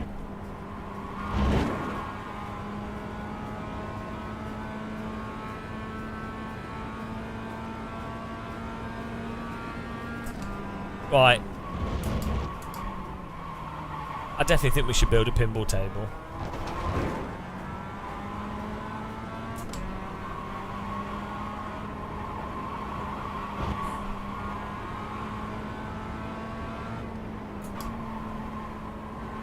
I think we could have a viewer, Gamer Muscle versus the viewer pinball tournament on Pinball FX. Does it have it has some free tables, doesn't it?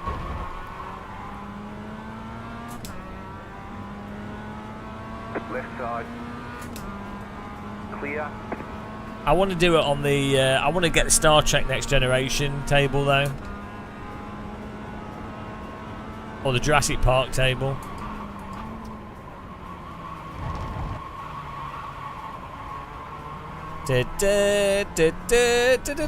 Pinball machine. Hitting metal balls on a table.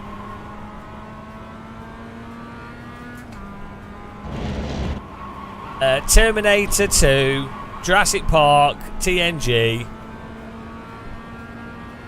Am I staying in a higher gear on purpose? Everything I do is always intentional because I know exactly what I'm doing at all times.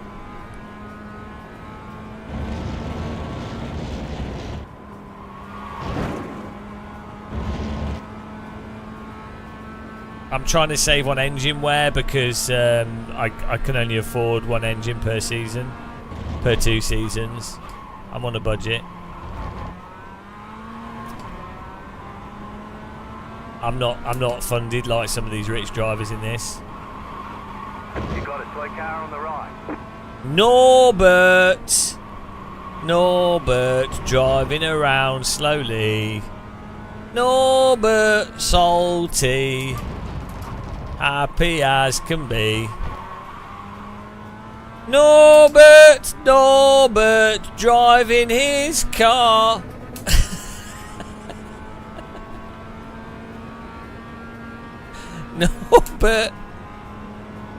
Norbert. Oh, Norbert. Imagine if that famous German in the 1940s, whose name we won't mention, imagine if his name was actually Norbert. I am going to invade all the countries. I am leader Norbert. Imagine if that was the name of like Julius Caesar. Norbert Caesar. I am ruler Norbert. Norbert, forget Genghis Khan. Norbert Khan. Norbert the Barbarian. Did you? Norbert. Oh, it's an intimidating name. Strikes fear into the enemies. Who is the leader of this highly trained army? I am King Norbert. Actually, that actually probably would be a name. Norbert does sound like a sort of Anglo-Saxon. Would he be for the Lancastrians or the who were the other ones? The Yorkists. York Minstrel. What was it? What was the War of the Roses? Lancastrians and the York. Not York. York. House of Moog. What was it?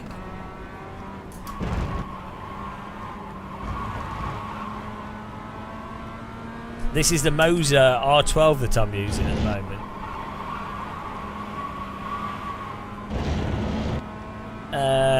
The Fanatec DD Plus is really nice. Similar kind of feel to the Assetto and the Simulcube. Good motor. SimMagic's good. All of them are fine, to be honest. You just look at what wheel rims they do, and if you like those wheel rims, basically. Or if you plan to use the same company's pedals, or you want to buy a bundle, or they happen to be doing a good price, they're all basically, you know, the wheels are all the same. The difference is in the sim software. So, for example, AC1 and the first Automobilista have really good force feedback. ACC's got absolutely garbage force feedback, and iRacing's got okay force feedback but terrible physics.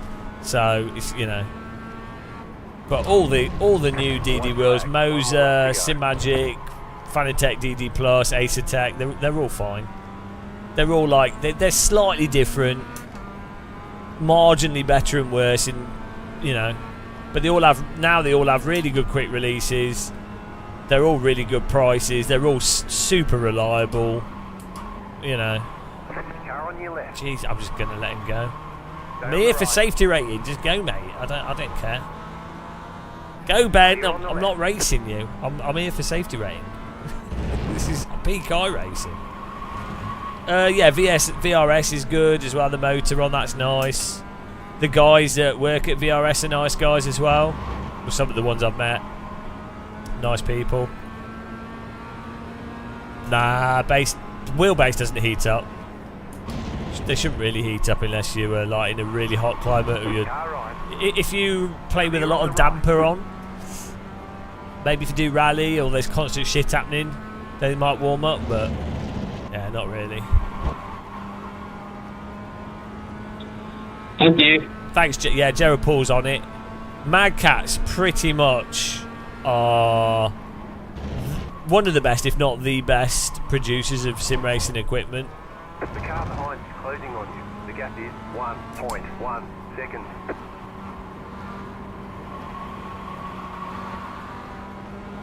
He got a slow down penalty, I think. I don't like ACC, but I do like the normalist. But that is amazing. So it's probably one of the Clear, right side. one of the or not the best simulation to practice, like even F1, Keep to the GP left. modes. It's really good.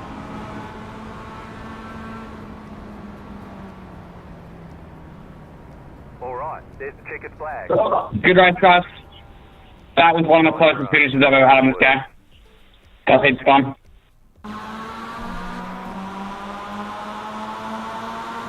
I just let him through.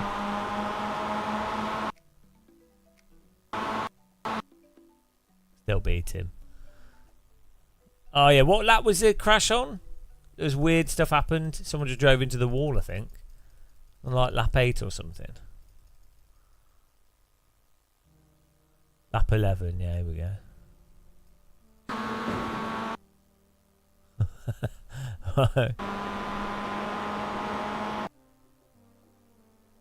Maybe he just lagged out, I think.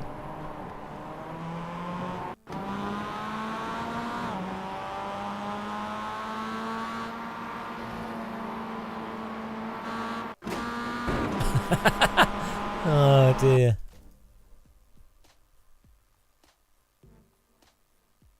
Ow, I'm getting cramp in my foot again.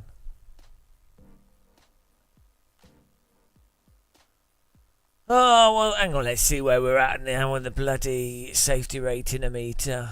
Jesus Christ. We've got to do another one. This is, well, you know, it is what it is.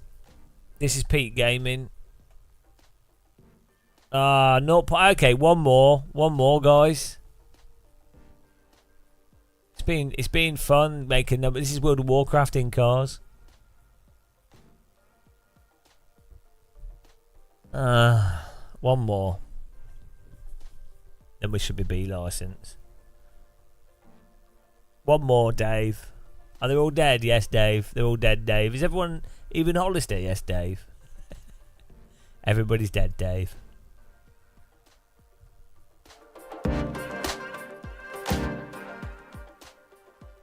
Well, you can, if you're watching on YouTube now, you can click the like button and go and talk to your priest about what you've done. If you're on Twitch, you can follow, and if you want to support us, you can become a member.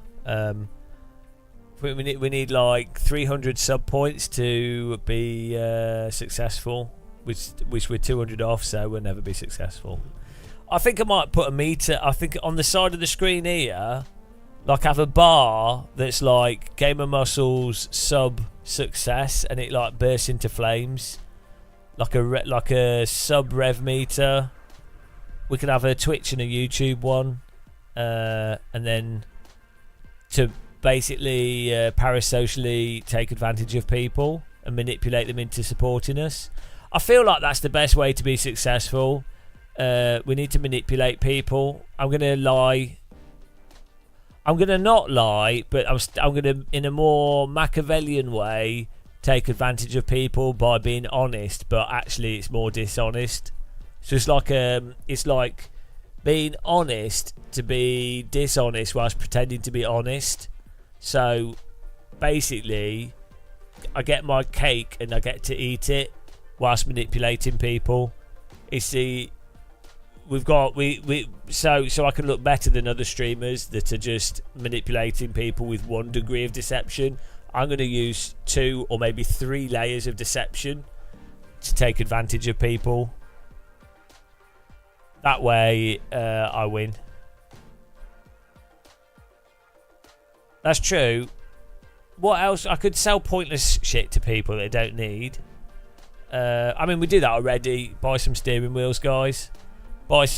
I know you do need this. To be fair, this is amazing.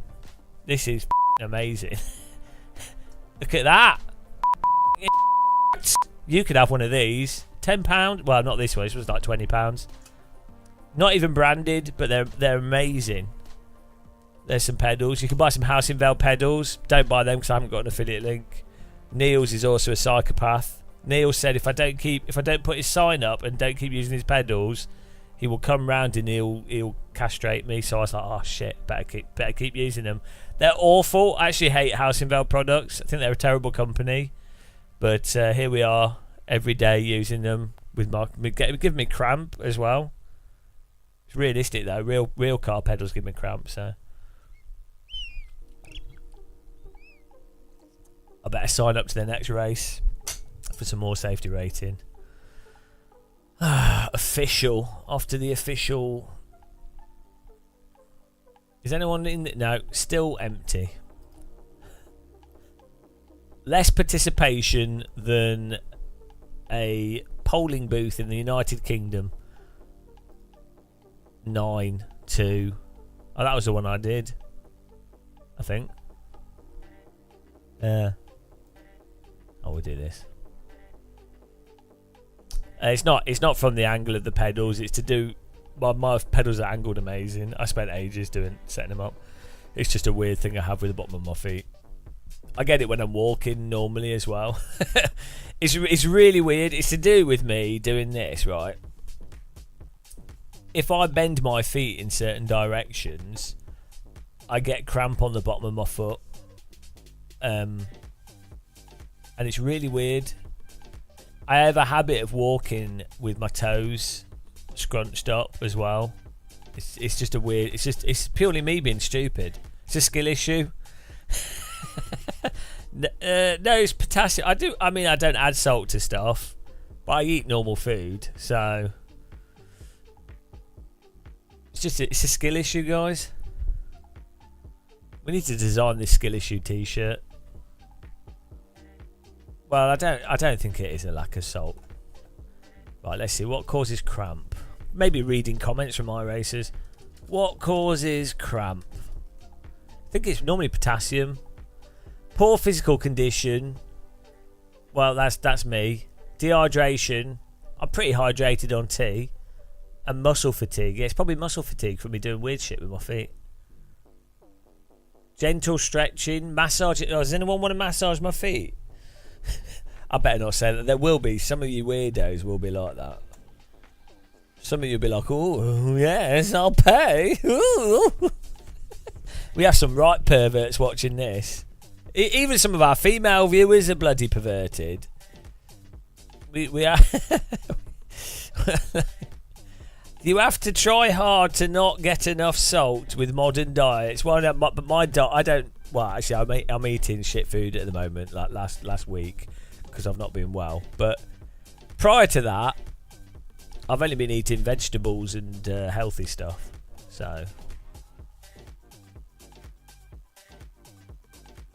minerals,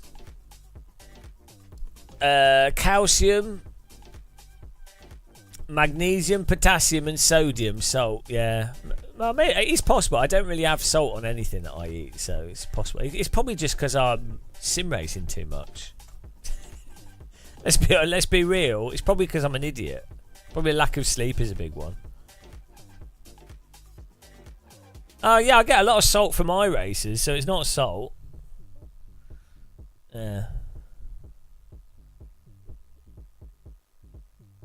Risk factors: poor physical condition, game of muscle; poor muscle tone, game of muscle; inadequate diet, game of muscle; physical overexertion, not game of muscle; excessive perspiration, that didn't happen; wearing high-heeled shoes for lengthy periods. We've worked it out. We've worked it out. I knew I shouldn't have been wearing those high heel shoes for so long. Like I was like, these are so convenient to go walking in, and I really like how they lifted my bottom up. And turns out that what's giving me cramp is wearing these high heel shoes for lengthy periods. I was wondering why I was sinking into the ground. Your mate always gets cramps when biking and he's bald. Is that coincidence? Yeah, but he's getting anal cramps from when you're on top of him. That's different. That's a different kind of cramp. I mean, you know, broke mountain bike mountain. broke mountain bike. Return it back to the shop. Broke mountain bike. Broke my back on a mountain bike. It's a new film. It's gonna sell. It's based on the book.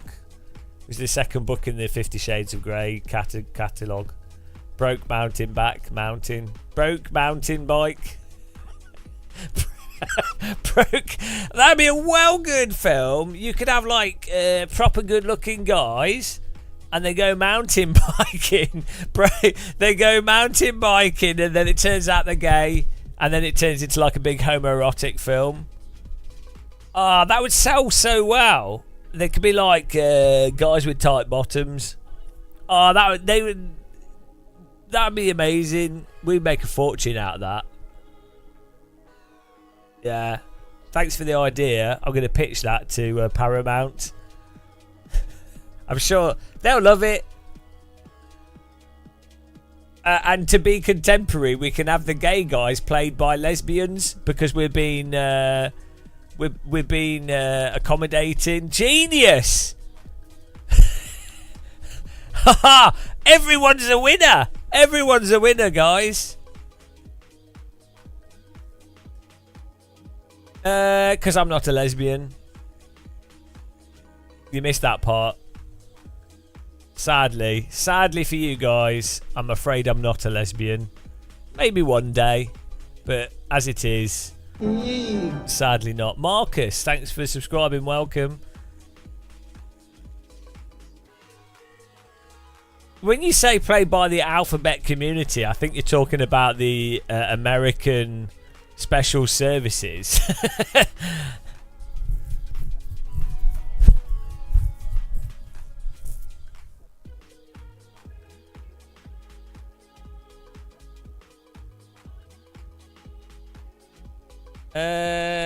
Look, German women find directors of broke mountain bike, broke mountain bike, broke mountain. Oh, what's it called?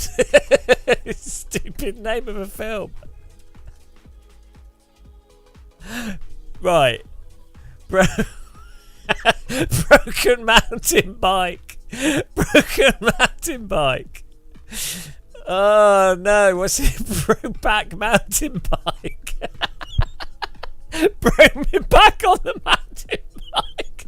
Broke my back on the mountain bike. Brokeback Mountain. It's such a silly name for a film. Brokeback Mountain. Oh, broke me back. I broke me back on the mountain. How did you break your back?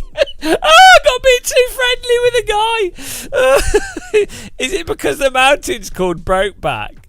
Oh, it's so stupid. Oh, broke my back. Broke back mountain bike.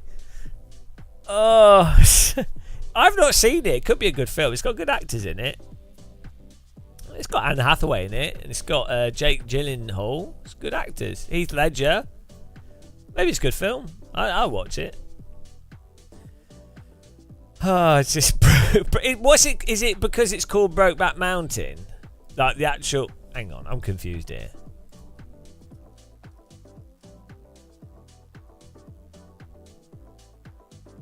Yeah. The mountain featured in the film is a composite of Mount Longheed. Oh, so it's a fictional.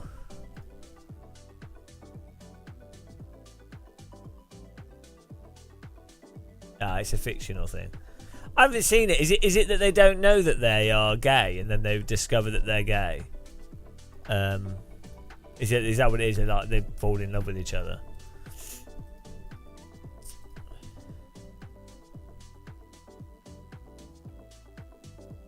Tom Clayton. We're having. Hang on. We're having a. Hang on, what's going on here? We're having a meet-up, eh?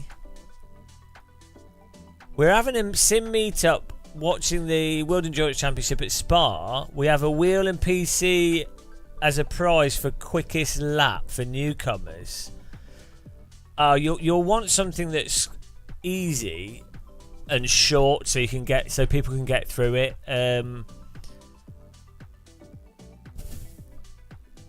I mean, Brands Hatch Indy can work out quite well for competitions. I mean, obviously you're at Spa, so maybe people would want to drive Spa, but it's too long, isn't it, for the hot lap? Like an Indy track is normally like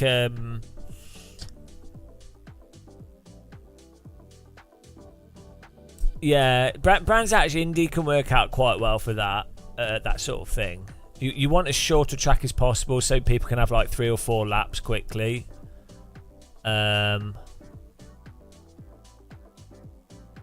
Yeah, Lime Rock's not too bad. What's another sort of indie-like track?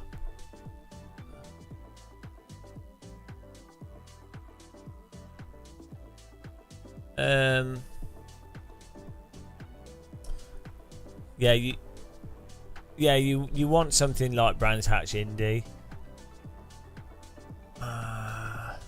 That's also in the game, which is convenient. Yeah, Alton Park Short could be a good one. It's a little bit tricky though for people like that are shit. The thing with Brands Hatch Indy is if they're shit and they're bouncing off walls, they'll eventually get to the end of the lap. The VIR Short is quite a good one. It's also quite tricky. That's a mod track though. You know VI, is it North Course? Where you go down the straight and then you turn right up the hill and do the windy bit, but then shit drivers will get lost on the grass and get stuck on the grass and be a pain in the arse. Road Atlanta is not too bad, but it's quite long. Road Atlanta Short might work, but there's not much to that track, but that could work.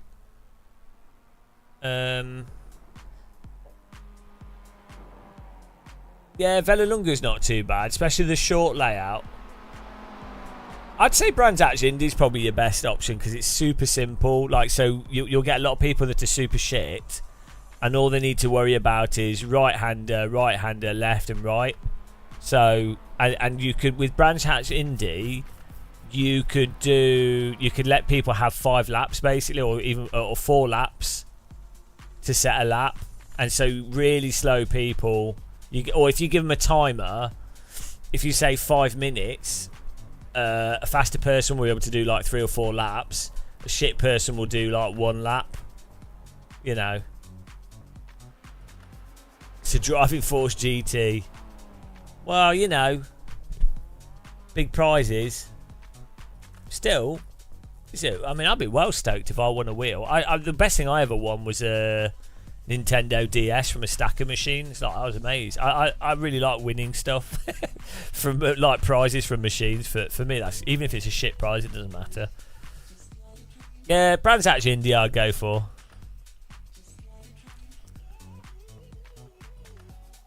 Oh, you could do Nürburgring Short. Nürburgring, you know, the not Nordschleife, but you know the GP Short layout. That could work out quite well.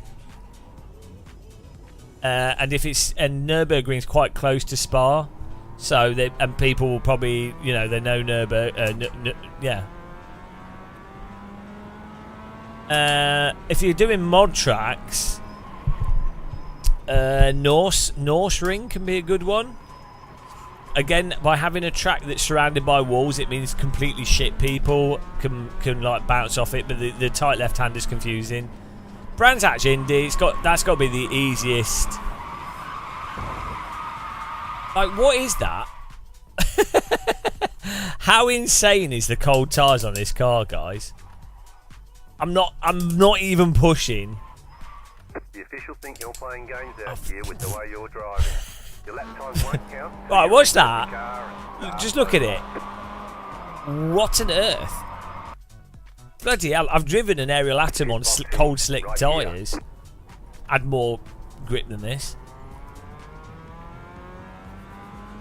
How heavy brake pressure? What do you mean? Just whatever's comfortable for you.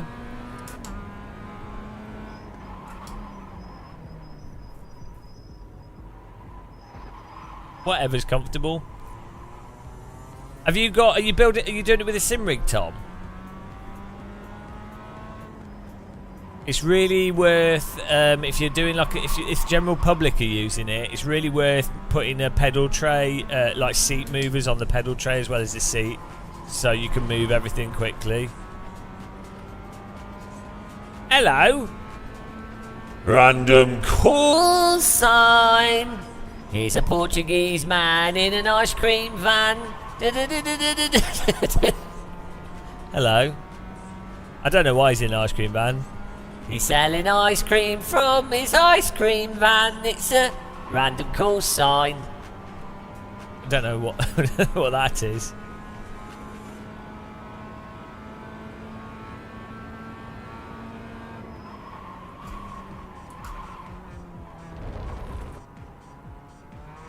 What rigs? Oh, T-slot rigs.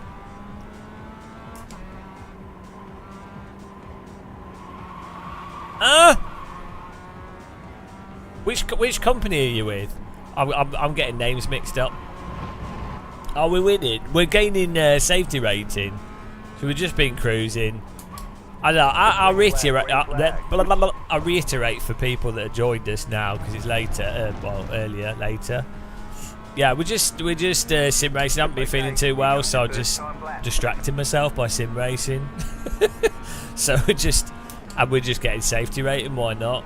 And then laughing at people calling me a effing stack of sticks that you would burn homosexuals on in medieval times. That's what we're being called by people in this game.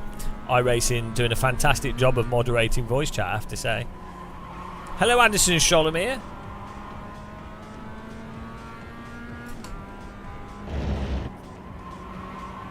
I have to say, I don't think I've been called an effing homophobic slur in any other video game.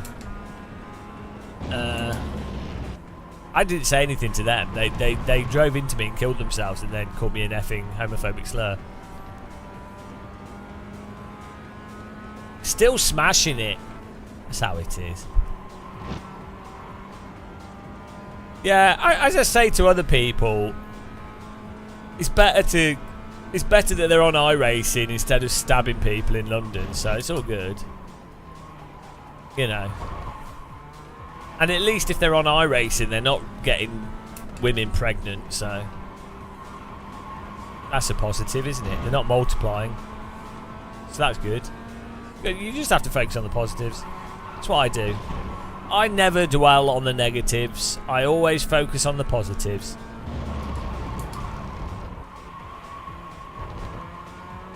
Don't understand what is happening when you go up and down hills.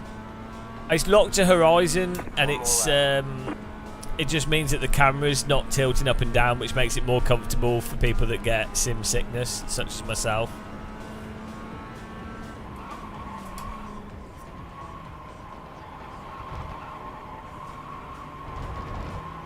Yeah, it's in most. Well, it's not in every sim. It's a bit weird in some sims, but iRacing actually does a really good job with the onboard camera in terms of filtering out bumps, but then also having lock to horizon options if you want them. And for a lot of people, more lock to car is probably going to be better for a lot of people if you're not sensitive to it. But if you're sensitive to these sorts of things, it's nice having the settings. AMS2 is one of the worst for that. AC has really good camera settings. R-Factor 2 actually, they added in a bunch of camera filter stuff that's really good. Yeah, things in real life, you have G-forces and tilt and load and stuff, so your inner ear, the corresponding tilt and movement makes sense. Whereas on a sim, you're moving around and all sorts of things, but you've got there's no force on your inner ear, so that disconnect between the position in the sim and your position in reality is it's the same as like seasickness, but it's simulator sickness, and it's the other way around. So seasickness, you're moving but you can't see anything. Sim sickness, you're seeing the movement but you're not moving.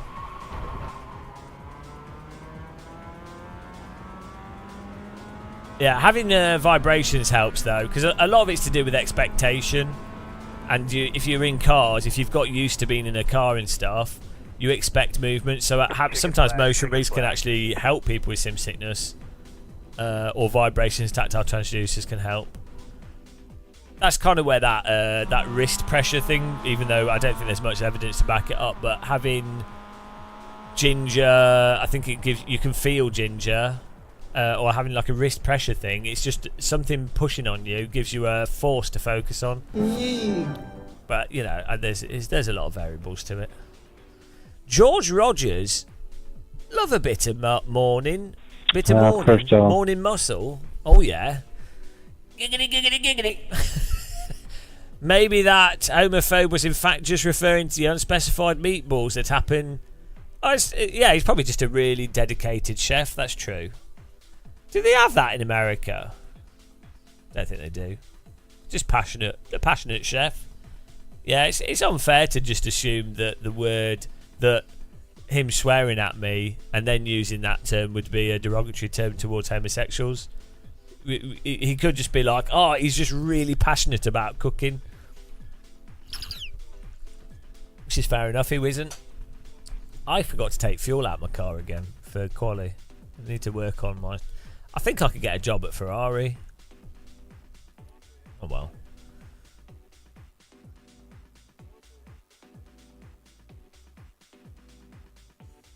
Oh dear, even with... People are slow as in this.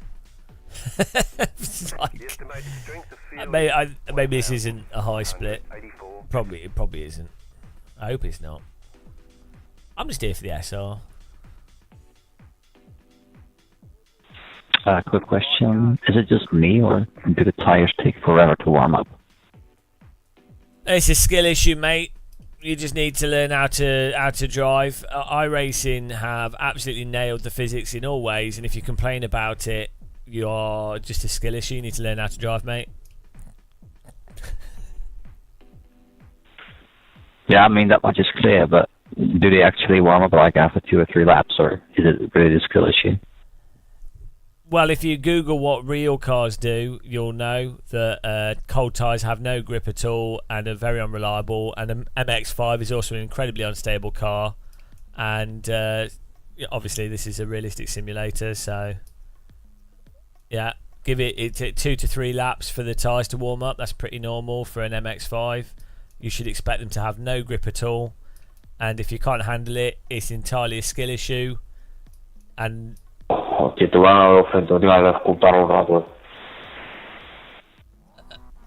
Sí, por favor. Bona carrera. Alright, cheers, James. That was all I was after. Thank you. You're welcome. Don't listen to anything I say. Have a good one, mate.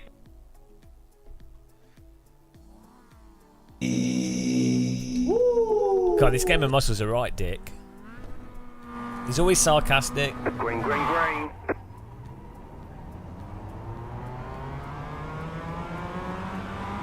I don't know why. Yeah, it is like 2 laps. I really did not check to my left there.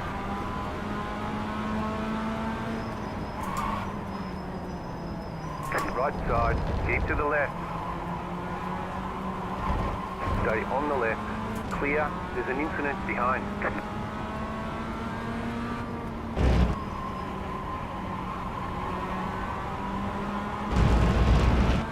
Drive like you're driving on an oily track.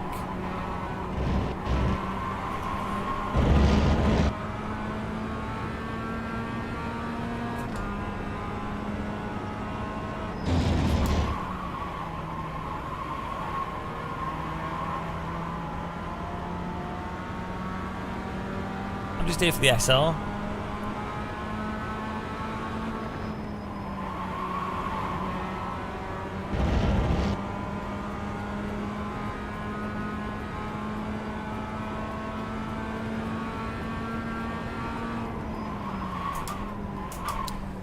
So this is a bit of a mountain. Brake traction mountain. They're going to crash into each other, aren't they?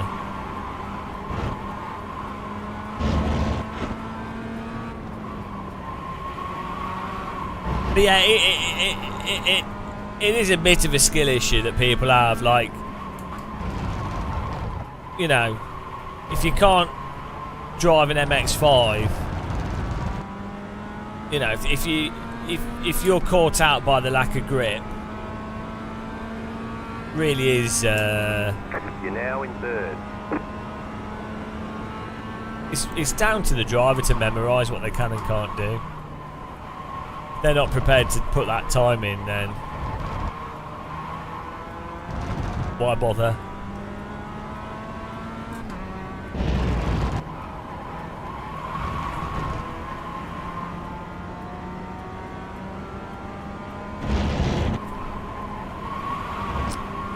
Oh yeah, Mr. Slidey tyres, Mr. Cold tyres. If you turn the skid sound up, it's really helpful in iRacing to know if the tyres are skidding or not. To have more warning. Nah, just following you will be fine.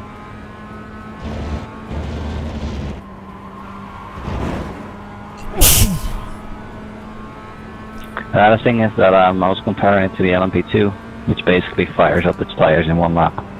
The next car's the leader. Well, the LMP2 has traction control, so it doesn't suffer from the flash heating issue from slip. Well, it does, but not to the same amount.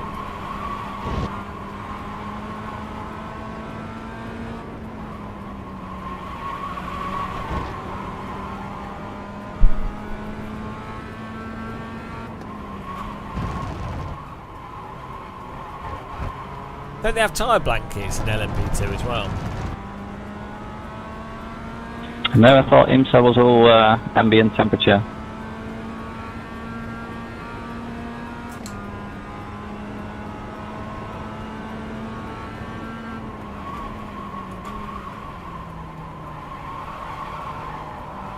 What the hell was that, mate? Amazing, amazing, amazing, absolutely amazing. There we have it. That is why iRacing. That is why iRacing is worth paying for.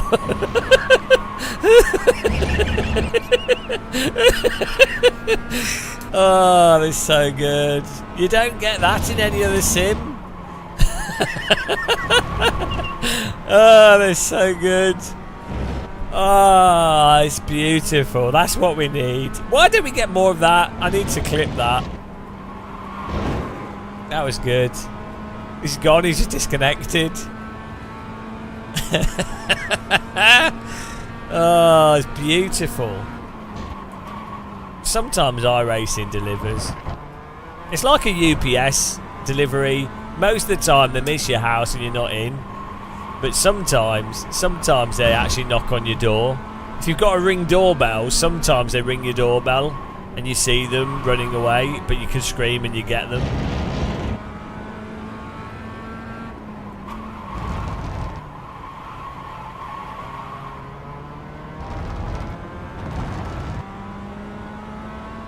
Maybe what we could do is make an iRacing Salt soundboard. We collect all these clips, and then I can bind them all to my Elgato and have like hundreds of salty iRacers screaming. Ah, that's amazing. And then we could sell it. I could license it.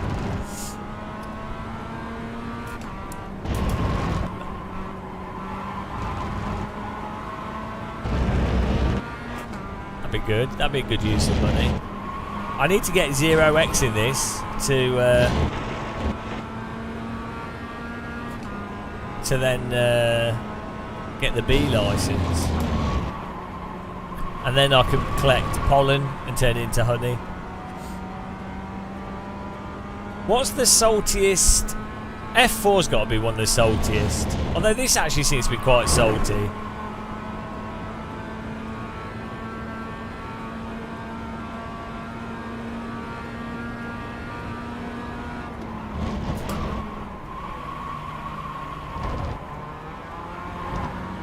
Can't wait. What lap was that on? Lap 2? Need to clip it.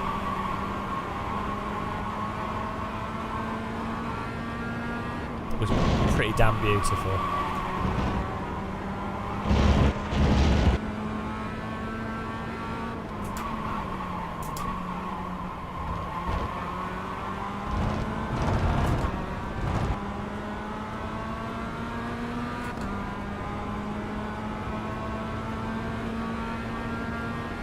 new fastest lap for you.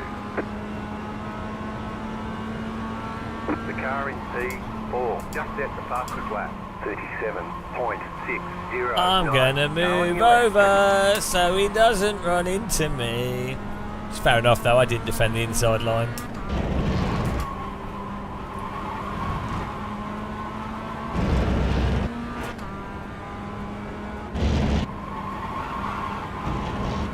I gave him the draft.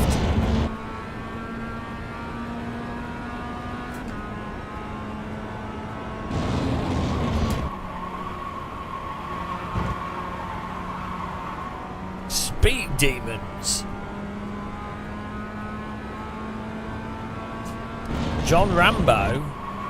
Can the highest rated iRacer do well in? Oh yeah, if anybody that's like pretty much 7k plus iRating will be someone that can drive well in real life, generally speaking. Like if you're able to be 7k iRating in iRacing without trying too hard, you'd be able to do well at national level driving. iRacing is harder than real world driving from a precision thing, from a fitness and heat and all that kind of stuff is easier than real world driving, but from a technical thing of steering wheel and pedals, iRacing is harder than real driving. So yeah.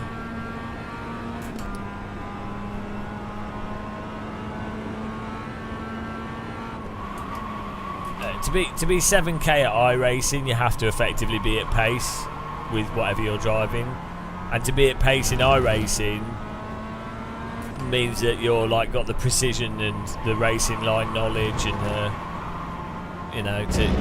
you'd be probably a good real world driver. It's session best lap, and I think it gives you the delta for each sector.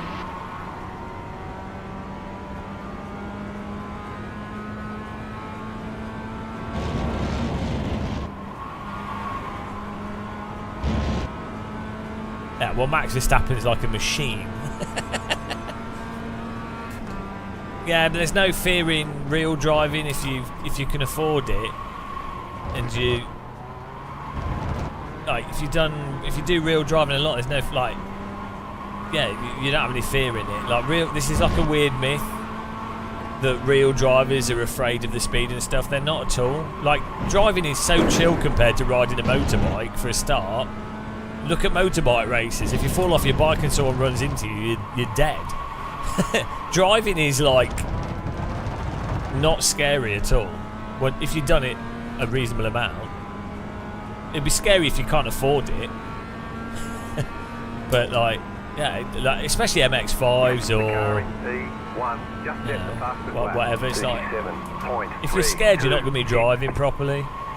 No semi-decent driver is scared. Like they might be initially. No, it's like if you go-karting a lot, which is more dangerous in many ways than full-size car driving. In some ways, depends what you're driving. You feel comfortable. It's like skiing.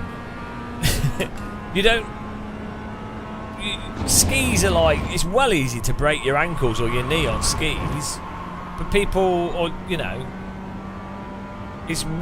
skiing is way more intense than driving a MX-5 or like a Radical SR3 or something. Like well, maybe not on Alton Park, but like on a big track.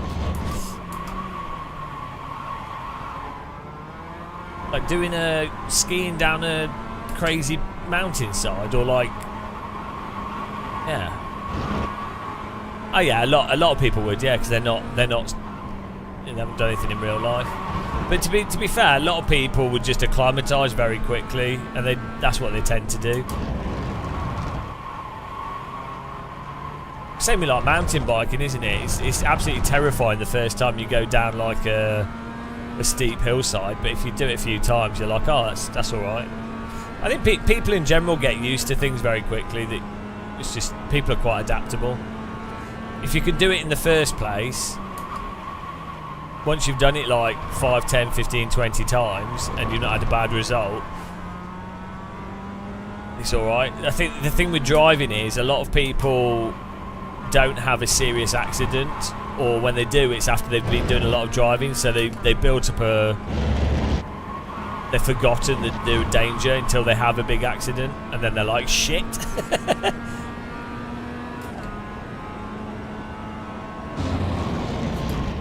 Yeah, I was at the filming of some of the world's fastest gamer stuff.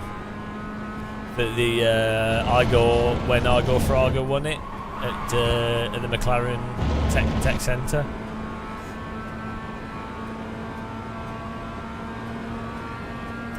That's quite a good competition, that.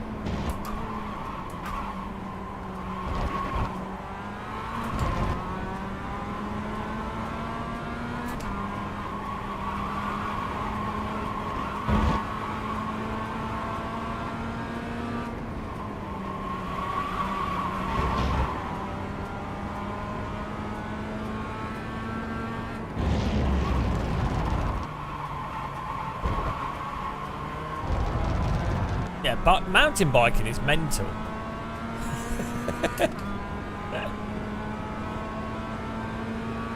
That was your fastest lap of the session. Mountain biking is absolutely insane. So skiing, to be honest. It's better. I mean, if you're just skiing on like general piste, it's all right. But if you go like off piste, or you ski through forests, or you're doing like if you were to ski down an Olympic Super G track, or even like an Olympic slalom, it's pretty crazy. Like, you're surprised how steep it is. Or if you go on an X Games, like the half pipe and the whole setup they have for X Games, the snow stuff. It's crazy. If you've ever been to a ski resort and skied down one, I've skied next to one. I can go on it. I'm not that good of a skier, but yeah, it's mental. And they just go. They don't care. People, they just get used to it. They've been doing it since they were like 8, so they're like, oh, it's just normal. People that grow up skiing, to them it's really normal.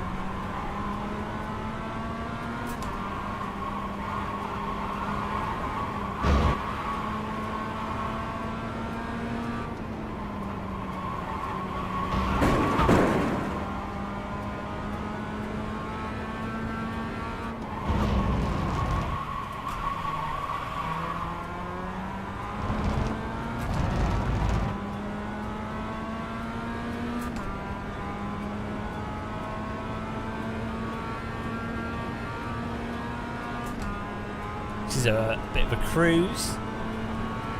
Hello, M-Paints and everyone. Sorry for missing people.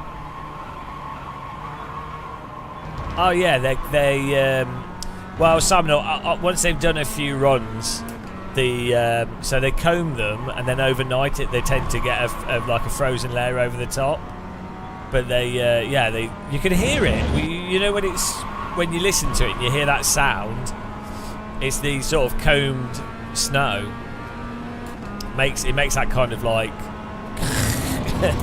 sound, whereas powder doesn't really make any noise. But yeah, it's mental.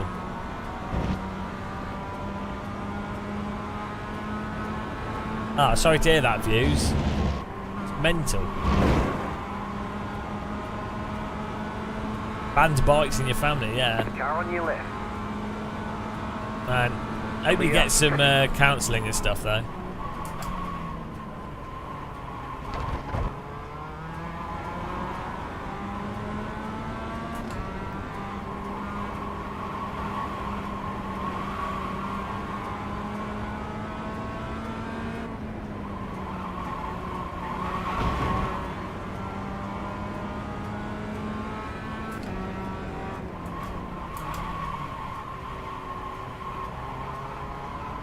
Oh, I thought you were like talking about it as if, not that it makes any difference, but I thought you were like, oh, yesterday. I don't know why I read that as like the other day. It's like, Jesus Christ. No, I mean, obviously to make a difference, like, still gonna be similar, but Yeah.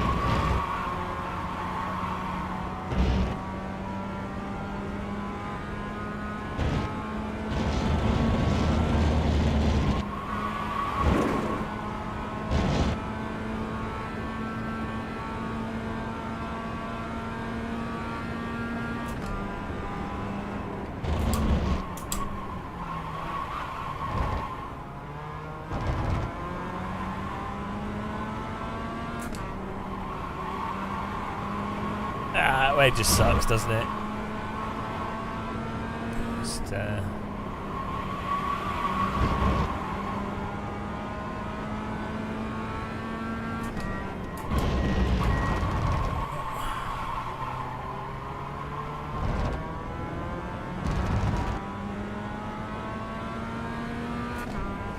you have to do stuff. If you enjoy doing something, at the point of deciding to do it, you go, well, hopefully you know what the risks are, and then it's like, well, yeah, walking down the stairs can be dangerous. Obviously, some things are more dangerous than other things, but it would be, you can't live life going, oh, I'm not going to do that thing. I'm not going to do this, not going to do this, not going to do this, due to the risk. Like, obviously some things are a lot more risky than others, but generally speaking, mountain biking is quite dangerous for hurting yourself, but it's not necessarily the most dangerous thing for fatalities. Or any more so, there's lots of sports that are really exciting, that are dangerous. Skydiving, skiing, mountain biking, diving, whatever, so...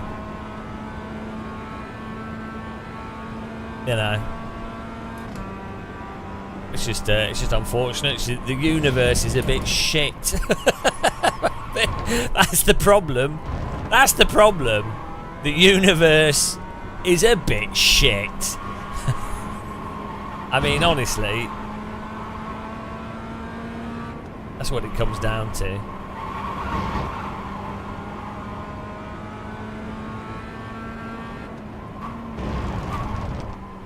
I'm going to die from a deep vein thrombosis at this rate. The leader is running 37.805. Fanatec fapping, that's where it's at, yeah. I don't fap hard enough though. I'm not really a great fapper. I could chill a lot more. I sort of the thing is, I don't do things for business sake, because otherwise I'd be doing something totally different. If I was like, oh, I'm doing stuff for business to make money, I would be. I'd probably be making casual games for mobiles or something.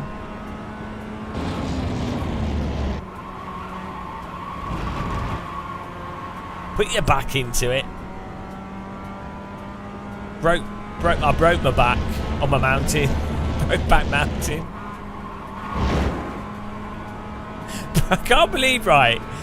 In my mind, I always thought it was like, oh, someone broke their back on the mountain and they had to rescue them. It wasn't that it was called Brokeback Mountain. It was, I don't know, I hadn't really thought about it.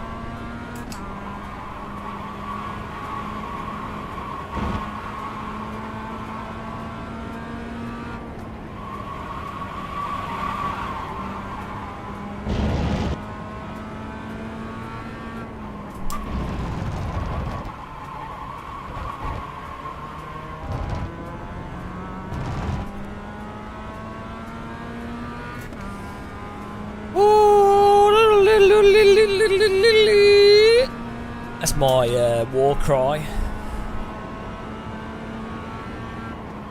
It's MX-5 war cry.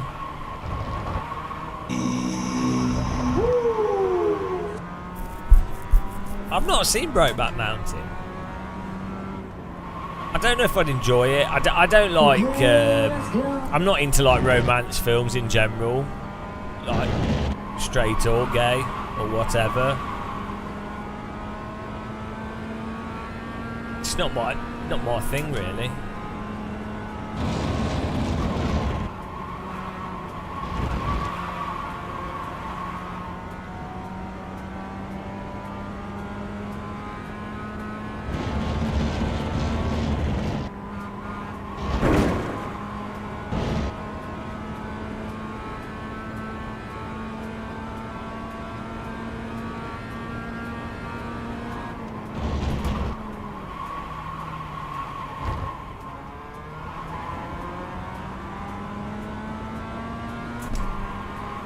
Well, it's got good review. I mean, people liked it, so.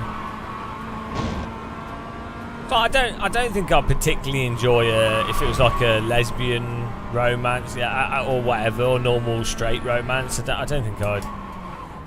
I'm not really. I don't really care with films, you know, when they're like, oh, I love you, but I'm not. Unless they've got a sim rig in there, I'm bored. Yeah. If it was a film about... Slow car ahead. Car stopped ahead. There's an incident ahead. If it was two guys that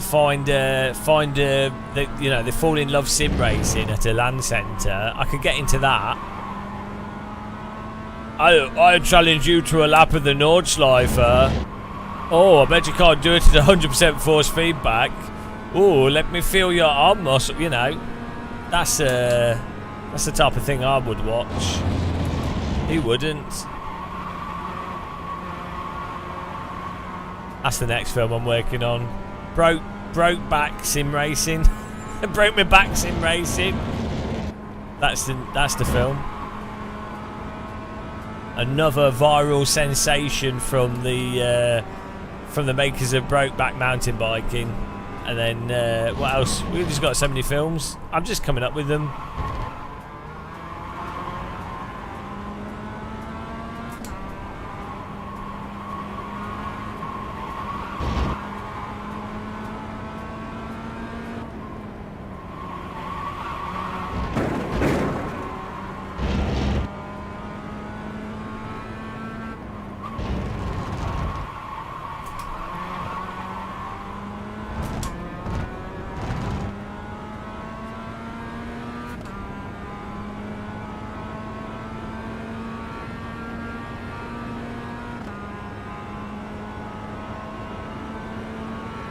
This is a 1X masterclass, guys.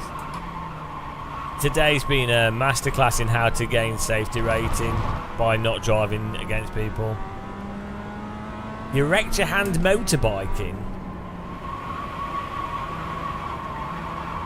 Well, why don't you just don't use your hand? Use your knee steer, knee drive, knee bother.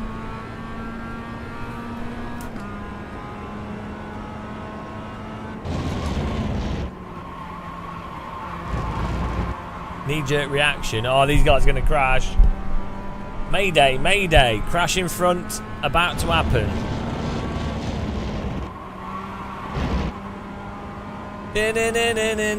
Crash man. Crash man. You get one of those like knob things that bus drivers have. Crash man. Crash man. It's about to happen. I can feel it in my external sensory organs.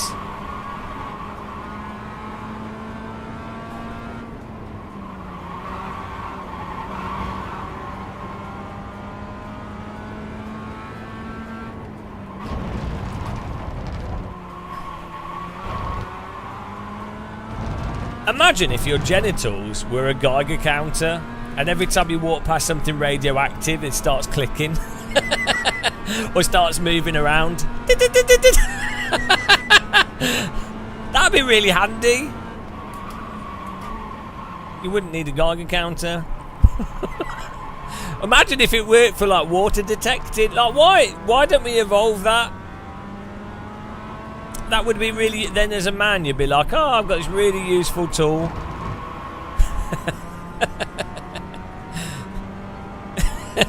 It would be really useful instead of just like doing nothing.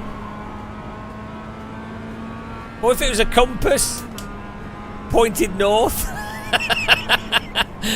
That'd be well useful. Ah, telling you, this is why God doesn't exist. Absolutely wasted opportunity.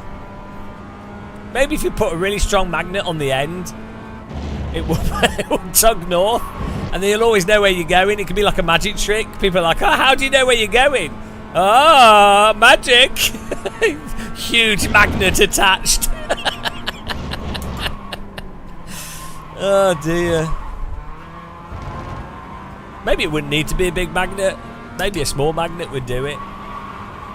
Right, someone's done that. I guarantee you somebody has done that. How big of a magnet would you need? People put magnets in their hands and stuff to be able to feel magnetic fields. I've seen that. A real sense of direction.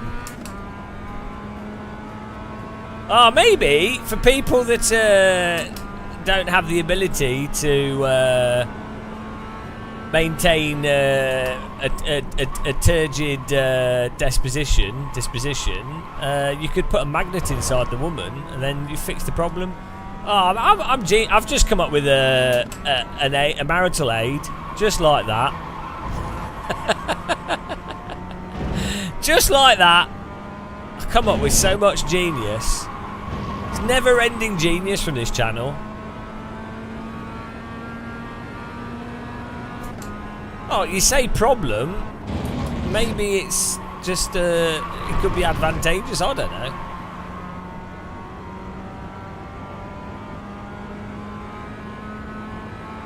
Painted it.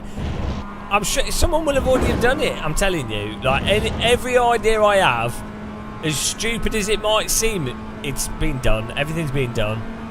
And if it hasn't been done, it will be done by AI. AI will be like, oh yeah.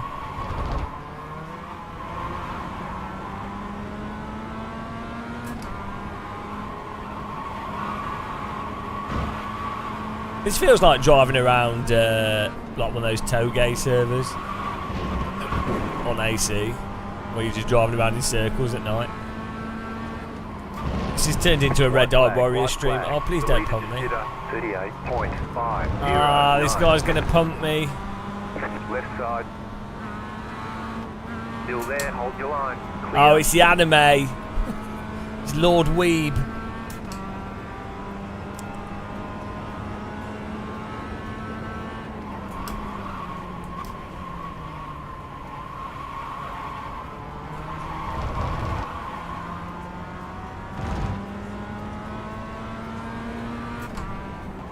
Could be a new superhero. Magnet Man. Magneto. Oh dear. Magneto. It's so stupid. Which is the dumbest superhero out of all of them?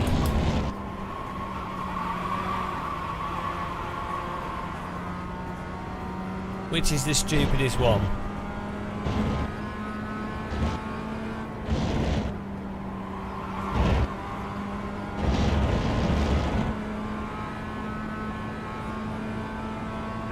Losing on the car in front.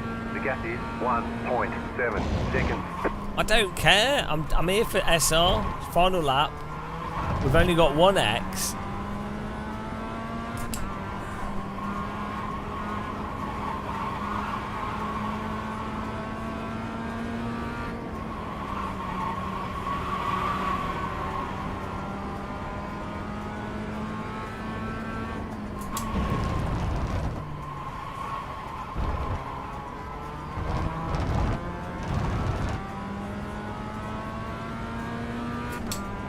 There we go. This should have got us to the A. Car ahead.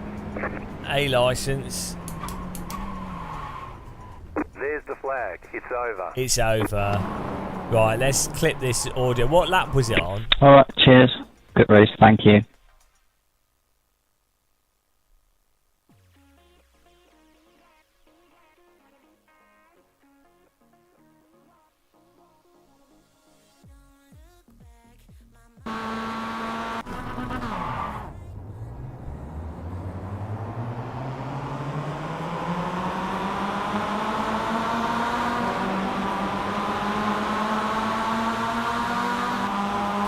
guys. We've got to record this.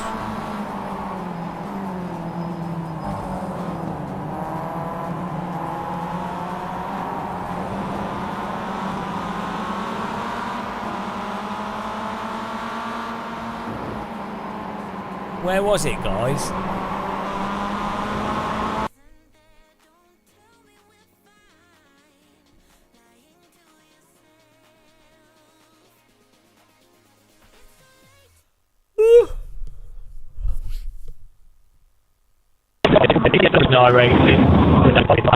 Fine. Temperature. Absolutely amazing. Oh, there it is. There it is. Amazing, amazing. What the hell was that, mate? Amazing, amazing, amazing. Absolutely amazing.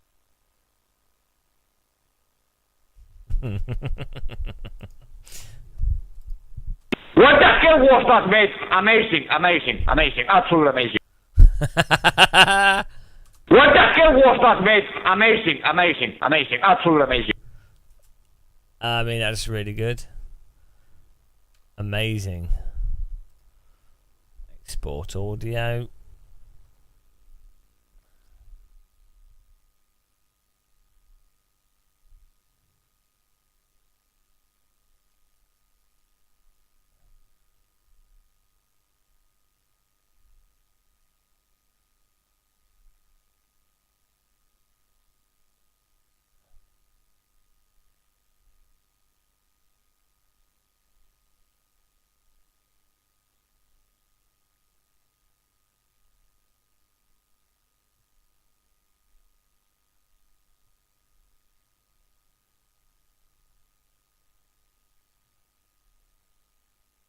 I have a folder of the iRacing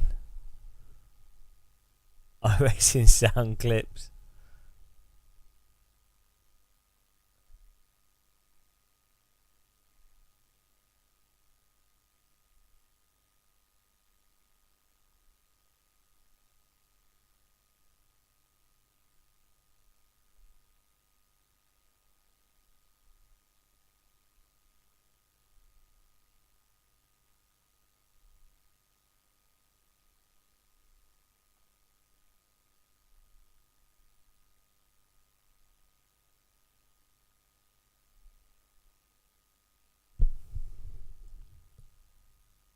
What the hell was that, mate? Amazing, amazing, amazing. Absolutely amazing.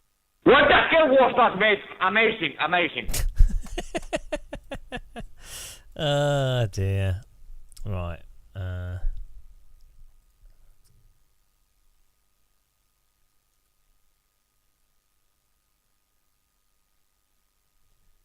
Amazing, amazing. Yeah, who was it? That, mate. Amazing, amazing. Juan Salmon Vantosa. Where is he? Juan Van Salmon.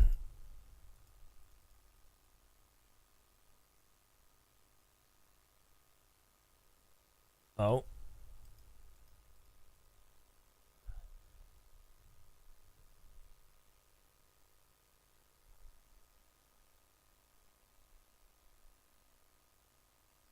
Where is he?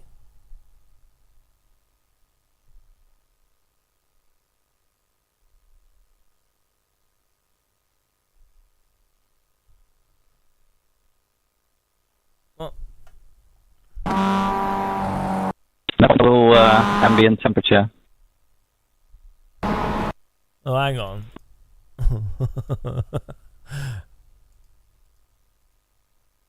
No. Oh, he is.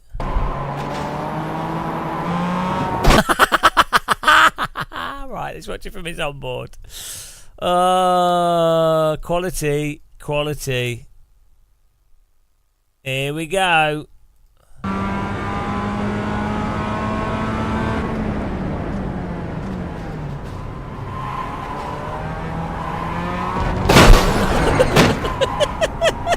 What the hell was that, mate? Oh, so good. Skill issue. Skill issue from him. he shouldn't be complaining. Do you think this guy lost it due to the tyres or a skill issue? See. No, I thought IMSA was skill issue. to ambient temperature.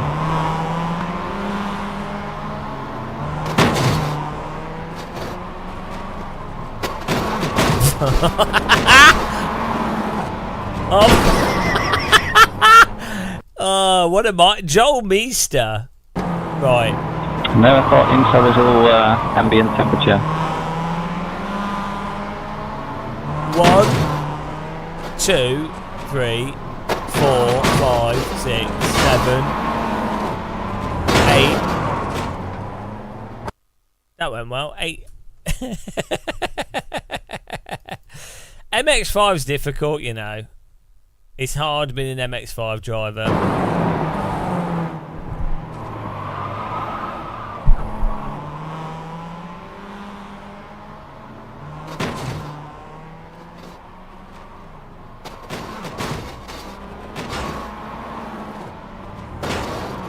I think he tried to get out of the way. You know, he was trying his best. You can't really complain. He did hold his brakes and then accelerated, then held his brakes and then accelerated, and probably did the worst possible thing. But he was trying, and you know, at the end of the day, it's the effort that counts, not the end result. You know, people often are pretty harsh and unfair to people, and they shouldn't be.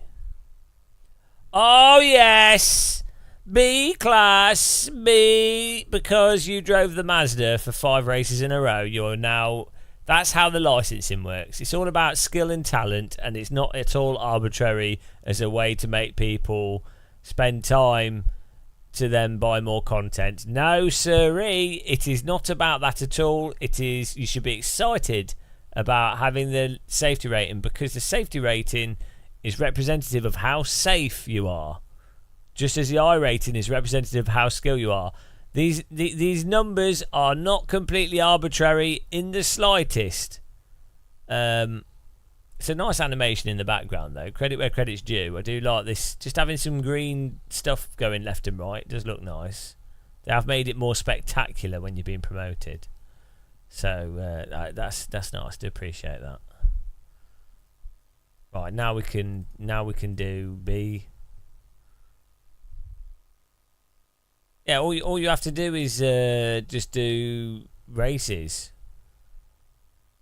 and not crash. Like, yeah, just don't race. Basically, just drive around and don't race. Basically, hot lapping, and you get, that's it, easy.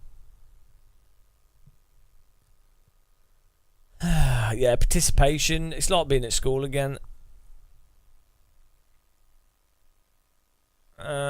But now we can buy more content. So you know, the problem is IMSA's bloody A class, which is a bit weird. IMSA's actually good. IMSA is actually one of the good. It's on a good track as well. IMSA's actually decent. You know, it's a format. It's got a lot of people in it. Multi-class. It's quite good fun.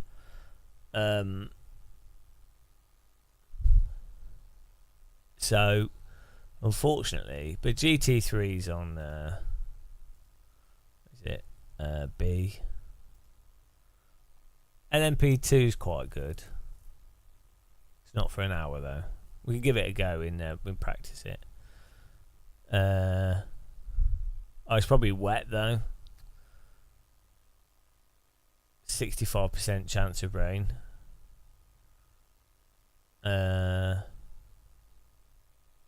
Oh, this is B. So what's it? Is this the fixed one? No, 160 minutes. Yeah, what have they made A class? So made it's weird that they've made this A class. It's kind of strange the decisions they've made, because what it does mean is people are probably more reluctant to then do rookie stuff. But rookie stuff isn't necessarily lower skill, it's just a pump fest. So weirdly, the way they've done the licensing means that you're less inclined to get the value by doing lower class stuff, because you'll be more worried about all the punting that happens.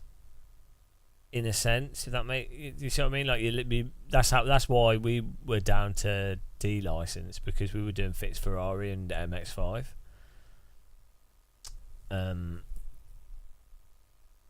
So it's kind of weird how this safety rating and stuff works, but that's just how it is.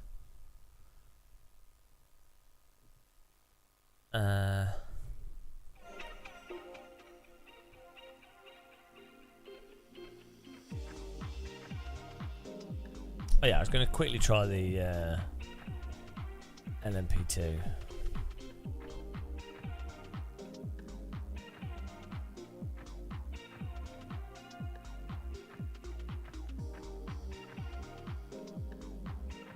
I've driven the LMP2 for ages.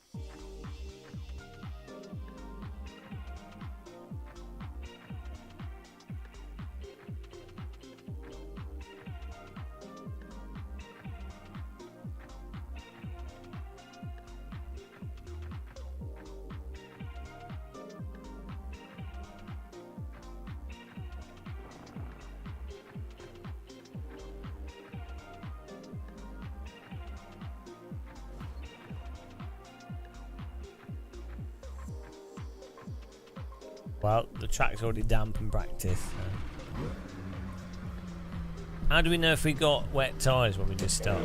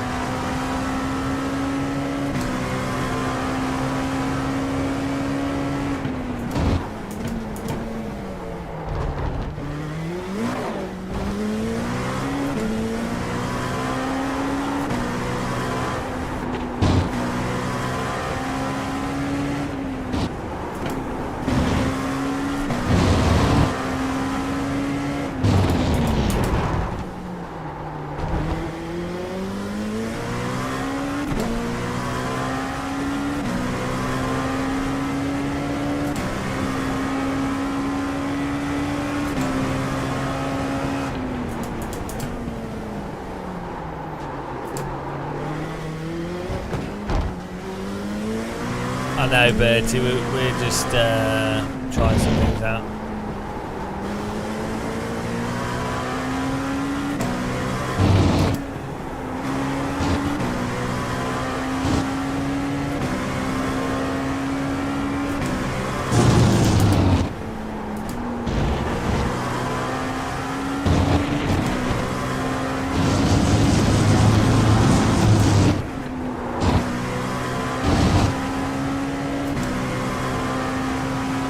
Quite sure how you're meant to overtake on this track with this car.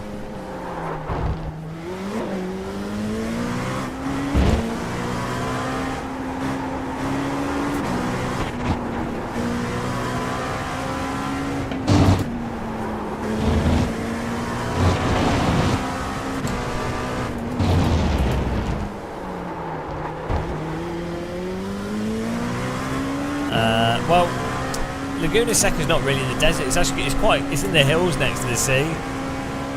It's actually quite green in real life, depending on the time of year.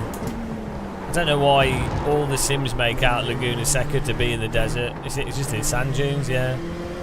It's on the coast of California.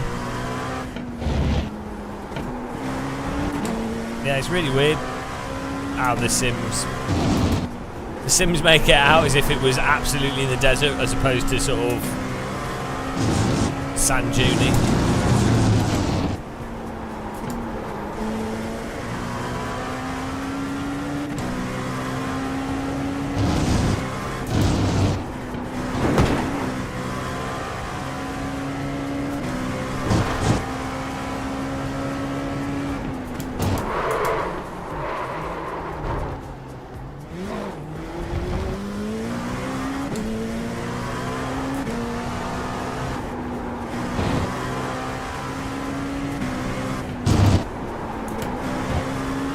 It's funny how the wet tyres in iRacing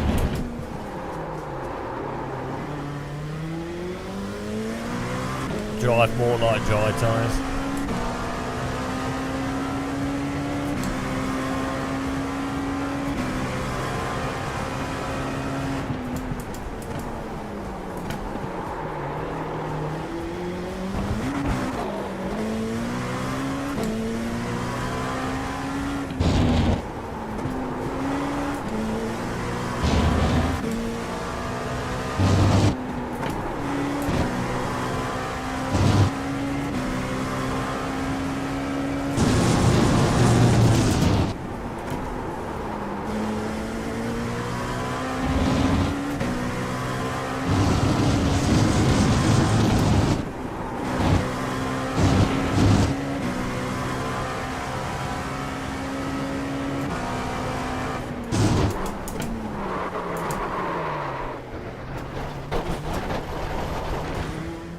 Cut the course, you've got to slow down and give up that time.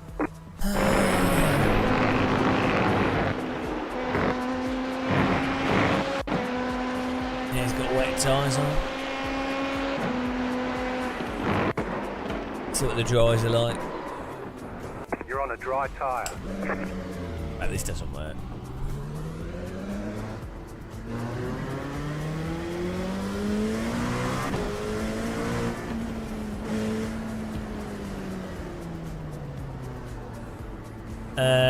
The wet tyres are less prone to flash overheating, but it still doesn't drive like a car.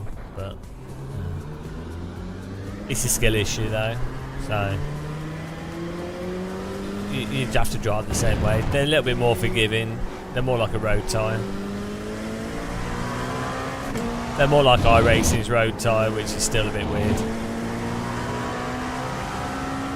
No, it's just a short fixed race.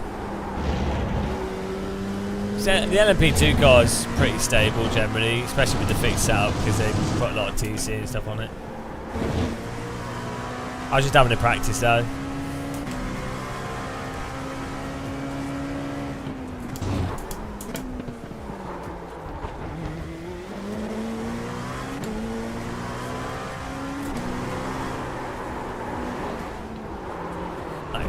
See that? Exactly what the MX-5 did. Right. you catch the slide. This is exactly the right. So you step out, car's oversteering, right? You do this. Car's ignore. It's exactly the same problem as the MX-5. Car's ignoring the input. Right, you do the correct amount of counter steer. There we go. It's hard for you to see the wheel, but like, so you turn in, you induce oversteer, which is what you want to be doing to take a tighter line through the corner. So you induce the oversteer, which would be the correct amount of oversteer, but now the tyres are stuck in a slide, so it doesn't. The counter steer to correct the oversteer doesn't work. But anyway, you counter steer, it then catches it, and then you've caught it again, but the physics are still off for the tyres. So even though you've caught it, it's gone. Skill issue, it's a skill issue, and you just have to learn against it. But it's the same. We did exactly the same thing in the MX-5. It's the exact same thing in the MX-5. Normal amount of oversteer, somewhat intentional to line up through the corner. You try and catch it, but the car is ignoring the input, and then you have to do an over counter steer to really throw it out of it, which is ridiculous. And this it doesn't. MX-5 won't do that, and lots of cars won't do that. This car has loads of TC and stuff, so I think it helps. So you have to really pull it out of the slide in a crazy way, which you do. You pulled it out of the slide. So you then correct the other way, because you've pulled it out of the slide, so you've corrected that, but rear tyres still overheated, so they're gone. Skill issue. It's a skill issue. Skill issue, guys. It's obviously because it's cold tyres and a wet track. I don't know how many times you could show it though, and then people would be like, "Oh, you could demo it. You could really explain it with every single car. Really go in it like, and then people would still be like, "Oh, it's a skill issue." Of course, what you do is when you drive here, you don't induce oversteer in a totally natural way. You have to go. You just have to drive under the limit at all times. Maybe roll into a bit of oversteer, roll into the slide, but not use the slide as a way to take tighter corners. So you've removed a really normal way of driving quickly. And a really fun part of driving is angling the car on the limit, angling it a little bit, and then letting the car slide to hit the apex properly, optimally. That's one of the most fun parts of driving that iRacing doesn't support.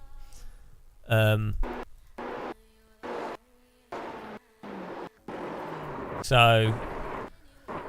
But you just have to drive under the limit in iRacing. It is how it is, and as you all know, all simulators have problems. So, it's a skill issue, right? This car it'll be all right for racing now. I think we'll give it a go at some point. I'm surprised that the drives actually seem to be all right with a slightly damp track. But they seem to have more baseline grip than I was expecting, to be honest. I think iRacing actually, iRacing actually has quite a lot of grip. Like the behaviour, the tyre behaviour is not realistic, but the grip levels is quite nice. There's quite high grip, which I like. But it's a skill issue, right? I'm gonna try and have a little bit of a rest, I think, because it's like midday and we've been streaming for 10 hours. It's been a successful stream. It's helped us it's helped us focus on something. So we've had people click the like button, we've had some new subscribers, we've had people buy mugs. You have to be a mug to buy the mug, and people did, mugged them. we've learnt about broke mountain bike back mountain. New film I'm working on. It's exciting. Yeah, MX5 races were quite fun. Oh, we've had a hilarious sound clip. So really, all told, pretty good. We need to. Do you guys want to hear the sound clip folder? What are you doing? What are you fucking doing? What are you fucking doing? You guys heard this? What are you doing? What are you fucking doing? What are you fucking doing? That's a good one. What are you doing? What are you fucking doing? What are you fucking doing? I like that one.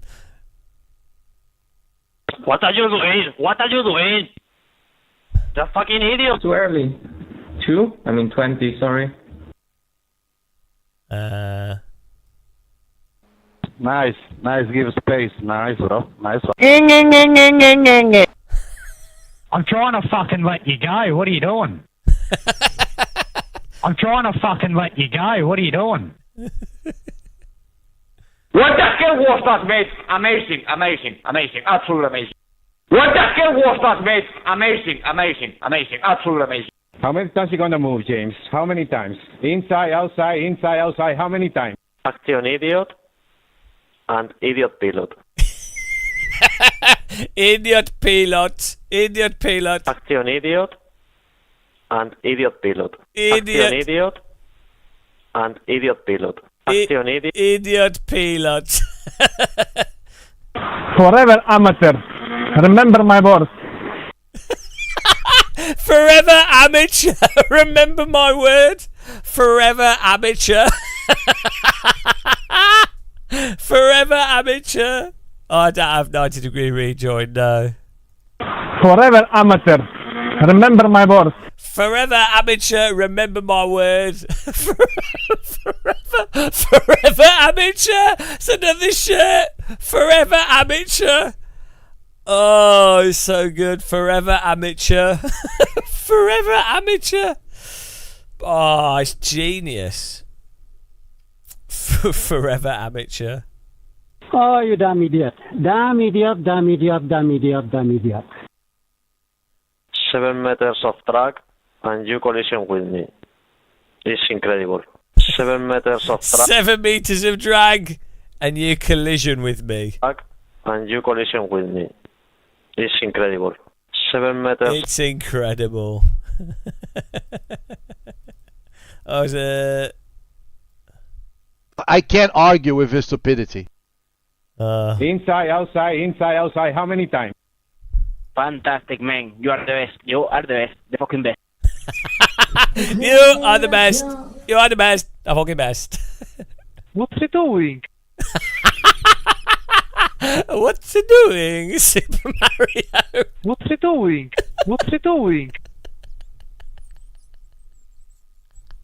What's he doing?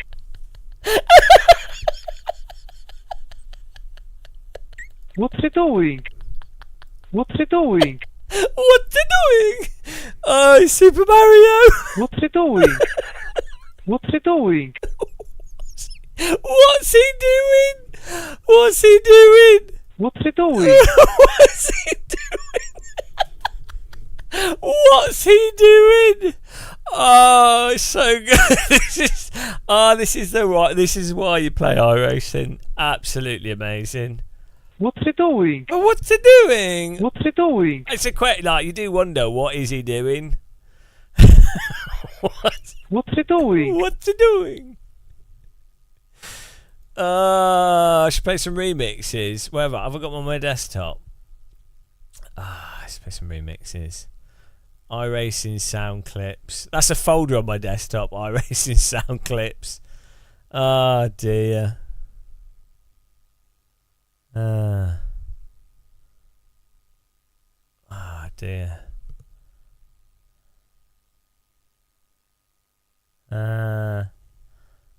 We've got Son of the Beach here. Where's the finished track?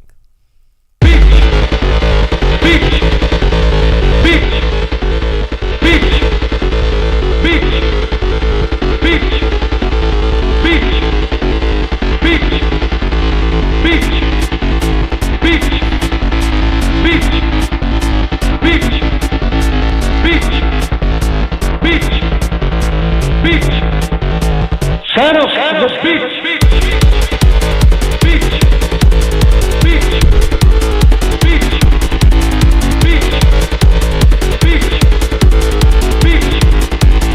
Son of the bitch!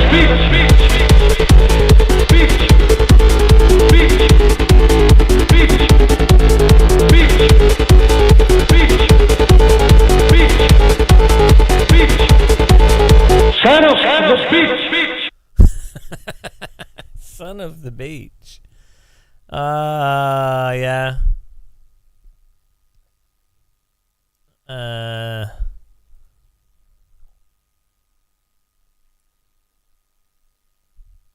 I can't even hear you. Blah blah blah blah blah blah blah blah blah blah blah blah blah blah. Oh, great. Fantastic, Francois. Fantastic, man. You are the best. You are the best. The fucking best. Blah blah blah blah blah blah. Dear.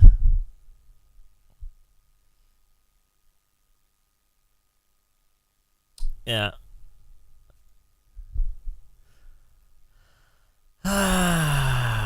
Right. Too wide. Hang on.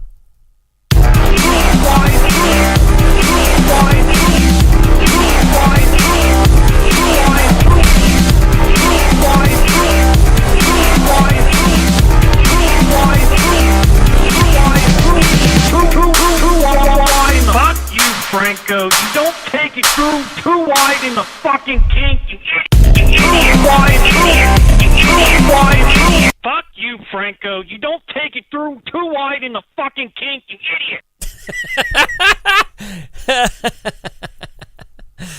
idiot. So good. Right. On that note, it's time to raid someone. Who's going here? Is Matt's trombone still going, or is he falling asleep? Who's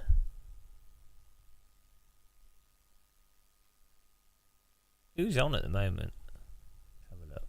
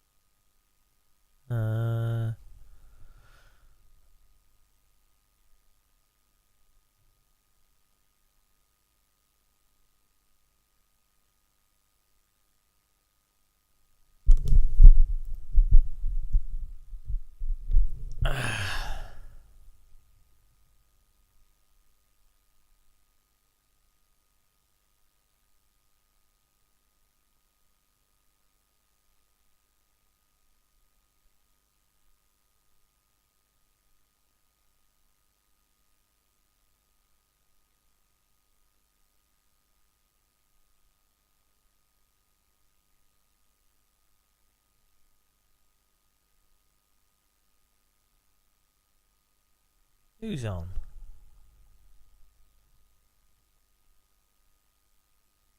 Oh, David John Gibbons. Here we go.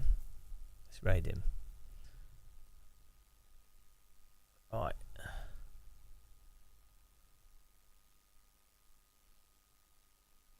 Thanks for watching, guys. Have a good one. I will catch you all soon.